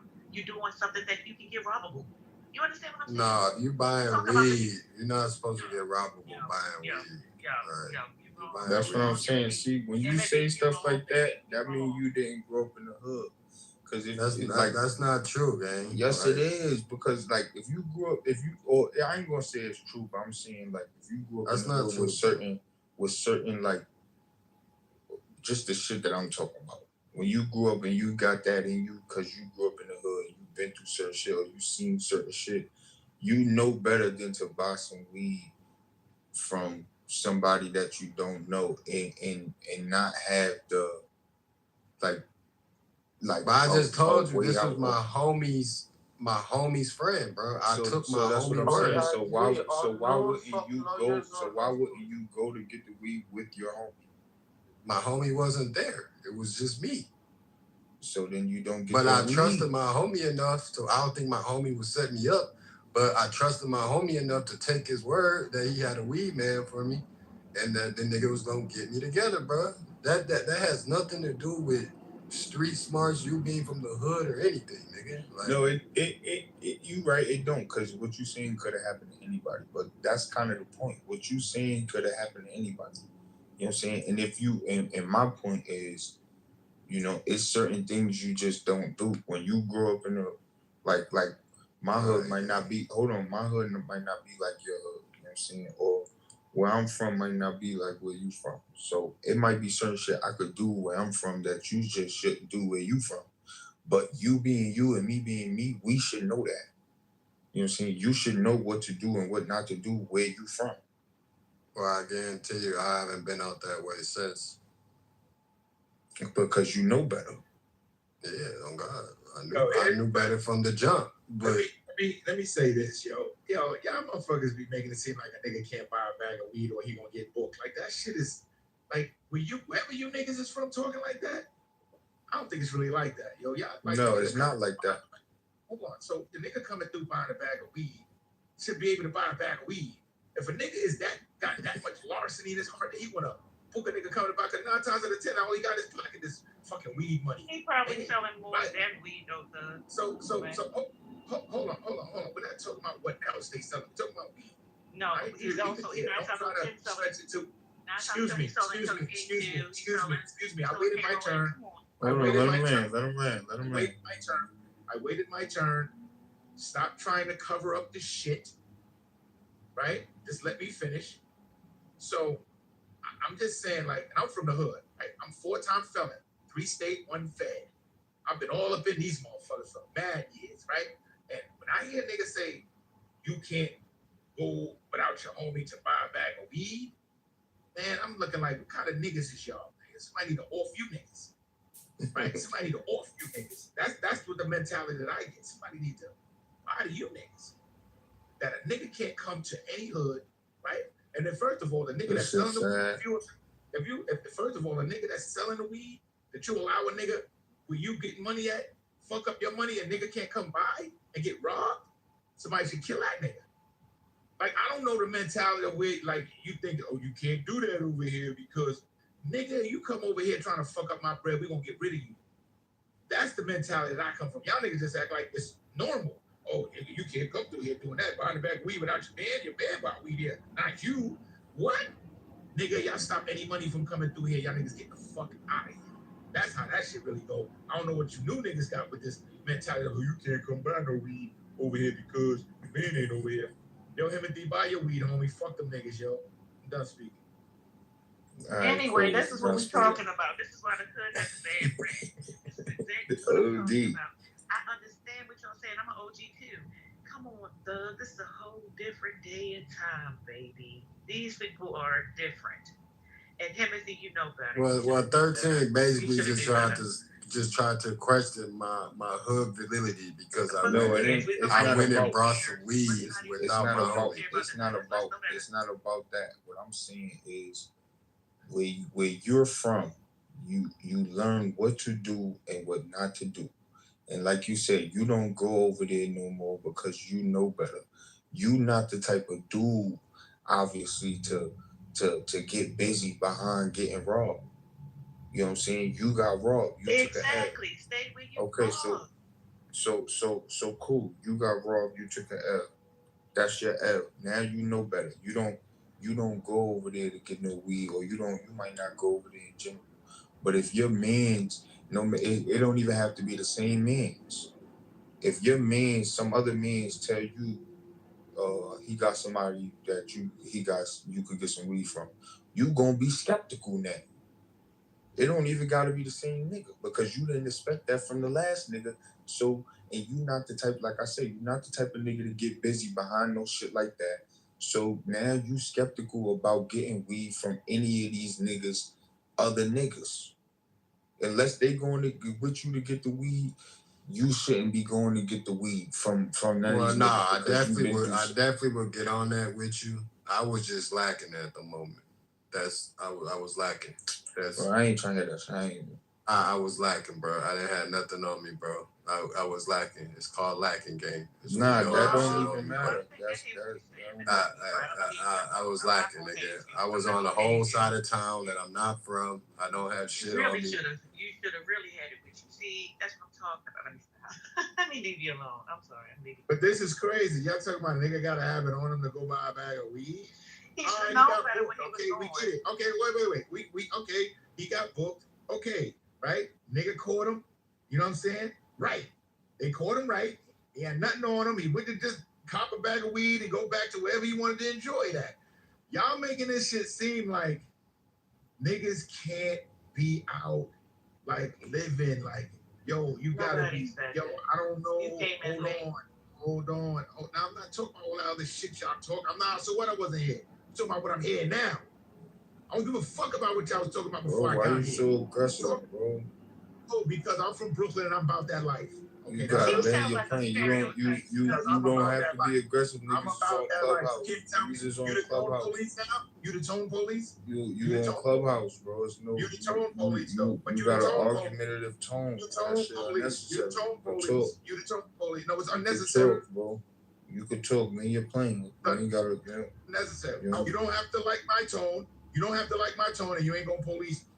Let me get my shit out, and you can rebuttal. You can disagree. You have the right to do whatever you want to do with your mic. This is what I'm doing with my mic. My fault. My son was DMX shit. Nah, ain't no DMX, nigga. It's just me, Doug Bully. See what I'm saying? Y'all niggas, look, Ronald McDonald retired. Y'all niggas trying to take his job now. Nah, What's I wrong fuck with with you it. God, my fault ain't playing. I said, you know what I'm saying? So what? I said, this is me, nigga. I ain't y'all niggas. I was me. But anyway, y'all to be acting like somebody can't go about their life and live it, buy their weed, and, oh, don't do this, or you gonna get booked for buying a bag of weed. A bag of weed. This is what y'all talking about. A nigga, you're gonna die. Your life is over. You can buy a bag of weed nowhere. Come on, man. This shit is madness, man. Y'all niggas are harnessing the next generation's downfall by thinking like that. Your thoughts carry to reality. And that thought that you got right there that a nigga can't go buy a bag of weed, you harnessing that shit. You are harnessing that shit, nigga. I don't harness no shit. Like, nigga, go buy that shit, nigga. Fuck you niggas out here. Where the niggas at that I'm buying from? Yo, y'all gonna let these niggas do this to me, yo, and I can't come cop? I can't give y'all my money? That's what the fuck y'all saying. I can't give a nigga my money. Man, we getting rid of that nigga right there. Get rid of that nigga. Bury that nigga because he fucking up the bread. How we supposed to live if a nigga can't come cop? And y'all niggas gonna fuck that up. You crazy? We gonna get rid of you, nigga. We gonna tie you up and tell your mom that we did it to you, nigga. Man, these niggas, they acting like they ain't never been touched, bro. That's the funny part, bro. I know some of these niggas, some of them been tried. Y'all acting like y'all have never been tried bro, before. That's the funny part. You talking to different people, bro. You talking to different people. People not even react. Like you said, you say you got robbed. You took an L. I got robbed. I took an L. My mama. Yeah. Okay, yeah. So you I talking. know to plenty. people, I know bro. a bunch of street niggas that done took L's, nigga. No, I got stabbed when I was 16, but I got busy. You talking to different people. You talking to like the different minded people. You know what I'm saying? I'm speaking to you as a conversation as a educated black man. You know what I'm saying? I've been through shit that you might not have been through, shit that niggas probably been through way more than I've been through. But I understand that. I understand my wisdom and I use it in my everyday life. I use my wisdom too, bro. I took an L, and I'm not saying I decided in that time, do I want to get up with the nigga I'm lacking and damn near risk my life, or do I just take the L on this fucking weed and go about my fucking business, nigga? And guess what I did? You know what? Take the L. I took the L and I got the fuck on. You went to live another You should. You know what? I was just telling my homeboy about that because I guess there is a level of respect, right? They say it ain't about whatever the product is, it's about the respect, right? So I get that and I understand that. And if you don't have that in certain outdoor businesses, then your business could potentially be compromised. But like you said, when I'm at a place or at a crossroads where I'm having to think about potentially, doing this dude, and sometimes where that can go, right? Over whatever dollar amount it was, right? Sometimes you have to weigh them. And you say, if you were to get in a situation where, obviously you got caught looking at, the fucking consequence behind that shit. I've sat in that jail cell several times, and I'm like, well, I should have did it another way, right? And this is a lot of times the aftermath and what people that actually go through that. You have to hold yourself accountable and say, well, hey, if I had the opportunity to do it a different way, I definitely would, because doing it this way, it may cost you more. I ain't gonna cap, bro. I was pissed. Like, I was upset, nigga, that I took, I was trying to get like maybe $100 worth of weed. You know what I mean? So it was a good little $100 They got you. You feel me? They got Up the pole on me. You know what I mean? I didn't have shit. So at that time, nigga, it was like, shit, nigga, you got it, bro. Now the nigga 13 a.m., if it was 13 a.m., the way he talking, a nigga could up a pole on that nigga, and he said he's finna duke it out with nigga. No pole, no nothing, nigga. You wouldn't be on this. I wouldn't even be talking to you on this app right now. Nah, I'm not gonna lie, bro. I wouldn't be talking to you on this app, and I wouldn't be no type of nigga that's gonna duke it out. I ain't that type of nigga. I ain't gonna lie, but I'm gonna tell that nigga he gonna have to shoot me because I ain't going. Yeah, That's the type of nigga I am. Hey, that's my homeboy. Do you know anything about sand towns? Have you ever been caught in a sand town? Because I know you're a little older. Did you ever get caught in a sand town? A sand town? Yeah, let's switch it over to that because we done beat the hood like a sand bad. town? Suntown. You know what I mean? Sundown town. Yeah, I Sundown town. I've never experienced one, but tell us more. Who? Whoever came up with the title. Oh, I don't know. There might have been a moderator. I don't think mine. Well, I don't know whoever him was talking, but It should be no reason we just comparing the hood to a sundown town. Yeah, I'm like, why are we doing this? Let me think. How did we come up with the title?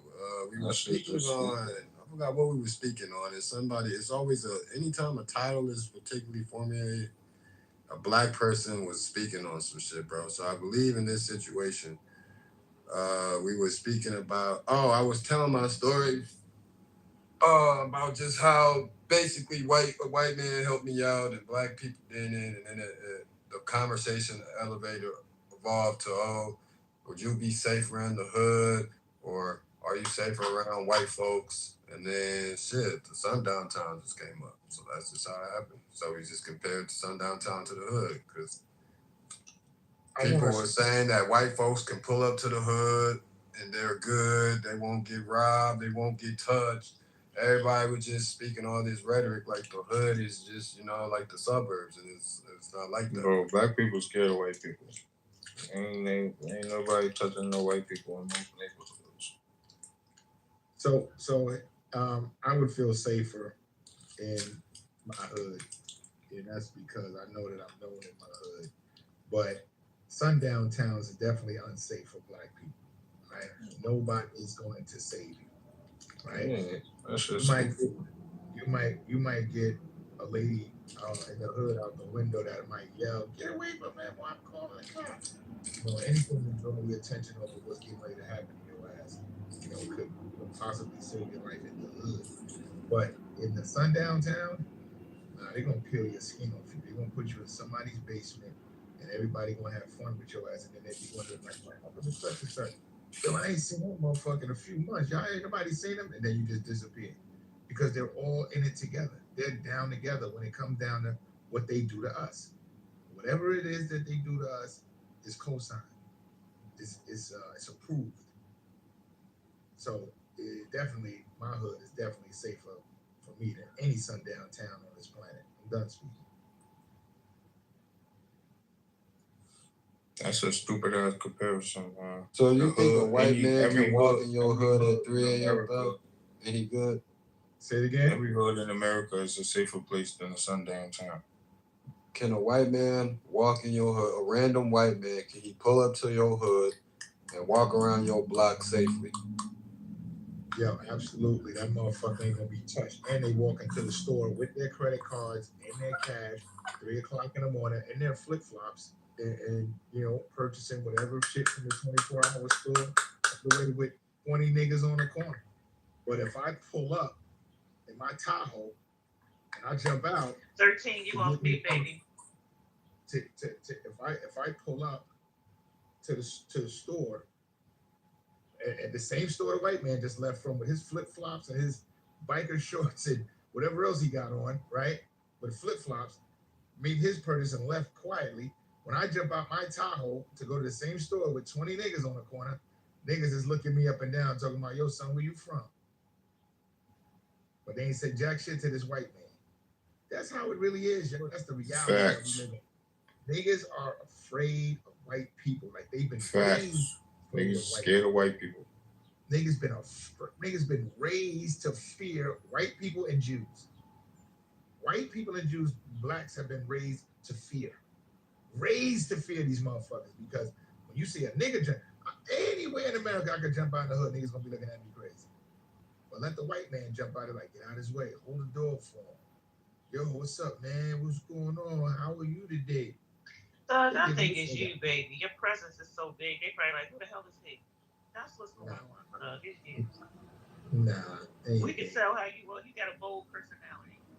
When I see black people, where I'm from, when I see black people that I know is not from where I'm from, and I get that a lot here in New York City, I ask them, are they all right?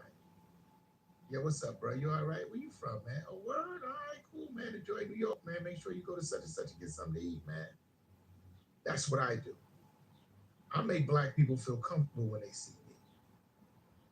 I make them feel comfortable when they see me. I want them to know, listen, I'm on your side, bro. I want you to be on my side. I don't want opposition with black, and I'm a terrorist out here in New York. My name is known out here in Brooklyn. I don't do people like that. I want to be a terrorist to white people. I want to be a terrorist to Jews. These are the motherfuckers that are fucking trying to hold me back. Trying to, but they not trying to. I don't think most black people think like you though, Thug. They don't. Most of them have a selfish mentality. I don't know you, so I'm not fucking with you. I'm not gonna help you. I might just even rob you. Yeah, I agree. Definitely, our mentality has definitely. But that's most black people and white people in them. That's America. That's not I don't think that's white America, people think bro. like that, bro. White people do not. Black people don't stick together. White people do not stick together, bro. White people only stick together when it comes to black people, and black people only stick together when it comes to white people. Then we stick together. Then that's the time when we need to stick together. But that's not sticking together. No, that is. Right. Like I said, white people only stick together when it comes to black people. Black people only stick together when it comes. What do you mean by stick together? Let's start there, 13. I mean, come together for a purpose as a community. Like what? Like for example, when a black person get killed by the police. Can we use another example besides the obvious? Let's look at how we stick together, can stick together. But those be like the only examples in America. Like when that's the only time we come. That's the only time as a black community you see black people from every state in America come together on one accord. You know what I'm saying? When somebody get killed by the police or when something else tragic happens. And then you get white people who when I say they sit together when it comes to black people, that shit is a lot more simpler. They just might not want a black person in a seat that they they feel like he might be deserving of, but he's just black. So they might just pick a white person. But they don't stick together in their communities like these white people. They call the cops on white neighbors, black neighbors. They don't give a fuck about they don't. It's the natural way in America is to be individualistic. You said a lot, 13. You said a lot, but it's kind of like. I'm sorry, Doug. I'm throwing it to you because I know you asked the question. Go ahead. What you mean is late? No. I think you said a lot. You said a lot. It was, you said they don't stick together. Then they stick together when the police shoot the black man, and white people they don't stick together. I was just asking you, what do you think it should look like? Sticking together. What does that look like? I think sticking together looks like us actually coming together to build a culture. To build a culture. Give me another. What you think? I don't believe we have a real culture. I believe the culture that we have, because we don't have nothing that holds it together. That's why and you gotta let me land. The culture that we have will always change because we are quote unquote oppressed people. You get what I'm saying? The black people. Not oppressed, baby. Okay, but what I'm saying, being black is not necessarily looked at like America doesn't see us in the light as other Americans, other white Americans. We're not white Americans. I might have to give you some books in the back channel because what I'm feeling here is a lack of pride, dignity. See, we come from a pride and dignity. What I'm listen, you gotta stop cutting me off and just listen to what I'm saying. You got quiet. I'm sorry. Okay, so cool. So what holds culture together is like dress codes, languages, and like just like cultural beliefs. Like, you know what I'm saying? It don't necessarily have to be a religion, but a cultural belief. You know what I'm saying? Those are those are like the three top things that will hold the culture together. We don't have that. So the culture that we have will always change. You get what I'm saying? And that's why it's not necessarily considered real culture to people who have culture. That's why these people from these different countries come here and they treat us like that because they don't see us as having real culture.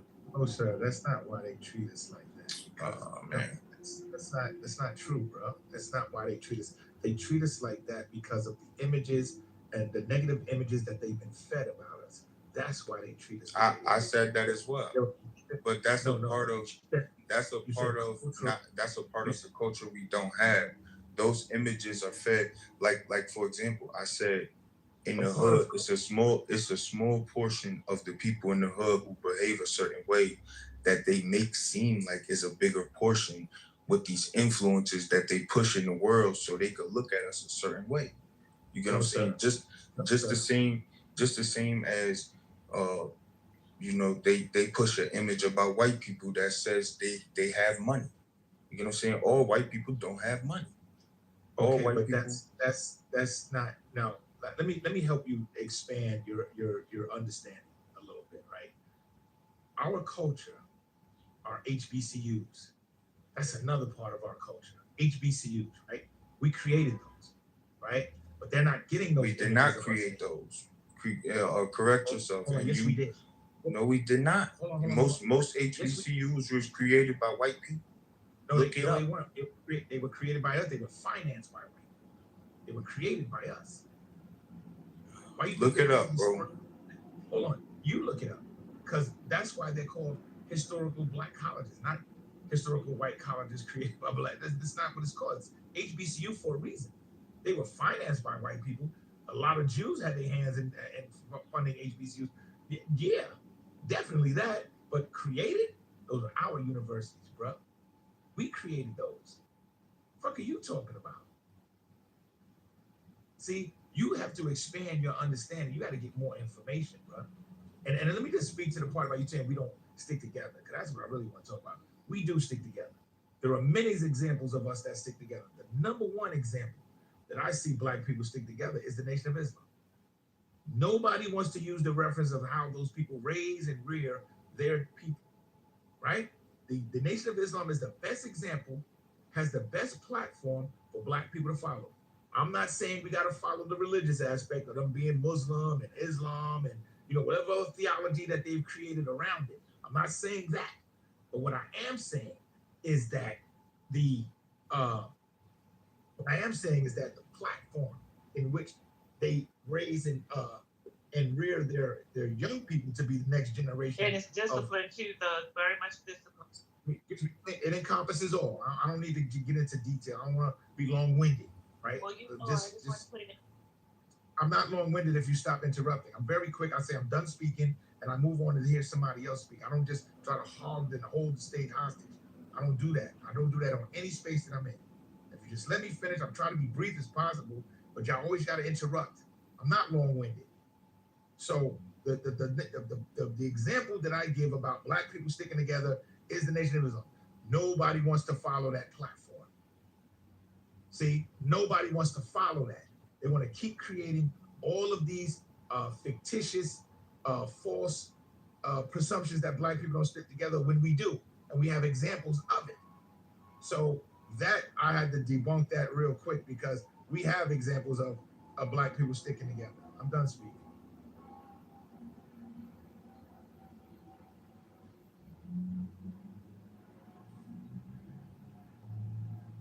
Okay, so I'll look it up one by one.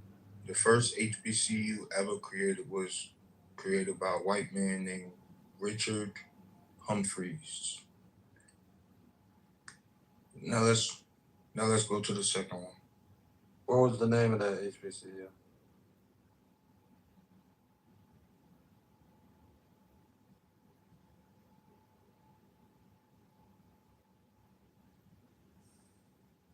What was the name of that HBCU? My fault. I was looking up something else. I'm about to go back to it right now for you. Give me a second.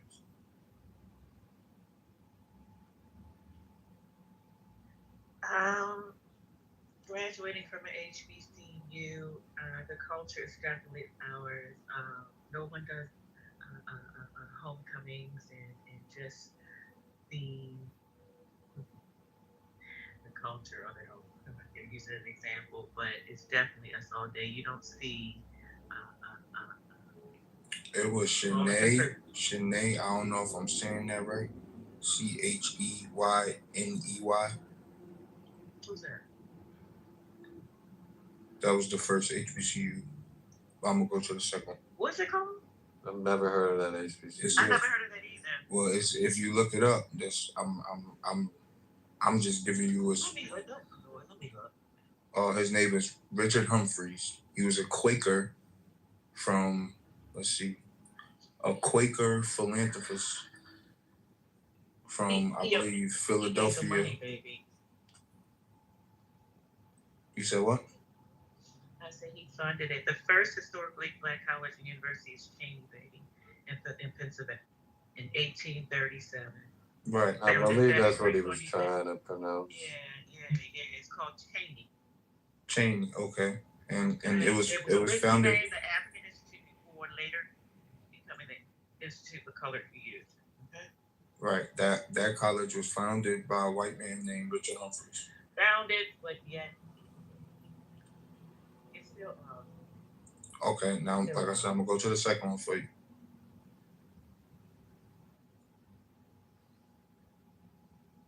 We get funded from all kinds of folks, baby. You see the who gave us 84 my alma mater. What was the lady's name? She's the widow, not widow, she's the ex-wife of who?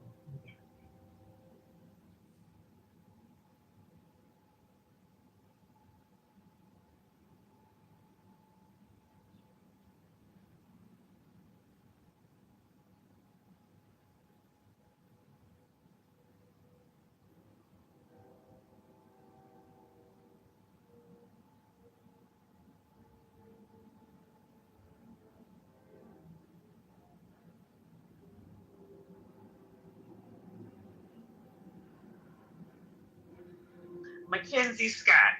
That's who I was thinking of.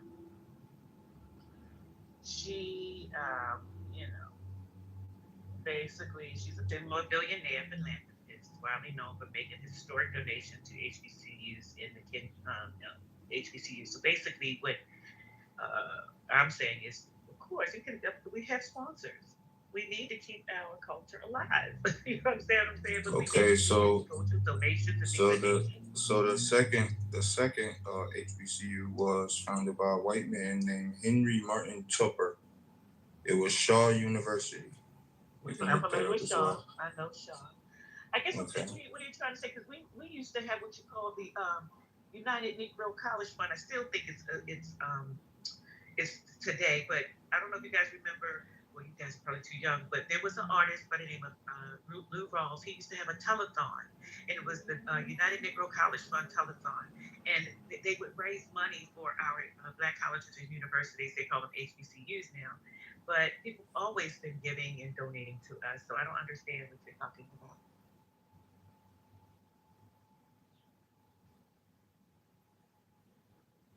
The young man doesn't have enough information. I get it. He wants to engage in conversation, which is fine, but you probably need to do a little more research, bro, so you can have a more solid foundation when you disseminate, your position about, however you feel about the subject or topic. But yeah, back to I don't think he's gonna. I was just showing you that most HBCUs was founded by white people. You said they was created by black people. They were founded and created is two different things. No, it's not. No, it's not. Okay, let's look up the definition. So we ain't got to argue with each other. Look up the definition of founder, and then look up the definition of created. We ain't got to argue about this. We can be clear on the definitions. And let's say a white person did do it. So, I mean, I don't.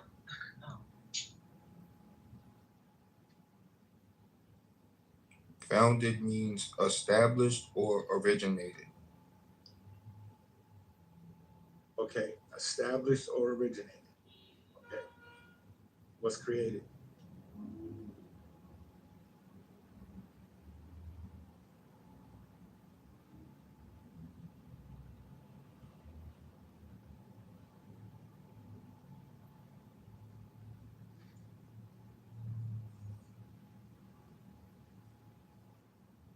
To bring something into existence.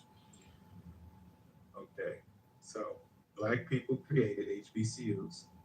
The white man was a founder. He was one to help establish it. That's for sure. That's the exact definition. That's what it is. Okay, so the point that I was making before we got to this point was, how can that be our culture if it was founded by a white man? That's where I'm saying we lack a structure in our culture that holds us together. That's why our culture changes, and there will be multiple people in our culture that will disagree with you of saying HBCUs are black culture when they were founded. Most of them were founded by white men, and all of this disagreements wouldn't be of a culture. It would be of a freedom, of a lack of culture. That's why we have so much division amongst black people in America, because we have no culture, no real culture that holds us together. You know what I'm saying? I do have to say, stop saying we have no culture, because we do have culture, but our culture will always change because it's no structure that holds us together. You get what I'm saying? These little girls don't even know how to double dutch. Let's be real. There's no culture that like I said, if there was a dress, a teaching, a language, we would be able to move forward and hold our culture together, hold the things that make us great together. You know what I'm saying? We would be able to unify state to state with all our differences. We would be able to come together. You know what I'm saying? And of course, there would be people who are outside of that culture. You know what I'm saying? But we would have to identify them as being outside of our culture. That's the only way to create an actual change. I don't agree. Hey, bro. I don't agree. I don't agree. I don't agree with that. I don't think that you actually have. Well, let me ask you this. You're telling me that you don't have nobody that you are in community with that you share in the same things that you say that we don't have. You don't have no one like that. What do you mean? I like I said, as far like I'm a part of exactly what I'm speaking to. You get what I'm saying? So like I said, I'm from here. Hold on, let me land. I am individualistic. When I get dressed, I want to look different from everybody else. You get what I'm saying? That is not a part of a culture. Like I'm not gonna say, but it's not a part of a strong culture. That's why I say when you see these people like the Amish culture, when you go to these Amish communities, they have certain whereabouts that hold them together, that hold their culture together. You get what I'm saying? There's certain consequences of going against their culture. So you're saying you're not a part of any of that, right? You want individualistic. No, right? I'm saying I am a part of the culture. I'm a black man. You get what I'm saying? I'm a part of black culture. But what I understand about black culture is that we will always have change in our culture because we don't have structure in America. It's not even about structure in black communities. It's about structure in America. There's no real structure. The only structure in America that's placed in America is the school system. You get what I'm saying? If you don't grow up and go from high school to college and go from college to the job of your major or whatever it is, then you get looked at outside of the structure in America. And outside of the structure in America is chaos. You know what I'm saying? Sir. Our culture.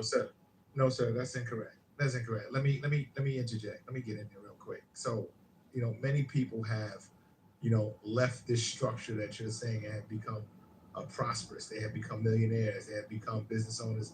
They did not have to complete the structure in which you're speaking about, going from public school I'm not to a saying private that school. they did. I'm not saying that you have to do that. I'm saying the people who do it without that are looked at like you look at these people in a greater light. You know what I'm saying? Not me personally, but the world. They look at these people in a greater light because they did it without that. You get what I'm saying? Because they understand that that's the only structure in America. That's what I'm saying. I'm not saying that has to be the way you go about your life. I'm saying that outside of the school system, there is no structure in America. No, sir, that's incorrect. What do you mean there is no structure and the government is structured? The business world is structured. Like there's many different levels of structures in this country. What do you mean? That goes to what I'm saying. The government and the business world don't accept you without the school system. No, sir, that's not true. That's true. That is true. That part is true. There's nobody getting real good government jobs in real good whatever it is, whatever the other topic we was talking about, without having graduate, without showing some kind of skill level to what they high need school, from you. we definitely need them to graduate from high school, baby, and to get a tech or a trade that's honorable. I know men who have their own companies now, with a lot of employees. Electrician, you know what I mean? He's sending people out the job this morning as we speak. I know men with their own companies that got their GED. Yeah, so what are you talking about, baby? I'm not saying that that's not doable. What I'm saying is that like we talking about these people, we look at them in a certain light because we understand the school system. You know what I'm saying? What are you talking about? I'm talking about, like I said, I know people that have their own businesses and shit that got their GED. I'm super proud of them because they did it without the way the world's made it seem like they had to do it. You get what I'm saying? And that's what I'm saying, because I understand that the school system, outside of the school system, the world is looked at as what you see on TV, as what you see in the videos and shit like that. That's how these people look at the world outside of the school system. But when you get to these other countries outside of their school system, Is that a new subject, Caesar and Matt Timothy? Because this is getting real depressing for real. We don't have nothing. We can't no better do. We did it. I don't want to hear all that, y'all. Come on. Damn, Miss, you was just siding with 13. What happened?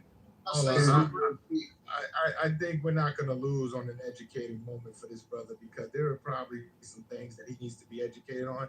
But just like women, you know, they get emotional and they want to abandon the thought of educating. All right, on I'm young sorry. men. I'm sorry. And then want to blame them. And then want to blame them. And then want to blame young men for our. And then want to blame young men for our problems. And they don't want to help educate. I mean to punch in your chest. Hey, can the new voice get in here? Yeah, bro. Okay, so look, I was with that 13, I was agreeing with a lot of what you were saying, but then when you start saying that the world ain't, well, I don't know how you phrase it, but basically they ain't recognizing you outside of that school system. That ain't true, bro. That might have been true, and this is coming from somebody with a bunch of degrees, right? And in the process of getting another one, right? But I really don't have to get that degree. I'm getting it just because I'm getting it. All right. No, I agree with that. So I said that. let me finish this. Let me finish what I'm saying, right? I promise I'm gonna shut the fuck up for the rest of the night. But look, what I'm saying is this, bro. It's two situations where it don't matter where you are in the world, and I know because I've been everywhere in the world, bro, that you don't need a degree. Even though I got them, now I wish I can go back. I swear I wouldn't get them. Okay, I swear, I promise you I wouldn't, all right? Because now it ain't like 10, 20 years ago where what you were saying probably would have been true in some aspect. Now, all the gloves are off, bro. Technology is somewhere else right now.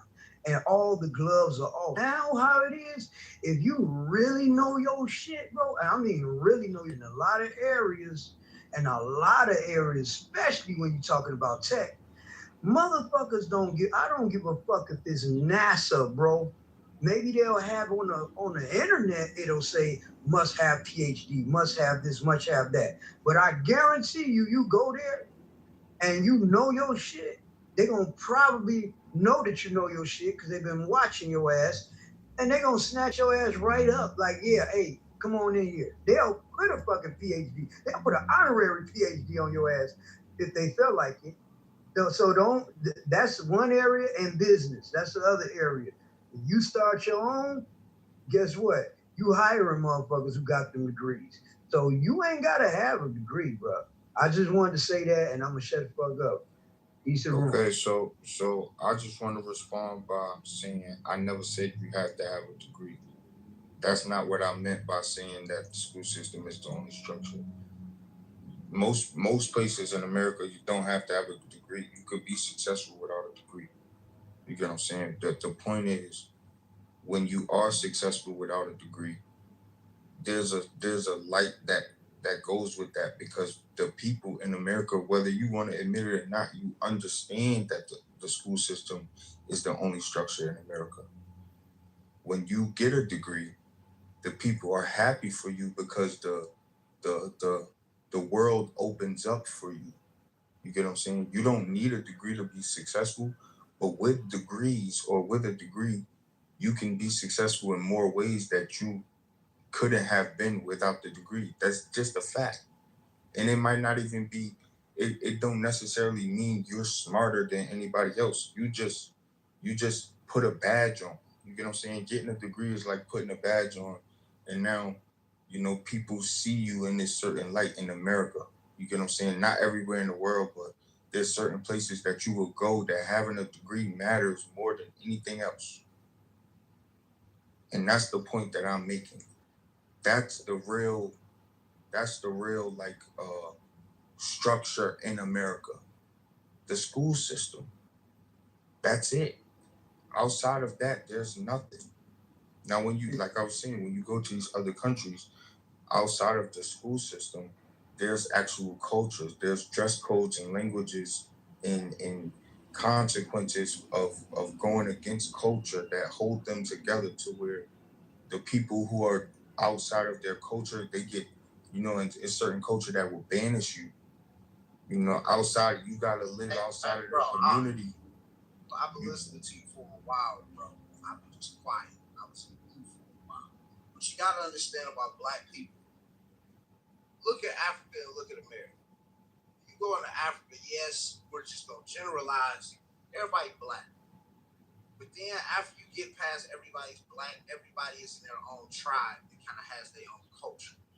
You could go from country to country, and you might find similarities in some, and then you'll find some where it's like night and day, based off of just certain practices and beliefs that they have. So then you look at America. Let's just generalize. You got the North, the South, the East, and the West. I'm from the North, quote unquote, Midwest, right? You sound like you from the East Coast. You could be from somewhere else. I'm just going by off how you sound. Culturally, if you come out here to Detroit, that shit gonna be way different culturally than New York. But me and you both black. So you can't look at black culture as it's a monolith, as it's going to be one thing, because it's not. We're not the Danish. We're not Germans. We're not the Vikings. We ain't the white people where you can look at them and say, oh, that group of people over there, they just did that one thing. You can't look at us as that. So our culture is very rich and very diverse. We're gonna all, as black people, think about it. I don't care if you go to north, south, east, or west. Thanksgiving, you're gonna see some greens. You know what I'm saying? But how we talk, right? The slang. You could come to Michigan, right? I'm from Pontiac. I'm dead smack in the middle of Detroit and Flint. You go to any one of them three cities, and you're gonna see everybody with some love song, right? But then when you get to talking to people, it'll be very easy to be like, oh, that's a Pontiac nigga, that's a Flint nigga, that's a Detroit nigga. Even though it's all quote unquote Michigan one culture, once you get in, we're separated by our tribes, bro. Just like it is now in Africa and a lot of religious books. So it's not for us, specifically us. It's not just gonna be something, oh, you're black, so it's this. It's never gonna be like that. It never has and it never will, bro. Okay, so I agree with most of what you were saying, but I feel like if we speak into a change, you know what I'm saying, if the conversation is about a change in the black community, then what you're saying has to change. And what I'm saying needs to be implemented. We should have a way of unifying us all, everybody, because this is one country. Like when you speak about these other places, those are different countries. You get what I'm saying? They're not states. Like going from fucking and there's racism in Africa. But when you go from Nigeria to wherever, Kenya or whatever, these are countries. And in America, we going from state to state. We live in one country. We can unify. You know what I'm saying? We are. State, if we, let's just say hypothetically, every single state in America was a country is the same as Africa. Either way it go, we all black. But even though it's all on the same continent and all these different countries, it's still a bunch of black people with different cultures, different dialects. It's never, wherever you go and it's black folk, right? And it's a big space. It's not about to be one uniform thing. Look at the Native Americans on this continent we're on right now. They wasn't all on the same page. They was all the same color verbatim. But guess what? When you go to each different tribe, everything was. And yeah, they had their little problems and they skirmishes amongst each other the same way we do. It's never going to be just you're black, you're Spanish, it's just this. Go look at different Mayan civilizations. Yes, it was a lot of things that were the same.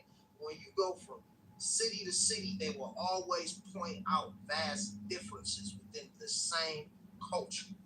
It's just always been and always will. Like when I be hearing people saying about, everybody got to get together and we gotta have this unity, is like that shit sound like magic to me. Like honestly, and when you strategizing, like you gotta your plan gotta be something that don't require a lot of moving parts. It's gotta be simple. When we say shit like, well, all black people gotta come together, like that's not realistic. And then what happens is when we can't achieve the goal, then it causes like a certain depression and the people who put that up in their head. You know what I'm saying? It's like family, you know what I'm saying? We got to come with some realistic goals. Like that shit is just not happening. At this point, we should realize that shit.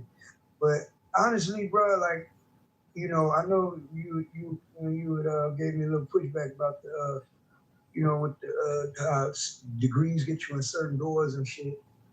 I used to think that, you know what I'm saying? And I got in a lot of doors, but now looking back on it, I didn't get in them doors because I had a degree, so to speak. I got in them doors because of me. And when I started traveling and getting up out of here, I got a brother of mine who what was this? I think he had ninth grade was the last grade that he had. Either that or sixth. It was something crazy like that, right? Matter of fact, I want to say he didn't even make high school. And now he got a book called From Prison to Presidents. Okay, y'all probably find it on, matter of fact, he be down there around your way, Detroit. Whoever that was said it from Detroit. He be out there a lot. He be protesting and stuff, when they trying to get them empty apartments, the empty buildings and stuff for the people. You know what I'm saying? Instead of them just going to waste, right? But anyway, he be all over the world. I met every president down there, you know what I'm saying? And man, got land all over the world, mining contracts all over the world. This motherfucker he ain't no celebrity, he ain't no millionaire, none of that shit. Well, he is now because he's worth millions. You know what I'm saying? He got all the different land and all that shit. But the point I'm making is that this motherfucker, man, he on some whole other shit, and he ain't have to have no degrees to do it. And he got more connections than I do. And I got all the degrees, and I be having him introduce me to this person, introduce me to that person, introduce me to that. You get what I'm saying? So it ain't that, man. Like, you determined, and trust me, I get not being individualistic, but you gotta have some drive. You can try to, help your brother and sister by trying to show them that drive and articulate that drive to them and show them, hey, look, this is how you could do it too. After that, it's only so much you could do, fam. You know what I'm saying? I learned that the hard way. It almost took my life. But, man, I digress. But I agree with that. I feel like all this shit is a fairy tale, but I'm speaking on, like I said earlier, I was speaking on change. You know what I'm saying? I personally don't believe we will see change. You know what I'm saying? I personally believe the only thing that's going to change the way the world is if, something starts this shit all over, like a fucking meteor strike or some shit. You know what I'm saying? We got to start a whole new civilization all over. That's the only way we going to see some actual change. We live in a business. America is a business. Racism is a part of business. Poverty is a part of business. The poor people are meant to stay poor, and rich people are meant to stay rich. You know what I'm saying? I don't necessarily believe in what I'm saying. I'm saying if there's a possibility of any type of change, that it has to start with what I'm saying. That's all. I feel like y'all niggas talk too much, man. Y'all niggas need to go out and do something, man. Y'all be sounding defeated as hell. Y'all be sounding like, you gotta go teach your people this. Man, I ain't gonna lie to you. If black people wanna change, start practicing capitalism. Niggas is too nice. Start practicing capitalism. And maybe black people will get somewhere, but y'all niggas too nice. to be capitalists. And I feel like the first people y'all should practice capitalism on is your own dumb ass people. These niggas be out here doing dumb ass shit, capitalize on their ass, man. There's too many dumb ass people to not be making money off of them out here. And I ain't even just talking about just black people, black, white, Puerto Rican, all of these people, bro. I ain't gonna lie to you, bro. I really be looking at humanity and be like, wow, I didn't know it was this many dumbass people in the world, and they don't give a fuck to be no smarter than they are. Bro, we could sit here and talk to these people till we fucking blue in the face and we die and come back 100 times. They not gonna hear that shit. So capitalize off of them. How you feel like people should go about that? You don't know what capitalism is? I know what capitalism. I'm saying how you feel like people should go about capitalizing. Three, I think you should know this now as a person that's been able to earn your own money for enough time. Most people aren't able to do that. You feel me? Most people are. Why not? It's not necessarily a bad thing. Rob, why not? Let me say this. Because as long as we have people like you, is he in the Matrix they're or gonna am I in need the to be Matrix? people who can work. Nah, he in the Matrix. Rob, you going in and out, bro. Hold on. That's me. Get that Wi-Fi right. Yes, sir. But no, I may say the things that I say harshly, and people may take offense sometimes. But real shit, bro. I'm dead ass. I'm dead ass serious. And Beaver, you need to do a room on that Lindsay Clancy bitch, please, so I can talk about it. I want to say something like what the brother 13 said was profound though. He said something to the effect of people don't really we have a more chance of unifying. Black people have more chance. More of us can unify in the Americas. More black people in America have a higher possibility of a higher amount of people, black people can unify here in America than black people in the continent of Africa. Because they're divided up on so many different levels. Now, when it comes to America, not everybody's going to be unified. That goes without saying. Harriet Tubman even talked. She said, yo, I freed 1 million slaves. I could have freed a million more only if they knew they were slaves. Then Marcus Garvey, he unified the most black people ever in history. But he even said, yo, where we're going is going to be progress, but there's a lot of nut-ass niggas over here in the States, and we can't take them with us because there's going to be nut-ass niggas over there. So the same thing applies to this day. Not everybody's going to be unified and stick on code and be uniform. But we have a higher possibility of uniting in the States, black people in the States, than anywhere in the world, because we've seen it time and time again. It's just we can't have a defeatist attitude. And to add more to what the brother said too about, see, the thing about change is that not everything you face will be changed, but nothing is changed unless it is faced. So we got to drag our balls and just do the work. And if you feel it's for you. I think Beaver makes these titles to laugh at you niggas. Oh, nah. Hey, let me tell you something, 3. This is exactly what they be doing. But I'm going to come, like, that's exactly what it is. But, like, in what I was saying to you earlier. And that's nothing against Beaver. He capitalizing off of y'all. Man, I mean, they laughing because they ain't got nothing else to do. Like, they not capitalizing off anything.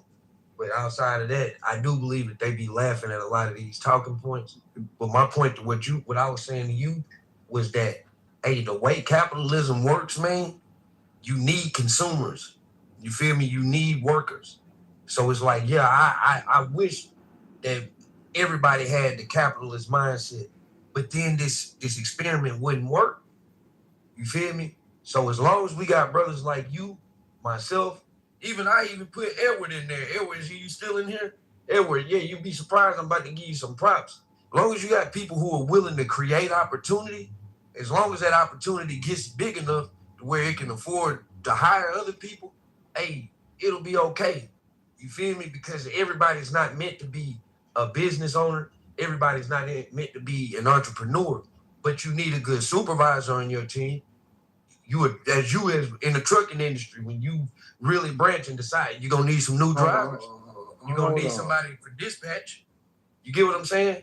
So it's like we need good skilled workers, and it's something to be said. It's a way that you could grow wealth as a worker. Mr. Gang. I was just in a room with you the other day, and your title was "Why Are Black Women the Least Desirable?" What are you talking about, brother? I didn't make that title, and I wasn't in my room. You was a moderator of that room, though. I just walked in that room and they made me a mod. What now? You want me to change the title? You had the choice. You want me to change the title? To demod yourself, or you could have changed the title. And you know what's crazy? I was in there speaking. Right. I was in there speaking against the title though. So now what? But you say Beaver made the title to laugh at niggas, but I just feel like that was contradicting. That's my genuine thought. I think that not even just Beaver, I think white people make these triggering titles about black people just to laugh at you niggas.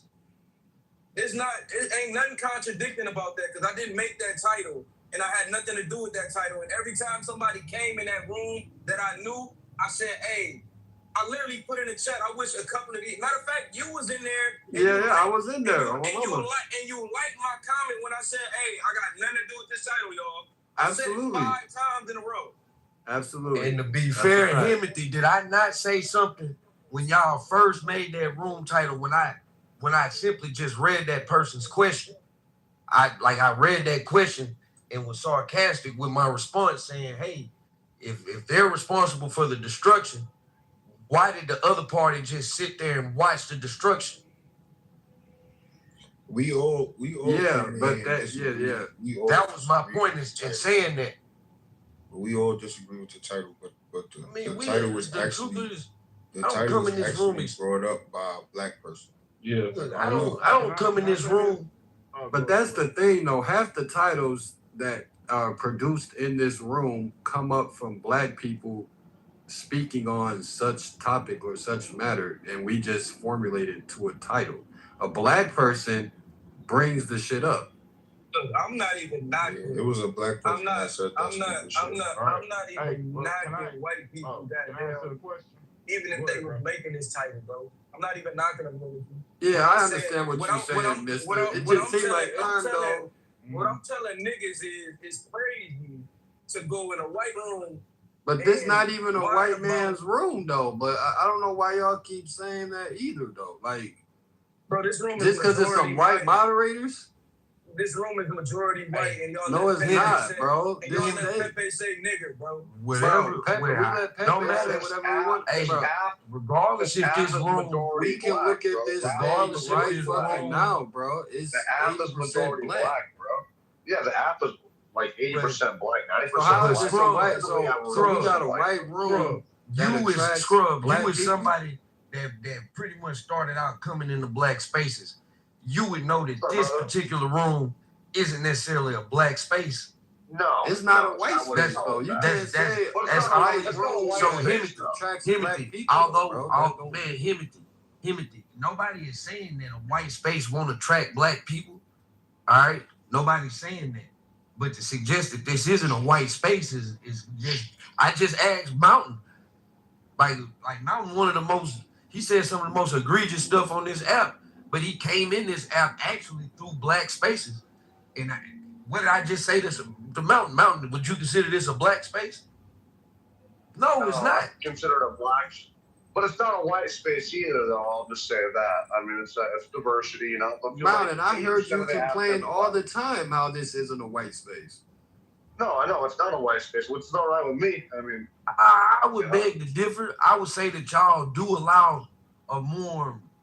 Like y'all, the conversation, I'll give y'all this credit. Y'all very rarely like muting people and kicking people like some of the other white spaces. So I give y'all that. That's why I like when it comes to Pepe and stuff, Man, I ain't, bro. He like the least effective racist I ever met in my life. You feel me? Or I came across. So I'm not gonna like get bent out of shape in a space like this when certain languages is used. Now in another space, I might feel away because I know that y'all like that ain't y'all space to be free like that. But this why I come in this space is because y'all can talk freely. I want to hear white. Hey, what can I just say this right quick? You can talk freely to an extent. You can't say the N-word here, bro. You can say the N-word in this bitch. What are you talking No, about? Beaver gets all mad, bro. Beaver moved me down and fucking can't carry the monitor, man. Let me answer the question, bro. So at the end of the day, you know, the sundown towns are way most. Hold on, though. I want you to speak on that, but hold on, though. What is the difference from a white man getting his shit off and a black? Do we not allow black people to get their shit off in here? I'm confused. Did any black man on this stage, have y'all ever felt silenced in this motherfucker? Man, can't nobody like on a free talking app. I don't see how you can necessarily feel silence, but like what I will say when y'all got certain, and it's really only one mod to do that. He play that game, you feel me, of trying to mute people because he know that he can't win arguments. That's why when he's not a mod, all of his arguments are he's always destroyed in debates when he's not a mod. Like seriously. About PP? Yeah. Yeah, PP. He'll do that shit for sure. So outside of that, nah, let me get 2 green sweet swishers. Shit, Beaver them been modding me a couple times. Like, so I'm not. Yeah, that's a fact. I never seen that doesn't surprise me though, Rob. Because Beaver is a virtue signaler, bro. Like he means me. I can't say the N-word, bro, in here, and he'll give any minority. Bro, I told you that the whites don't like you either, bro. That's all right, dude. I told you this. Dude. The whites don't like you either. Some whites like me. I met a woman from Montana last night at work, man. I should have asked her if you knew this guy named Mountain that sleeps with his sister. Rob, you sleep with your mama, bro. You live with your mama, bro. So knock it off. Hey, I wish I knew where my mama lived at, man. I sure go live there. That's what I'm saying. Like people don't even know who your mama is, bro. It'd be a narrative painted sometimes. Like we just let white people come in here and kind of beat up on black people, say whatever they want to say about black people, and then we don't let the black people. They just get shit on for real. And it's like, bro, y'all can pick up the mic and say what y'all want to say, too. Go to the right, sir, so you don't even got to go back in the street. I don't know why they do that. that. I ain't never say none of that, though, in the deal. Like I said, bunch of victims, what it is adjacent. And ain't nothing wrong with it being, you know. Hey, Scrub, we all victims. Adjacent. We all victims of capitalism, man. And when y'all wake up and realize that, hey, we all, and that's not me saying that we out here can't motherfucking do for ourselves, but hey, we've all been victimized when it comes to this motherfucking capitalist system. And that's not saying that a nigga like me ain't trying to capitalize it. I'm not speaking like, I don't speak the doom and gloom of like anarchy and destroying the system because I'm not sure what the alternative is. You feel me? But if you're an American that makes below a certain number, if you ain't of the top 1-2%, I even say 5-10%. Hey, you done been victimized. Right here, sir, this is cool. You've been victimized. You might not see it that way. All right, boss, you have a good one. See, y'all look at the victim thing, and y'all look at it like that means that you're out here weak and you desolate, and that means that you don't have a voice. No, you've been victimized. You be smoking swishers out the pack. No, I don't. That wouldn't even make sense. Otherwise, I can just smoke good cigars. Why don't you try some hemp rolls, by the way, bro? I don't like those. Like when I stop smoking swishers, I'm giving up weed in general. Are you a cashier? You're smoking the worst shit out there, bro. And then you're talking shit about me, Rob. What's your deal, bro? At a front desk or some shit? You think I'd be buying swishers at a front desk? Mo, you live with your mom and you smell like buying them. Masada, are you there, Masada? Yeah, I'm here. Yeah, that's my whole one thing. Mic on you, man. Go ahead, fam. Since we wanted to talk about this capitalism, economics, Like, there's a serious topic right now. Like, the leading conversation amongst economists is UBI. This is Universal Basic Income. Is anybody Economist? Yeah. We had a big discussion in here about UBI the other day, and everybody had kind of mixed feelings on it. Certain people agree with it. Other people feel like it's not gonna work. I tend to think I'm listening to people like Elon Musk, who know like that this world is gonna be a lot of jobs in the next probably 5-10 years that we know of won't be in existence. I think it's gonna probably become a necessity for everybody to at least offset what people can't do. But it is what it is, man. Like, I don't think it's gonna be. I'd be hesitant in believing his predictions, bro. This is the guy who says we're not gonna have a currency, someday. No, I mean, but I've heard other people that's in his ilk speak about what are some of the alternatives for when jobs are just outright that people kind of depend on. What are you gonna do about that? And these are like obviously lower level jobs and shit, but I mean, it's just something to think about. No, they don't be lower level jobs either, man. Hey, people that work on them computers all the time, they better watch what's going on. Honestly, this is what I'm worried about. This is what I'm worried about. What's gonna happen, bro? Like,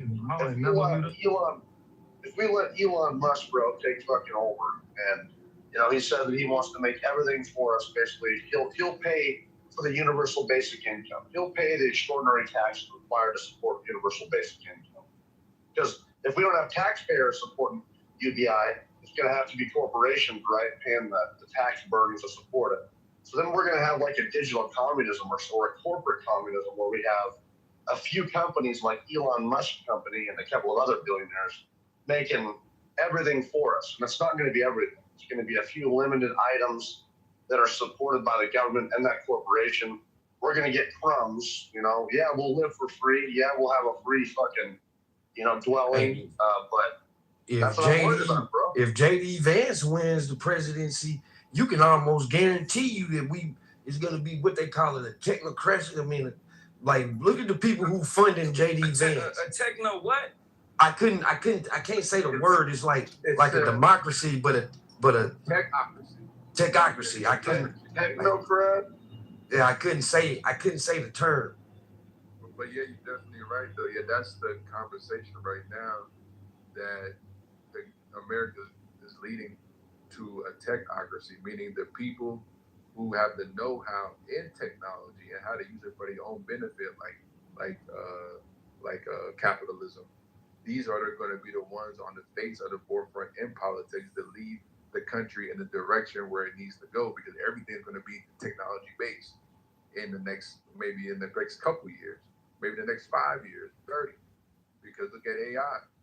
Like right now, nobody's really learning and using AI right now. You're going to be left in the dust because all the jobs are going to be eaten up. And that's the reason why this conversation about UBI is on the table every day, talked about. It's a massive, billionaires are talking about it. So, but to be fair, it may be in reality. To be fair though, every technological revolution we've had, these kind of conversations have happened. I recall when computers and the internet became a thing, like, people were concerned that, like, oh man, computers gonna take every job that you have. You know what I'm saying? So it may not. It may take longer than we expect. You know what I'm saying? There might be some pushback from citizens saying, hey, we want to check our water supply, even though if you've been using the internet for the past 30 years, they've been using our water supply to run this shit. So people acting like that's like a new occurrence with AI. It's not. But this is where we at in the world, man. Until then, you better stack you some money, figure out how to get some assets. If you ain't got none of them, you better stack you some. Hey, hold on, Rob. Ann. Are you there, Ann? Yeah, I'm here. I'm just waking up. Did you accidentally remove me? Was that on accident? Huh? Did you accidentally remove me from the stage? Oh, so sorry, Dad. Yeah, no, I didn't mean to. I'm sorry. See, that's what happens. Timothy, get her No, back. I'm really sorry. Get your get back, Timothy. I'm not. Nah, it's cool. I just had to clear some shit up. I was just confused. But go ahead, I'm bro. sorry. I didn't mean to. For sure, I believe you. Oh, he too nice, bro. You really a Sigma? Yes, sir, bro. I'm branded and everything. Okay. What chapter? Alpha. Where that's at? If you don't mind me asking, no disrespect. No, you good. Wilberforce University. Okay, in that's Ohio. what's up, brother. That's what's up. Hey, I didn't know you was in okay. That's why I like you a little bit, gang. Ohio. Shout out to Ohio, man. Shout out to Ohio, man. But you feel me? You could get back to what you were saying, Rob. I didn't mean to cut you, man. I just had to yeah, go.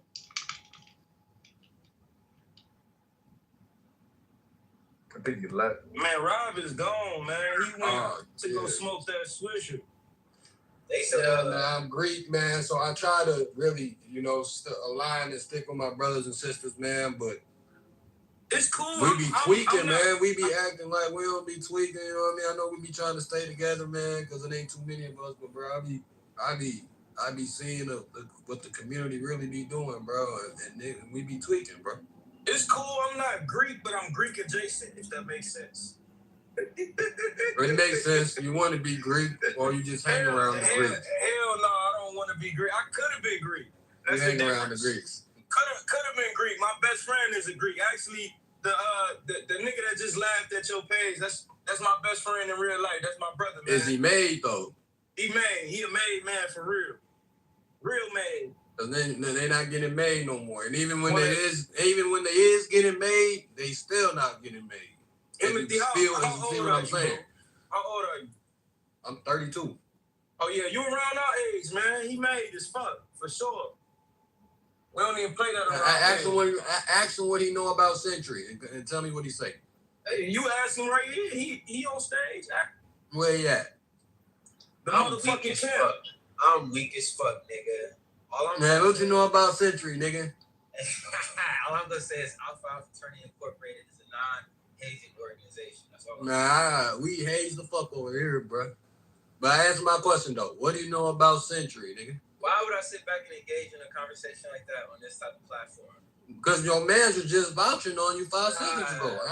I ain't saying nothing too crazy, bro. I'm asking a simple question, bro. What do you know about Century? Fall 15. That's all you getting out of it. All right, bro. Your man's a sus, man. Nah, that nigga valid.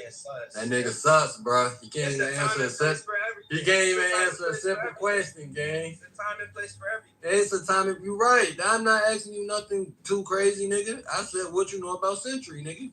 No, that's giving You them niggas you too turned much. 32 this year? That's giving them Yes, niggas sir. too much. All right, brother. All right, bro. Hey, mister, bro, that's not a good look for you, brother. I ain't gonna cap, man. Hey, I'm my own man, but that's my man's though, for sure. I ain't gonna lie to you though. He ain't. That's why I said niggas could be made. Hey, you can't do that to my man's though, man. Hey, I don't know no Hey. campus where a Sigma got more motherfucking rank than an Alpha, my nigga. You sound crazy as I hell, don't know, nigga. I don't know nothing. I know a bunch of Sigmas, nigga. Hey, them the first niggas, and I'm Q adjacent though. But I They could box be with the my first. mans. They could be the first. But that's why I said you got niggas that's made, and even if you made, you still not made, nigga. Why would a made It's a nigga fact. be on Clubhouse talking about any type of process? That makes no sense. Because the process don't exist no more, nigga. So I could talk about it all I want to, nigga, because they not doing it no more, nigga. That's crazy. That's crazy. They not doing it no more, bro. So I don't mind sharing my experiences, nigga, because I went through that heat, nigga. I went through that fire, nigga. I asked you a simple question, bro. They don't even know what Century is in this motherfucker, though. But you act like you don't know either, gang. I'm speaking in code right now. I'm speaking in code, bro. If you was made, you was speaking code too, nigga.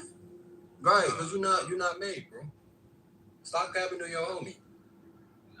First of all, nigga, I probably might have ran around you if you're really the same age and we all from Ohio. It's just crazy how on this app, there's just certain conversations that just don't need to be had, bro. Out of respect for the shit. Man, people know what's up, bro. They really don't. They really don't. But when niggas start talking like that, then they think they not even doing that shit no more, bro. They're not doing that shit no more. And I understand what you're saying, but that's why I'm speaking in code, bro. Because if I really just wanted to come out and say what I really wanted to say, then I'll be maybe exposing too much info. But I'm speaking in code, bro. If you was made, you would know exactly what I'm saying, bro. So do I gotta just keep? Do I just gotta keep it 100 then? Do I gotta really say what you feel me? Do I gotta take the code out and say what I really want to say? The sad part is you over here telling your people shit. That's the sad part. I ain't told no secrets, nigga. Don't nobody know shit about my fraternity, nigga. I just asked you a simple question. What do you know about Century, nigga?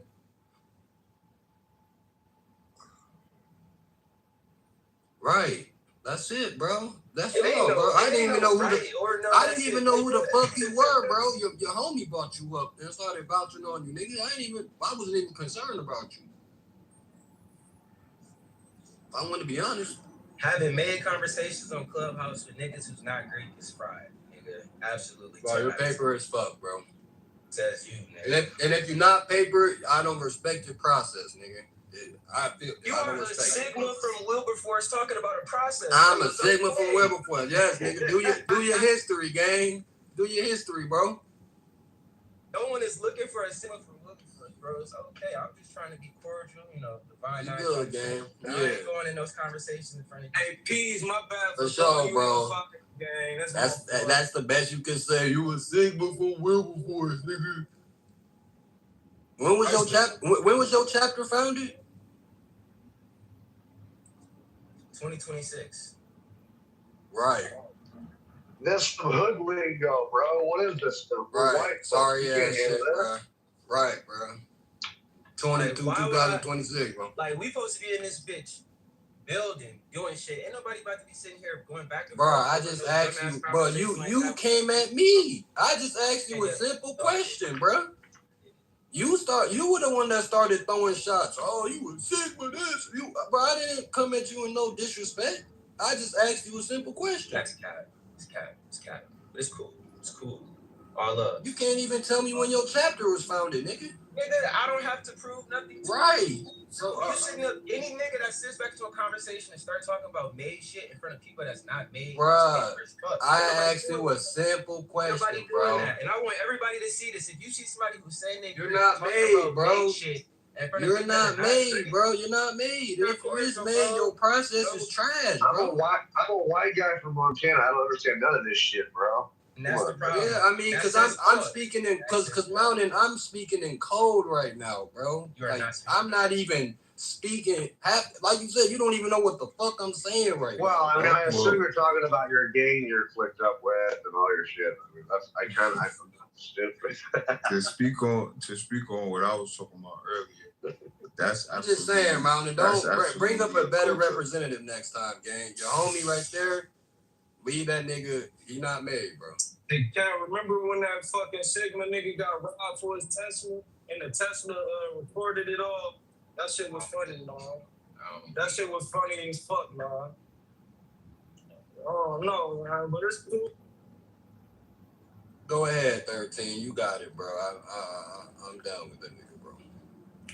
I was talking about like college fraternities and shit. That's like a real culture. You know what I'm saying? The college fraternities, like y'all speaking on languages that y'all have amongst each other. Yeah, there's a dress, there's a structure, there's a, you know what I'm saying, there's a way of pulling people up and trying to get your kids to come about the same culture that you grew up in throughout your college experiences and shit like that. You know what I'm saying? Those are real cultures. Like if something like that was to be able to spread throughout the community of Black America, you would see some actual structure in our culture. And I believe that that's possible. I mean, I'm not going to cap 13 now. I mean, they really trying to get rid of that shit as a whole, bro. Not fraternities, but just the whole quote unquote made little process they got going on, man. They really trying to get rid of that shit, bro. Because people now just going overboard with it, dying, getting it. Like literally somebody at my school, well before it's university, you can look it up. A girl just fucking died from drinking too much fucking alcohol, bro. And she was trying to join not a sorority, but it was like a little social sorority club. Like not D9, but it was, some little sorority shit you gotta do. Basically, they try, replicate some Greek shit, but it's not Greek shit. And they made her drink a whole bunch of alcohol, bro. And Shorty died on campus, bro. Like, so they trying to really abolish this shit, bro. Like, And she people was is from taking our it to city. the extreme. She was from our city too. That's the crazy. Oh yeah, so you know exactly what I'm talking about. She was That from happened Toledo. at my school. She was from Toledo. That was like the turtle thing or whatever. Yeah, turtles. That's the word, turtles. Yeah. That's crazy. Yeah, turtles. I'm a mama, bro. Yeah, he knows it. Yeah. And they just drink, right? They just drink. There's like nothing outside of just drinking from what I think. You say you from Toledo, right? Yeah, Shorty was from Toledo. Yup. Yup. That shit, Freshman. Like, what's the borderline Toledo on? Like, what's that? Ohio, Detroit, Michigan. I don't know, but shout out Toledo, man. Niggas know what's up with Toledo. Because I know a lot of people in Michigan be trying to claim Toledo type shit. I don't know why. But like to what you were saying, bro, people take that shit to the extreme, bro. Like, and it's to the point where people are sadly dying from that shit, bro. So it's like, I mean, as a black culture, you know what I mean? We try to uplift ourselves with the fraternity and sorority shit. You know what I mean? It's mainly about giving back, community service, brotherhood, scholarship. But people get mixed in with the quote unquote made shit and you feel me, trying to prove to motherfuckers that you've been through some shit, then people go overboard with it. And now If somebody y'all really died. want to do something, y'all need to start banks. Y'all need to take all of y'all brothers across the country, Sigma or Alpha or Q, whatever, and start banks. Almost kind of something that the AKAs did type shit. If the women can do it, y'all niggas need to get on Q with that shit too, for sure. That boy really. Yeah, peace to the room. Peace to the room. But I don't agree with what white boy said. I don't agree with 13 said at all. I mean, I don't know why niggas love to bring up my community when y'all talking about some fuck shit. That's some weird ass shit. The black community be this, black community be that. Black community be fine without all these white people. Damn, look, white dude, your people is the gang members. Why you talking about some gang shit? You know who started gangs, all right? That was your people, not my people. My people used to walk around this bitch docile, nigga, giving hugs. Niggas smiling when they get slapped, turn another cheek. My people soft than a bitch, and I don't give a fuck what no nigga in here say. I tell them all the time. Your people, though, your people really like that. Them the real gangsters. Them niggas you don't want to play with. They will step on your motherfucking neck, nigga. They will step on your neck, your mama neck, your whole country neck. They got to, nigga. Everybody in the bitch getting belt. Nigga, what the fuck is y'all talking about? No, yo, hold on, real quick. Stop this shit. Real quick, because I'm not like against white people and shit like that, but that's a 1000% fact. White people, the nature of white people is war. The nature of black people is sex. Is aura. You get what I'm saying? Presence, civilization. That's really just a fact. White people come from war. Like before, and this is taught in your history. You know what I'm saying? Whether you believe in this white history that they teach you or not, it's taught in your history. Before slavery, before they brought these Africans and started slaving the indigenous people in America, because we come from, everybody don't come from African America. We also come from indigenous slaves. But before all of that, white people was going to war like a motherfucker with each other. You know what I'm saying? All they did was kill each other, rape each other, have sex with each other. You know what I'm saying? Like just all kind of chaos in those communities. And we had actual civilization. We taught we taught white people civilization, and they used it and infiltrated our civilizations and put all this fucking religion, these different religions and different beliefs and different languages. They put that shit on all of our communities, man. That shit is we come from civilization, man. All of this like this bad shit y'all be talking about that's in the hood. That shit was all taught to niggas by white people. That's a fact.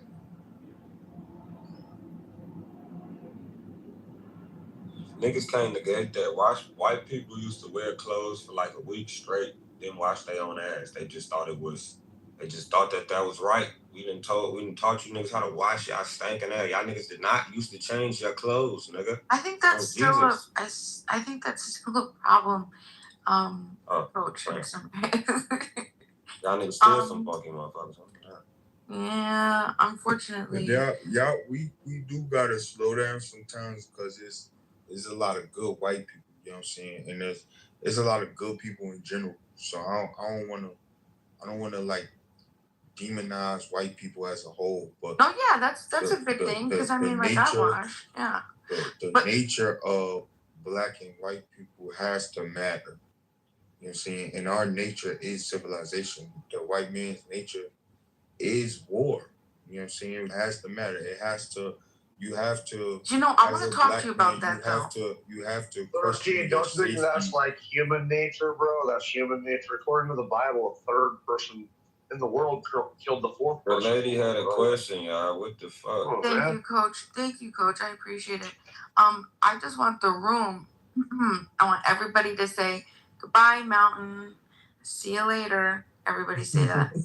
Goodbye, Mountain. It's okay, Bima. I'm sorry you don't value us enough to want to stay. Well, I definitely don't value you. So. Well, I understand that, and that's why you're clubhouse homeless. See you later, Mountain. Catch you out on the streets. There's other rooms to go to. Sorry. Okay, he's booted. Okay, continue. I low-key didn't want him booted. Bring that white boy back. You gotta keep people like that. You gotta keep the ops 13. I got this. You gotta keep the ops. Look, let me say something too, right? Cause I don't want to seem like one of these people, white people, the boogeyman, no shit. Niggas know I take a white person over a lot of other motherfuckers. And why the fuck we act like it's just white people and black people? Nigga, I'm taking a white person respectfully over a lot of you niggas. Over an Indian, Chinese, half the fucking Mexicans. Like, what the fuck is we talking about? Because white people, y'all some savage, y'all some nasty ass motherfuckers, y'all not the only ones. These niggas overseas be on the same shit. They be eating each other and doing all type of weird shit, nasty shit, not seeing you motherfuckers. Like, so we gotta stop putting the blame like, just like white people, just the demon of the earth. All these people doing some fuck shit. Alright? So that's just my plan now. I'm gonna land with that. Bravo, Coach. Bravo, Coach. You figured out that most people are fucked up. Except black people. Black American, my bad. No, black people fucked up, man. We listen. When it comes to black people, the influence in Black America is fucked up. You know what I'm saying? And I'm a part of it. I could tell you front hand, I grew up in an environment that shapes me to be who I am today. You know what I'm saying? There's a lot of shit about me that whether I know it's fucked up or not, I'm not because changing that would change too much of me. But I'm not with my son, certain aspects of who, you know what I'm saying? There's certain things about me that I know I'm going to be able to like make my son a better person because of what I've been through, because of who I am. You know what I'm saying? So it's like, it don't matter where you go, man. You're going to deal with bad people. It ain't really about being black or white, but black people all fucked up. White people, like I said, America, the way of America is to be individualistic. When you are individual, that is your best chance of success in America. You know what I'm saying? Yeah, let's talk about the difference though, 13. Wait. Hold on, It's a Coach. big ass difference, Coach, hold on. Who the fuck told you that, bro? No, I'm telling you. Like literally, like do you not when you say things, man, you gotta look things up and have statistics that back that, bro. Poverty is literally linked to being by yourself, singular, which is why I be telling black people, y'all don't really be knowing how this fucking country works, bro. Being together is the best thing that you could be in this country, bro. You save more money. I agree with that. And I'm saying, That's, all right, I'm gonna let you finish. You never said being let you alone. finish, You said being individualistic. Being your own person. Both saying the same thing. Because all the one guy's saying is that you should have your own way of thinking. You should be a free thinker. You should be open to change. You should be open to learning. You shouldn't follow the pack. Right. Individualistic. That's what I mean by individualistic. But all of y'all are individualistic and still follow the pack. We're all individualistic unless we're just like lemming followers. That's what you should All of y'all are individualistic and still follow the pack. There's a lot of people from other countries who don't have the freedom to be individualistic. Like we talk this individualism, and all of y'all like stop it, bro. Most of y'all are consumers, bro. Most of y'all don't practice capitalism. Everybody is a consumer. Most of y'all like yo, stop it. Even if you're capitalistic, you're a consumer, unless you want to die. Right. Everybody's a consumer. Even if you make your own stuff, you consume your own things. It's a balance. Yeah, but mister, even if you live on your own homestead, even if you live on your own homestead and have your own cows and your own pigs and your own chickens and all that kind of shit, and you farm raise everything yourself, you're still a consumer because you're consuming things. It's just your own shit. But that's not what I'm saying, white boy. What I'm saying is that it should be a balance. It's a balance. And a lot of y'all are imbalanced. Y'all spend more than y'all have fucking max in. That's true. That wasn't his point, though. Why are you strawman and attacking his point? You know what I mean when I say that. Can we get back to the white people versus the black people and who more destructive? That's what I was trying to get to. Anyway, the race war. Look, I want to say this, right? It's all right. I'm here. We can have all you white people. When it comes to a Negro, is that a hold on? I just want to say this again. When these topics are discussed, man, people come and say, the white man bring up these topics and they just want to fit y'all. And in real time, like I said 100 times, right, it's always a black person that wants to discuss these type of topics, man. Right. So stop getting mad at the cracker. Timothy, who saved you last week? A white man saved me last week. Falling right into the program. Who told you to go fuck yourself, Timothy? Timothy, you better do that dance when you get done with it. Timothy, who told you to go fuck yourself? What were the 4 people that told you to get fucked? They was black, sir. Yep. Who cares? I don't mean shit. Look, so this is what I'm saying, right? When it comes down to it, I think it's a different scale. I think that different ethnicities operate different when it starts with the men. So white men, black men, Asian men, Jamaican men, whoever the fuck, Chinese, South Korean, South Korean, however that men decide to operate, that's how they country, that's how they ethnicity, that's how they bloodline will move.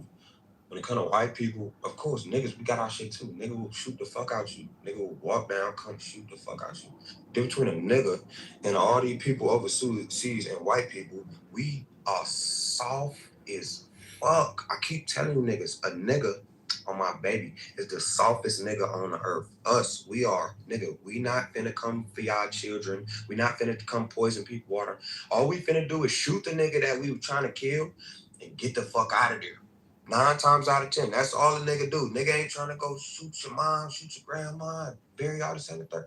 Niggas don't be doing all that. Niggas ain't trying to drop bombs on you and put all type of shit in your vegetables and decline your whole fucking. Niggas ain't trying to shoot STDs in your arms and shit. We are not that evil.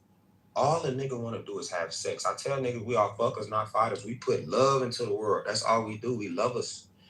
A nigga in America, you think about a nigga in America, because 13 talking about his community today, like you don't got no daddy, no granddaddy, no great granddaddy tell you what the fuck they was doing.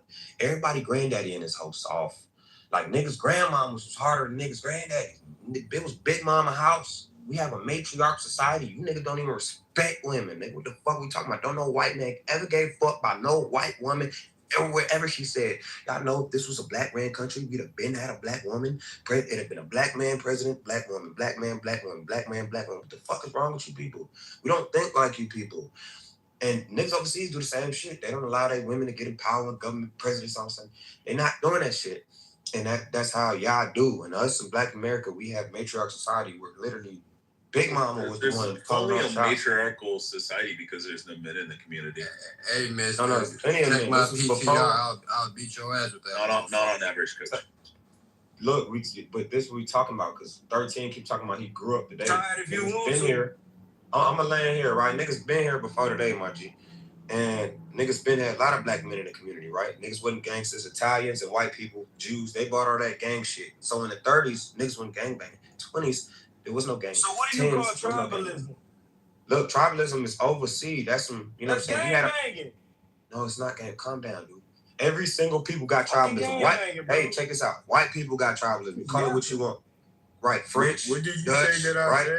French, Dutch, Spanish, Jewish, Say that I said? British. These motherfuckers kill each other. Is that gang banging? These motherfuckers been killing each other. World War I, how many motherfucking white people died? World War II, how many white people died? There were white people bombing, killing, destroying white people. Ain't no nigga had nothing to do with that. What did you say that I said? That nigga on that nag. Don't forget about the Tutsis. What was you addressing that I said?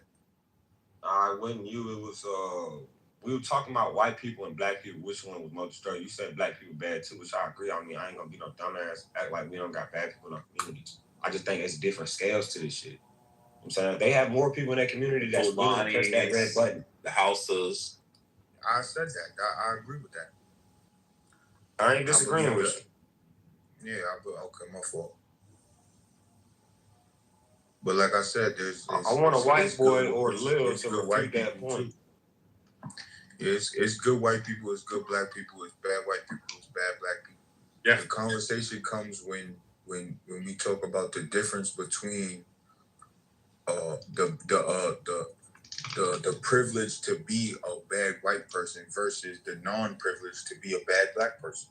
You get what I'm saying? These problems that y'all talk about from these niggas in the hood who are quote unquote bad black people, all right, cool, but what about the bad white people who just get overlooked because of the world we live in?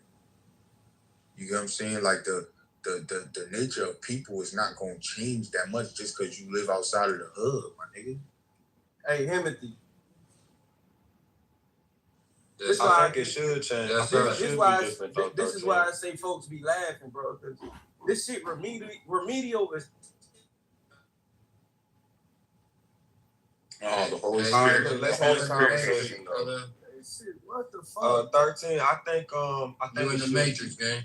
That's some shit that people probably gonna give me pushback for, but I think every man should have their own jurisdiction to see how they want to operate. So put it like the Chinese people run China. There's no people telling Chinese people stop being racist, stop doing this, stop doing that. No Korean gonna never go there and tell them people that. I think the fact that white people and black people, two different cultures, and now we got 15 different cultures under one banner, you always gonna have friction. There's always gonna be an upper class, a high class. There's always gonna be a people that's doing better than other people. White people, we're never gonna be just equal on the playing field. So I think that white people should have their jurisdiction to where they can have, they say so on how they move. But only problem with white people and these Jews is that they don't give us our space to do that. And that's my issue with y'all. Why do you want them to give you anything, bro? Look, all I need is to leave niggas to leave us alone. Be quiet, bro. All I need is they to leave niggas alone. If they give us all space, like, hey, we're not gonna bomb y'all if y'all start feeling, we're not gonna fuck y'all up. All niggas gotta do is give black niggas their own space to operate and see what the fuck. Why can't you take that shit, bro? Man, hey, how long do we have to listen to the ramble? Because we're soft. Mister, you're sounding a little too much like a booty bandit when you say take it that aggressively to other black men. The reason we can't take it, we can't take it. Can we have a conversation, bro? Stop trolling. Like, what the fuck? How long do we have to motherfucking listen to niggas ramble about somebody giving You ain't gotta listen to shit. You can click that little leave button, bro. No, you can shut the fuck up and let other people talk, bitch ass nigga.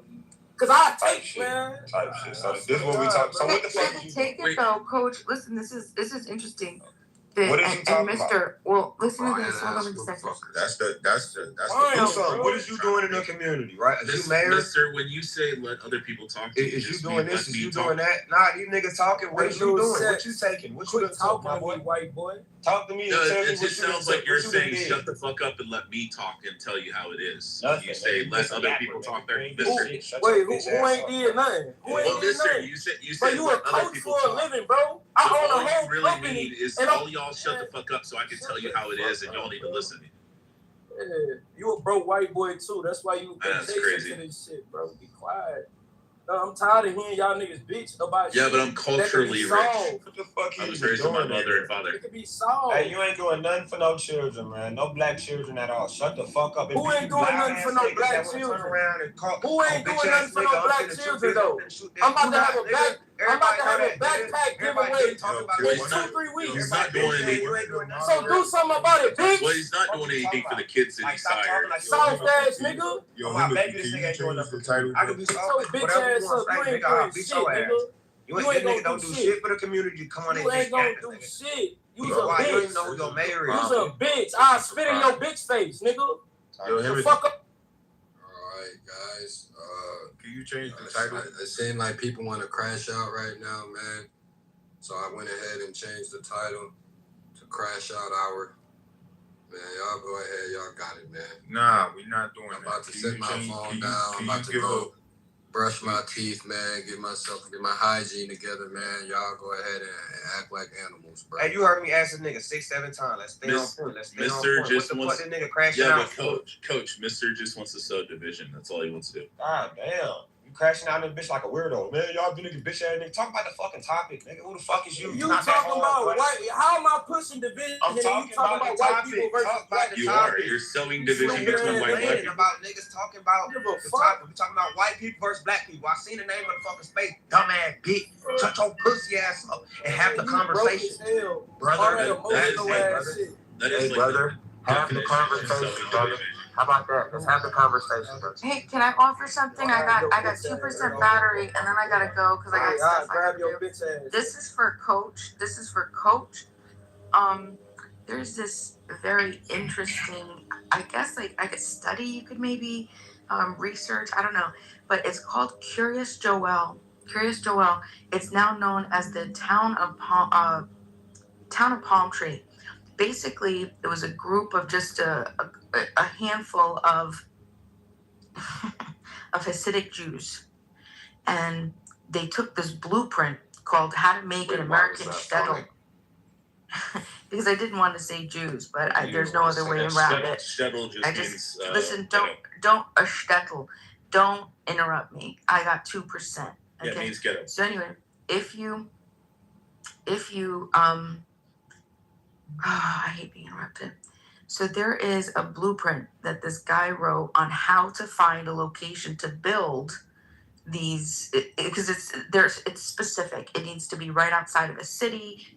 There's all these things, because basically what they do is they leech off of the surrounding community and get them to pay everything while building their community inside of themselves.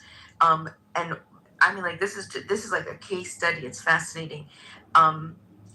Basically, you just need to get enough people, and you just keep buying up private property, and then you start being able to own the movement.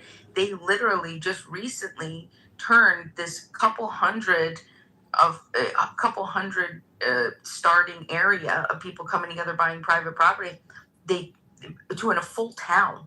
They literally had to rename it, because now they have their entire infrastructure. They have their own government. They'll have their supervisor, their board. You have the You have the whole shit. They have their own school district. They have their own transportation. They have their own what else? They have their own. It's like a police, like their own sort of, but it's not that you wouldn't call it a police. Like Something security, similar to that. Yeah. They have their own like a daycare program. They have Talking about religion. that one in New Jersey, B-Mine. No, this is New York. New York City. They have their own hospitals, their own medical, their own everything, all their own security. They're completely they're and it's only Hasidic Jews in this area. Okay. And I just think that it's a fascinating, excellent thing. Like if you wanted to do it, we could do it. And that's what I've been trying to tell these niggas. Nah. So for years on this. Bima wants to build a but they don't community want to. with They that. don't That's want not to the do that case. shit. Listen, instead of They don't fighting, want to. They don't want to own nothing. I'm gonna let them respond, but I'm gonna talk to you after that because I'm gonna have a real conversation. This pussy ass boy over here just want to troll. In Florida, that's my bad, brother. I ain't mean to cut you. Man, shut your bitch ass up, man. Like literally, bro. I've been telling niggas this shit, and all y'all niggas want to talk about is sex in every other room. That's what you be talking about in every other room. What are we talking I'm about, married, bro? bro. I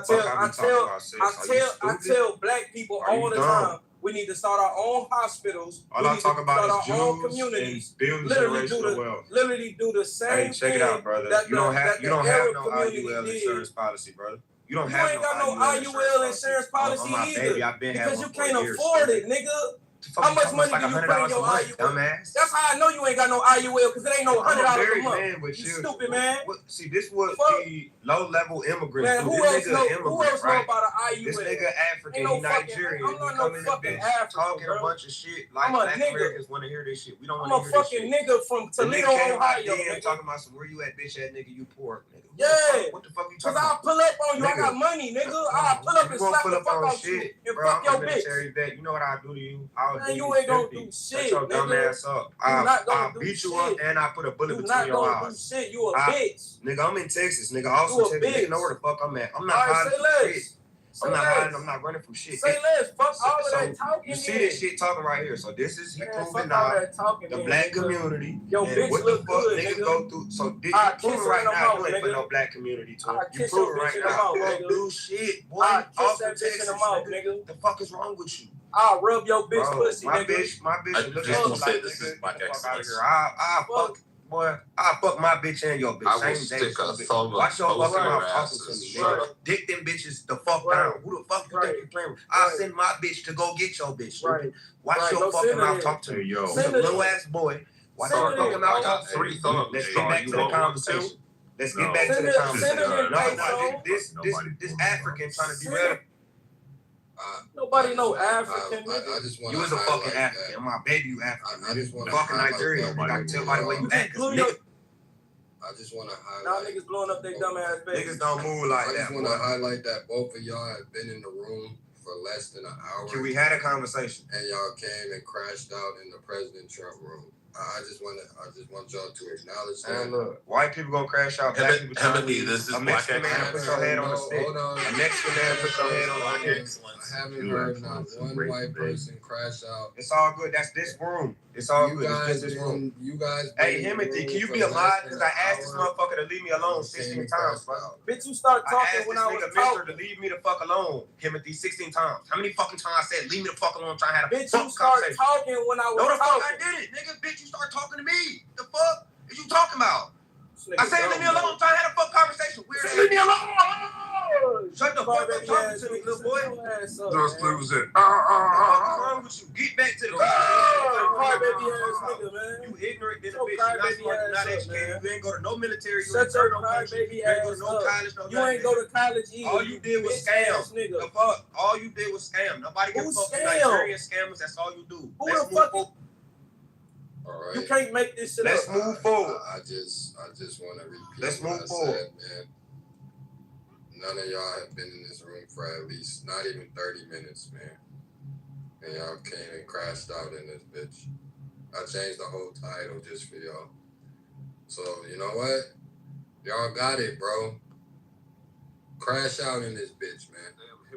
I'm opening up the stage. You don't hear a nigga trying to have a conversation. Y'all don't want to have no conversation, man. You don't hear me trying to have a conversation with Miss D. Y'all too damn near. Bring Miss D. Tilt my room, man. Bro, how you a mind to let that nigga do that, bro? That's sick. That's why? sad. Because one, it's 9 in the morning, man. I told that nigga leave me the fuck alone, bro. So you know what, bro? It's a free stage, man. Y'all come up here, man. Say what the fuck y'all want to say, man. I'm gonna come back in about 5 minutes. I'm gonna say what I want to say. You had 2 niggas arguing, cool. You had white people doing some whole other shit, plotting on you, conspiracy, not conspiracy theory, conspiring against you was actual crime in court of law. Coming to get your bunch ass. Shut the fuck up with it. Oh, 2 people are arguing, y'all crazy. Oh my god. Yeah, I done seen a white dude straight nigga grab his kids and straight like nigga in pub. I'm like, bro, how the fuck you do that to your kid? Other niggas on him like, yo, shut the fuck up. I've seen Chinese niggas kick their kid like full foot to the fucking mouth. Bow, a child. Stop talking like niggas is just the worst one just because me and this crash out in here having an argument. I asked respectfully for some respect. Now, I do want to respond to the lady that's talking about the Jews and this. Everybody know about these Hasidic Jews. Everybody knows about the Ashkenazis, the Sephardics, the Khazarians, Zionism. Yeah, I'm well studied and all that shit. You want to talk about it? Let's talk about it. These Jews run y'all country, white lady. They own all your banks. Hear no more dumb nigga. I don't care. See, you just want to argue. You hear this shit again, Timothy. What the fuck is wrong with this? You did coach in his defense. What is wrong with this man? I just want to talk to the point. I just want to have a conversation. This weird ass nigga keep talking. I do not know that nigga. Stop fucking talking to me. Coach, are you aware? Are you aware that Khazarians are not actually a sect of Judaism or group? In America, what are we talking about? I mean, you'll have. I'm not just talking Khazarians, brother. You have Ashkenazi, you have Sephardic, you have Mizrahi. Really, it's just Zionists, brother. There can be some good Sephardics. There can be Israel. You have Kaifang Jews. None of that matters, brother. None of that matters. All that matters is Zionism. That's why I said Zionists at the end. You have Khazarian Jews who are good. You have Khazarian Jews who are Zionists. The Zionists are a problem. Right? Sephardic Jews. Coach, I have a question. What does Zionism mean? See, you're not finna try to throw 1,000 questions on me. I'll tell you every single thing one by one. Let me finish. I've been trying to make a statement and you cut me off, bro. And you made a point that was mute to my point. Zionism, obviously, it means the right of the people to exist in their indigenous homeland. This is just some bullshit that they told you. Yeah, we know it's Zionism. Yeah, the person who coined the phrase says the right of the people. I don't care who coined the phrase. They coined a lot of shit. They'll put a lot of shit. You don't care who the person who actually coined it says. I'll let you finish. I'm going to get some control back in this room, man. Y'all got me fucked up. Finally.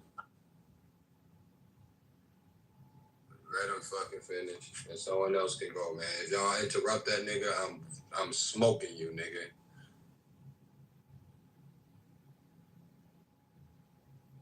Man, you can't make this shit up, man. All she was telling dude was that the Jewish community built a whole community in New York, and that black people could do the same thing if they had the same discipline and they focused on the right shit. And that's most of the time all the shit that I be saying. The only reason why me and Timothy got whatever is because of the fraternity shit. And we was both even trolling each other. This nigga come in here, bro, with all this country bumpkin ass dumb shit. And I just don't be understanding niggas like that, bro. You talking about niggas don't do nothing for the community, bro, but I own a whole company. I literally hire black people. Like, fuck is we talking about, bro? About to have a book bag drive for these kids. Fuck is you doing? Coaching them?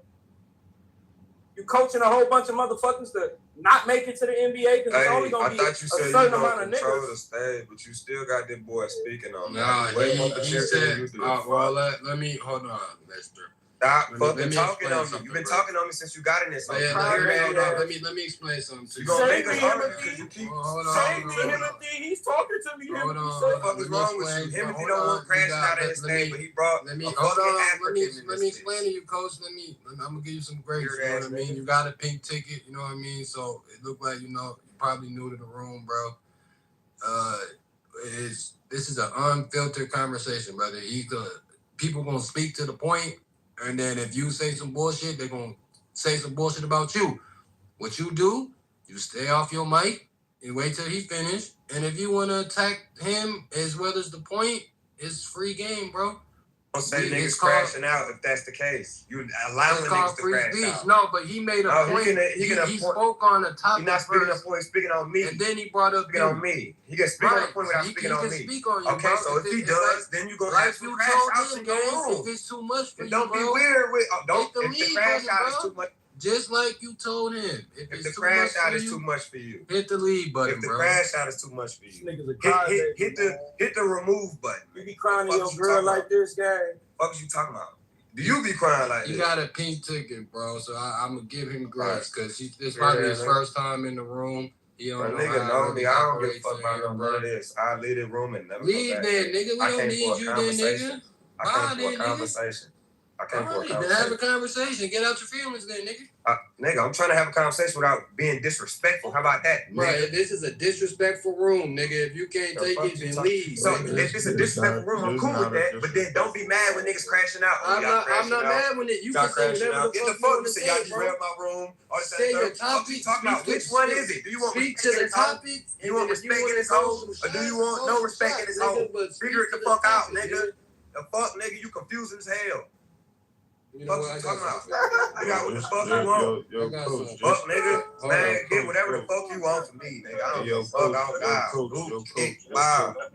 Got me fucked up. I'm a real intellectual nigga. I'm a married man, nigga. I do shit in my community. Y'all nigga got me fucked up. I know my mayor. I know my school boys. Know what the fuck going on. Y'all niggas What you do in your community, coach? Yeah, I do way more than book bag drops, nigga. We giving away fucking turkeys. Speak to the Shut your topic bitch ass that up. You boy. giving the turkeys to people that ain't even got no Shut stove. your bitch ass up. Giving turkeys to niggas that ain't even got no Shut your stove. bitch ass up. So dumb ass up. Shit, sit your ass in the pool then. Bro, why y'all keep Now you want to raise your hand to come back up. Man, Hold what on, the fuck man. going on?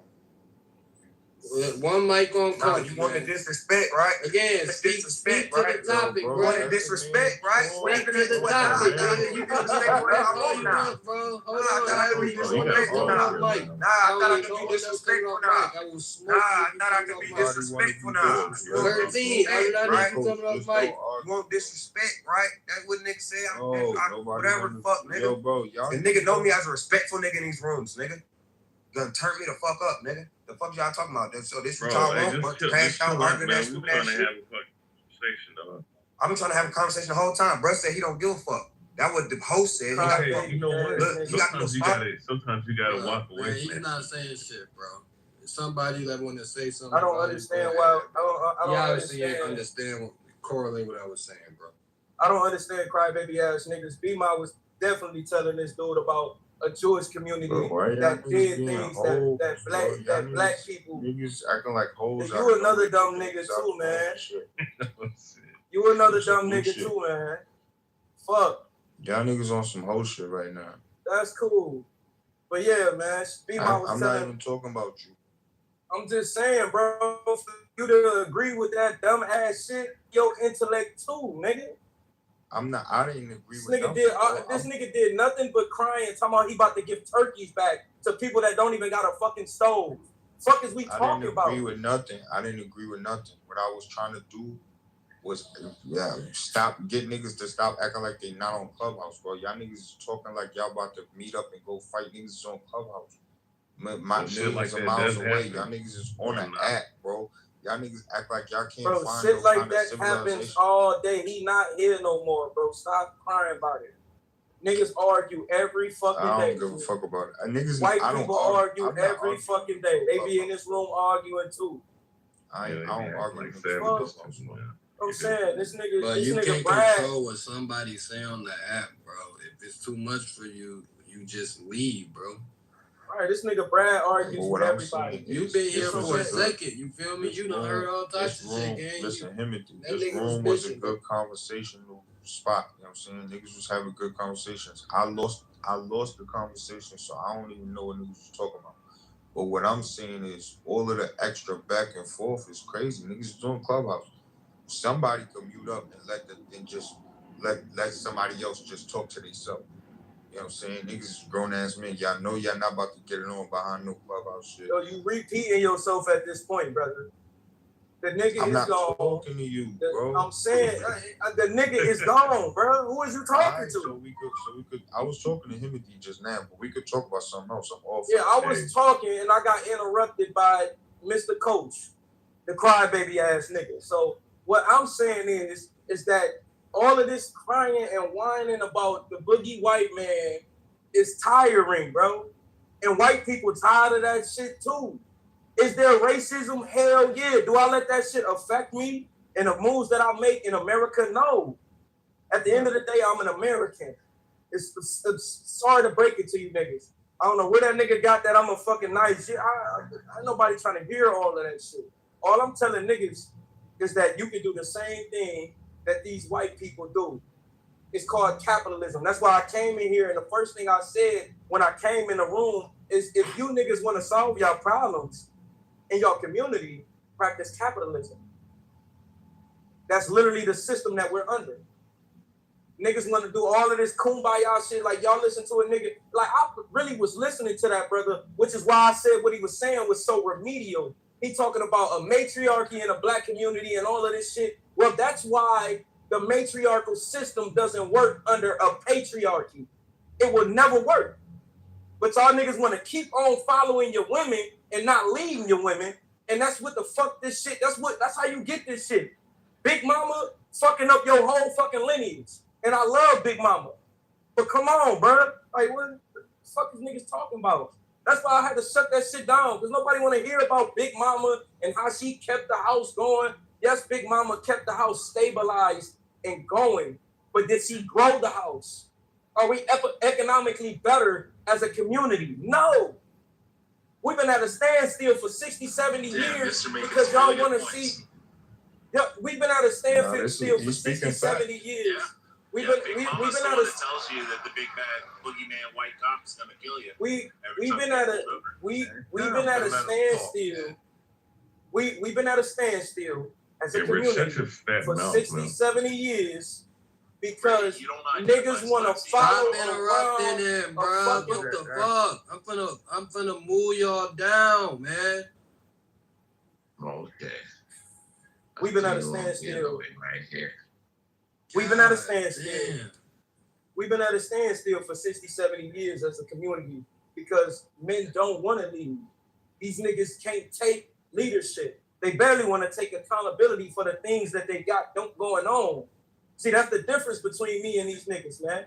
Anything that goes on negative in my life, I take accountability for that because that's what made me a leader. But you niggas don't want to be leaders. Y'all just want to talk about how it's everybody else's fault that your life is fucked up, that it's everybody else's fault that your family ain't doing shit, and all the women in your family, instead of cooking and cleaning and making sure that the family is good, they out here working and fucking up the family. It's just, it's sad, bro. It's sad, and that's why I didn't want to go down that rabbit hole of, oh, the white man, this, like, bro, I am tired of that shit myself. And it's fucked up that I'm tired of that shit myself as a black man, but as a bigger picture, bro. I see the bigger picture, and I see the things that black people could thrive and do. Am I saying that it's wrong for black women to work? No. I want my black sisters to build things, but they got to be in conjoint with us. But obviously, niggas is so bitch-made that they can't get a woman to get on not even their program, but on the same page as them, bro. I just want to bitch the women about how the white man doing this to you, the white man doing that, bro. Man, all right, man, I'm not going to ramble, man. But, yeah, man, I just, a lot of this self-inflicted wounds at this point, man. Black people need to stop. I ain't gonna front. Everything that nigga just said was facts. He said a lot of facts. He said, hey, I ain't hear no bullshit. Well, I'm gonna tell you something, man. He said a lot of facts, right?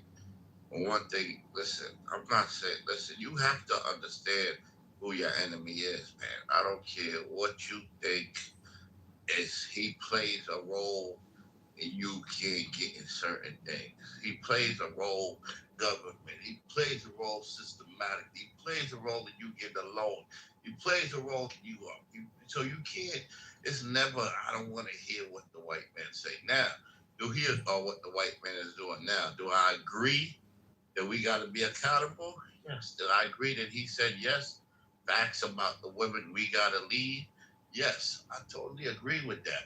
But you always got to know who your enemy is and what role he's playing behind the scene.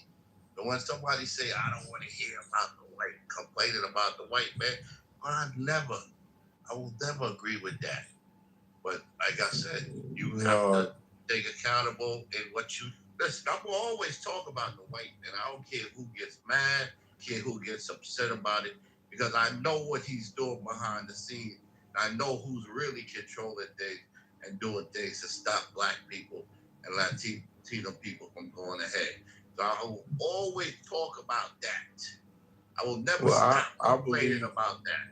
But what I'm saying is, you know, 13, can I respond to this older brother, please? Hold on. Can I respond? Wait. He's speaking on things that I said.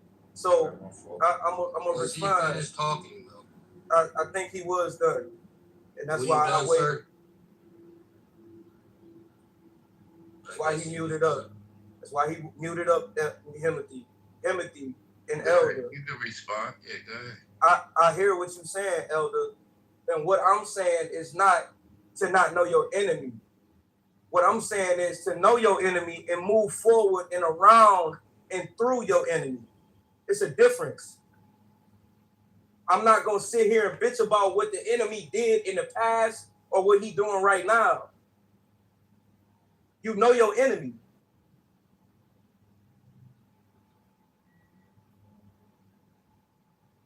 Yeah, but your enemy is still doing a lot of things to stop you, brother. Now, you can't go around. Once you make that argument, we just complaining. No, we ain't just complaining about the white man. Right now, he's killing people in Mississippi. He's still hanging people. The police is still in our community doing dirt to us. So I hear what you're saying, young brother, but when you put that out there that we're just complaining, no, we're not just complaining. We're talking about things that's happening. Hold on, let me finish. We're talking about things that's happening. But you're right. We can't just, we still got to move. We still got to do things. We got to still do things that happen. But this is why our people are being killed. This is why that young brother in Mississippi is probably dead right now. Because he's around his enemy. He's around his enemy, and his enemy probably killed him on the shit. You understand what I'm saying? To threw his ass off the shit. I'm sad that young brother in Mississippi died, but you have to know your enemy. If he really knew an enemy, he wouldn't have been around them like that. You understand what I'm saying? So, yes, brother, I'm telling you, always got to deal. Hold on, let me just finish, brother. You always got to know your enemy, but you got to move still. You can't just use him as an excuse not to do nothing. I hear you on that. Elder, how many people are you?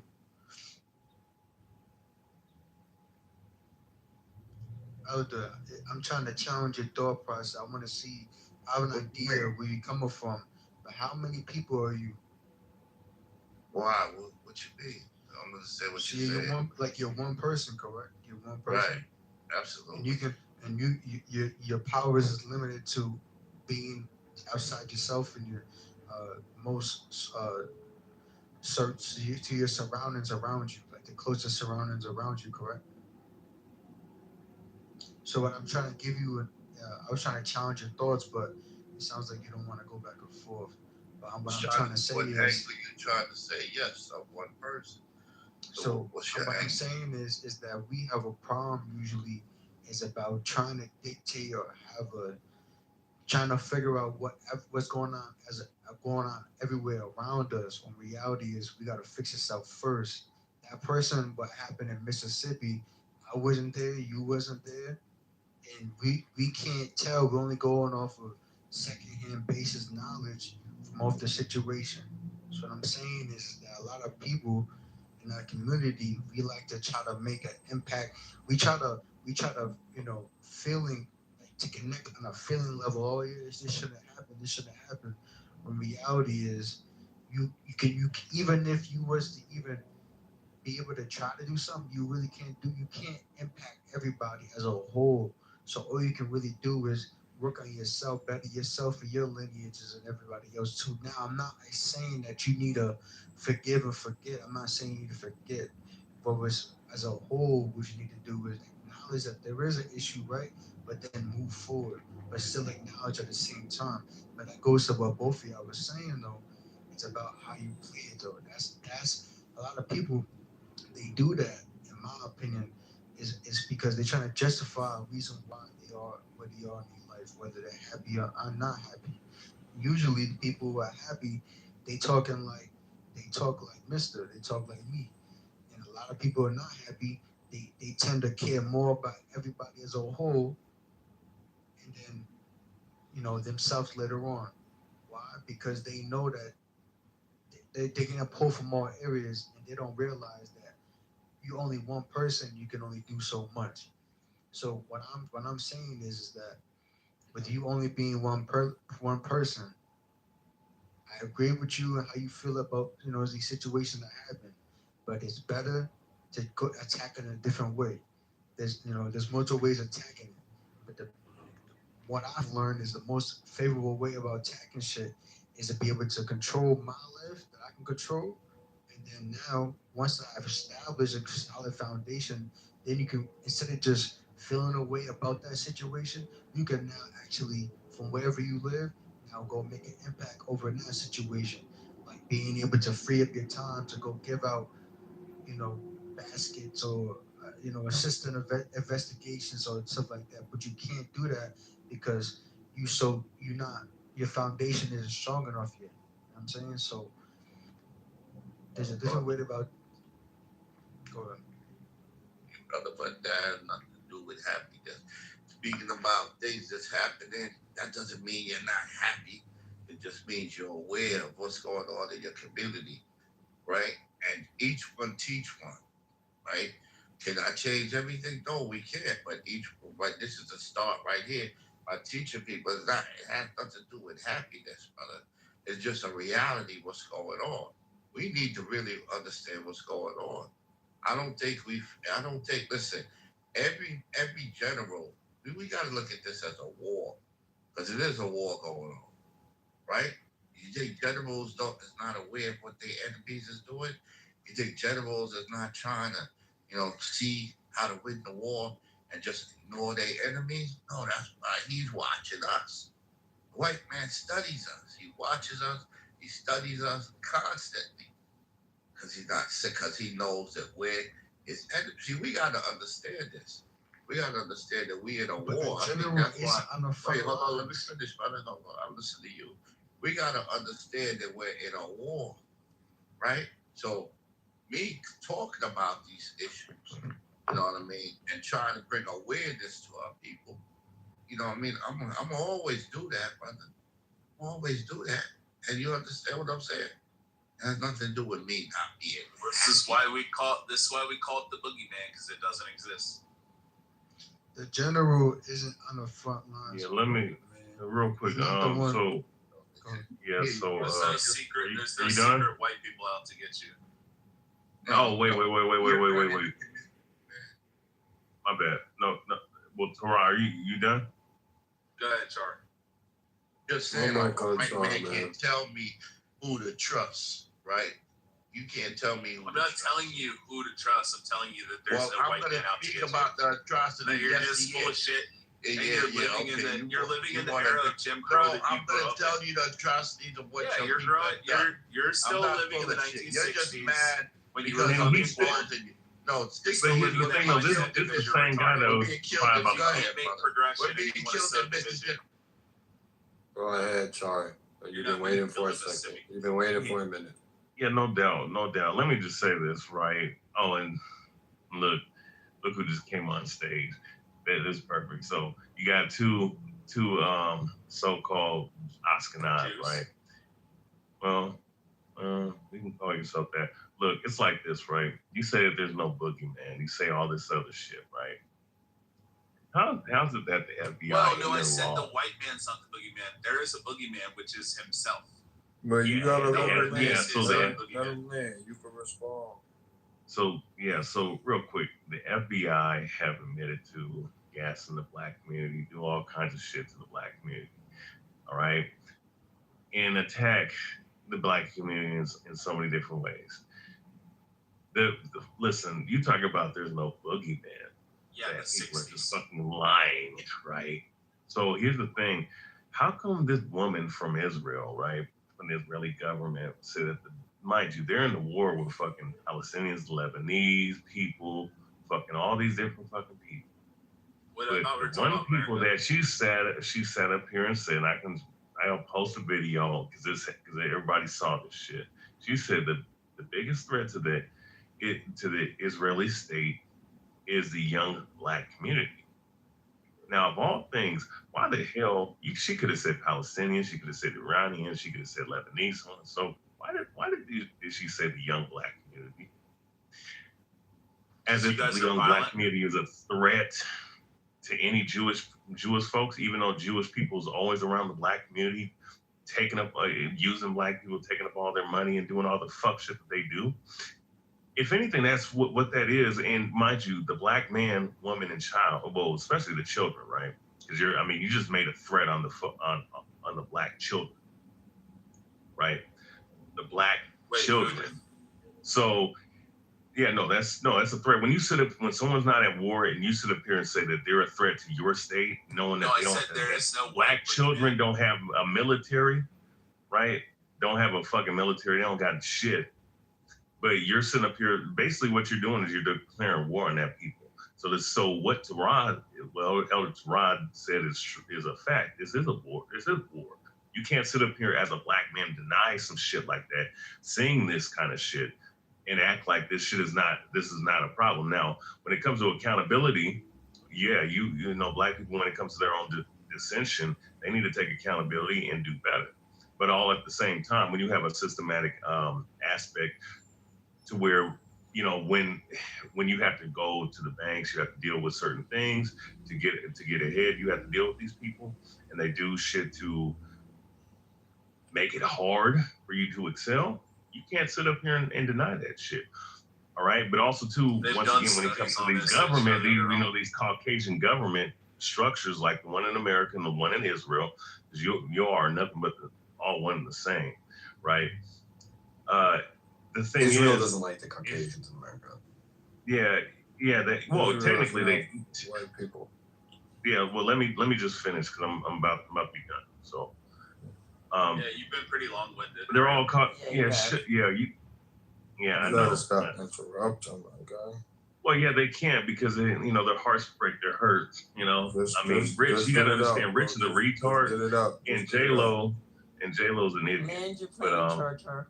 Yeah, just get it out. Go ahead and find more. Char. But yeah.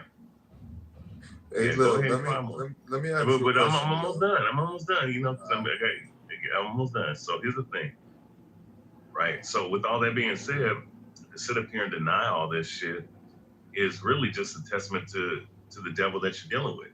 All right. So all in all, there is a war. There is a war waged on the Black and Native American man, woman, and child. And you know, these people are at the epicenter of it. And overall, what's going? Oh yeah, I forgot. Harry's another Zionist Jewish.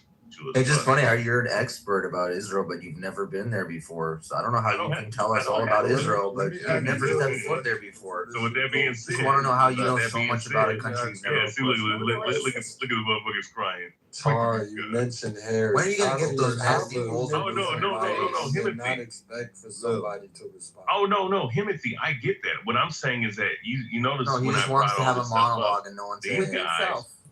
This shit is No, long. mind you, these guys are Everybody on the stage has said that your submission is long, brother. So I I'm know. I'm gonna have to bring it to I'm done. No, Himothy, I'm Don't cry. I'm Don't cry, done. Chuck. No, I'm letting you know. I just let you know that these three are a So certain group Timothy, of since he people, said and they're he's hurt. done, I'll go ahead and say what I was going to say. Okay, in hold on. response. Look, before you say that, I want to ask you a So question. no, 13 a.m. I'm going to respond to him because he was directing his statement to me. All I was saying is, I'm not saying there isn't a boogeyman. I'm saying the white man isn't the boogeyman. I'm saying that the biggest detrimental thing to Black community is themselves. They are the fucking boogeyman themselves. They are the one that are constructing these conspiracy theories in their mind that it's a big white man that's out to get them, and they're still living under Jim Crow and getting lynched in Mississippi like some dumbass earlier fucking said. And the reality is, none of that's fucking going on. Nobody gives a fuck about you.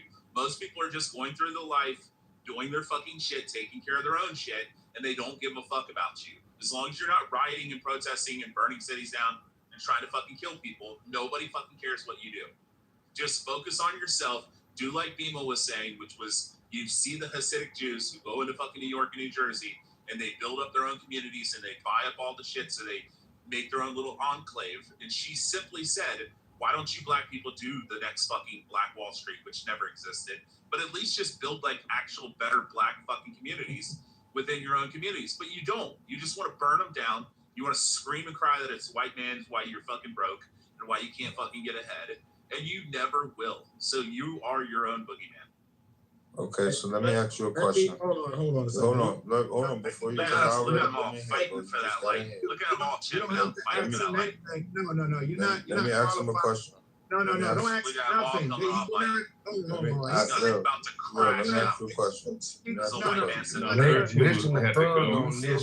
Do you feel like 13 was waiting to go. Yeah, Black Wall Street's not a real thing.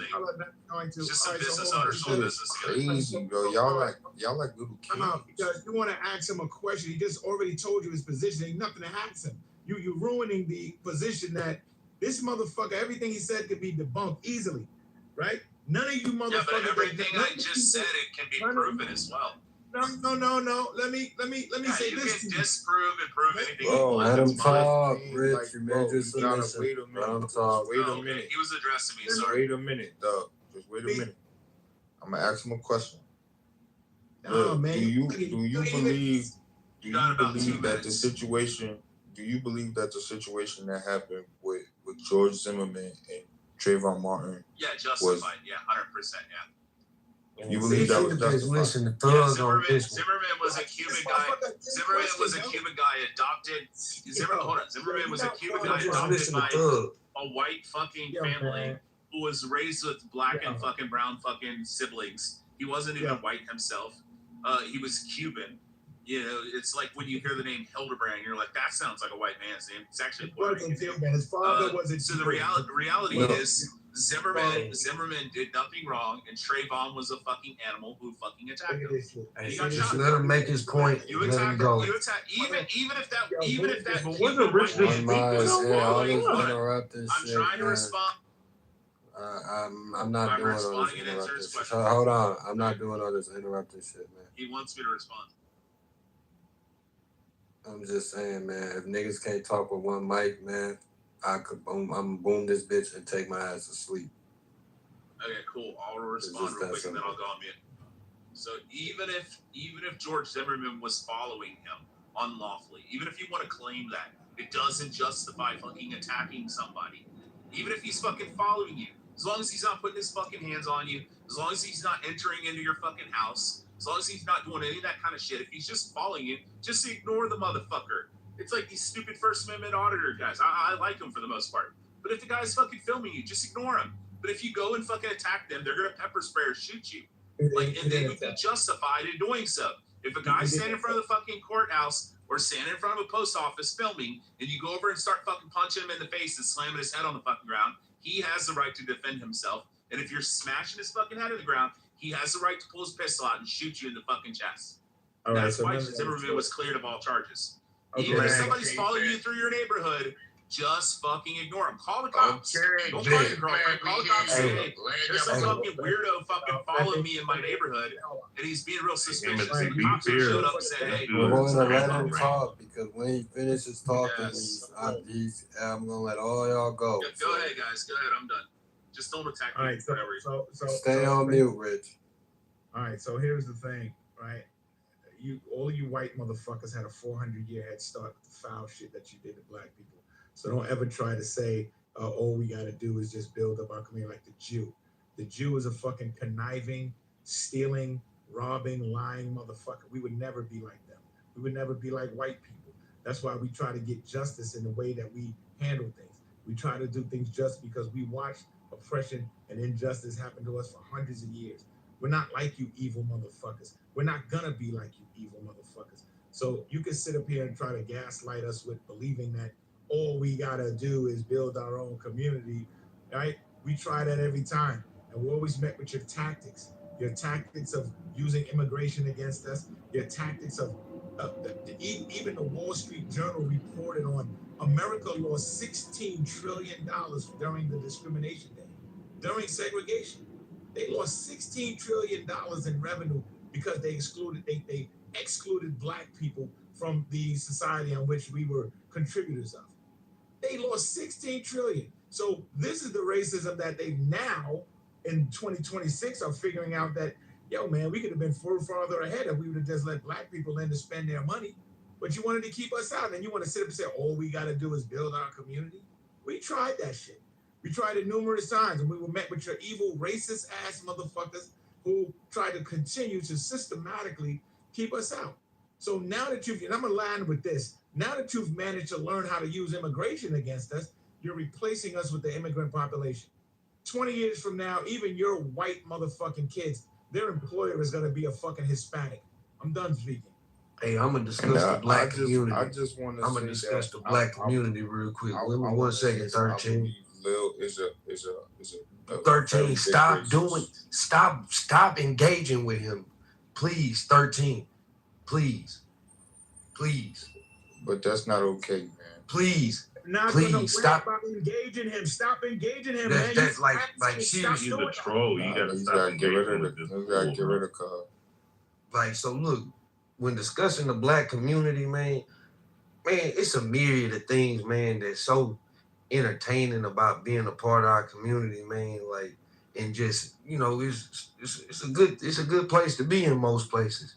Like, there's some areas that, you know, you probably don't want to go to, but man, for the most part, people just going to work, having a good time, man, trying to pay their bills, trying to take care of their children, you feel me? Like, being Americans, going grocery shopping, like coming home, taking the groceries out of their car, closing their door, locking their doors, walking up to their homes, maybe apartments, putting their groceries up, talking to their kids about what's happening today, probably watching TV, probably football coming back, basketball coming back. You know, that's when maybe on Sunday you get with your family. Maybe Saturday night the partners come through, y'all have a spade game or something, dominoes, maybe even old school freestyle session. Thug, what y'all be doing in your hood, man? What y'all be doing in your hood? Tearing it down.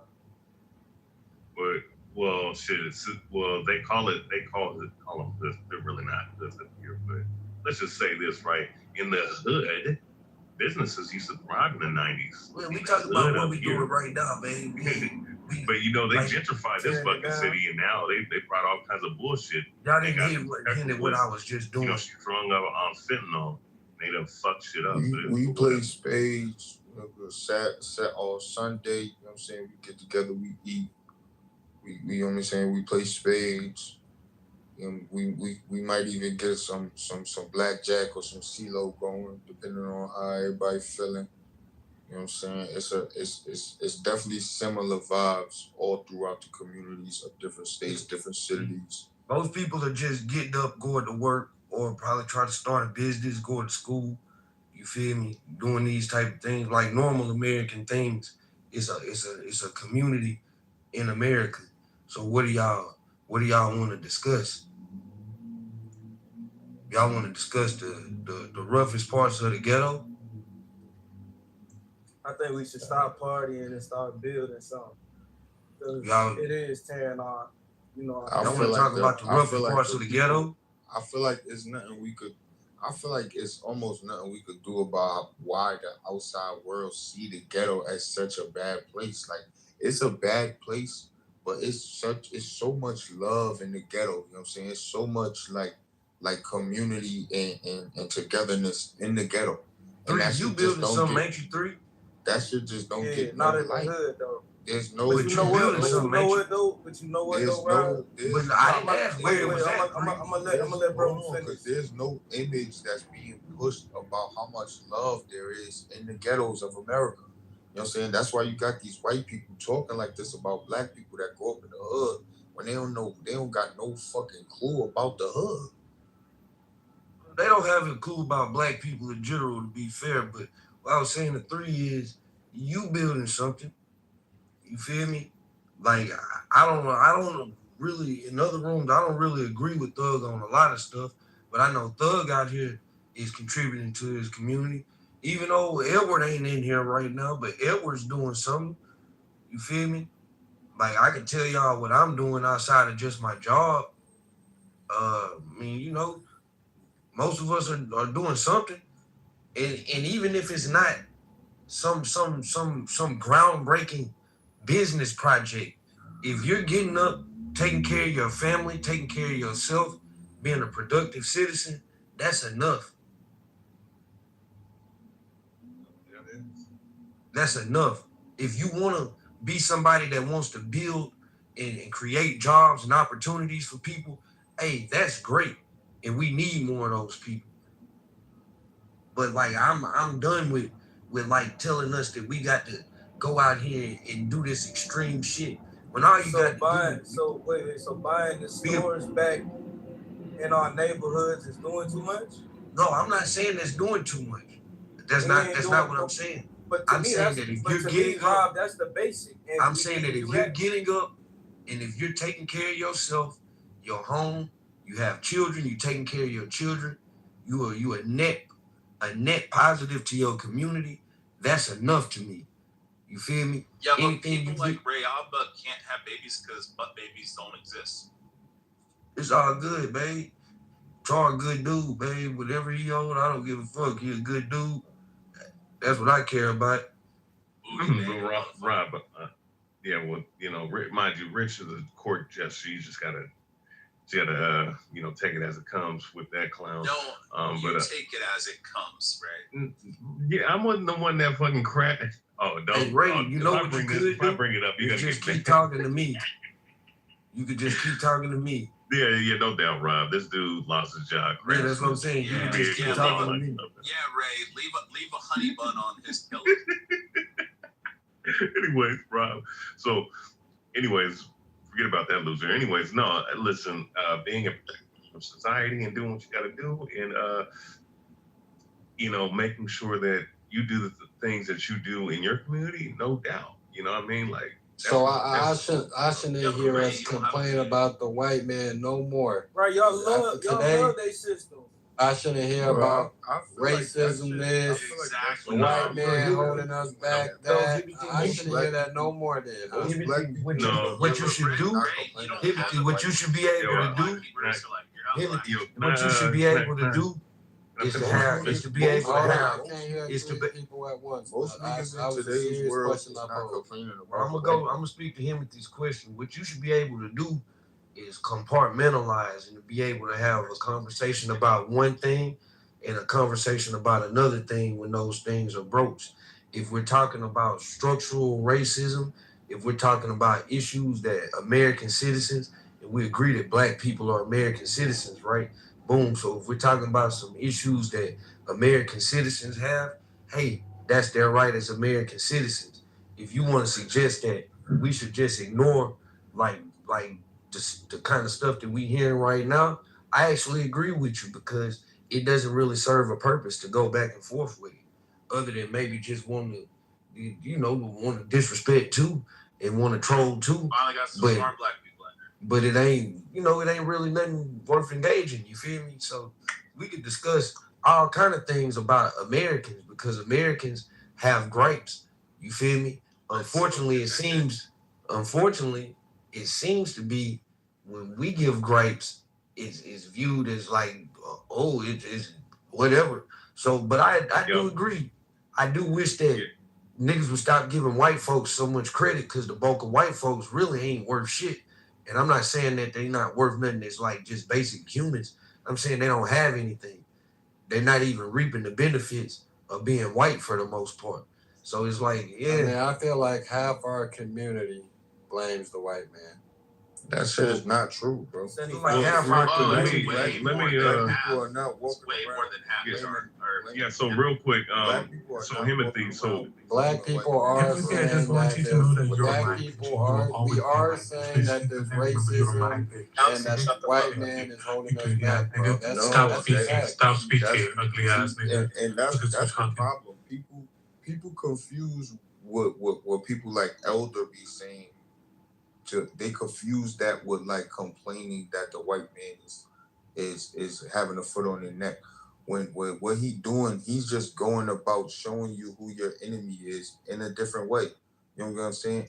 And white people, quote on, they're not even necessarily the enemy. White America is the enemy, and that's a difference between white people and white America. There's a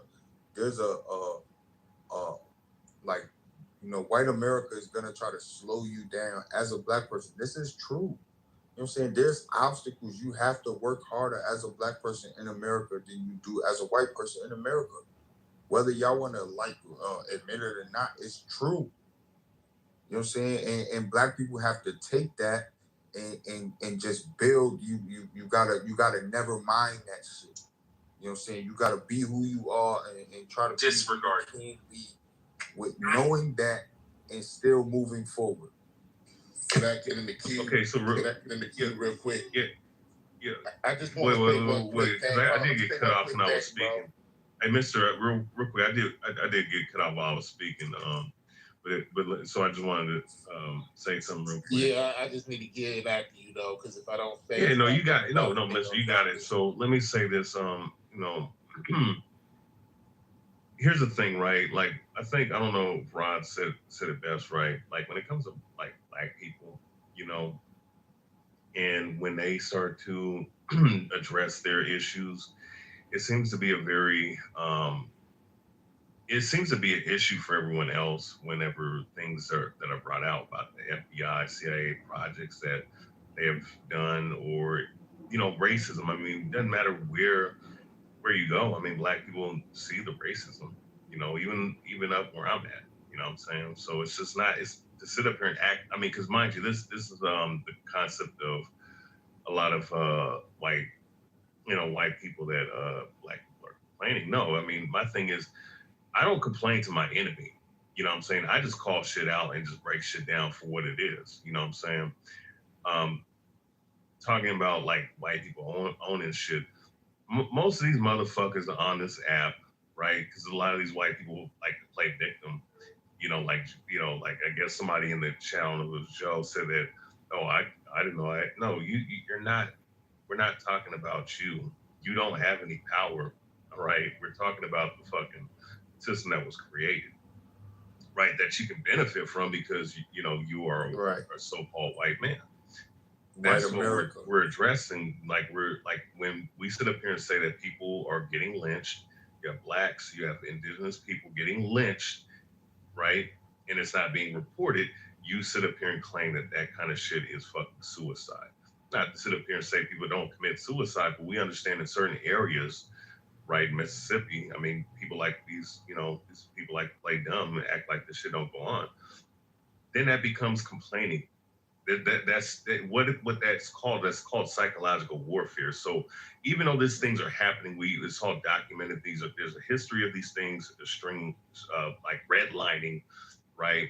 Or the housing market, or bank loans not giving shit to black folks. But when it comes to foreigners, they give them $10,000 loans to set up their fucking business, like, right? So the thing is, that becomes, they like to flip the switch on you or script on you and say that you're complaining when you're voicing the things that are going on that have gone on. The funny thing is, people outside the country, like in other countries, they will sit up here and acknowledge this shit that goes on in America. Even over there in the UK, be like, shit, I mean, we do fucked up shit, but we don't do it to the extent that you motherfuckers do. All right? So it's really, and when you deal with America, Israel, and Argentina, they're the only ones that said that slavery, they're the only ones that didn't apologize for slavery as a country. So that tells you a lot. So Mississippi. Hey, hold on, because y'all niggas. So my point, no. Hey, yo, I'm almost done. You're done now. Fuck that. No, okay, Mississippi. No, you've been talking an hour with nobody else. Black on black. Mississippi and Here we go. No, I'm not. No, I don't. We're having a civilized conversation, and now the blacks will crash out on each other, man. No, I'm not crashing on nobody. I just said. You giving up your mic? No, I'm just saying this. I'm sick of the I'm almost victim done. shit, bro. He said, "Fuck that, you done talking, bro." That's No, all this I heard. nigga been talking for an hour with but nobody you else. see, I didn't engage with them, right? So it's not no black on black crime. Don't do that. So I'm gonna what I'm gonna do is I'm going to speak over you, and I'm gonna finish my last. I'm gonna let y'all. I don't y'all. Oh, you want me to? No, I'm not. I'm not engaging with this fool. If he doesn't want to give up his mic, man. Do you want to yield your mic to Mr. Char? He don't want to yield. Just last 30 seconds, Mister. Can you let? Because I was about to finish my last sentence. No, you've been talking all morning, nigga. Shut up. You do be I've rambling. been talking all morning. I just got in here. Like, just shut up. Let Mr. Yeah, I know you would love me to shut up. Right here. Well, yeah, we're just losing brain cells listening to your dumb. He doesn't have self-control. All right, let Char get his 30 seconds. No, the nigga that had 30 minutes. Like Israel, Argentina are holding the blacks back in America.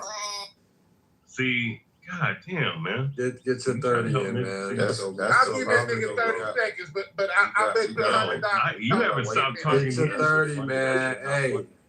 Hey, get the fucking 30, bro. All right, so it's last 30 seconds.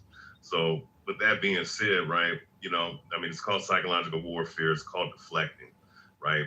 When you flip the script, when you sit up here and shed the light on them, they find a way to blame you for the things that they've done to you, which is ironic, right? But overall, all right, nigga, 30 seconds over, nigga. Now it's my time. Fuck Timothy, that wasn't even 30 no, seconds. No, it was 30. Mr. Brother. Come on, Mr. Man. 30. Come on, Mister. We had a whole stop. Come on, It's only man. room for one Mister in this bitch. I'll tell you, Come man. on, Okay. man. He's being real rude to Char for no reason. 30 seconds. Now your 30 seconds is up, Char. Blame your black brother, man. I am giving you permission. He ain't my brother. I am giving you permission if you want to interrupt him. I'm gonna allow you to interrupt him because he interrupted you.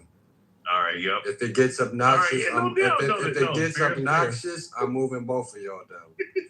One mic on Mister. Hey, but real talk, bro. I'm sick of the victim shit, bro. There's winners and losers. I'm sick of the victim shit, man. This nigga ain't got no self-control. No, real talk though. It's victims. It's the victim mentality going on, bro. And I'm sick of hearing, bro. We're black in America. We've always had odds Sambo against us. nigger. We've always had Sambo laws nigger. against us. But at the end of the day, bro, Sambo you're nigger. this goofy nigga, man. Goofy ass nigga.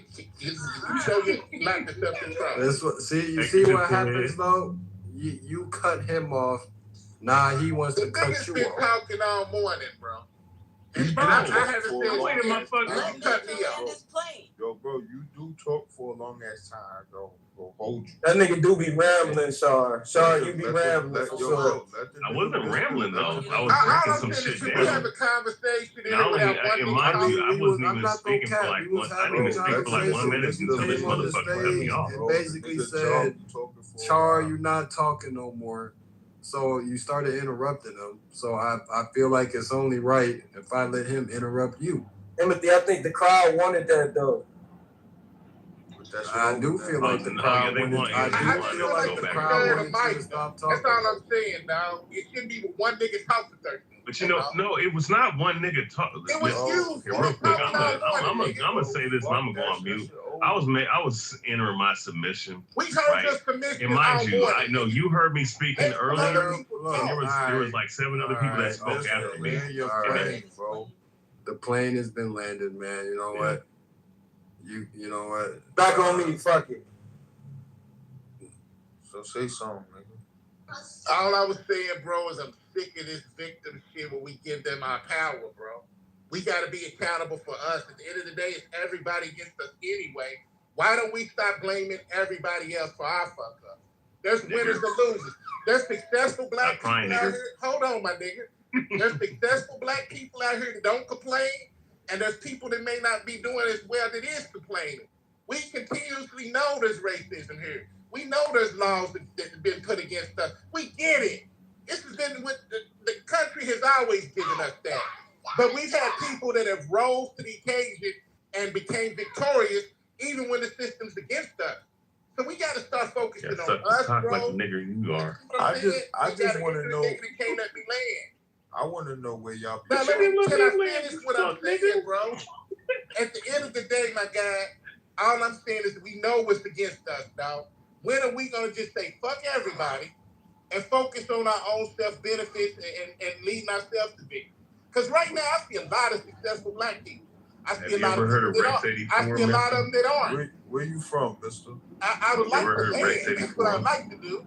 And then y'all can have it. I'll answer all that. All I'm saying is at the end of the day, bro, the longer we keep giving the white people the power of saying, the reason we, man, y'all. So just be the bigger person, bro. I agree. Mr. got his submission. Char got his submission. It was only both interrupted. Hold on. Char was making his submission. He got interrupted. Mr. was making his submission. He got interrupted. We moving on to the next person. When it's y'all next time to speak, when you hop on the mic again, hold on, mister. When you hop on the mic again, I'll make sure y'all don't get interrupted.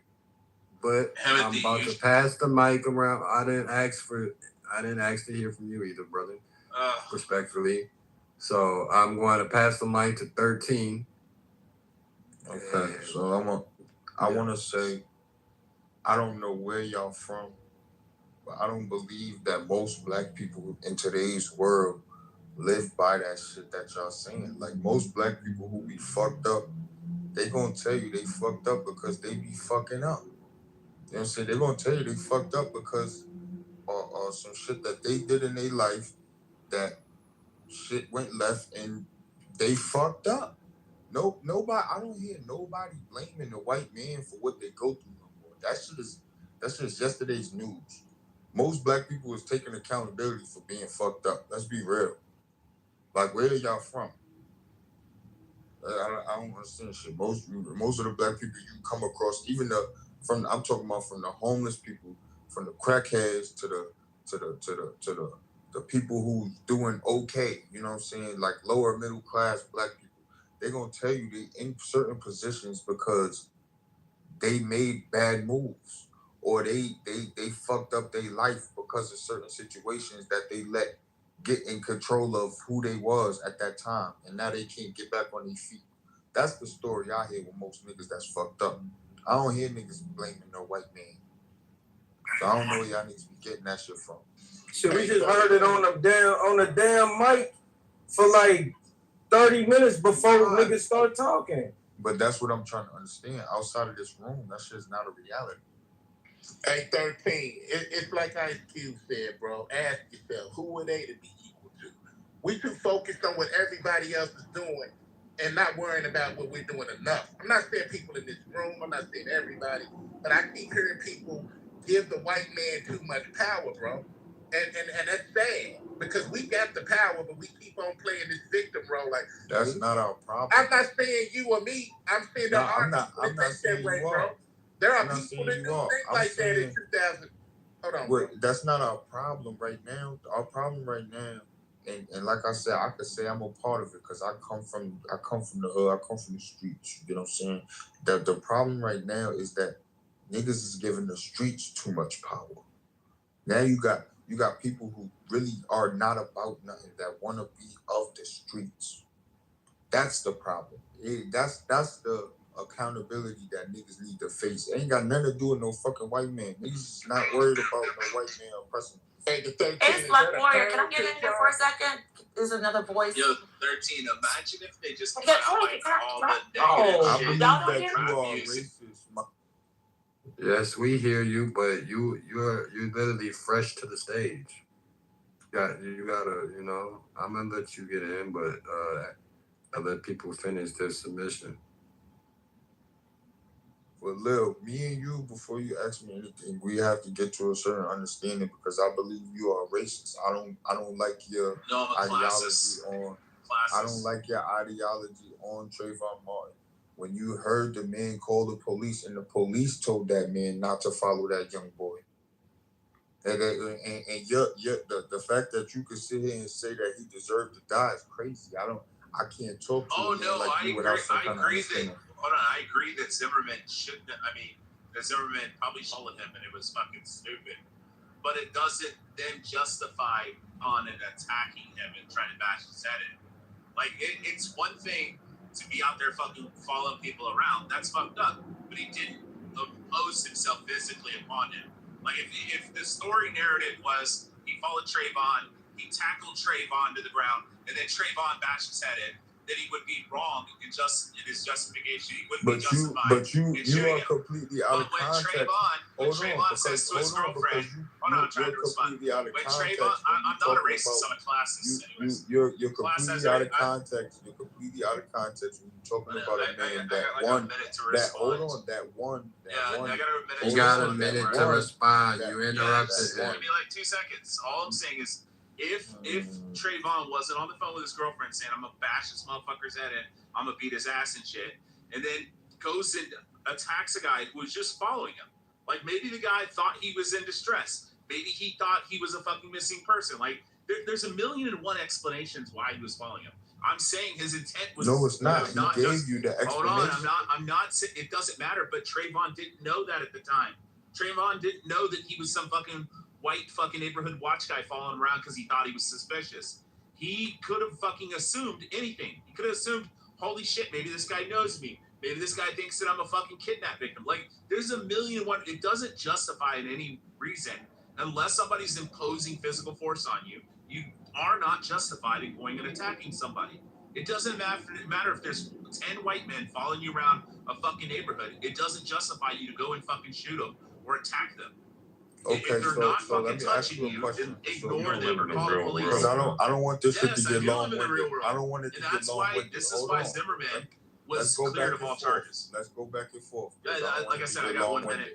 Well, if y'all gonna go back and forth, then I might as well let Black talk. Yeah, y'all gonna try to have a dialogue. I'm not gonna be able to talk. You guys will talk amongst yourself. This is crazy.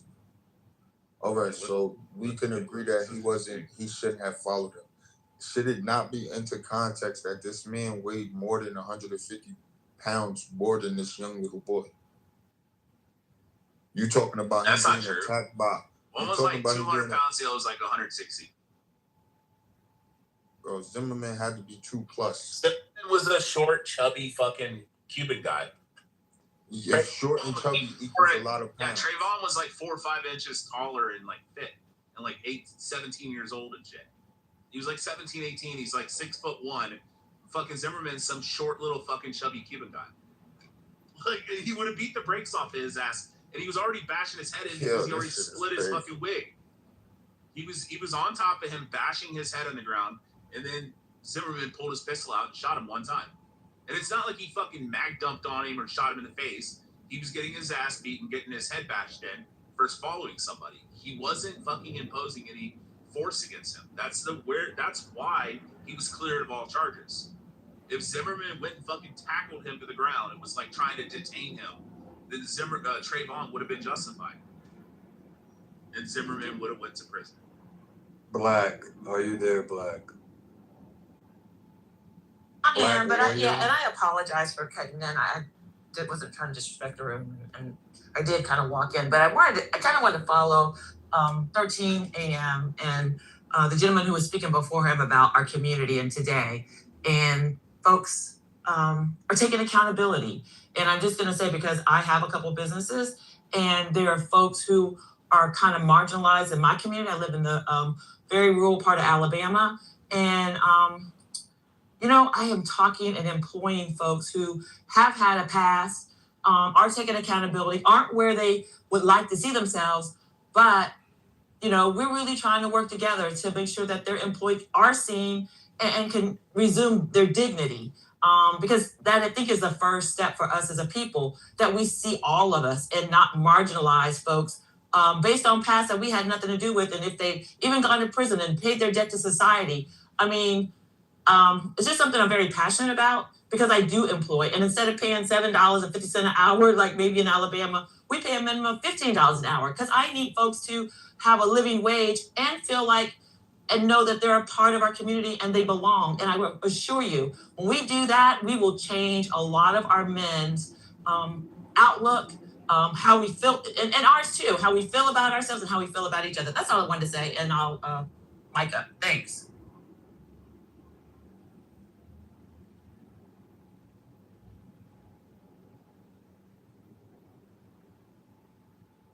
Here's the thing.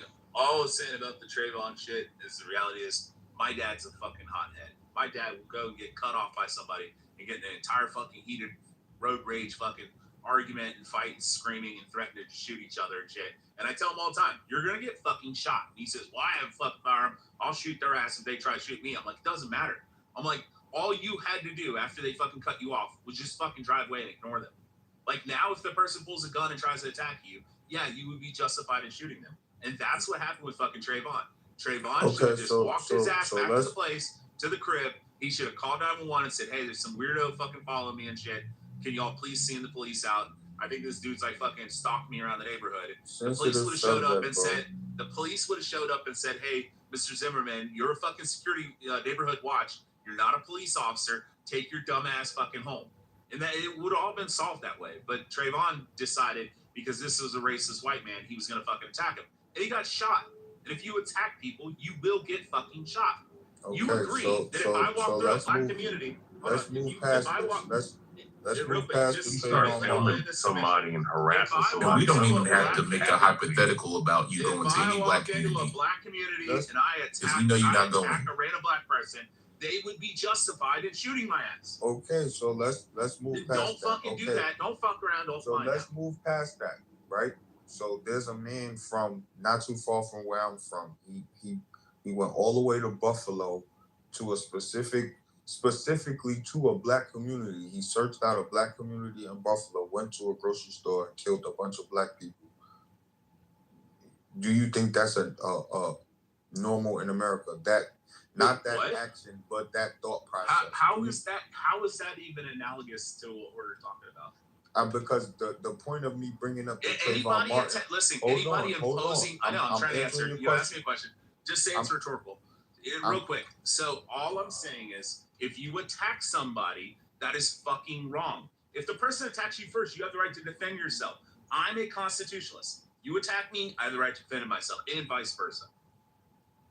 Yeah, so real quick, so here's the deal, right? Now, as far as the Trayvon Martin thing, yeah, that was nothing but a psyop. I mean, y'all are silly, man. You don't even know, that motherfucker even exists. You only saw some fucking Photoshop pictures and you heard a fucking 911 call. Ops, fake 911 calls all day, all right? And his father was a 33rd degree Mason, so it is what it is. So with that being said, conspiracy go too far sometimes. Yeah, I don't give a shit. I don't give a shit about you silly Peckerwoods or some of you niggas that get mad about me saying that. You don't even know who the fuck runs this stupid ass country. You know what I mean? You don't even know who runs the banks. All right. I ask you who runs the banks, you're gonna say the Jews. You failed, you dumb fuck. But anyways, here's the deal, right? If I'm going up and filming somebody and harassing somebody and following somebody, and this is something that a lot of these, because I think these Peckerwoods think that that's cool. To do that to people, but I mean, I don't know any. Well, honestly, let me just say this: you kind of Peckerwoods think that that's okay. I don't know anybody that I'm Dude, around. you're all over the map. You just said that it's a psyop, and then you're saying, no, I'm talking about the situation at hand. Jesus Christ, I'm in the office here working, and I'm listening to you, retarded. I know. I know you have half a brain. But half a brain. Trayvon Martin was a psyop. Like, no, just do a lot of drugs, man. Just this is what happens when you don't get an education and do drugs. I don't need it. I don't need no it. Child left behind. What education do you have? The fuck? You know what I'm saying? Man, do y'all believe in the flat But earth? here's the thing. Nope. If you sit up here and you follow somebody, I sailed all over the earth, and I have never. That doesn't mean shit. Fallen off the edge. That don't mean a goddamn thing. This shit getting stupid. I know. Y'all believe in the flat earth or round earth? We just gonna continue with this. So with that being said, right? No, so there's nothing being said. You haven't said anything. If you we're getting more retarded filming somebody like an idiot like Brad will do, I'm a tough guy. I think I'm a tough guy. I'm a fucking film. It has nothing to do with toughness. You just sounded like an fuck idiot. I mean, what? I get it. You're gonna get knocked the fuck out. So to sit up here and say that it's okay to film somebody and harass somebody and follow somebody, you got to be a fucking retard and to not realize that somebody's gonna retaliate on you. That's just anybody. But when it comes to Clubhouse and the ignoramuses that come on this club, they like to take common sense, right? And like to flip the script on common sense. Well, the worst part about this is somebody is the best thing. I think harassing somebody's a natural fucking thing. That's what this fucking retard Brad thinks. You know what I'm saying? This is the reason why this motherfucker got a goddamn PTR of him going up against a bear. I would love for you to film yourself with a puny little knife. Not Brad, but the title to Brad, man. Well, you changed up the title. Shit, I didn't know. The title been the same. It was open discussion when I first came in. I'm hurt. It was open discussion, Timothy, but now it's less discussed. We've been discussing. That's what we've been discussing. The black community. I know, but the title of the room was open discussion initially. Somebody changed it. You know what's needed in the black community, Darcene and Timothy? I think we need to bring back mental health institutes. I'm just going to say that. We need culture. We need culture. I mean, but we need something that holds our culture together. That's what we need. Well, I think America could use a good dose of education and some critical thinking and comprehension. You know, we could honestly, we can make an initiative to push that out as a that's not going to work in America. America is the land of the free for a reason. The land of the free means free thinking, free of culture, free of identity. These people come here to America to be free of identity. You get what I'm saying? So what you're saying would never work in America. It's completely against their plan. No, it's not. People didn't come to America to be free of identity. They came over here to be able to worship their culture and their identity freely without persecution. That's why they came over here. And so the thing about it is, what black people need, what's going to hold the black community together, what's always held the black community together, and that's the strong black men. Man, hold up. Look. That's also true. People came in here to worship their culture without. Well, I'm not here to take accountability in front of white people. You talk about accountability. I don't think black people need to be accountable no more than anybody else on the planet. I will say this though, the lack of critical thinking and comprehension. You know, because I'm gonna keep pushing that every day. We gotta. That's something that is, regardless to how free you are. Your race, religion, if you cannot think and comprehend in today's time, you're fucked. That's just what it is. And you hear it every day. And black people need not to move away from their culture, right? What we need to stop doing, we need to stop adopting this Western philosophy and this Western culture. Because no matter how you spin it, however you see your identity, it would not technically be a Western ideology or philosophy, right? Because when we say Western life or ideology, we're talking about the Europeans and the things that they push, right? So if you're a Native American, right, although technically it is on the West, that's different from what quote unquote Western philosophy is. So the point is, however you want to spin it or flip it, black people need to move away. What was that? Black people need to stop letting victimhood control your ability to survive. One second, bro. Black people need to move away from Western philosophy, and we need to get back to doing our culture and building with each other, and within our culture, because that's what works for us. Man, I'm just, to me, I'm still, even today, this whole victimhood, black people shouldn't complain thing. And I'm just like, can anybody in this room tell me one race on the planet who has not complained in this country? Well, I never said black people. No, I'm not even talking to you. I'm talking about something that was said. in the chat from Mila, with all due respect. That's such a good point, man. Honestly, I'll concede that one. I mean, literally. Mr. Shea, but here's the thing though, is see, when it comes to certain people, it's not even about complaining, it's about just calling a spade, right?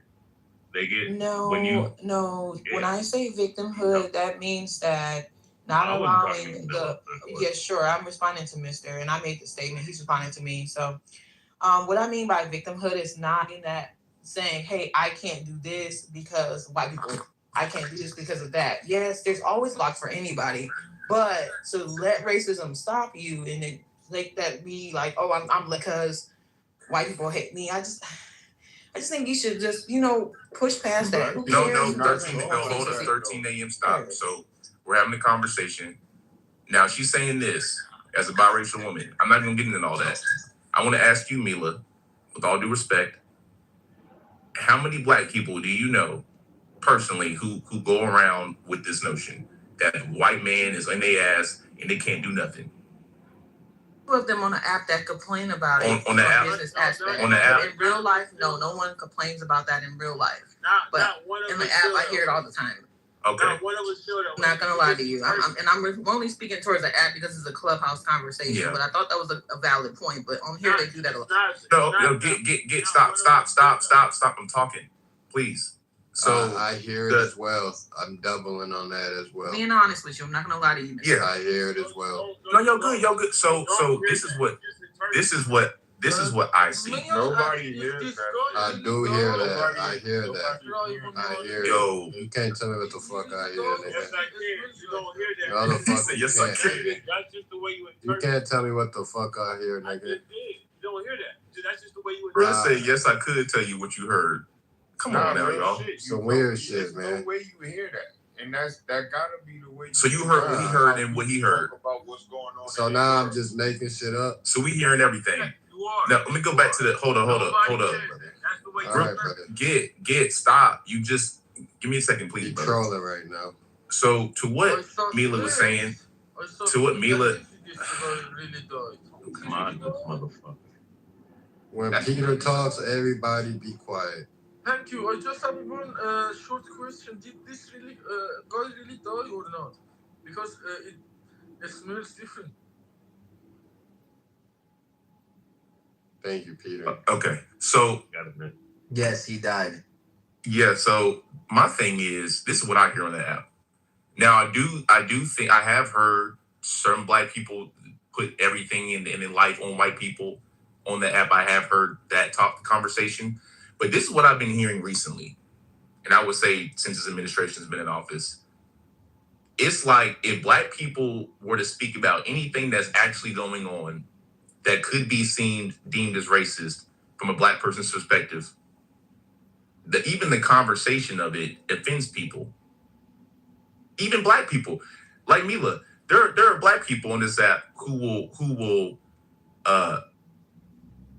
try to castigate you and call you broken, angry, and destitute just because you have an opinion that, in this country, based off of current events, historical context, maybe my lived reality, I'm coming up with conclusions of things and I'm speaking about it openly and saying this could be oppressive.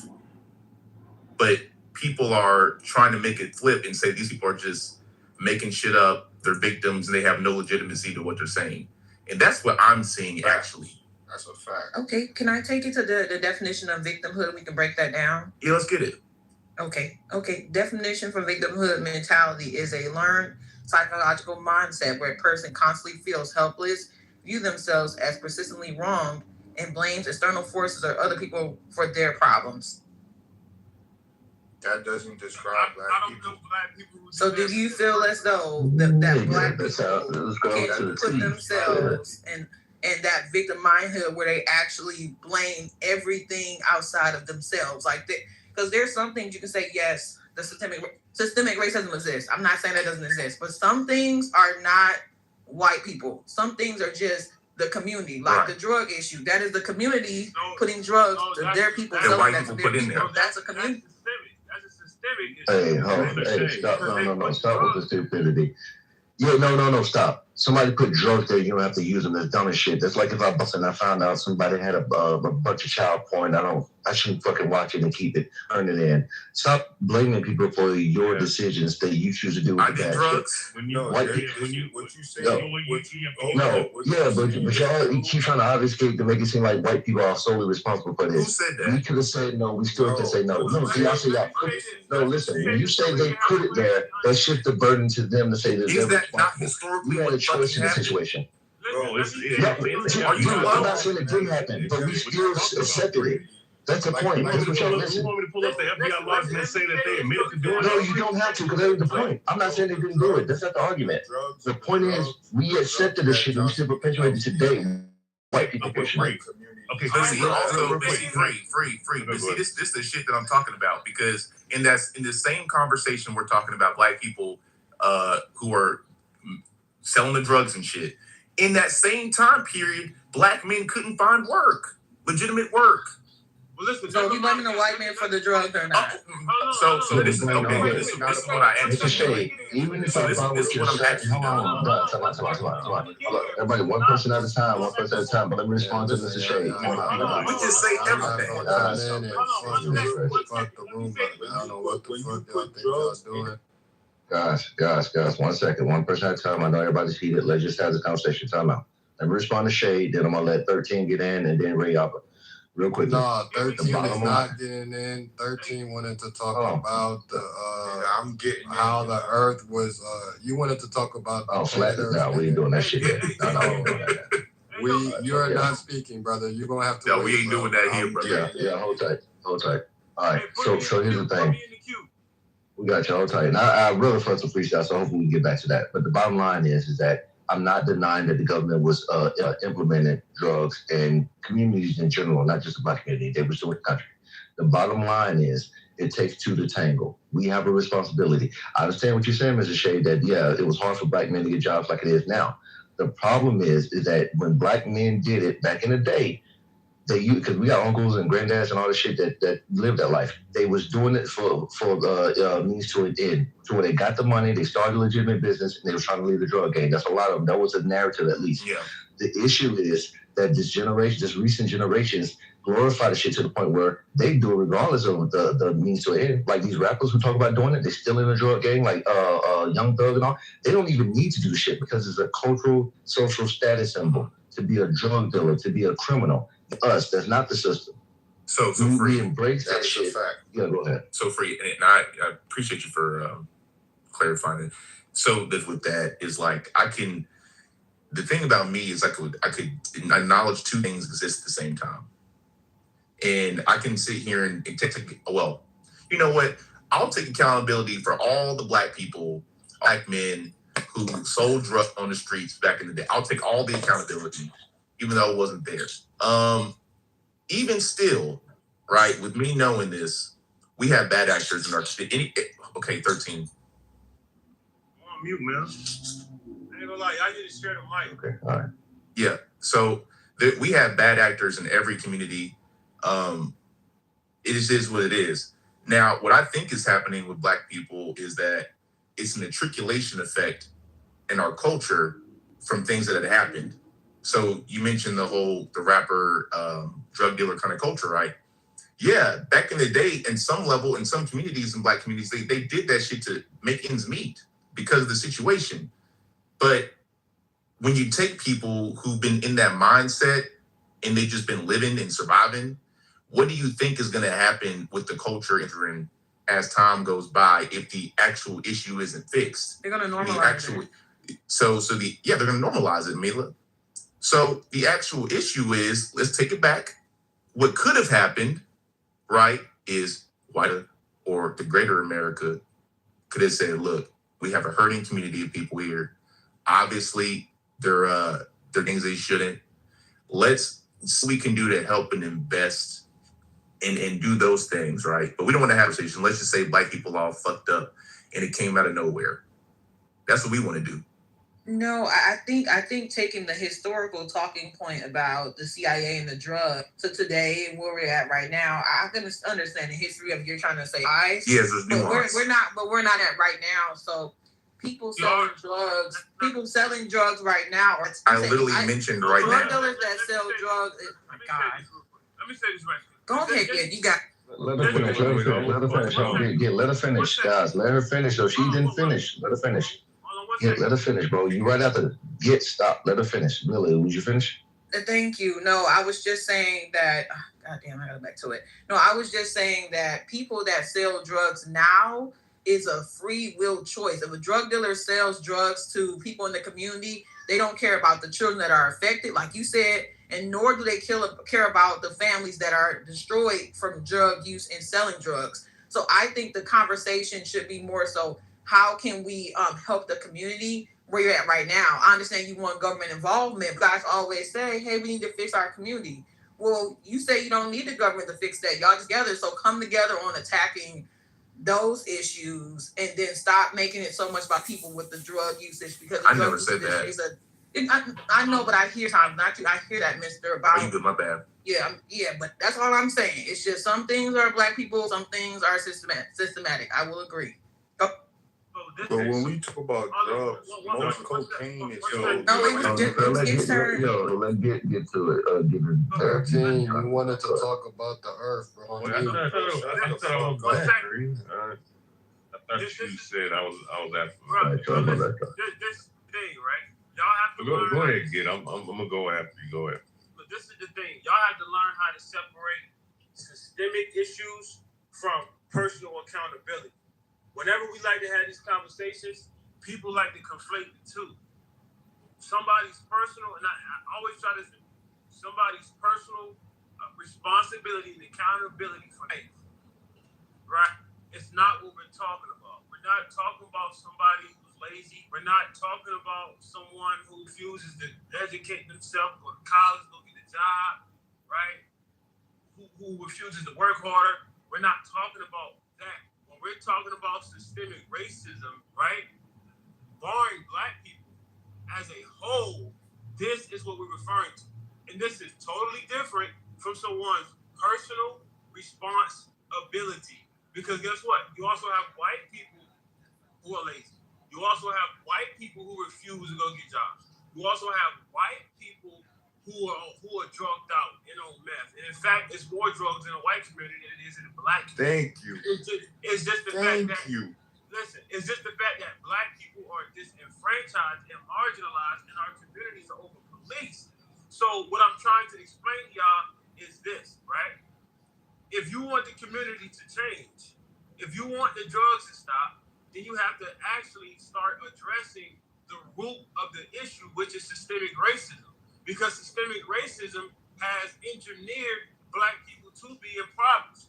They have, not only did they engineer them to be poor by cutting them off from being able to obtain generational wealth, you understand what I'm saying, and pass money down to their families, they decided to put drugs and guns in their community so that they can kill each other and ruin each other.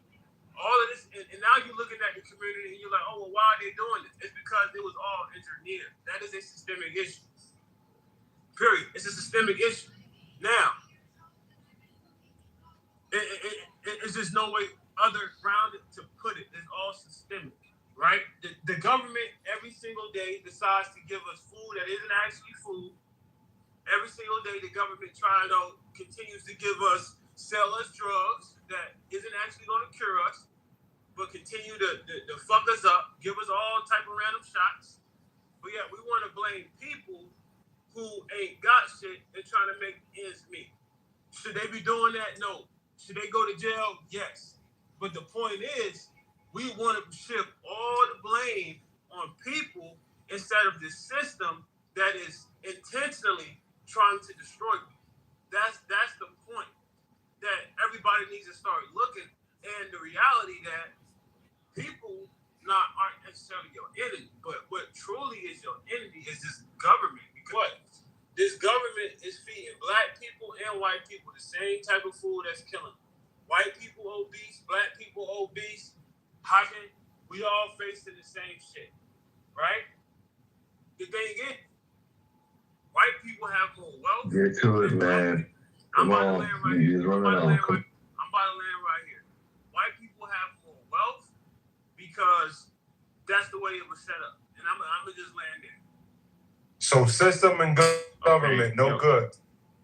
Okay. What does that say to the person who keeps falling for those tricks? Still kind of okay. Go ahead. Sorry.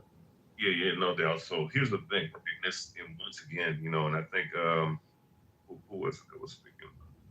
Mr. Shea, was like an hour ago. See, here's the thing, right? Like once again, everybody has plights and complaints and whatnot, right? But it seems like when it comes to Black folks and they complain about certain things, it seems like it's put under a microscope more so than anybody else when you talk about the things that have gone on in this country, right? And as far as like the situation that has gone on with this whole systemic aspect, it's relegated, right? Anything like whether it be lynchings, killings, all this other stuff, like, in hard, raw statistics that, that back up the claims that we're talking about. Not only that, big groups back admitting to the fuck shit that they've done and still are doing to this day. It gets relegated to complaining. No, there's nothing like that and whatnot. It's not a big deal. That's what it's to, right? Mind you, everybody else has to complain, but guess what? When it comes to us, when it comes to Blacks, right? It's not. It doesn't get the same kind of treatment. So as far as like an alley aspect, when you start to go into actual like areas where Black populations have, right? The funny thing is they point out to 10 or 12 so hoods in 50 states with thousands and thousands of cities, right? Of hoods where they highlight, and they did this back in the, right? Of criminality in the Black community, which, yeah, when it comes to certain elements with that, there is truth behind Black people killing Black people, no doubt about, but it's not as big as they like to make it out to be, right? When you deal with the overall statistics of Black communities and Black people. And the thing is, like with the drugs that were put in the community and whatnot, the thing is that they carefully had plants like Nicky Barnes, like Atugams, like all these different individuals who you start to find out have either, especially with like pimps and whatnot, and some of these drug dealers operating with the FBI and Central Intelligence, right? Like Tuke Williams was Central Intelligence. These gangs and these fucking drug dealers, right? Be plan in to different sects and these different groups and these different networks of criminality in the so-called Black community, right? So when you start to understand that and understand that element and that aspect, these were carefully orchestrated, systematic operations that they did on the Black community, and it wasn't just random people picking the shit up. It was actually, funneled by guys who they had their the puppeteer puppet strings on. So when you start to understand all these different things and the fact that they still admit to it, and they still to this, right? They got shit bigger than COINTEL and all this other shit. Also, too, I mean, when you don't know about fucking plane, dude, and quit talking, nigga. I swear to God, bro. Someone gonna deal with you one day. But yeah, so when you have all these different things, and because I'm bringing out a lot of these different things that you're gonna look up for yourself. When you look at all that in its totality, right? There's a complaint that needs to be had, and there's things that need to be looked over. When you look over it, what you're doing is you're basically acknowledging without acknowledging that this shit is a problem. So overall, with that being said, I land here, right? This has been a problem, and it's always been a problem, and you can't sit up here and deny this shit. And as far as like Black people not taking accountability, there's a certain element to that. But when you sit up here and deny the things that are going on, and mind you, when you go outside of this country, with these Caucasians or some of these niggers, like some of the cats that like interrupt people right on the stage. When you go outside the country, like people outside of the country literally see it for what it is, and they, because they're not inside the bubble, and when you can see outside, when you're outside of the bubble, seeing what's inside, you see it for what the fuck it is. Everybody sees it, and everybody acknowledges it, but people in this country. So with that, I land. You know what, Charles? I agree with everything you said, brother. The only thing I disagree with is that you can go on for 15 minutes sometimes, and that takes away from what you're saying. But you were right. Everything you said was right. I'm not arguing against nothing you said. I just think it would do you better in the future to be more concise, man. Don't go on for 20 minutes. That's all I'm saying. Damn. Y'all are still up? That's crazy, bro. What the fuck? Black people. Minutes, 30 seconds, what I said. Whatever. But you are right, bro. This is the thing, though. What are we going to do, though? I mean, at this point, are we going to fight back?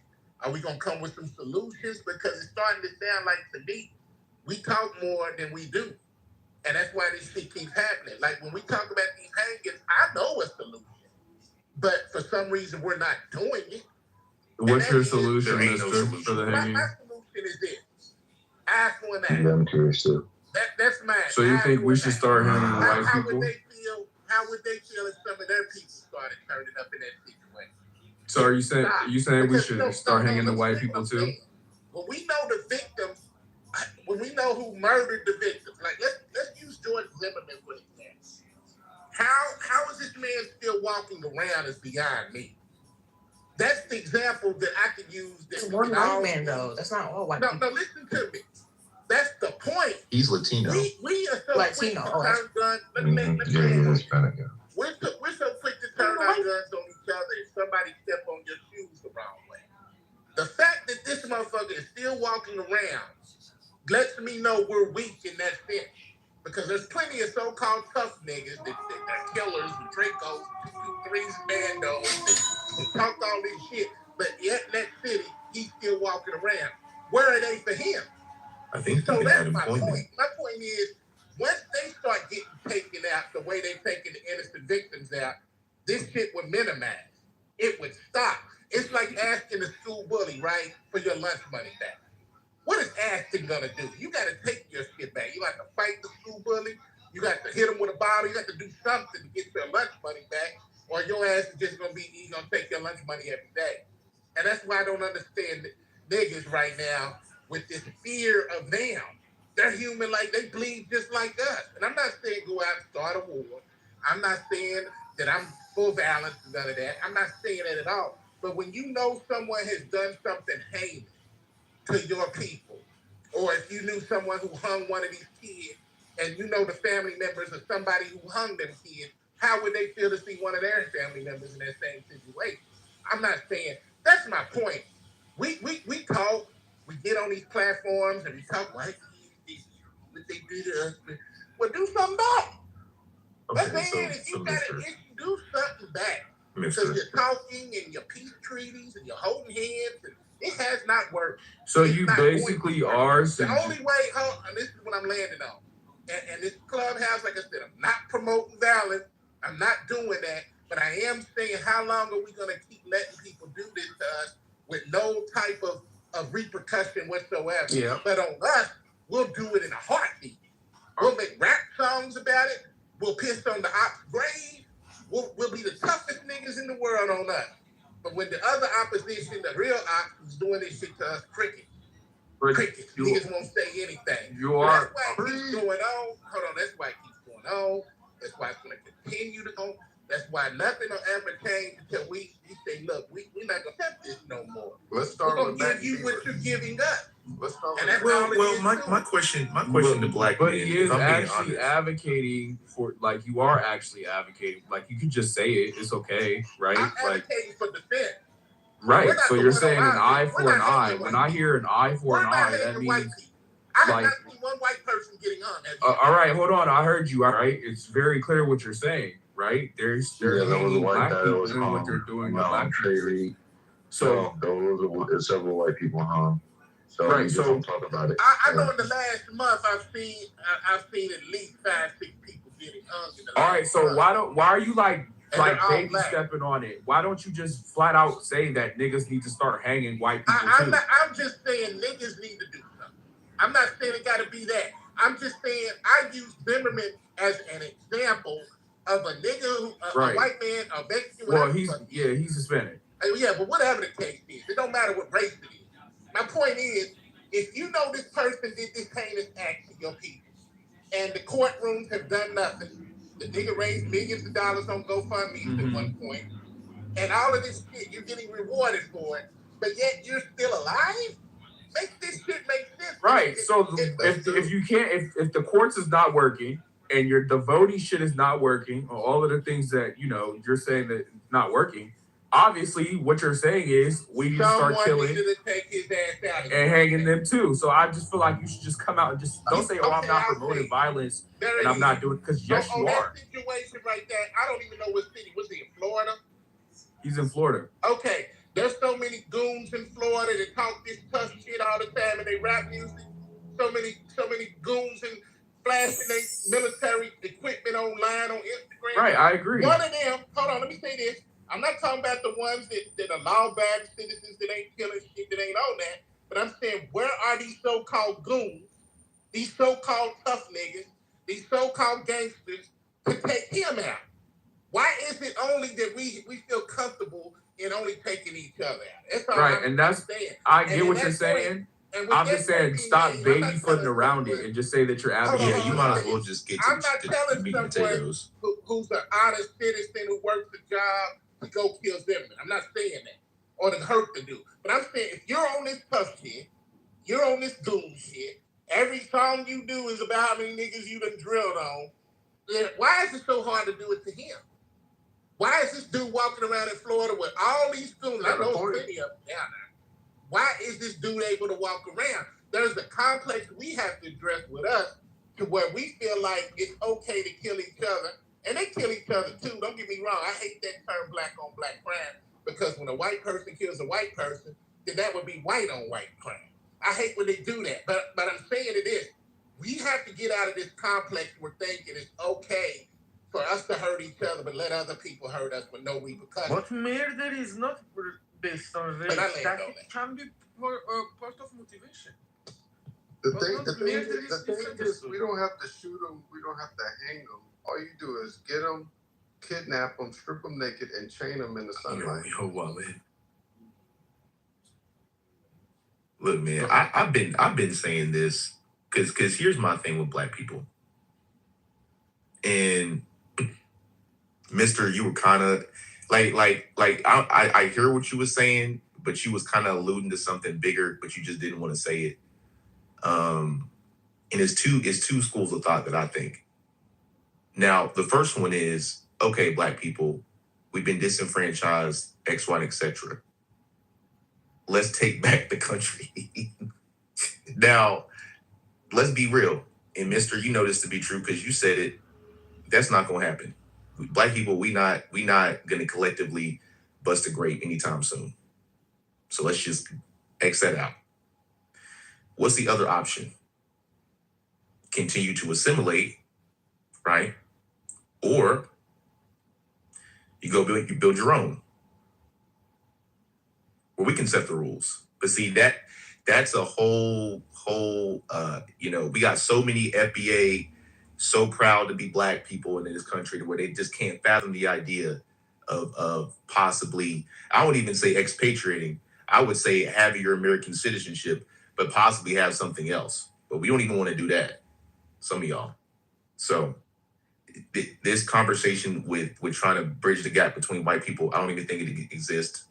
And this whole, we need them to find it in this room. I think we just need to accept the fact that the best way to coexist sometimes is to separate. And then I'm saying there's certain things you can't separate from. I understand when it comes to commerce, when you go to your bank or when you go to your grocery and certain things, you're going to go to work or whatever, you're going to have to deal with. That's just part of life. But I'm saying, as a whole, one of the biggest disservices is feeling like we have to do what they do. We have to assimilate. We have to join forces.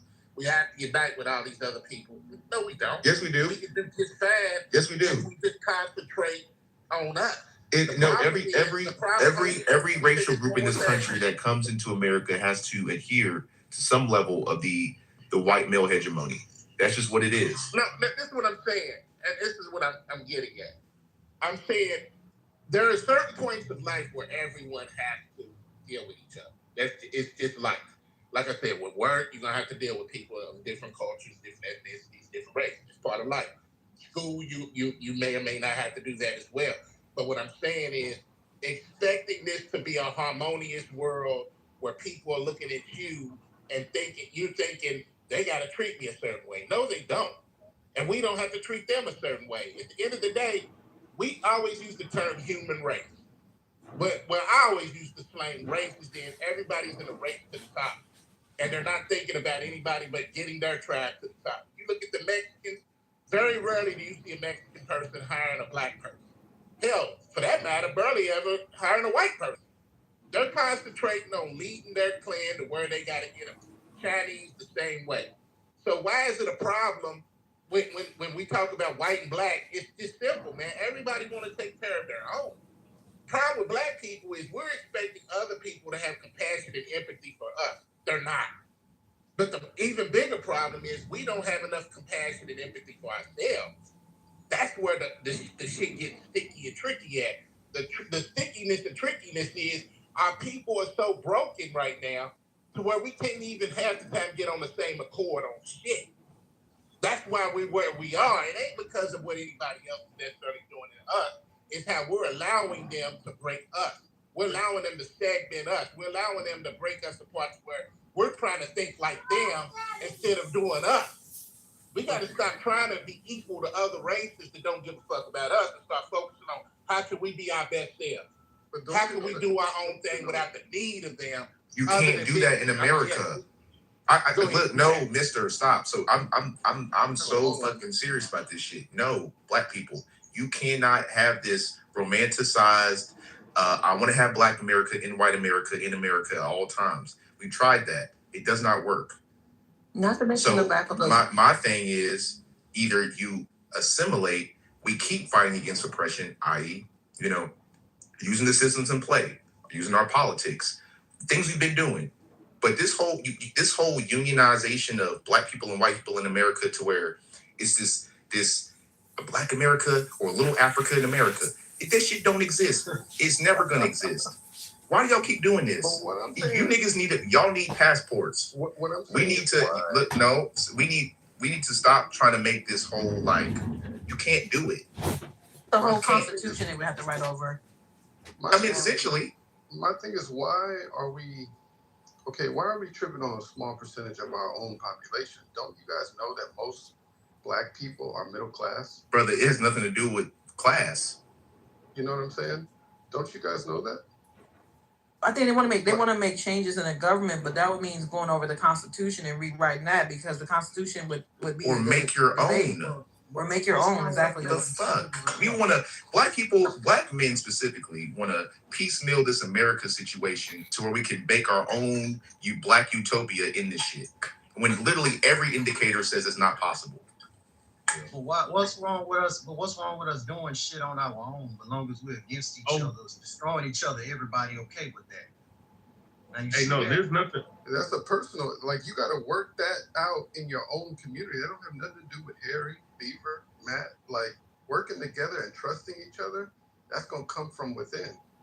And then even if you look at the degenerates of us, right? You go to California, you go to different parts of America. They're subconsciously scared to fuck with white people. And they say, oh, I'm only going to bang on black people. You know what I'm saying? That's weak shit. Yeah, there's some self-love that has to happen in the black community. And still, it's only a fraction of us that's really doing dumb shit. They like to blow it up in rooms like this, but most of us are middle class. We got 67 people in the House of Representatives, 7 Senate members, all kind of mayors, all kind of shit. 9% of all millionaires. We could do better. So, I feel like California should be an example of what's going on in the rest of the country. Hold on, mister. Hold on. California, because respectfully, bro, And I'm not trying to be this for nobody, but I'm just being real. White people are not black people's problem here in California. Okay, it's these fucking Hispanics. Like, I don't know where y'all are so focused on white people when fucking Hispanics are essentially fucking their way to the top. I.e., their numbers are growing because they fucking fuck like jackrabbits and have